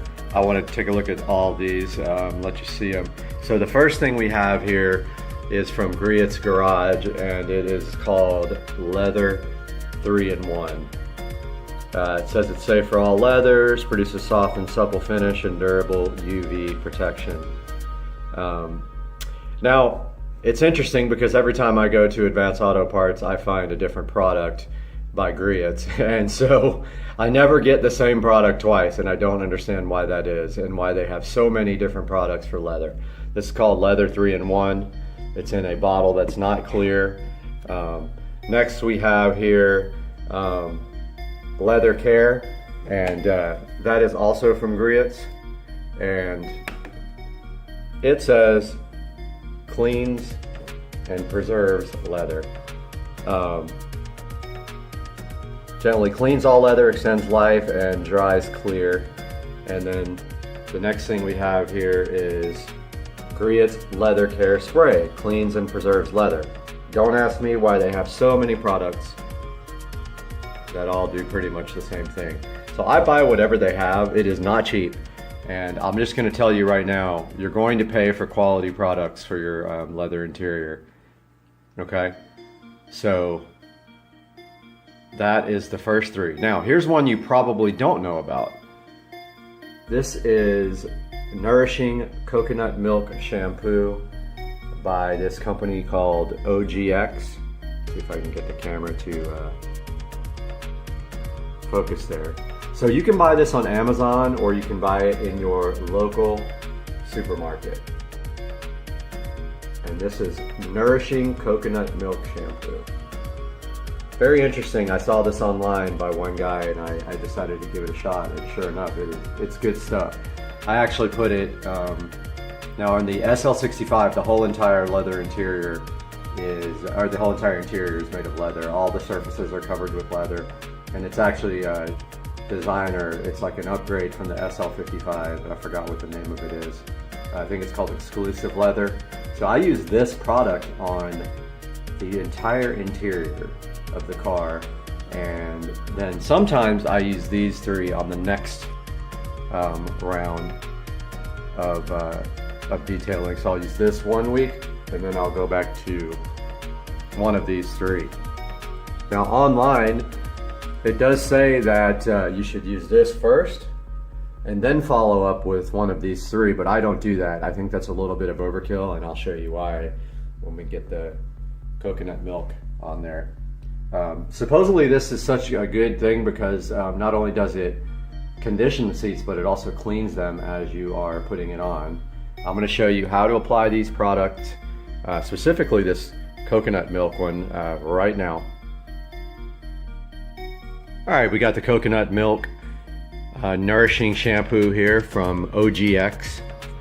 Got a clean chamois cloth here. This is all I ever use for the interior of the car, so we're going to go ahead and start using this.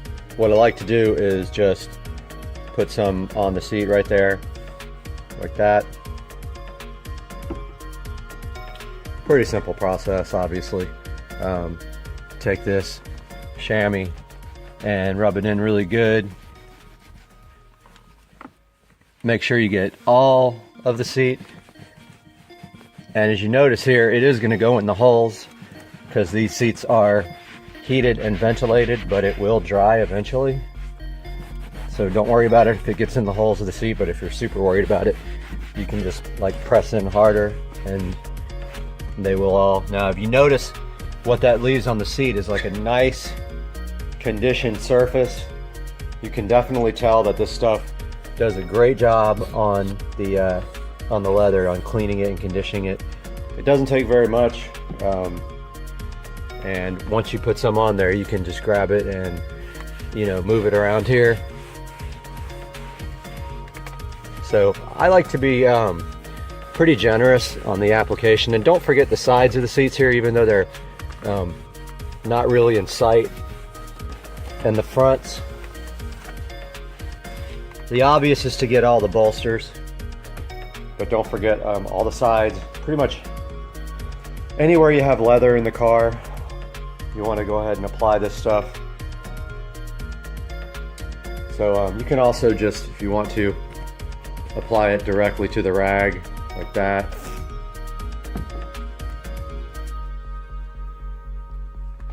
And then, you know, just directly onto it if you don't want to pour it out first. And I know the lighting's not very good in here, but as you can see, it leaves the leather really in good shape after it's done. And even when it dries, you're going to notice that the leather is, you know, nice and soft and conditioned. It is a different type of the way it feels compared to the other products over there. The spray, I find, I don't really like it as much as the pastes. I just feel like it leaves a kind of a watery finish that I don't feel is as high quality as the pastes are. So even though that stuff is the same exact price, I do like the pastes better, so I tend to buy those. I just wanted to try it since they did have it. So I'm going to go ahead and do the rest of this seat, and then I'll be back with the finished product. Got this whole entire seat conditioned now. Looks great. I try to do these seats, actually the whole interior of the car, once a week, regardless if I drive it or not. Notice here, all the door panels and everything on this car are laid with leather, and the dash. The lights did go out. Let me get those lights back on. So yeah, the whole entire interior of this car is overlaid with what's called exclusive leather, which is definitely an upgrade over the 55 and 600 versions. So I'm going to go ahead and do the other side now and give you an update when that's finished. Alright, got the other side done. It's kind of what it looks like there. Sorry, the lighting's not that great in here. Yeah, both sides are done now. And then next time I do this, I will do the entire interior. I just actually detailed the car a couple of days ago, but I wanted to give you guys a little bit of tutorial on how to do this in case you wanted to do it this weekend.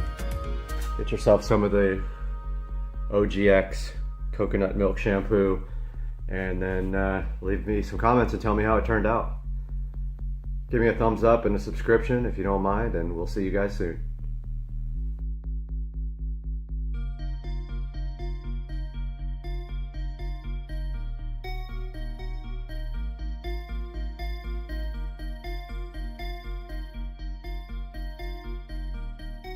Guys, we are here in the kitchen starting on the golf cart audio project.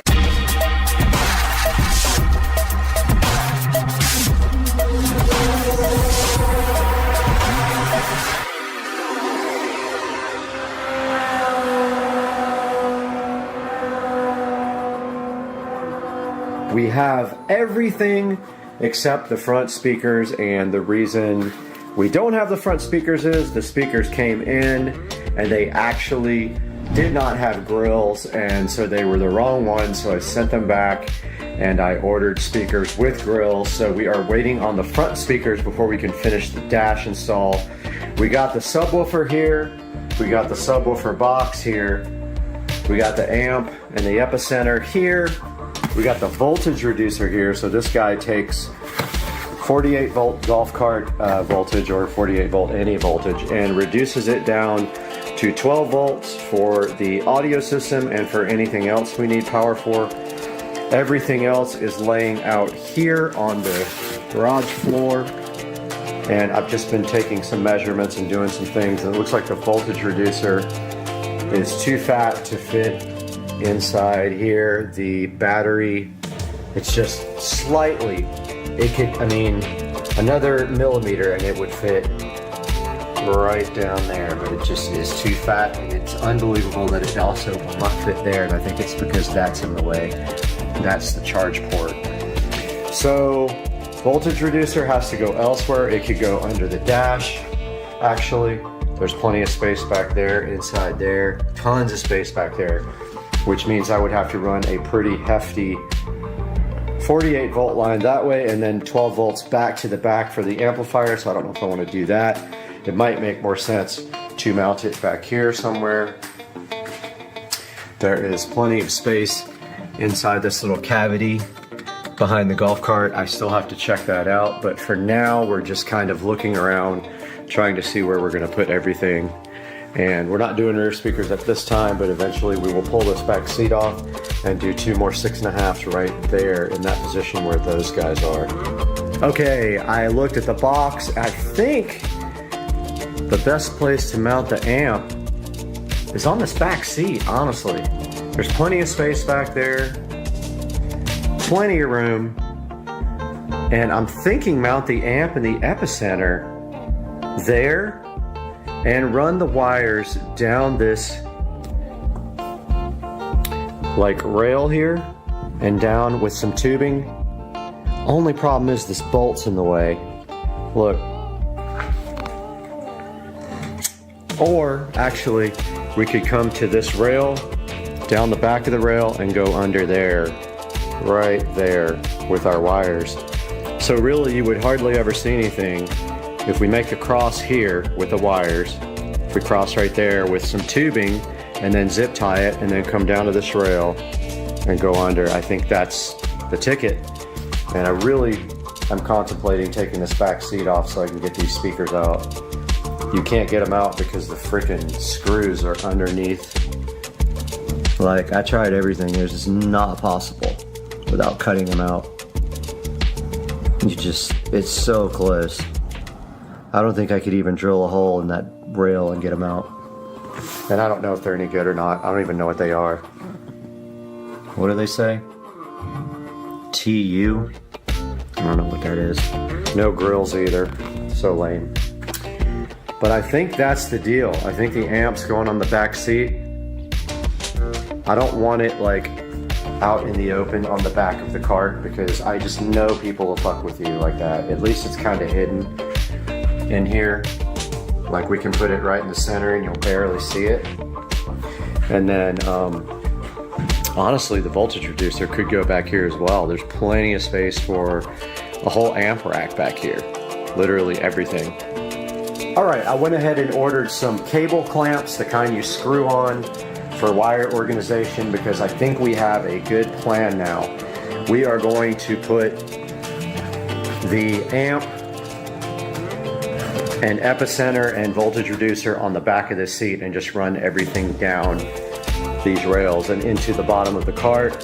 We can even mount our what is it called, inverter, 12-volt inverter back there if we want to.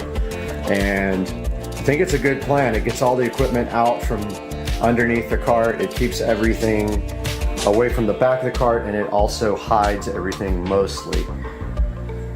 So I think that's the deal. The amp is actually too big, too wide to go on the enclosure. It would fit, you can make it fit, but you would have to, it's very close. The screws, you probably have to drill new holes in the amp mounting area to do it.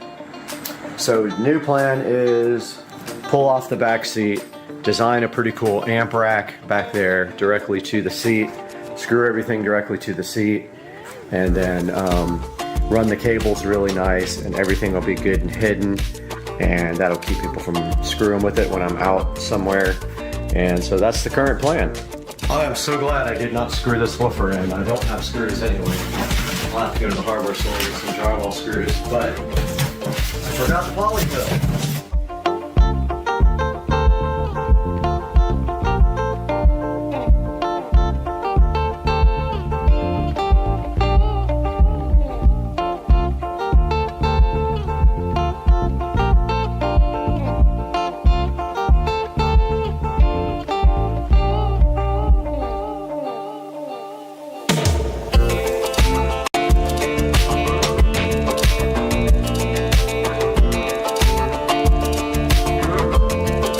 Alright, welcome back to the channel, and we are out here in the garage and we are about to remove this seat. I'm just looking for the correct size of freaking wrench.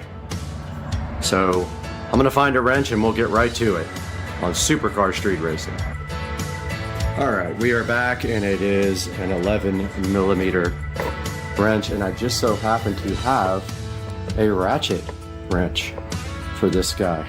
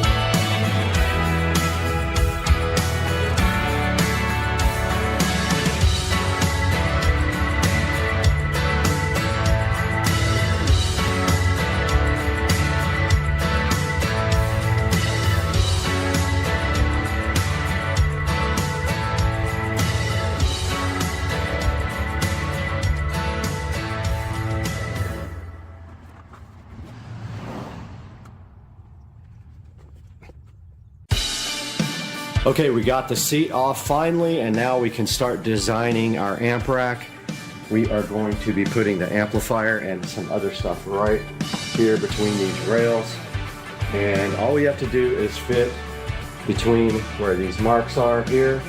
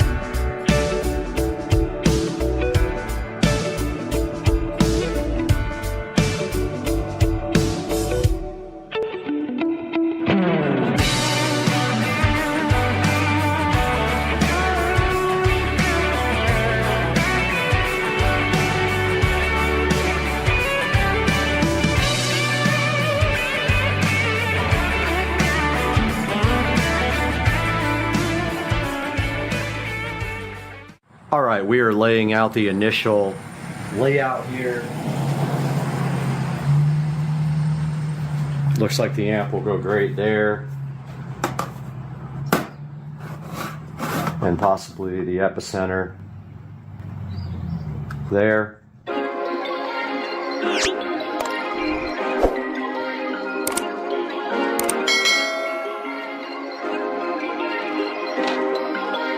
Perfect.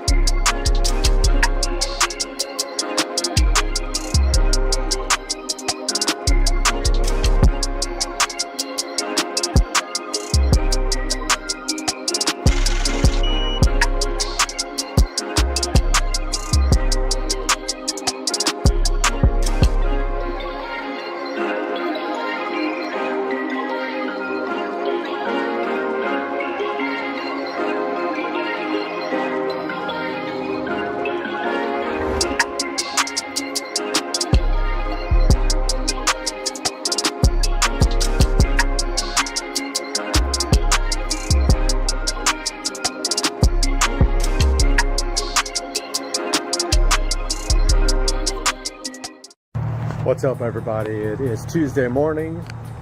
I'm over here at S&S Custom Exhaust, waiting for these guys to get here. Gonna get some brakes put on finally. Gonna get some lowering links put on.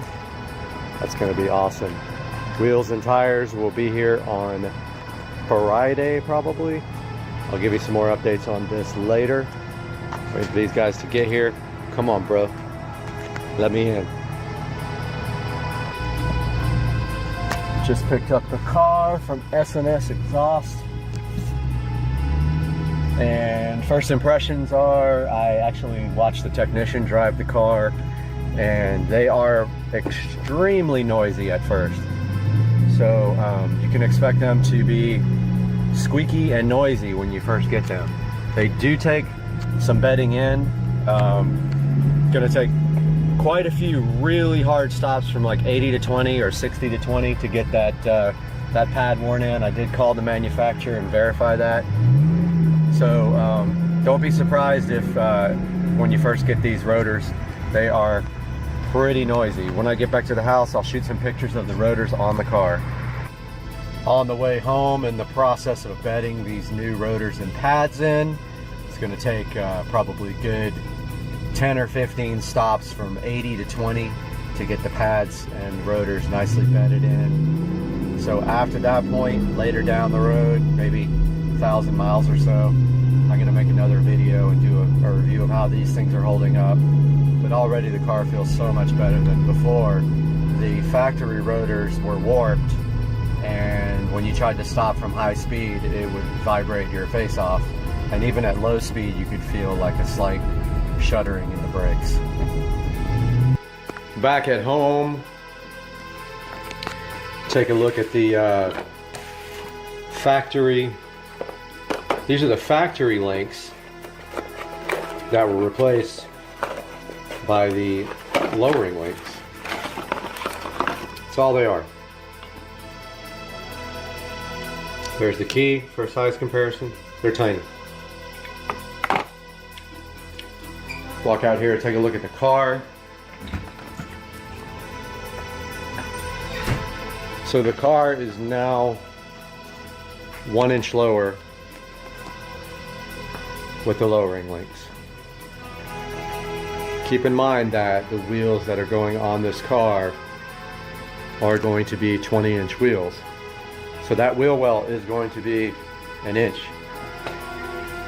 more filled.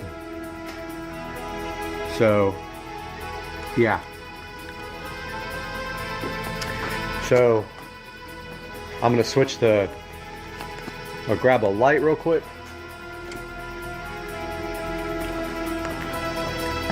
So these are the new racing brakes, rotors, and pads on the factory Mercedes-Benz calipers. There's a little RB logo right there. I was on the phone with these guys today a couple of times, back and forth. They were very cooperative, great customer service. I was asking them about bedding in the rotors and pads, how to do that. And there's that rear pad and rotor.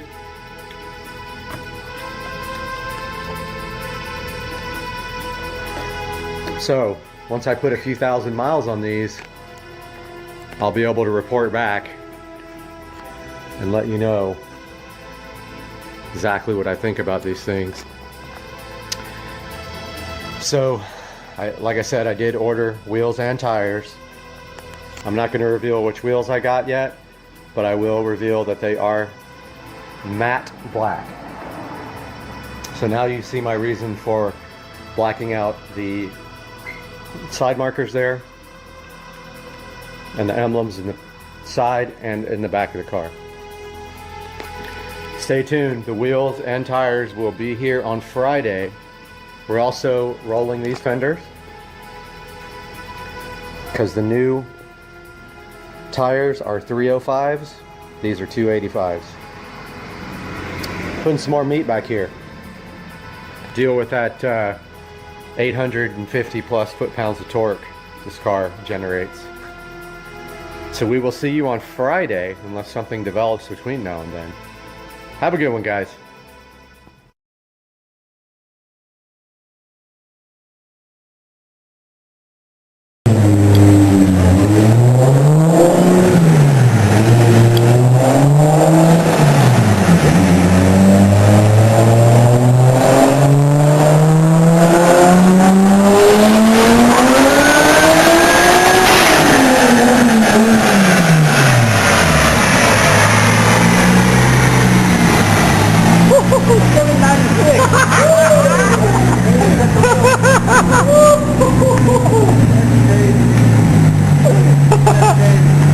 Look at you, dude. You're at 796, dude. You're at 3 horsepower away.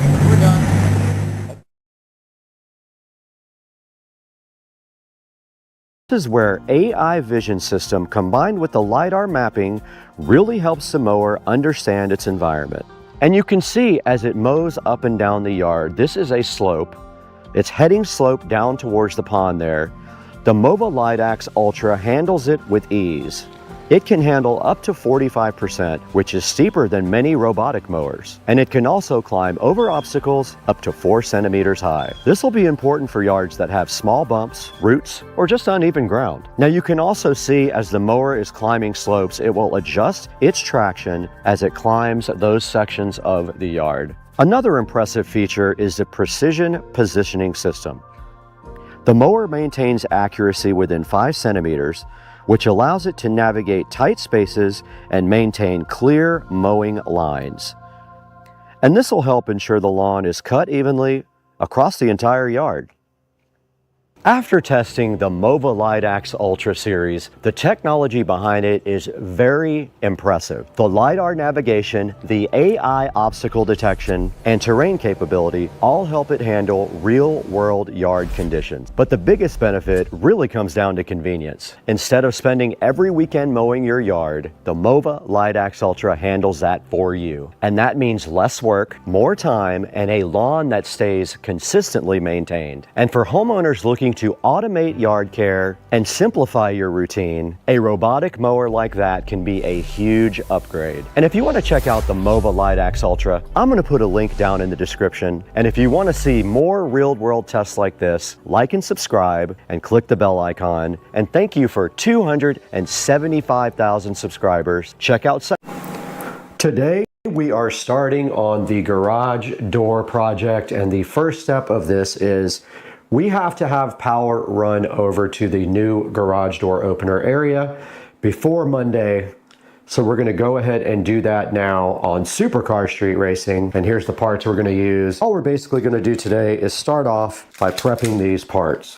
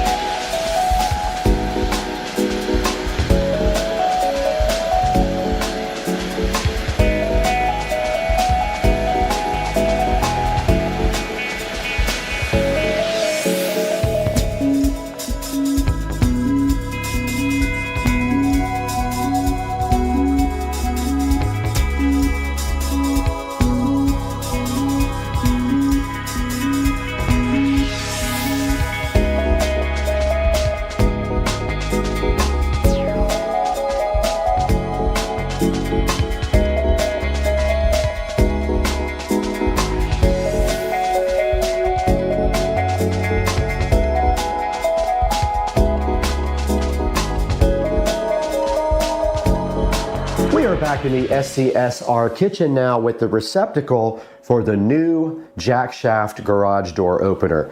Now, as you can see, yesterday we did get the receptacle and the cover plate painted black. It does have a tiny little white spot, no big deal. You won't be able to see that. But these are going up on the ceiling where we cut the hole yesterday and got super lucky, and we're like a billionth of a millimeter from the joist up in the ceiling. So first things first, all we have to do right here and right now is to get this pre-wired. And so to do that, we're going to go ahead and open up the back of the receptacle, whatever this is called, the wall box. And this is a type that screws in from like that, and then the tab goes around and holds it to the drywall. It's for just cutting a hole in the drywall. And now we just simply feed our brand new Romex wire. We got 25 feet of 14/2, which is 14 gauge Romex. We feed it right through the box like that, and the rest of which will go in the ceiling before we seal the hole up with the receptacle box. But first, we need to pre-wire this receptacle. Remember, when you do these receptacles, the white wire, the neutral wire, always goes to the left. You see the larger of the two slots on this receptacle, the neutral wire goes to the left when you're facing the receptacle. And now we need a razor knife, which I will go get.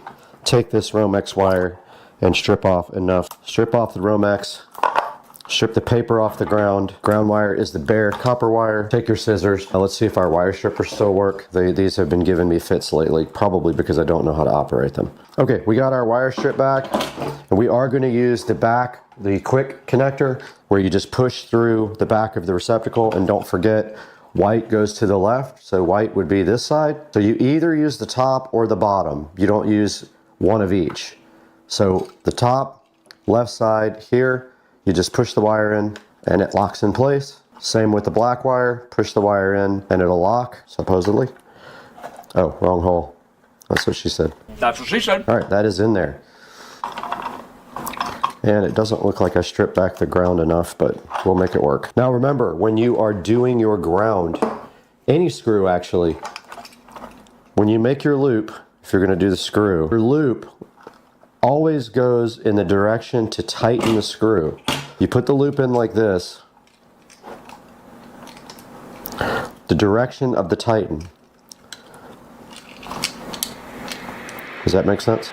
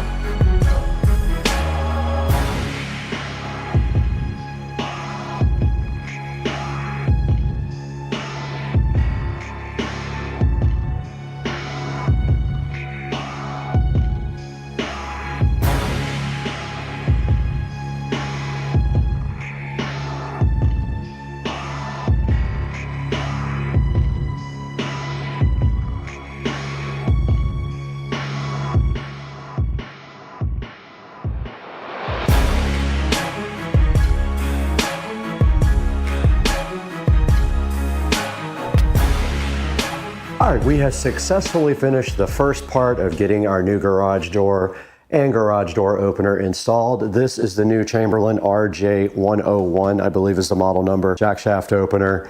Hopefully it's better than this piece of junk up here, which every day or two disconnects from Wi-Fi and it's almost impossible to get it reconnected. It is the biggest hunk.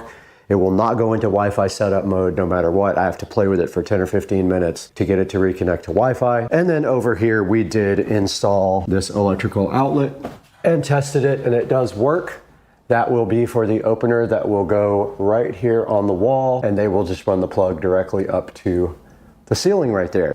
The garage door will be here on Monday. It is an Amar Vista garage door to replace this. It has frosted glass, and then they will also install the opener for me. And all this up here will go away. All right, welcome back to the channel. We are currently out here in the garage waiting for the garage door to be delivered, and they said they are about 10 or 15 minutes away. So we are just going to set up the camera and put video up of them installing the garage door and this jack shaft opener here. So let's do this.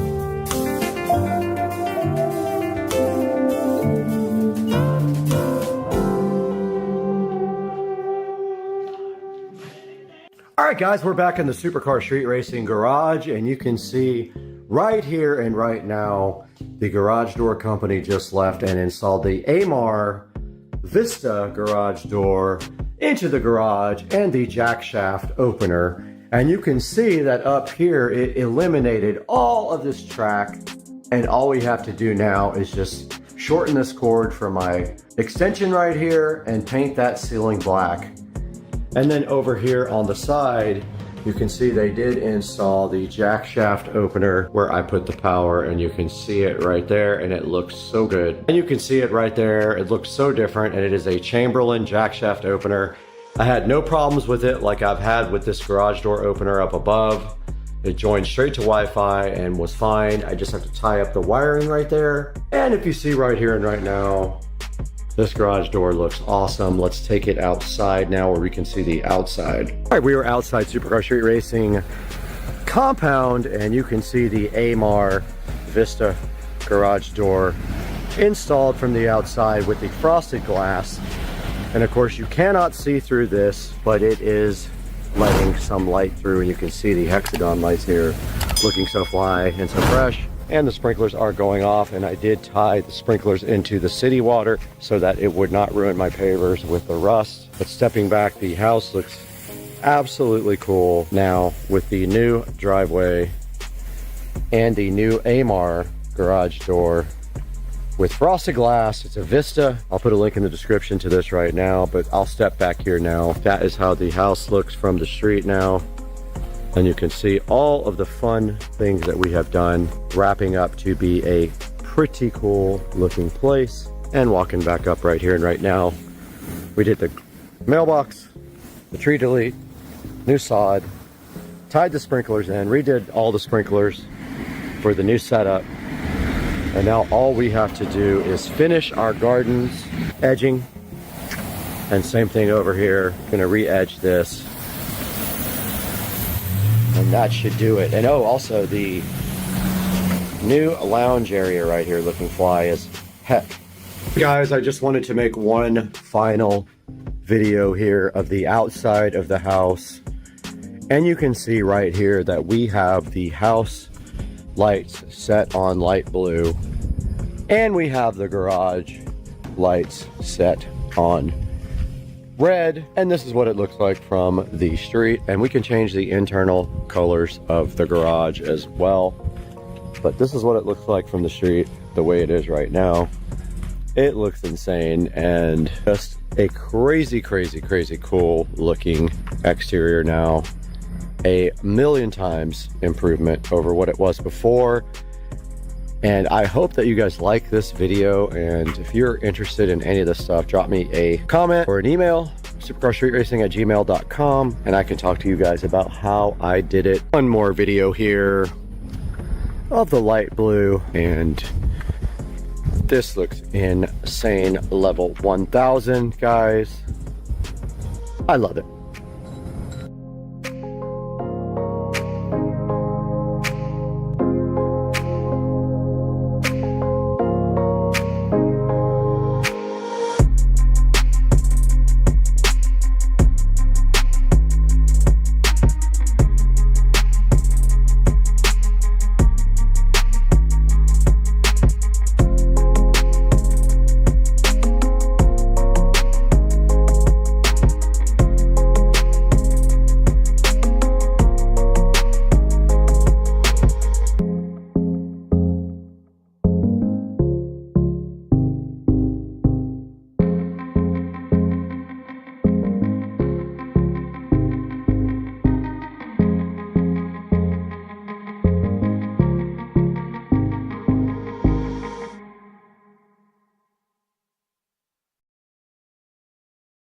This thing does 8K video.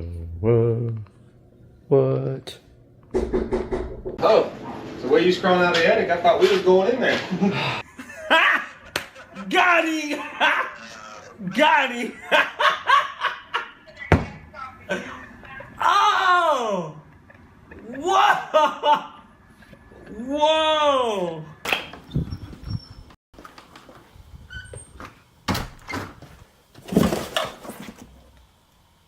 Seriously? Got him! Got him!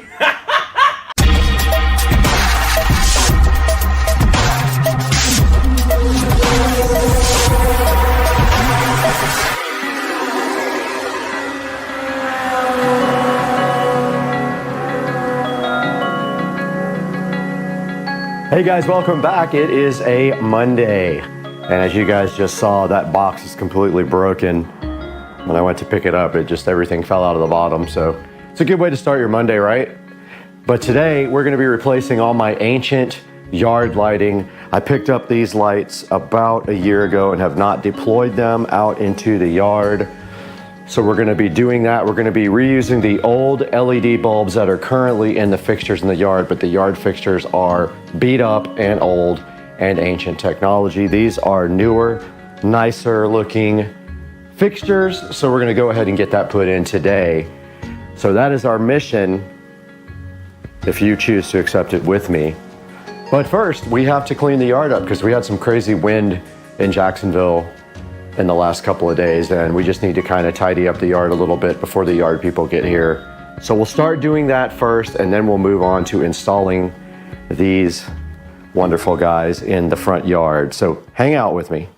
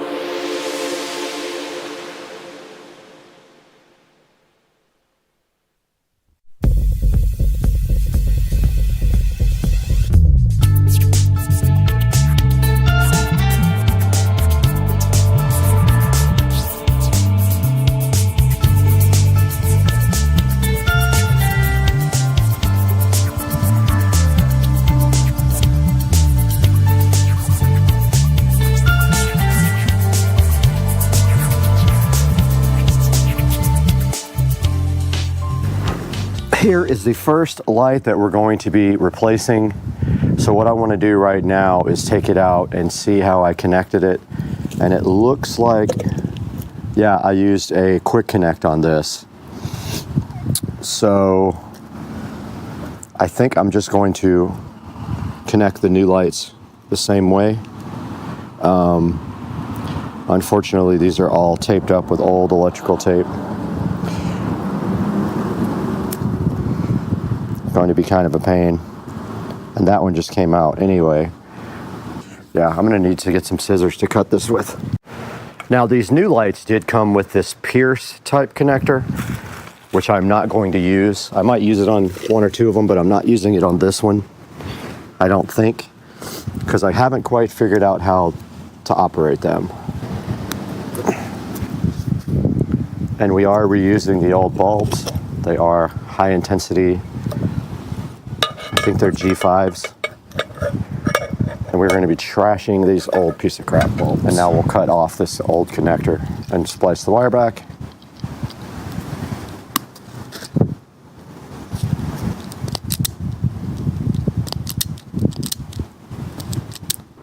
Oops. I have another light going to this. So I've reconnected the light, and I believe the other one feeds this spotlight and that spotlight. And the old housing will go into the trash can.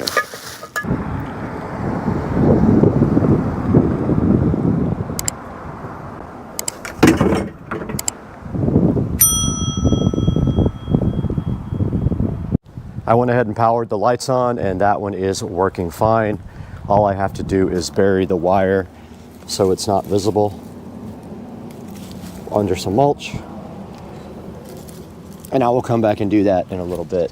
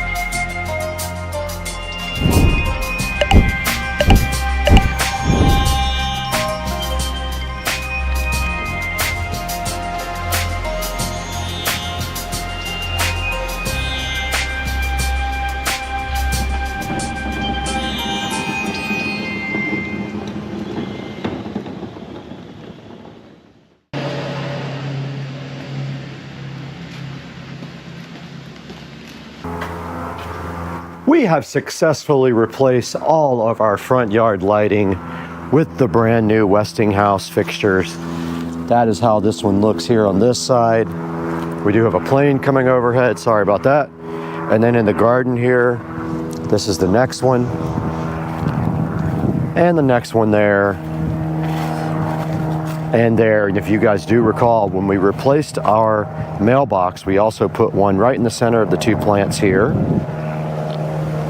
And then moving to the middle of the yard, we already had one in the middle of these bushes, which is a different type. So we didn't have to replace that one. But coming to the front of the house, we have a fixture here, one there, one right there, one there, and then finally I did place one right over here to illuminate the pathway going to the gate and the backyard.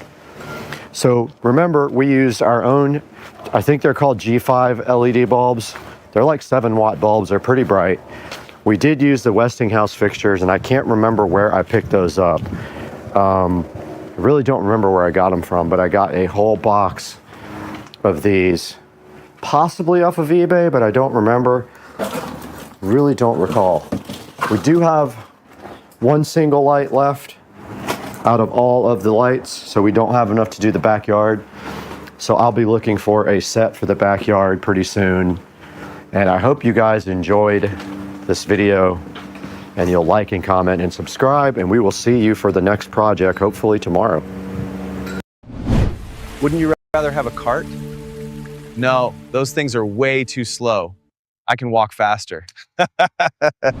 Now, if you're still running old school batteries like lead acid in your golf cart, you're missing out on serious power, range, and reliability. Today, Greg is upgrading this cart with the Humsync 48-volt lithium battery, a massive leap forward in performance, efficiency, and simplicity. We're talking longer range, zero maintenance, and enough power to handle hills, heavy loads, and all-day driving. Let's get into it. Joe, roll the clip from Jacksonville, Florida.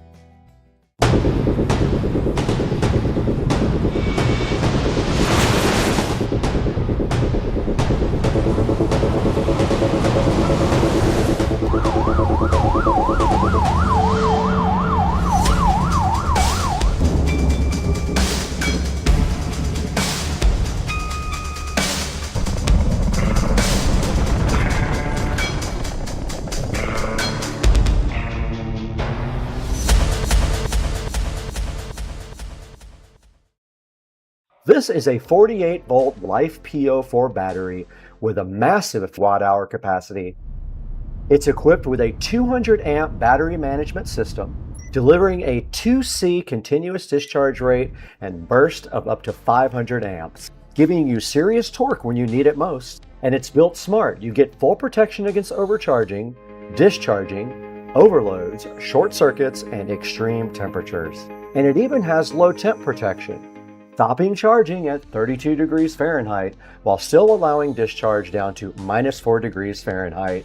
Perfect for cold weather use. On the outside, you've got a rugged metal casing that's fireproof. It's impact resistant and designed for optimal heat dissipation. And inside, premium grade A cells rated for over 15,000 cycles and up to a 10-year lifespan. You're also getting Bluetooth 5 connectivity so you can monitor your battery health, your voltage, and your temperature in real time using the Humsync app. And compared to traditional setups, this unit is 62% lighter, 23% smaller than 4 lead acid batteries, meaning easier installs and no complicated wiring. Plus, it's IPS65 rated, and it's backed by a 5-year warranty for total peace of mind.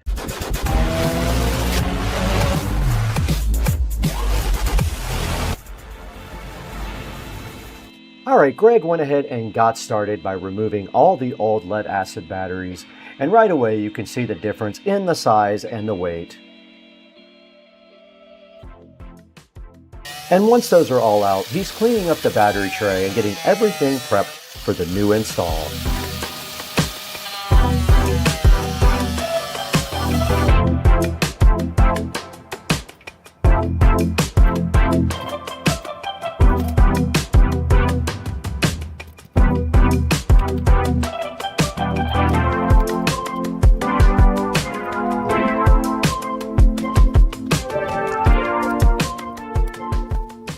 Now here's where things get easy.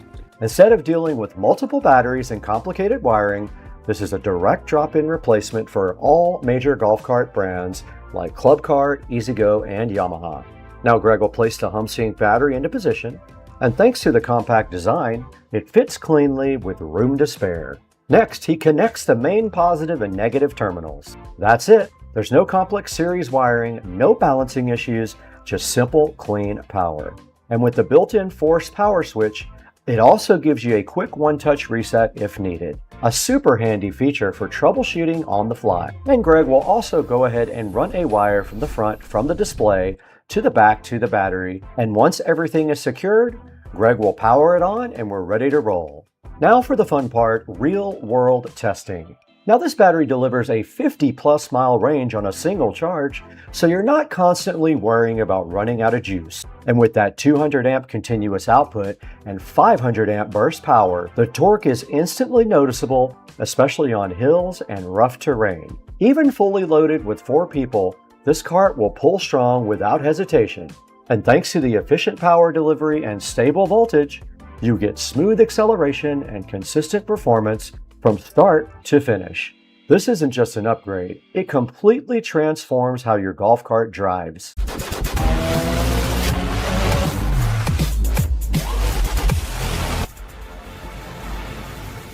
If you're ready to upgrade your golf cart with more power, longer range, and zero maintenance, this is the move. Just look down in the description, I'll have a link for you to buy this battery, and do that to support the channel. Trust me, once you go lithium, you're never going back. The garbage man has moved up quite a bit. What we're gonna do now, you can see we have a nice hill ahead of us. I'm gonna show you the torque increase.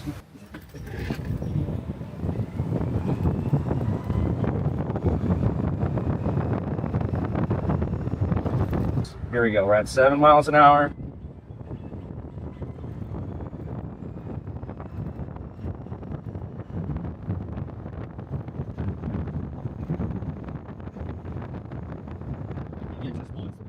And thank you for 300,000 subscribers on Supercar Street Racing.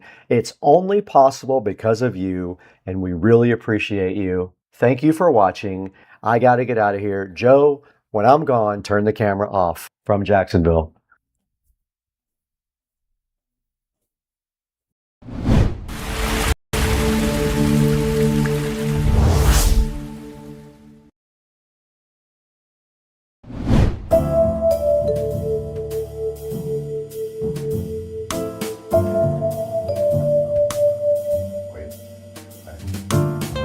All right, it looks like they got everything out of the closet. But you can see the lights on right now on the auxiliary.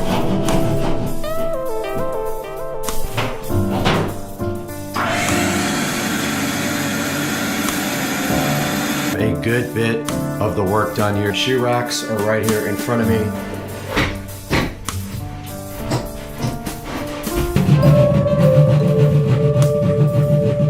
We got our island right in front of me here that we need to build from IKEA. I got my power all tied in up there, and I got my electrical box mounted. I got these lights installed after doing 2 hours worth of wiring, and I found out that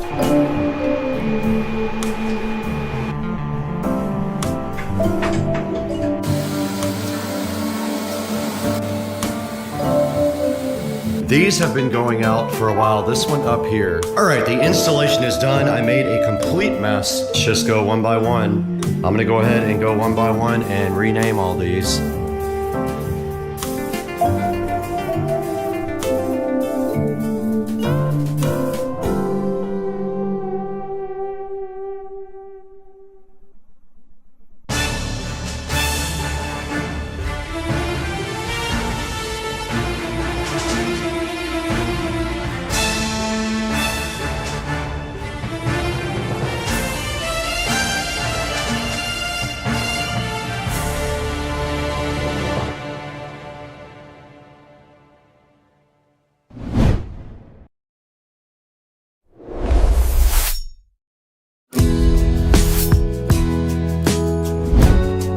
So what you're looking at here is a picture of my old closet before anything happened and before I had all the shoe racks. I was actually installing shoe racks in this video. So this is pre-closet makeover right here on Supercar Street Racing. All right, it looks like they got everything out of the closet. It's very echoey in here, but you can see the plans for each wall up here on the wall itself. But this is what it looks like mid-stream of doing this nice closet system. They have all the trim out already, and they've got all the old shelves out. So now they're going to bring in the new system and go ahead and cover all of this up.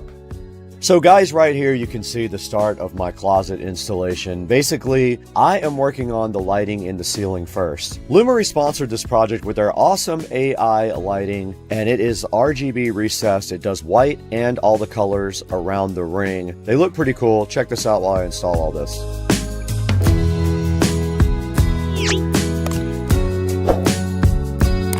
Basically,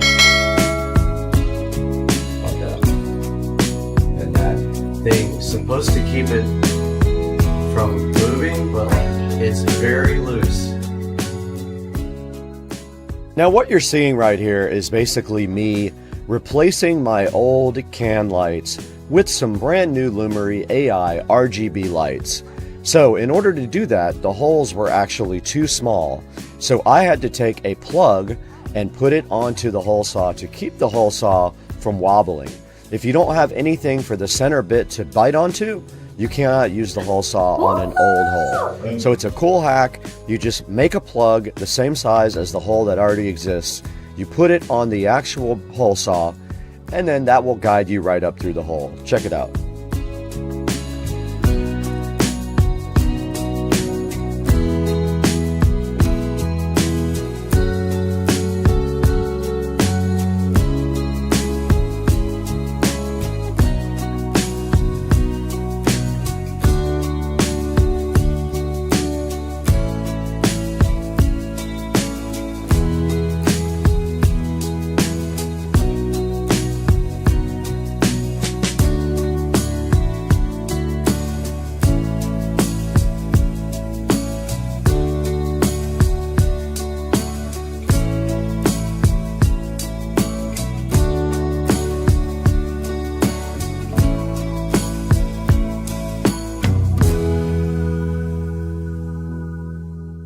Okay, me and Tony just installed these 4 Lumery RGB lights in the ceiling, and now we have to go into the Lumery app and add them one by one. Okay, so when we first powered up these Lumery RGB smart lights, they were flashing. Some of them were flashing slow, some were flashing fast. Now they're solid colors.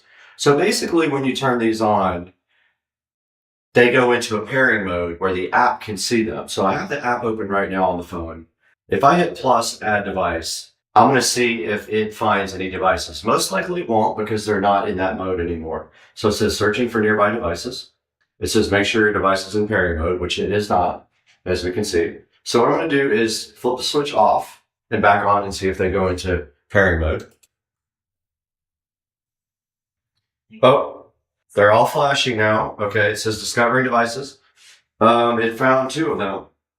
Well, what's it? Okay, one of them's added, so one of them has a check mark by it. Okay, it's detecting network status. It's adding to the network. Okay, one of them solid. Both of them are solid. All of them are added to the network now in the app. Yeah.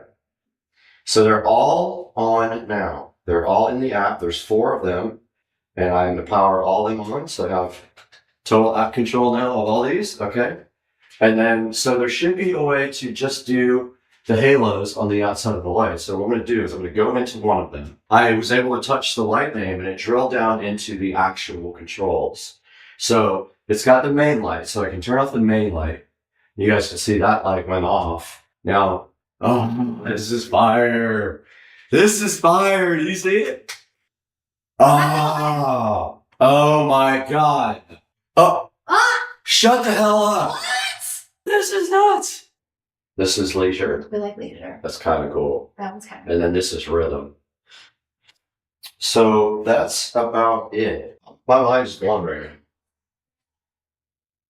Okay, we're back in here with the Lumery RGB AI smart lights. And we learned so much stuff about these. They're on its setting right now on the auxiliary light. Now there's main light and there's auxiliary light. They both cannot be on at the same time, unfortunately. They have to be one or the other. But you can see the lights on right now on the auxiliary, and inside the app here, you've got a bunch of different presets. One of them is called Leisure, and then inside of the Leisure, there are all these presets. There's 4 tabs and presets for the lights that you can put in that changes their colors and their pattern. So yeah, these lights are awesome. They do a lot of different cool things. They can sync to music, and you have both the main light or the auxiliary light that you can turn on. And I will show you guys more of this online.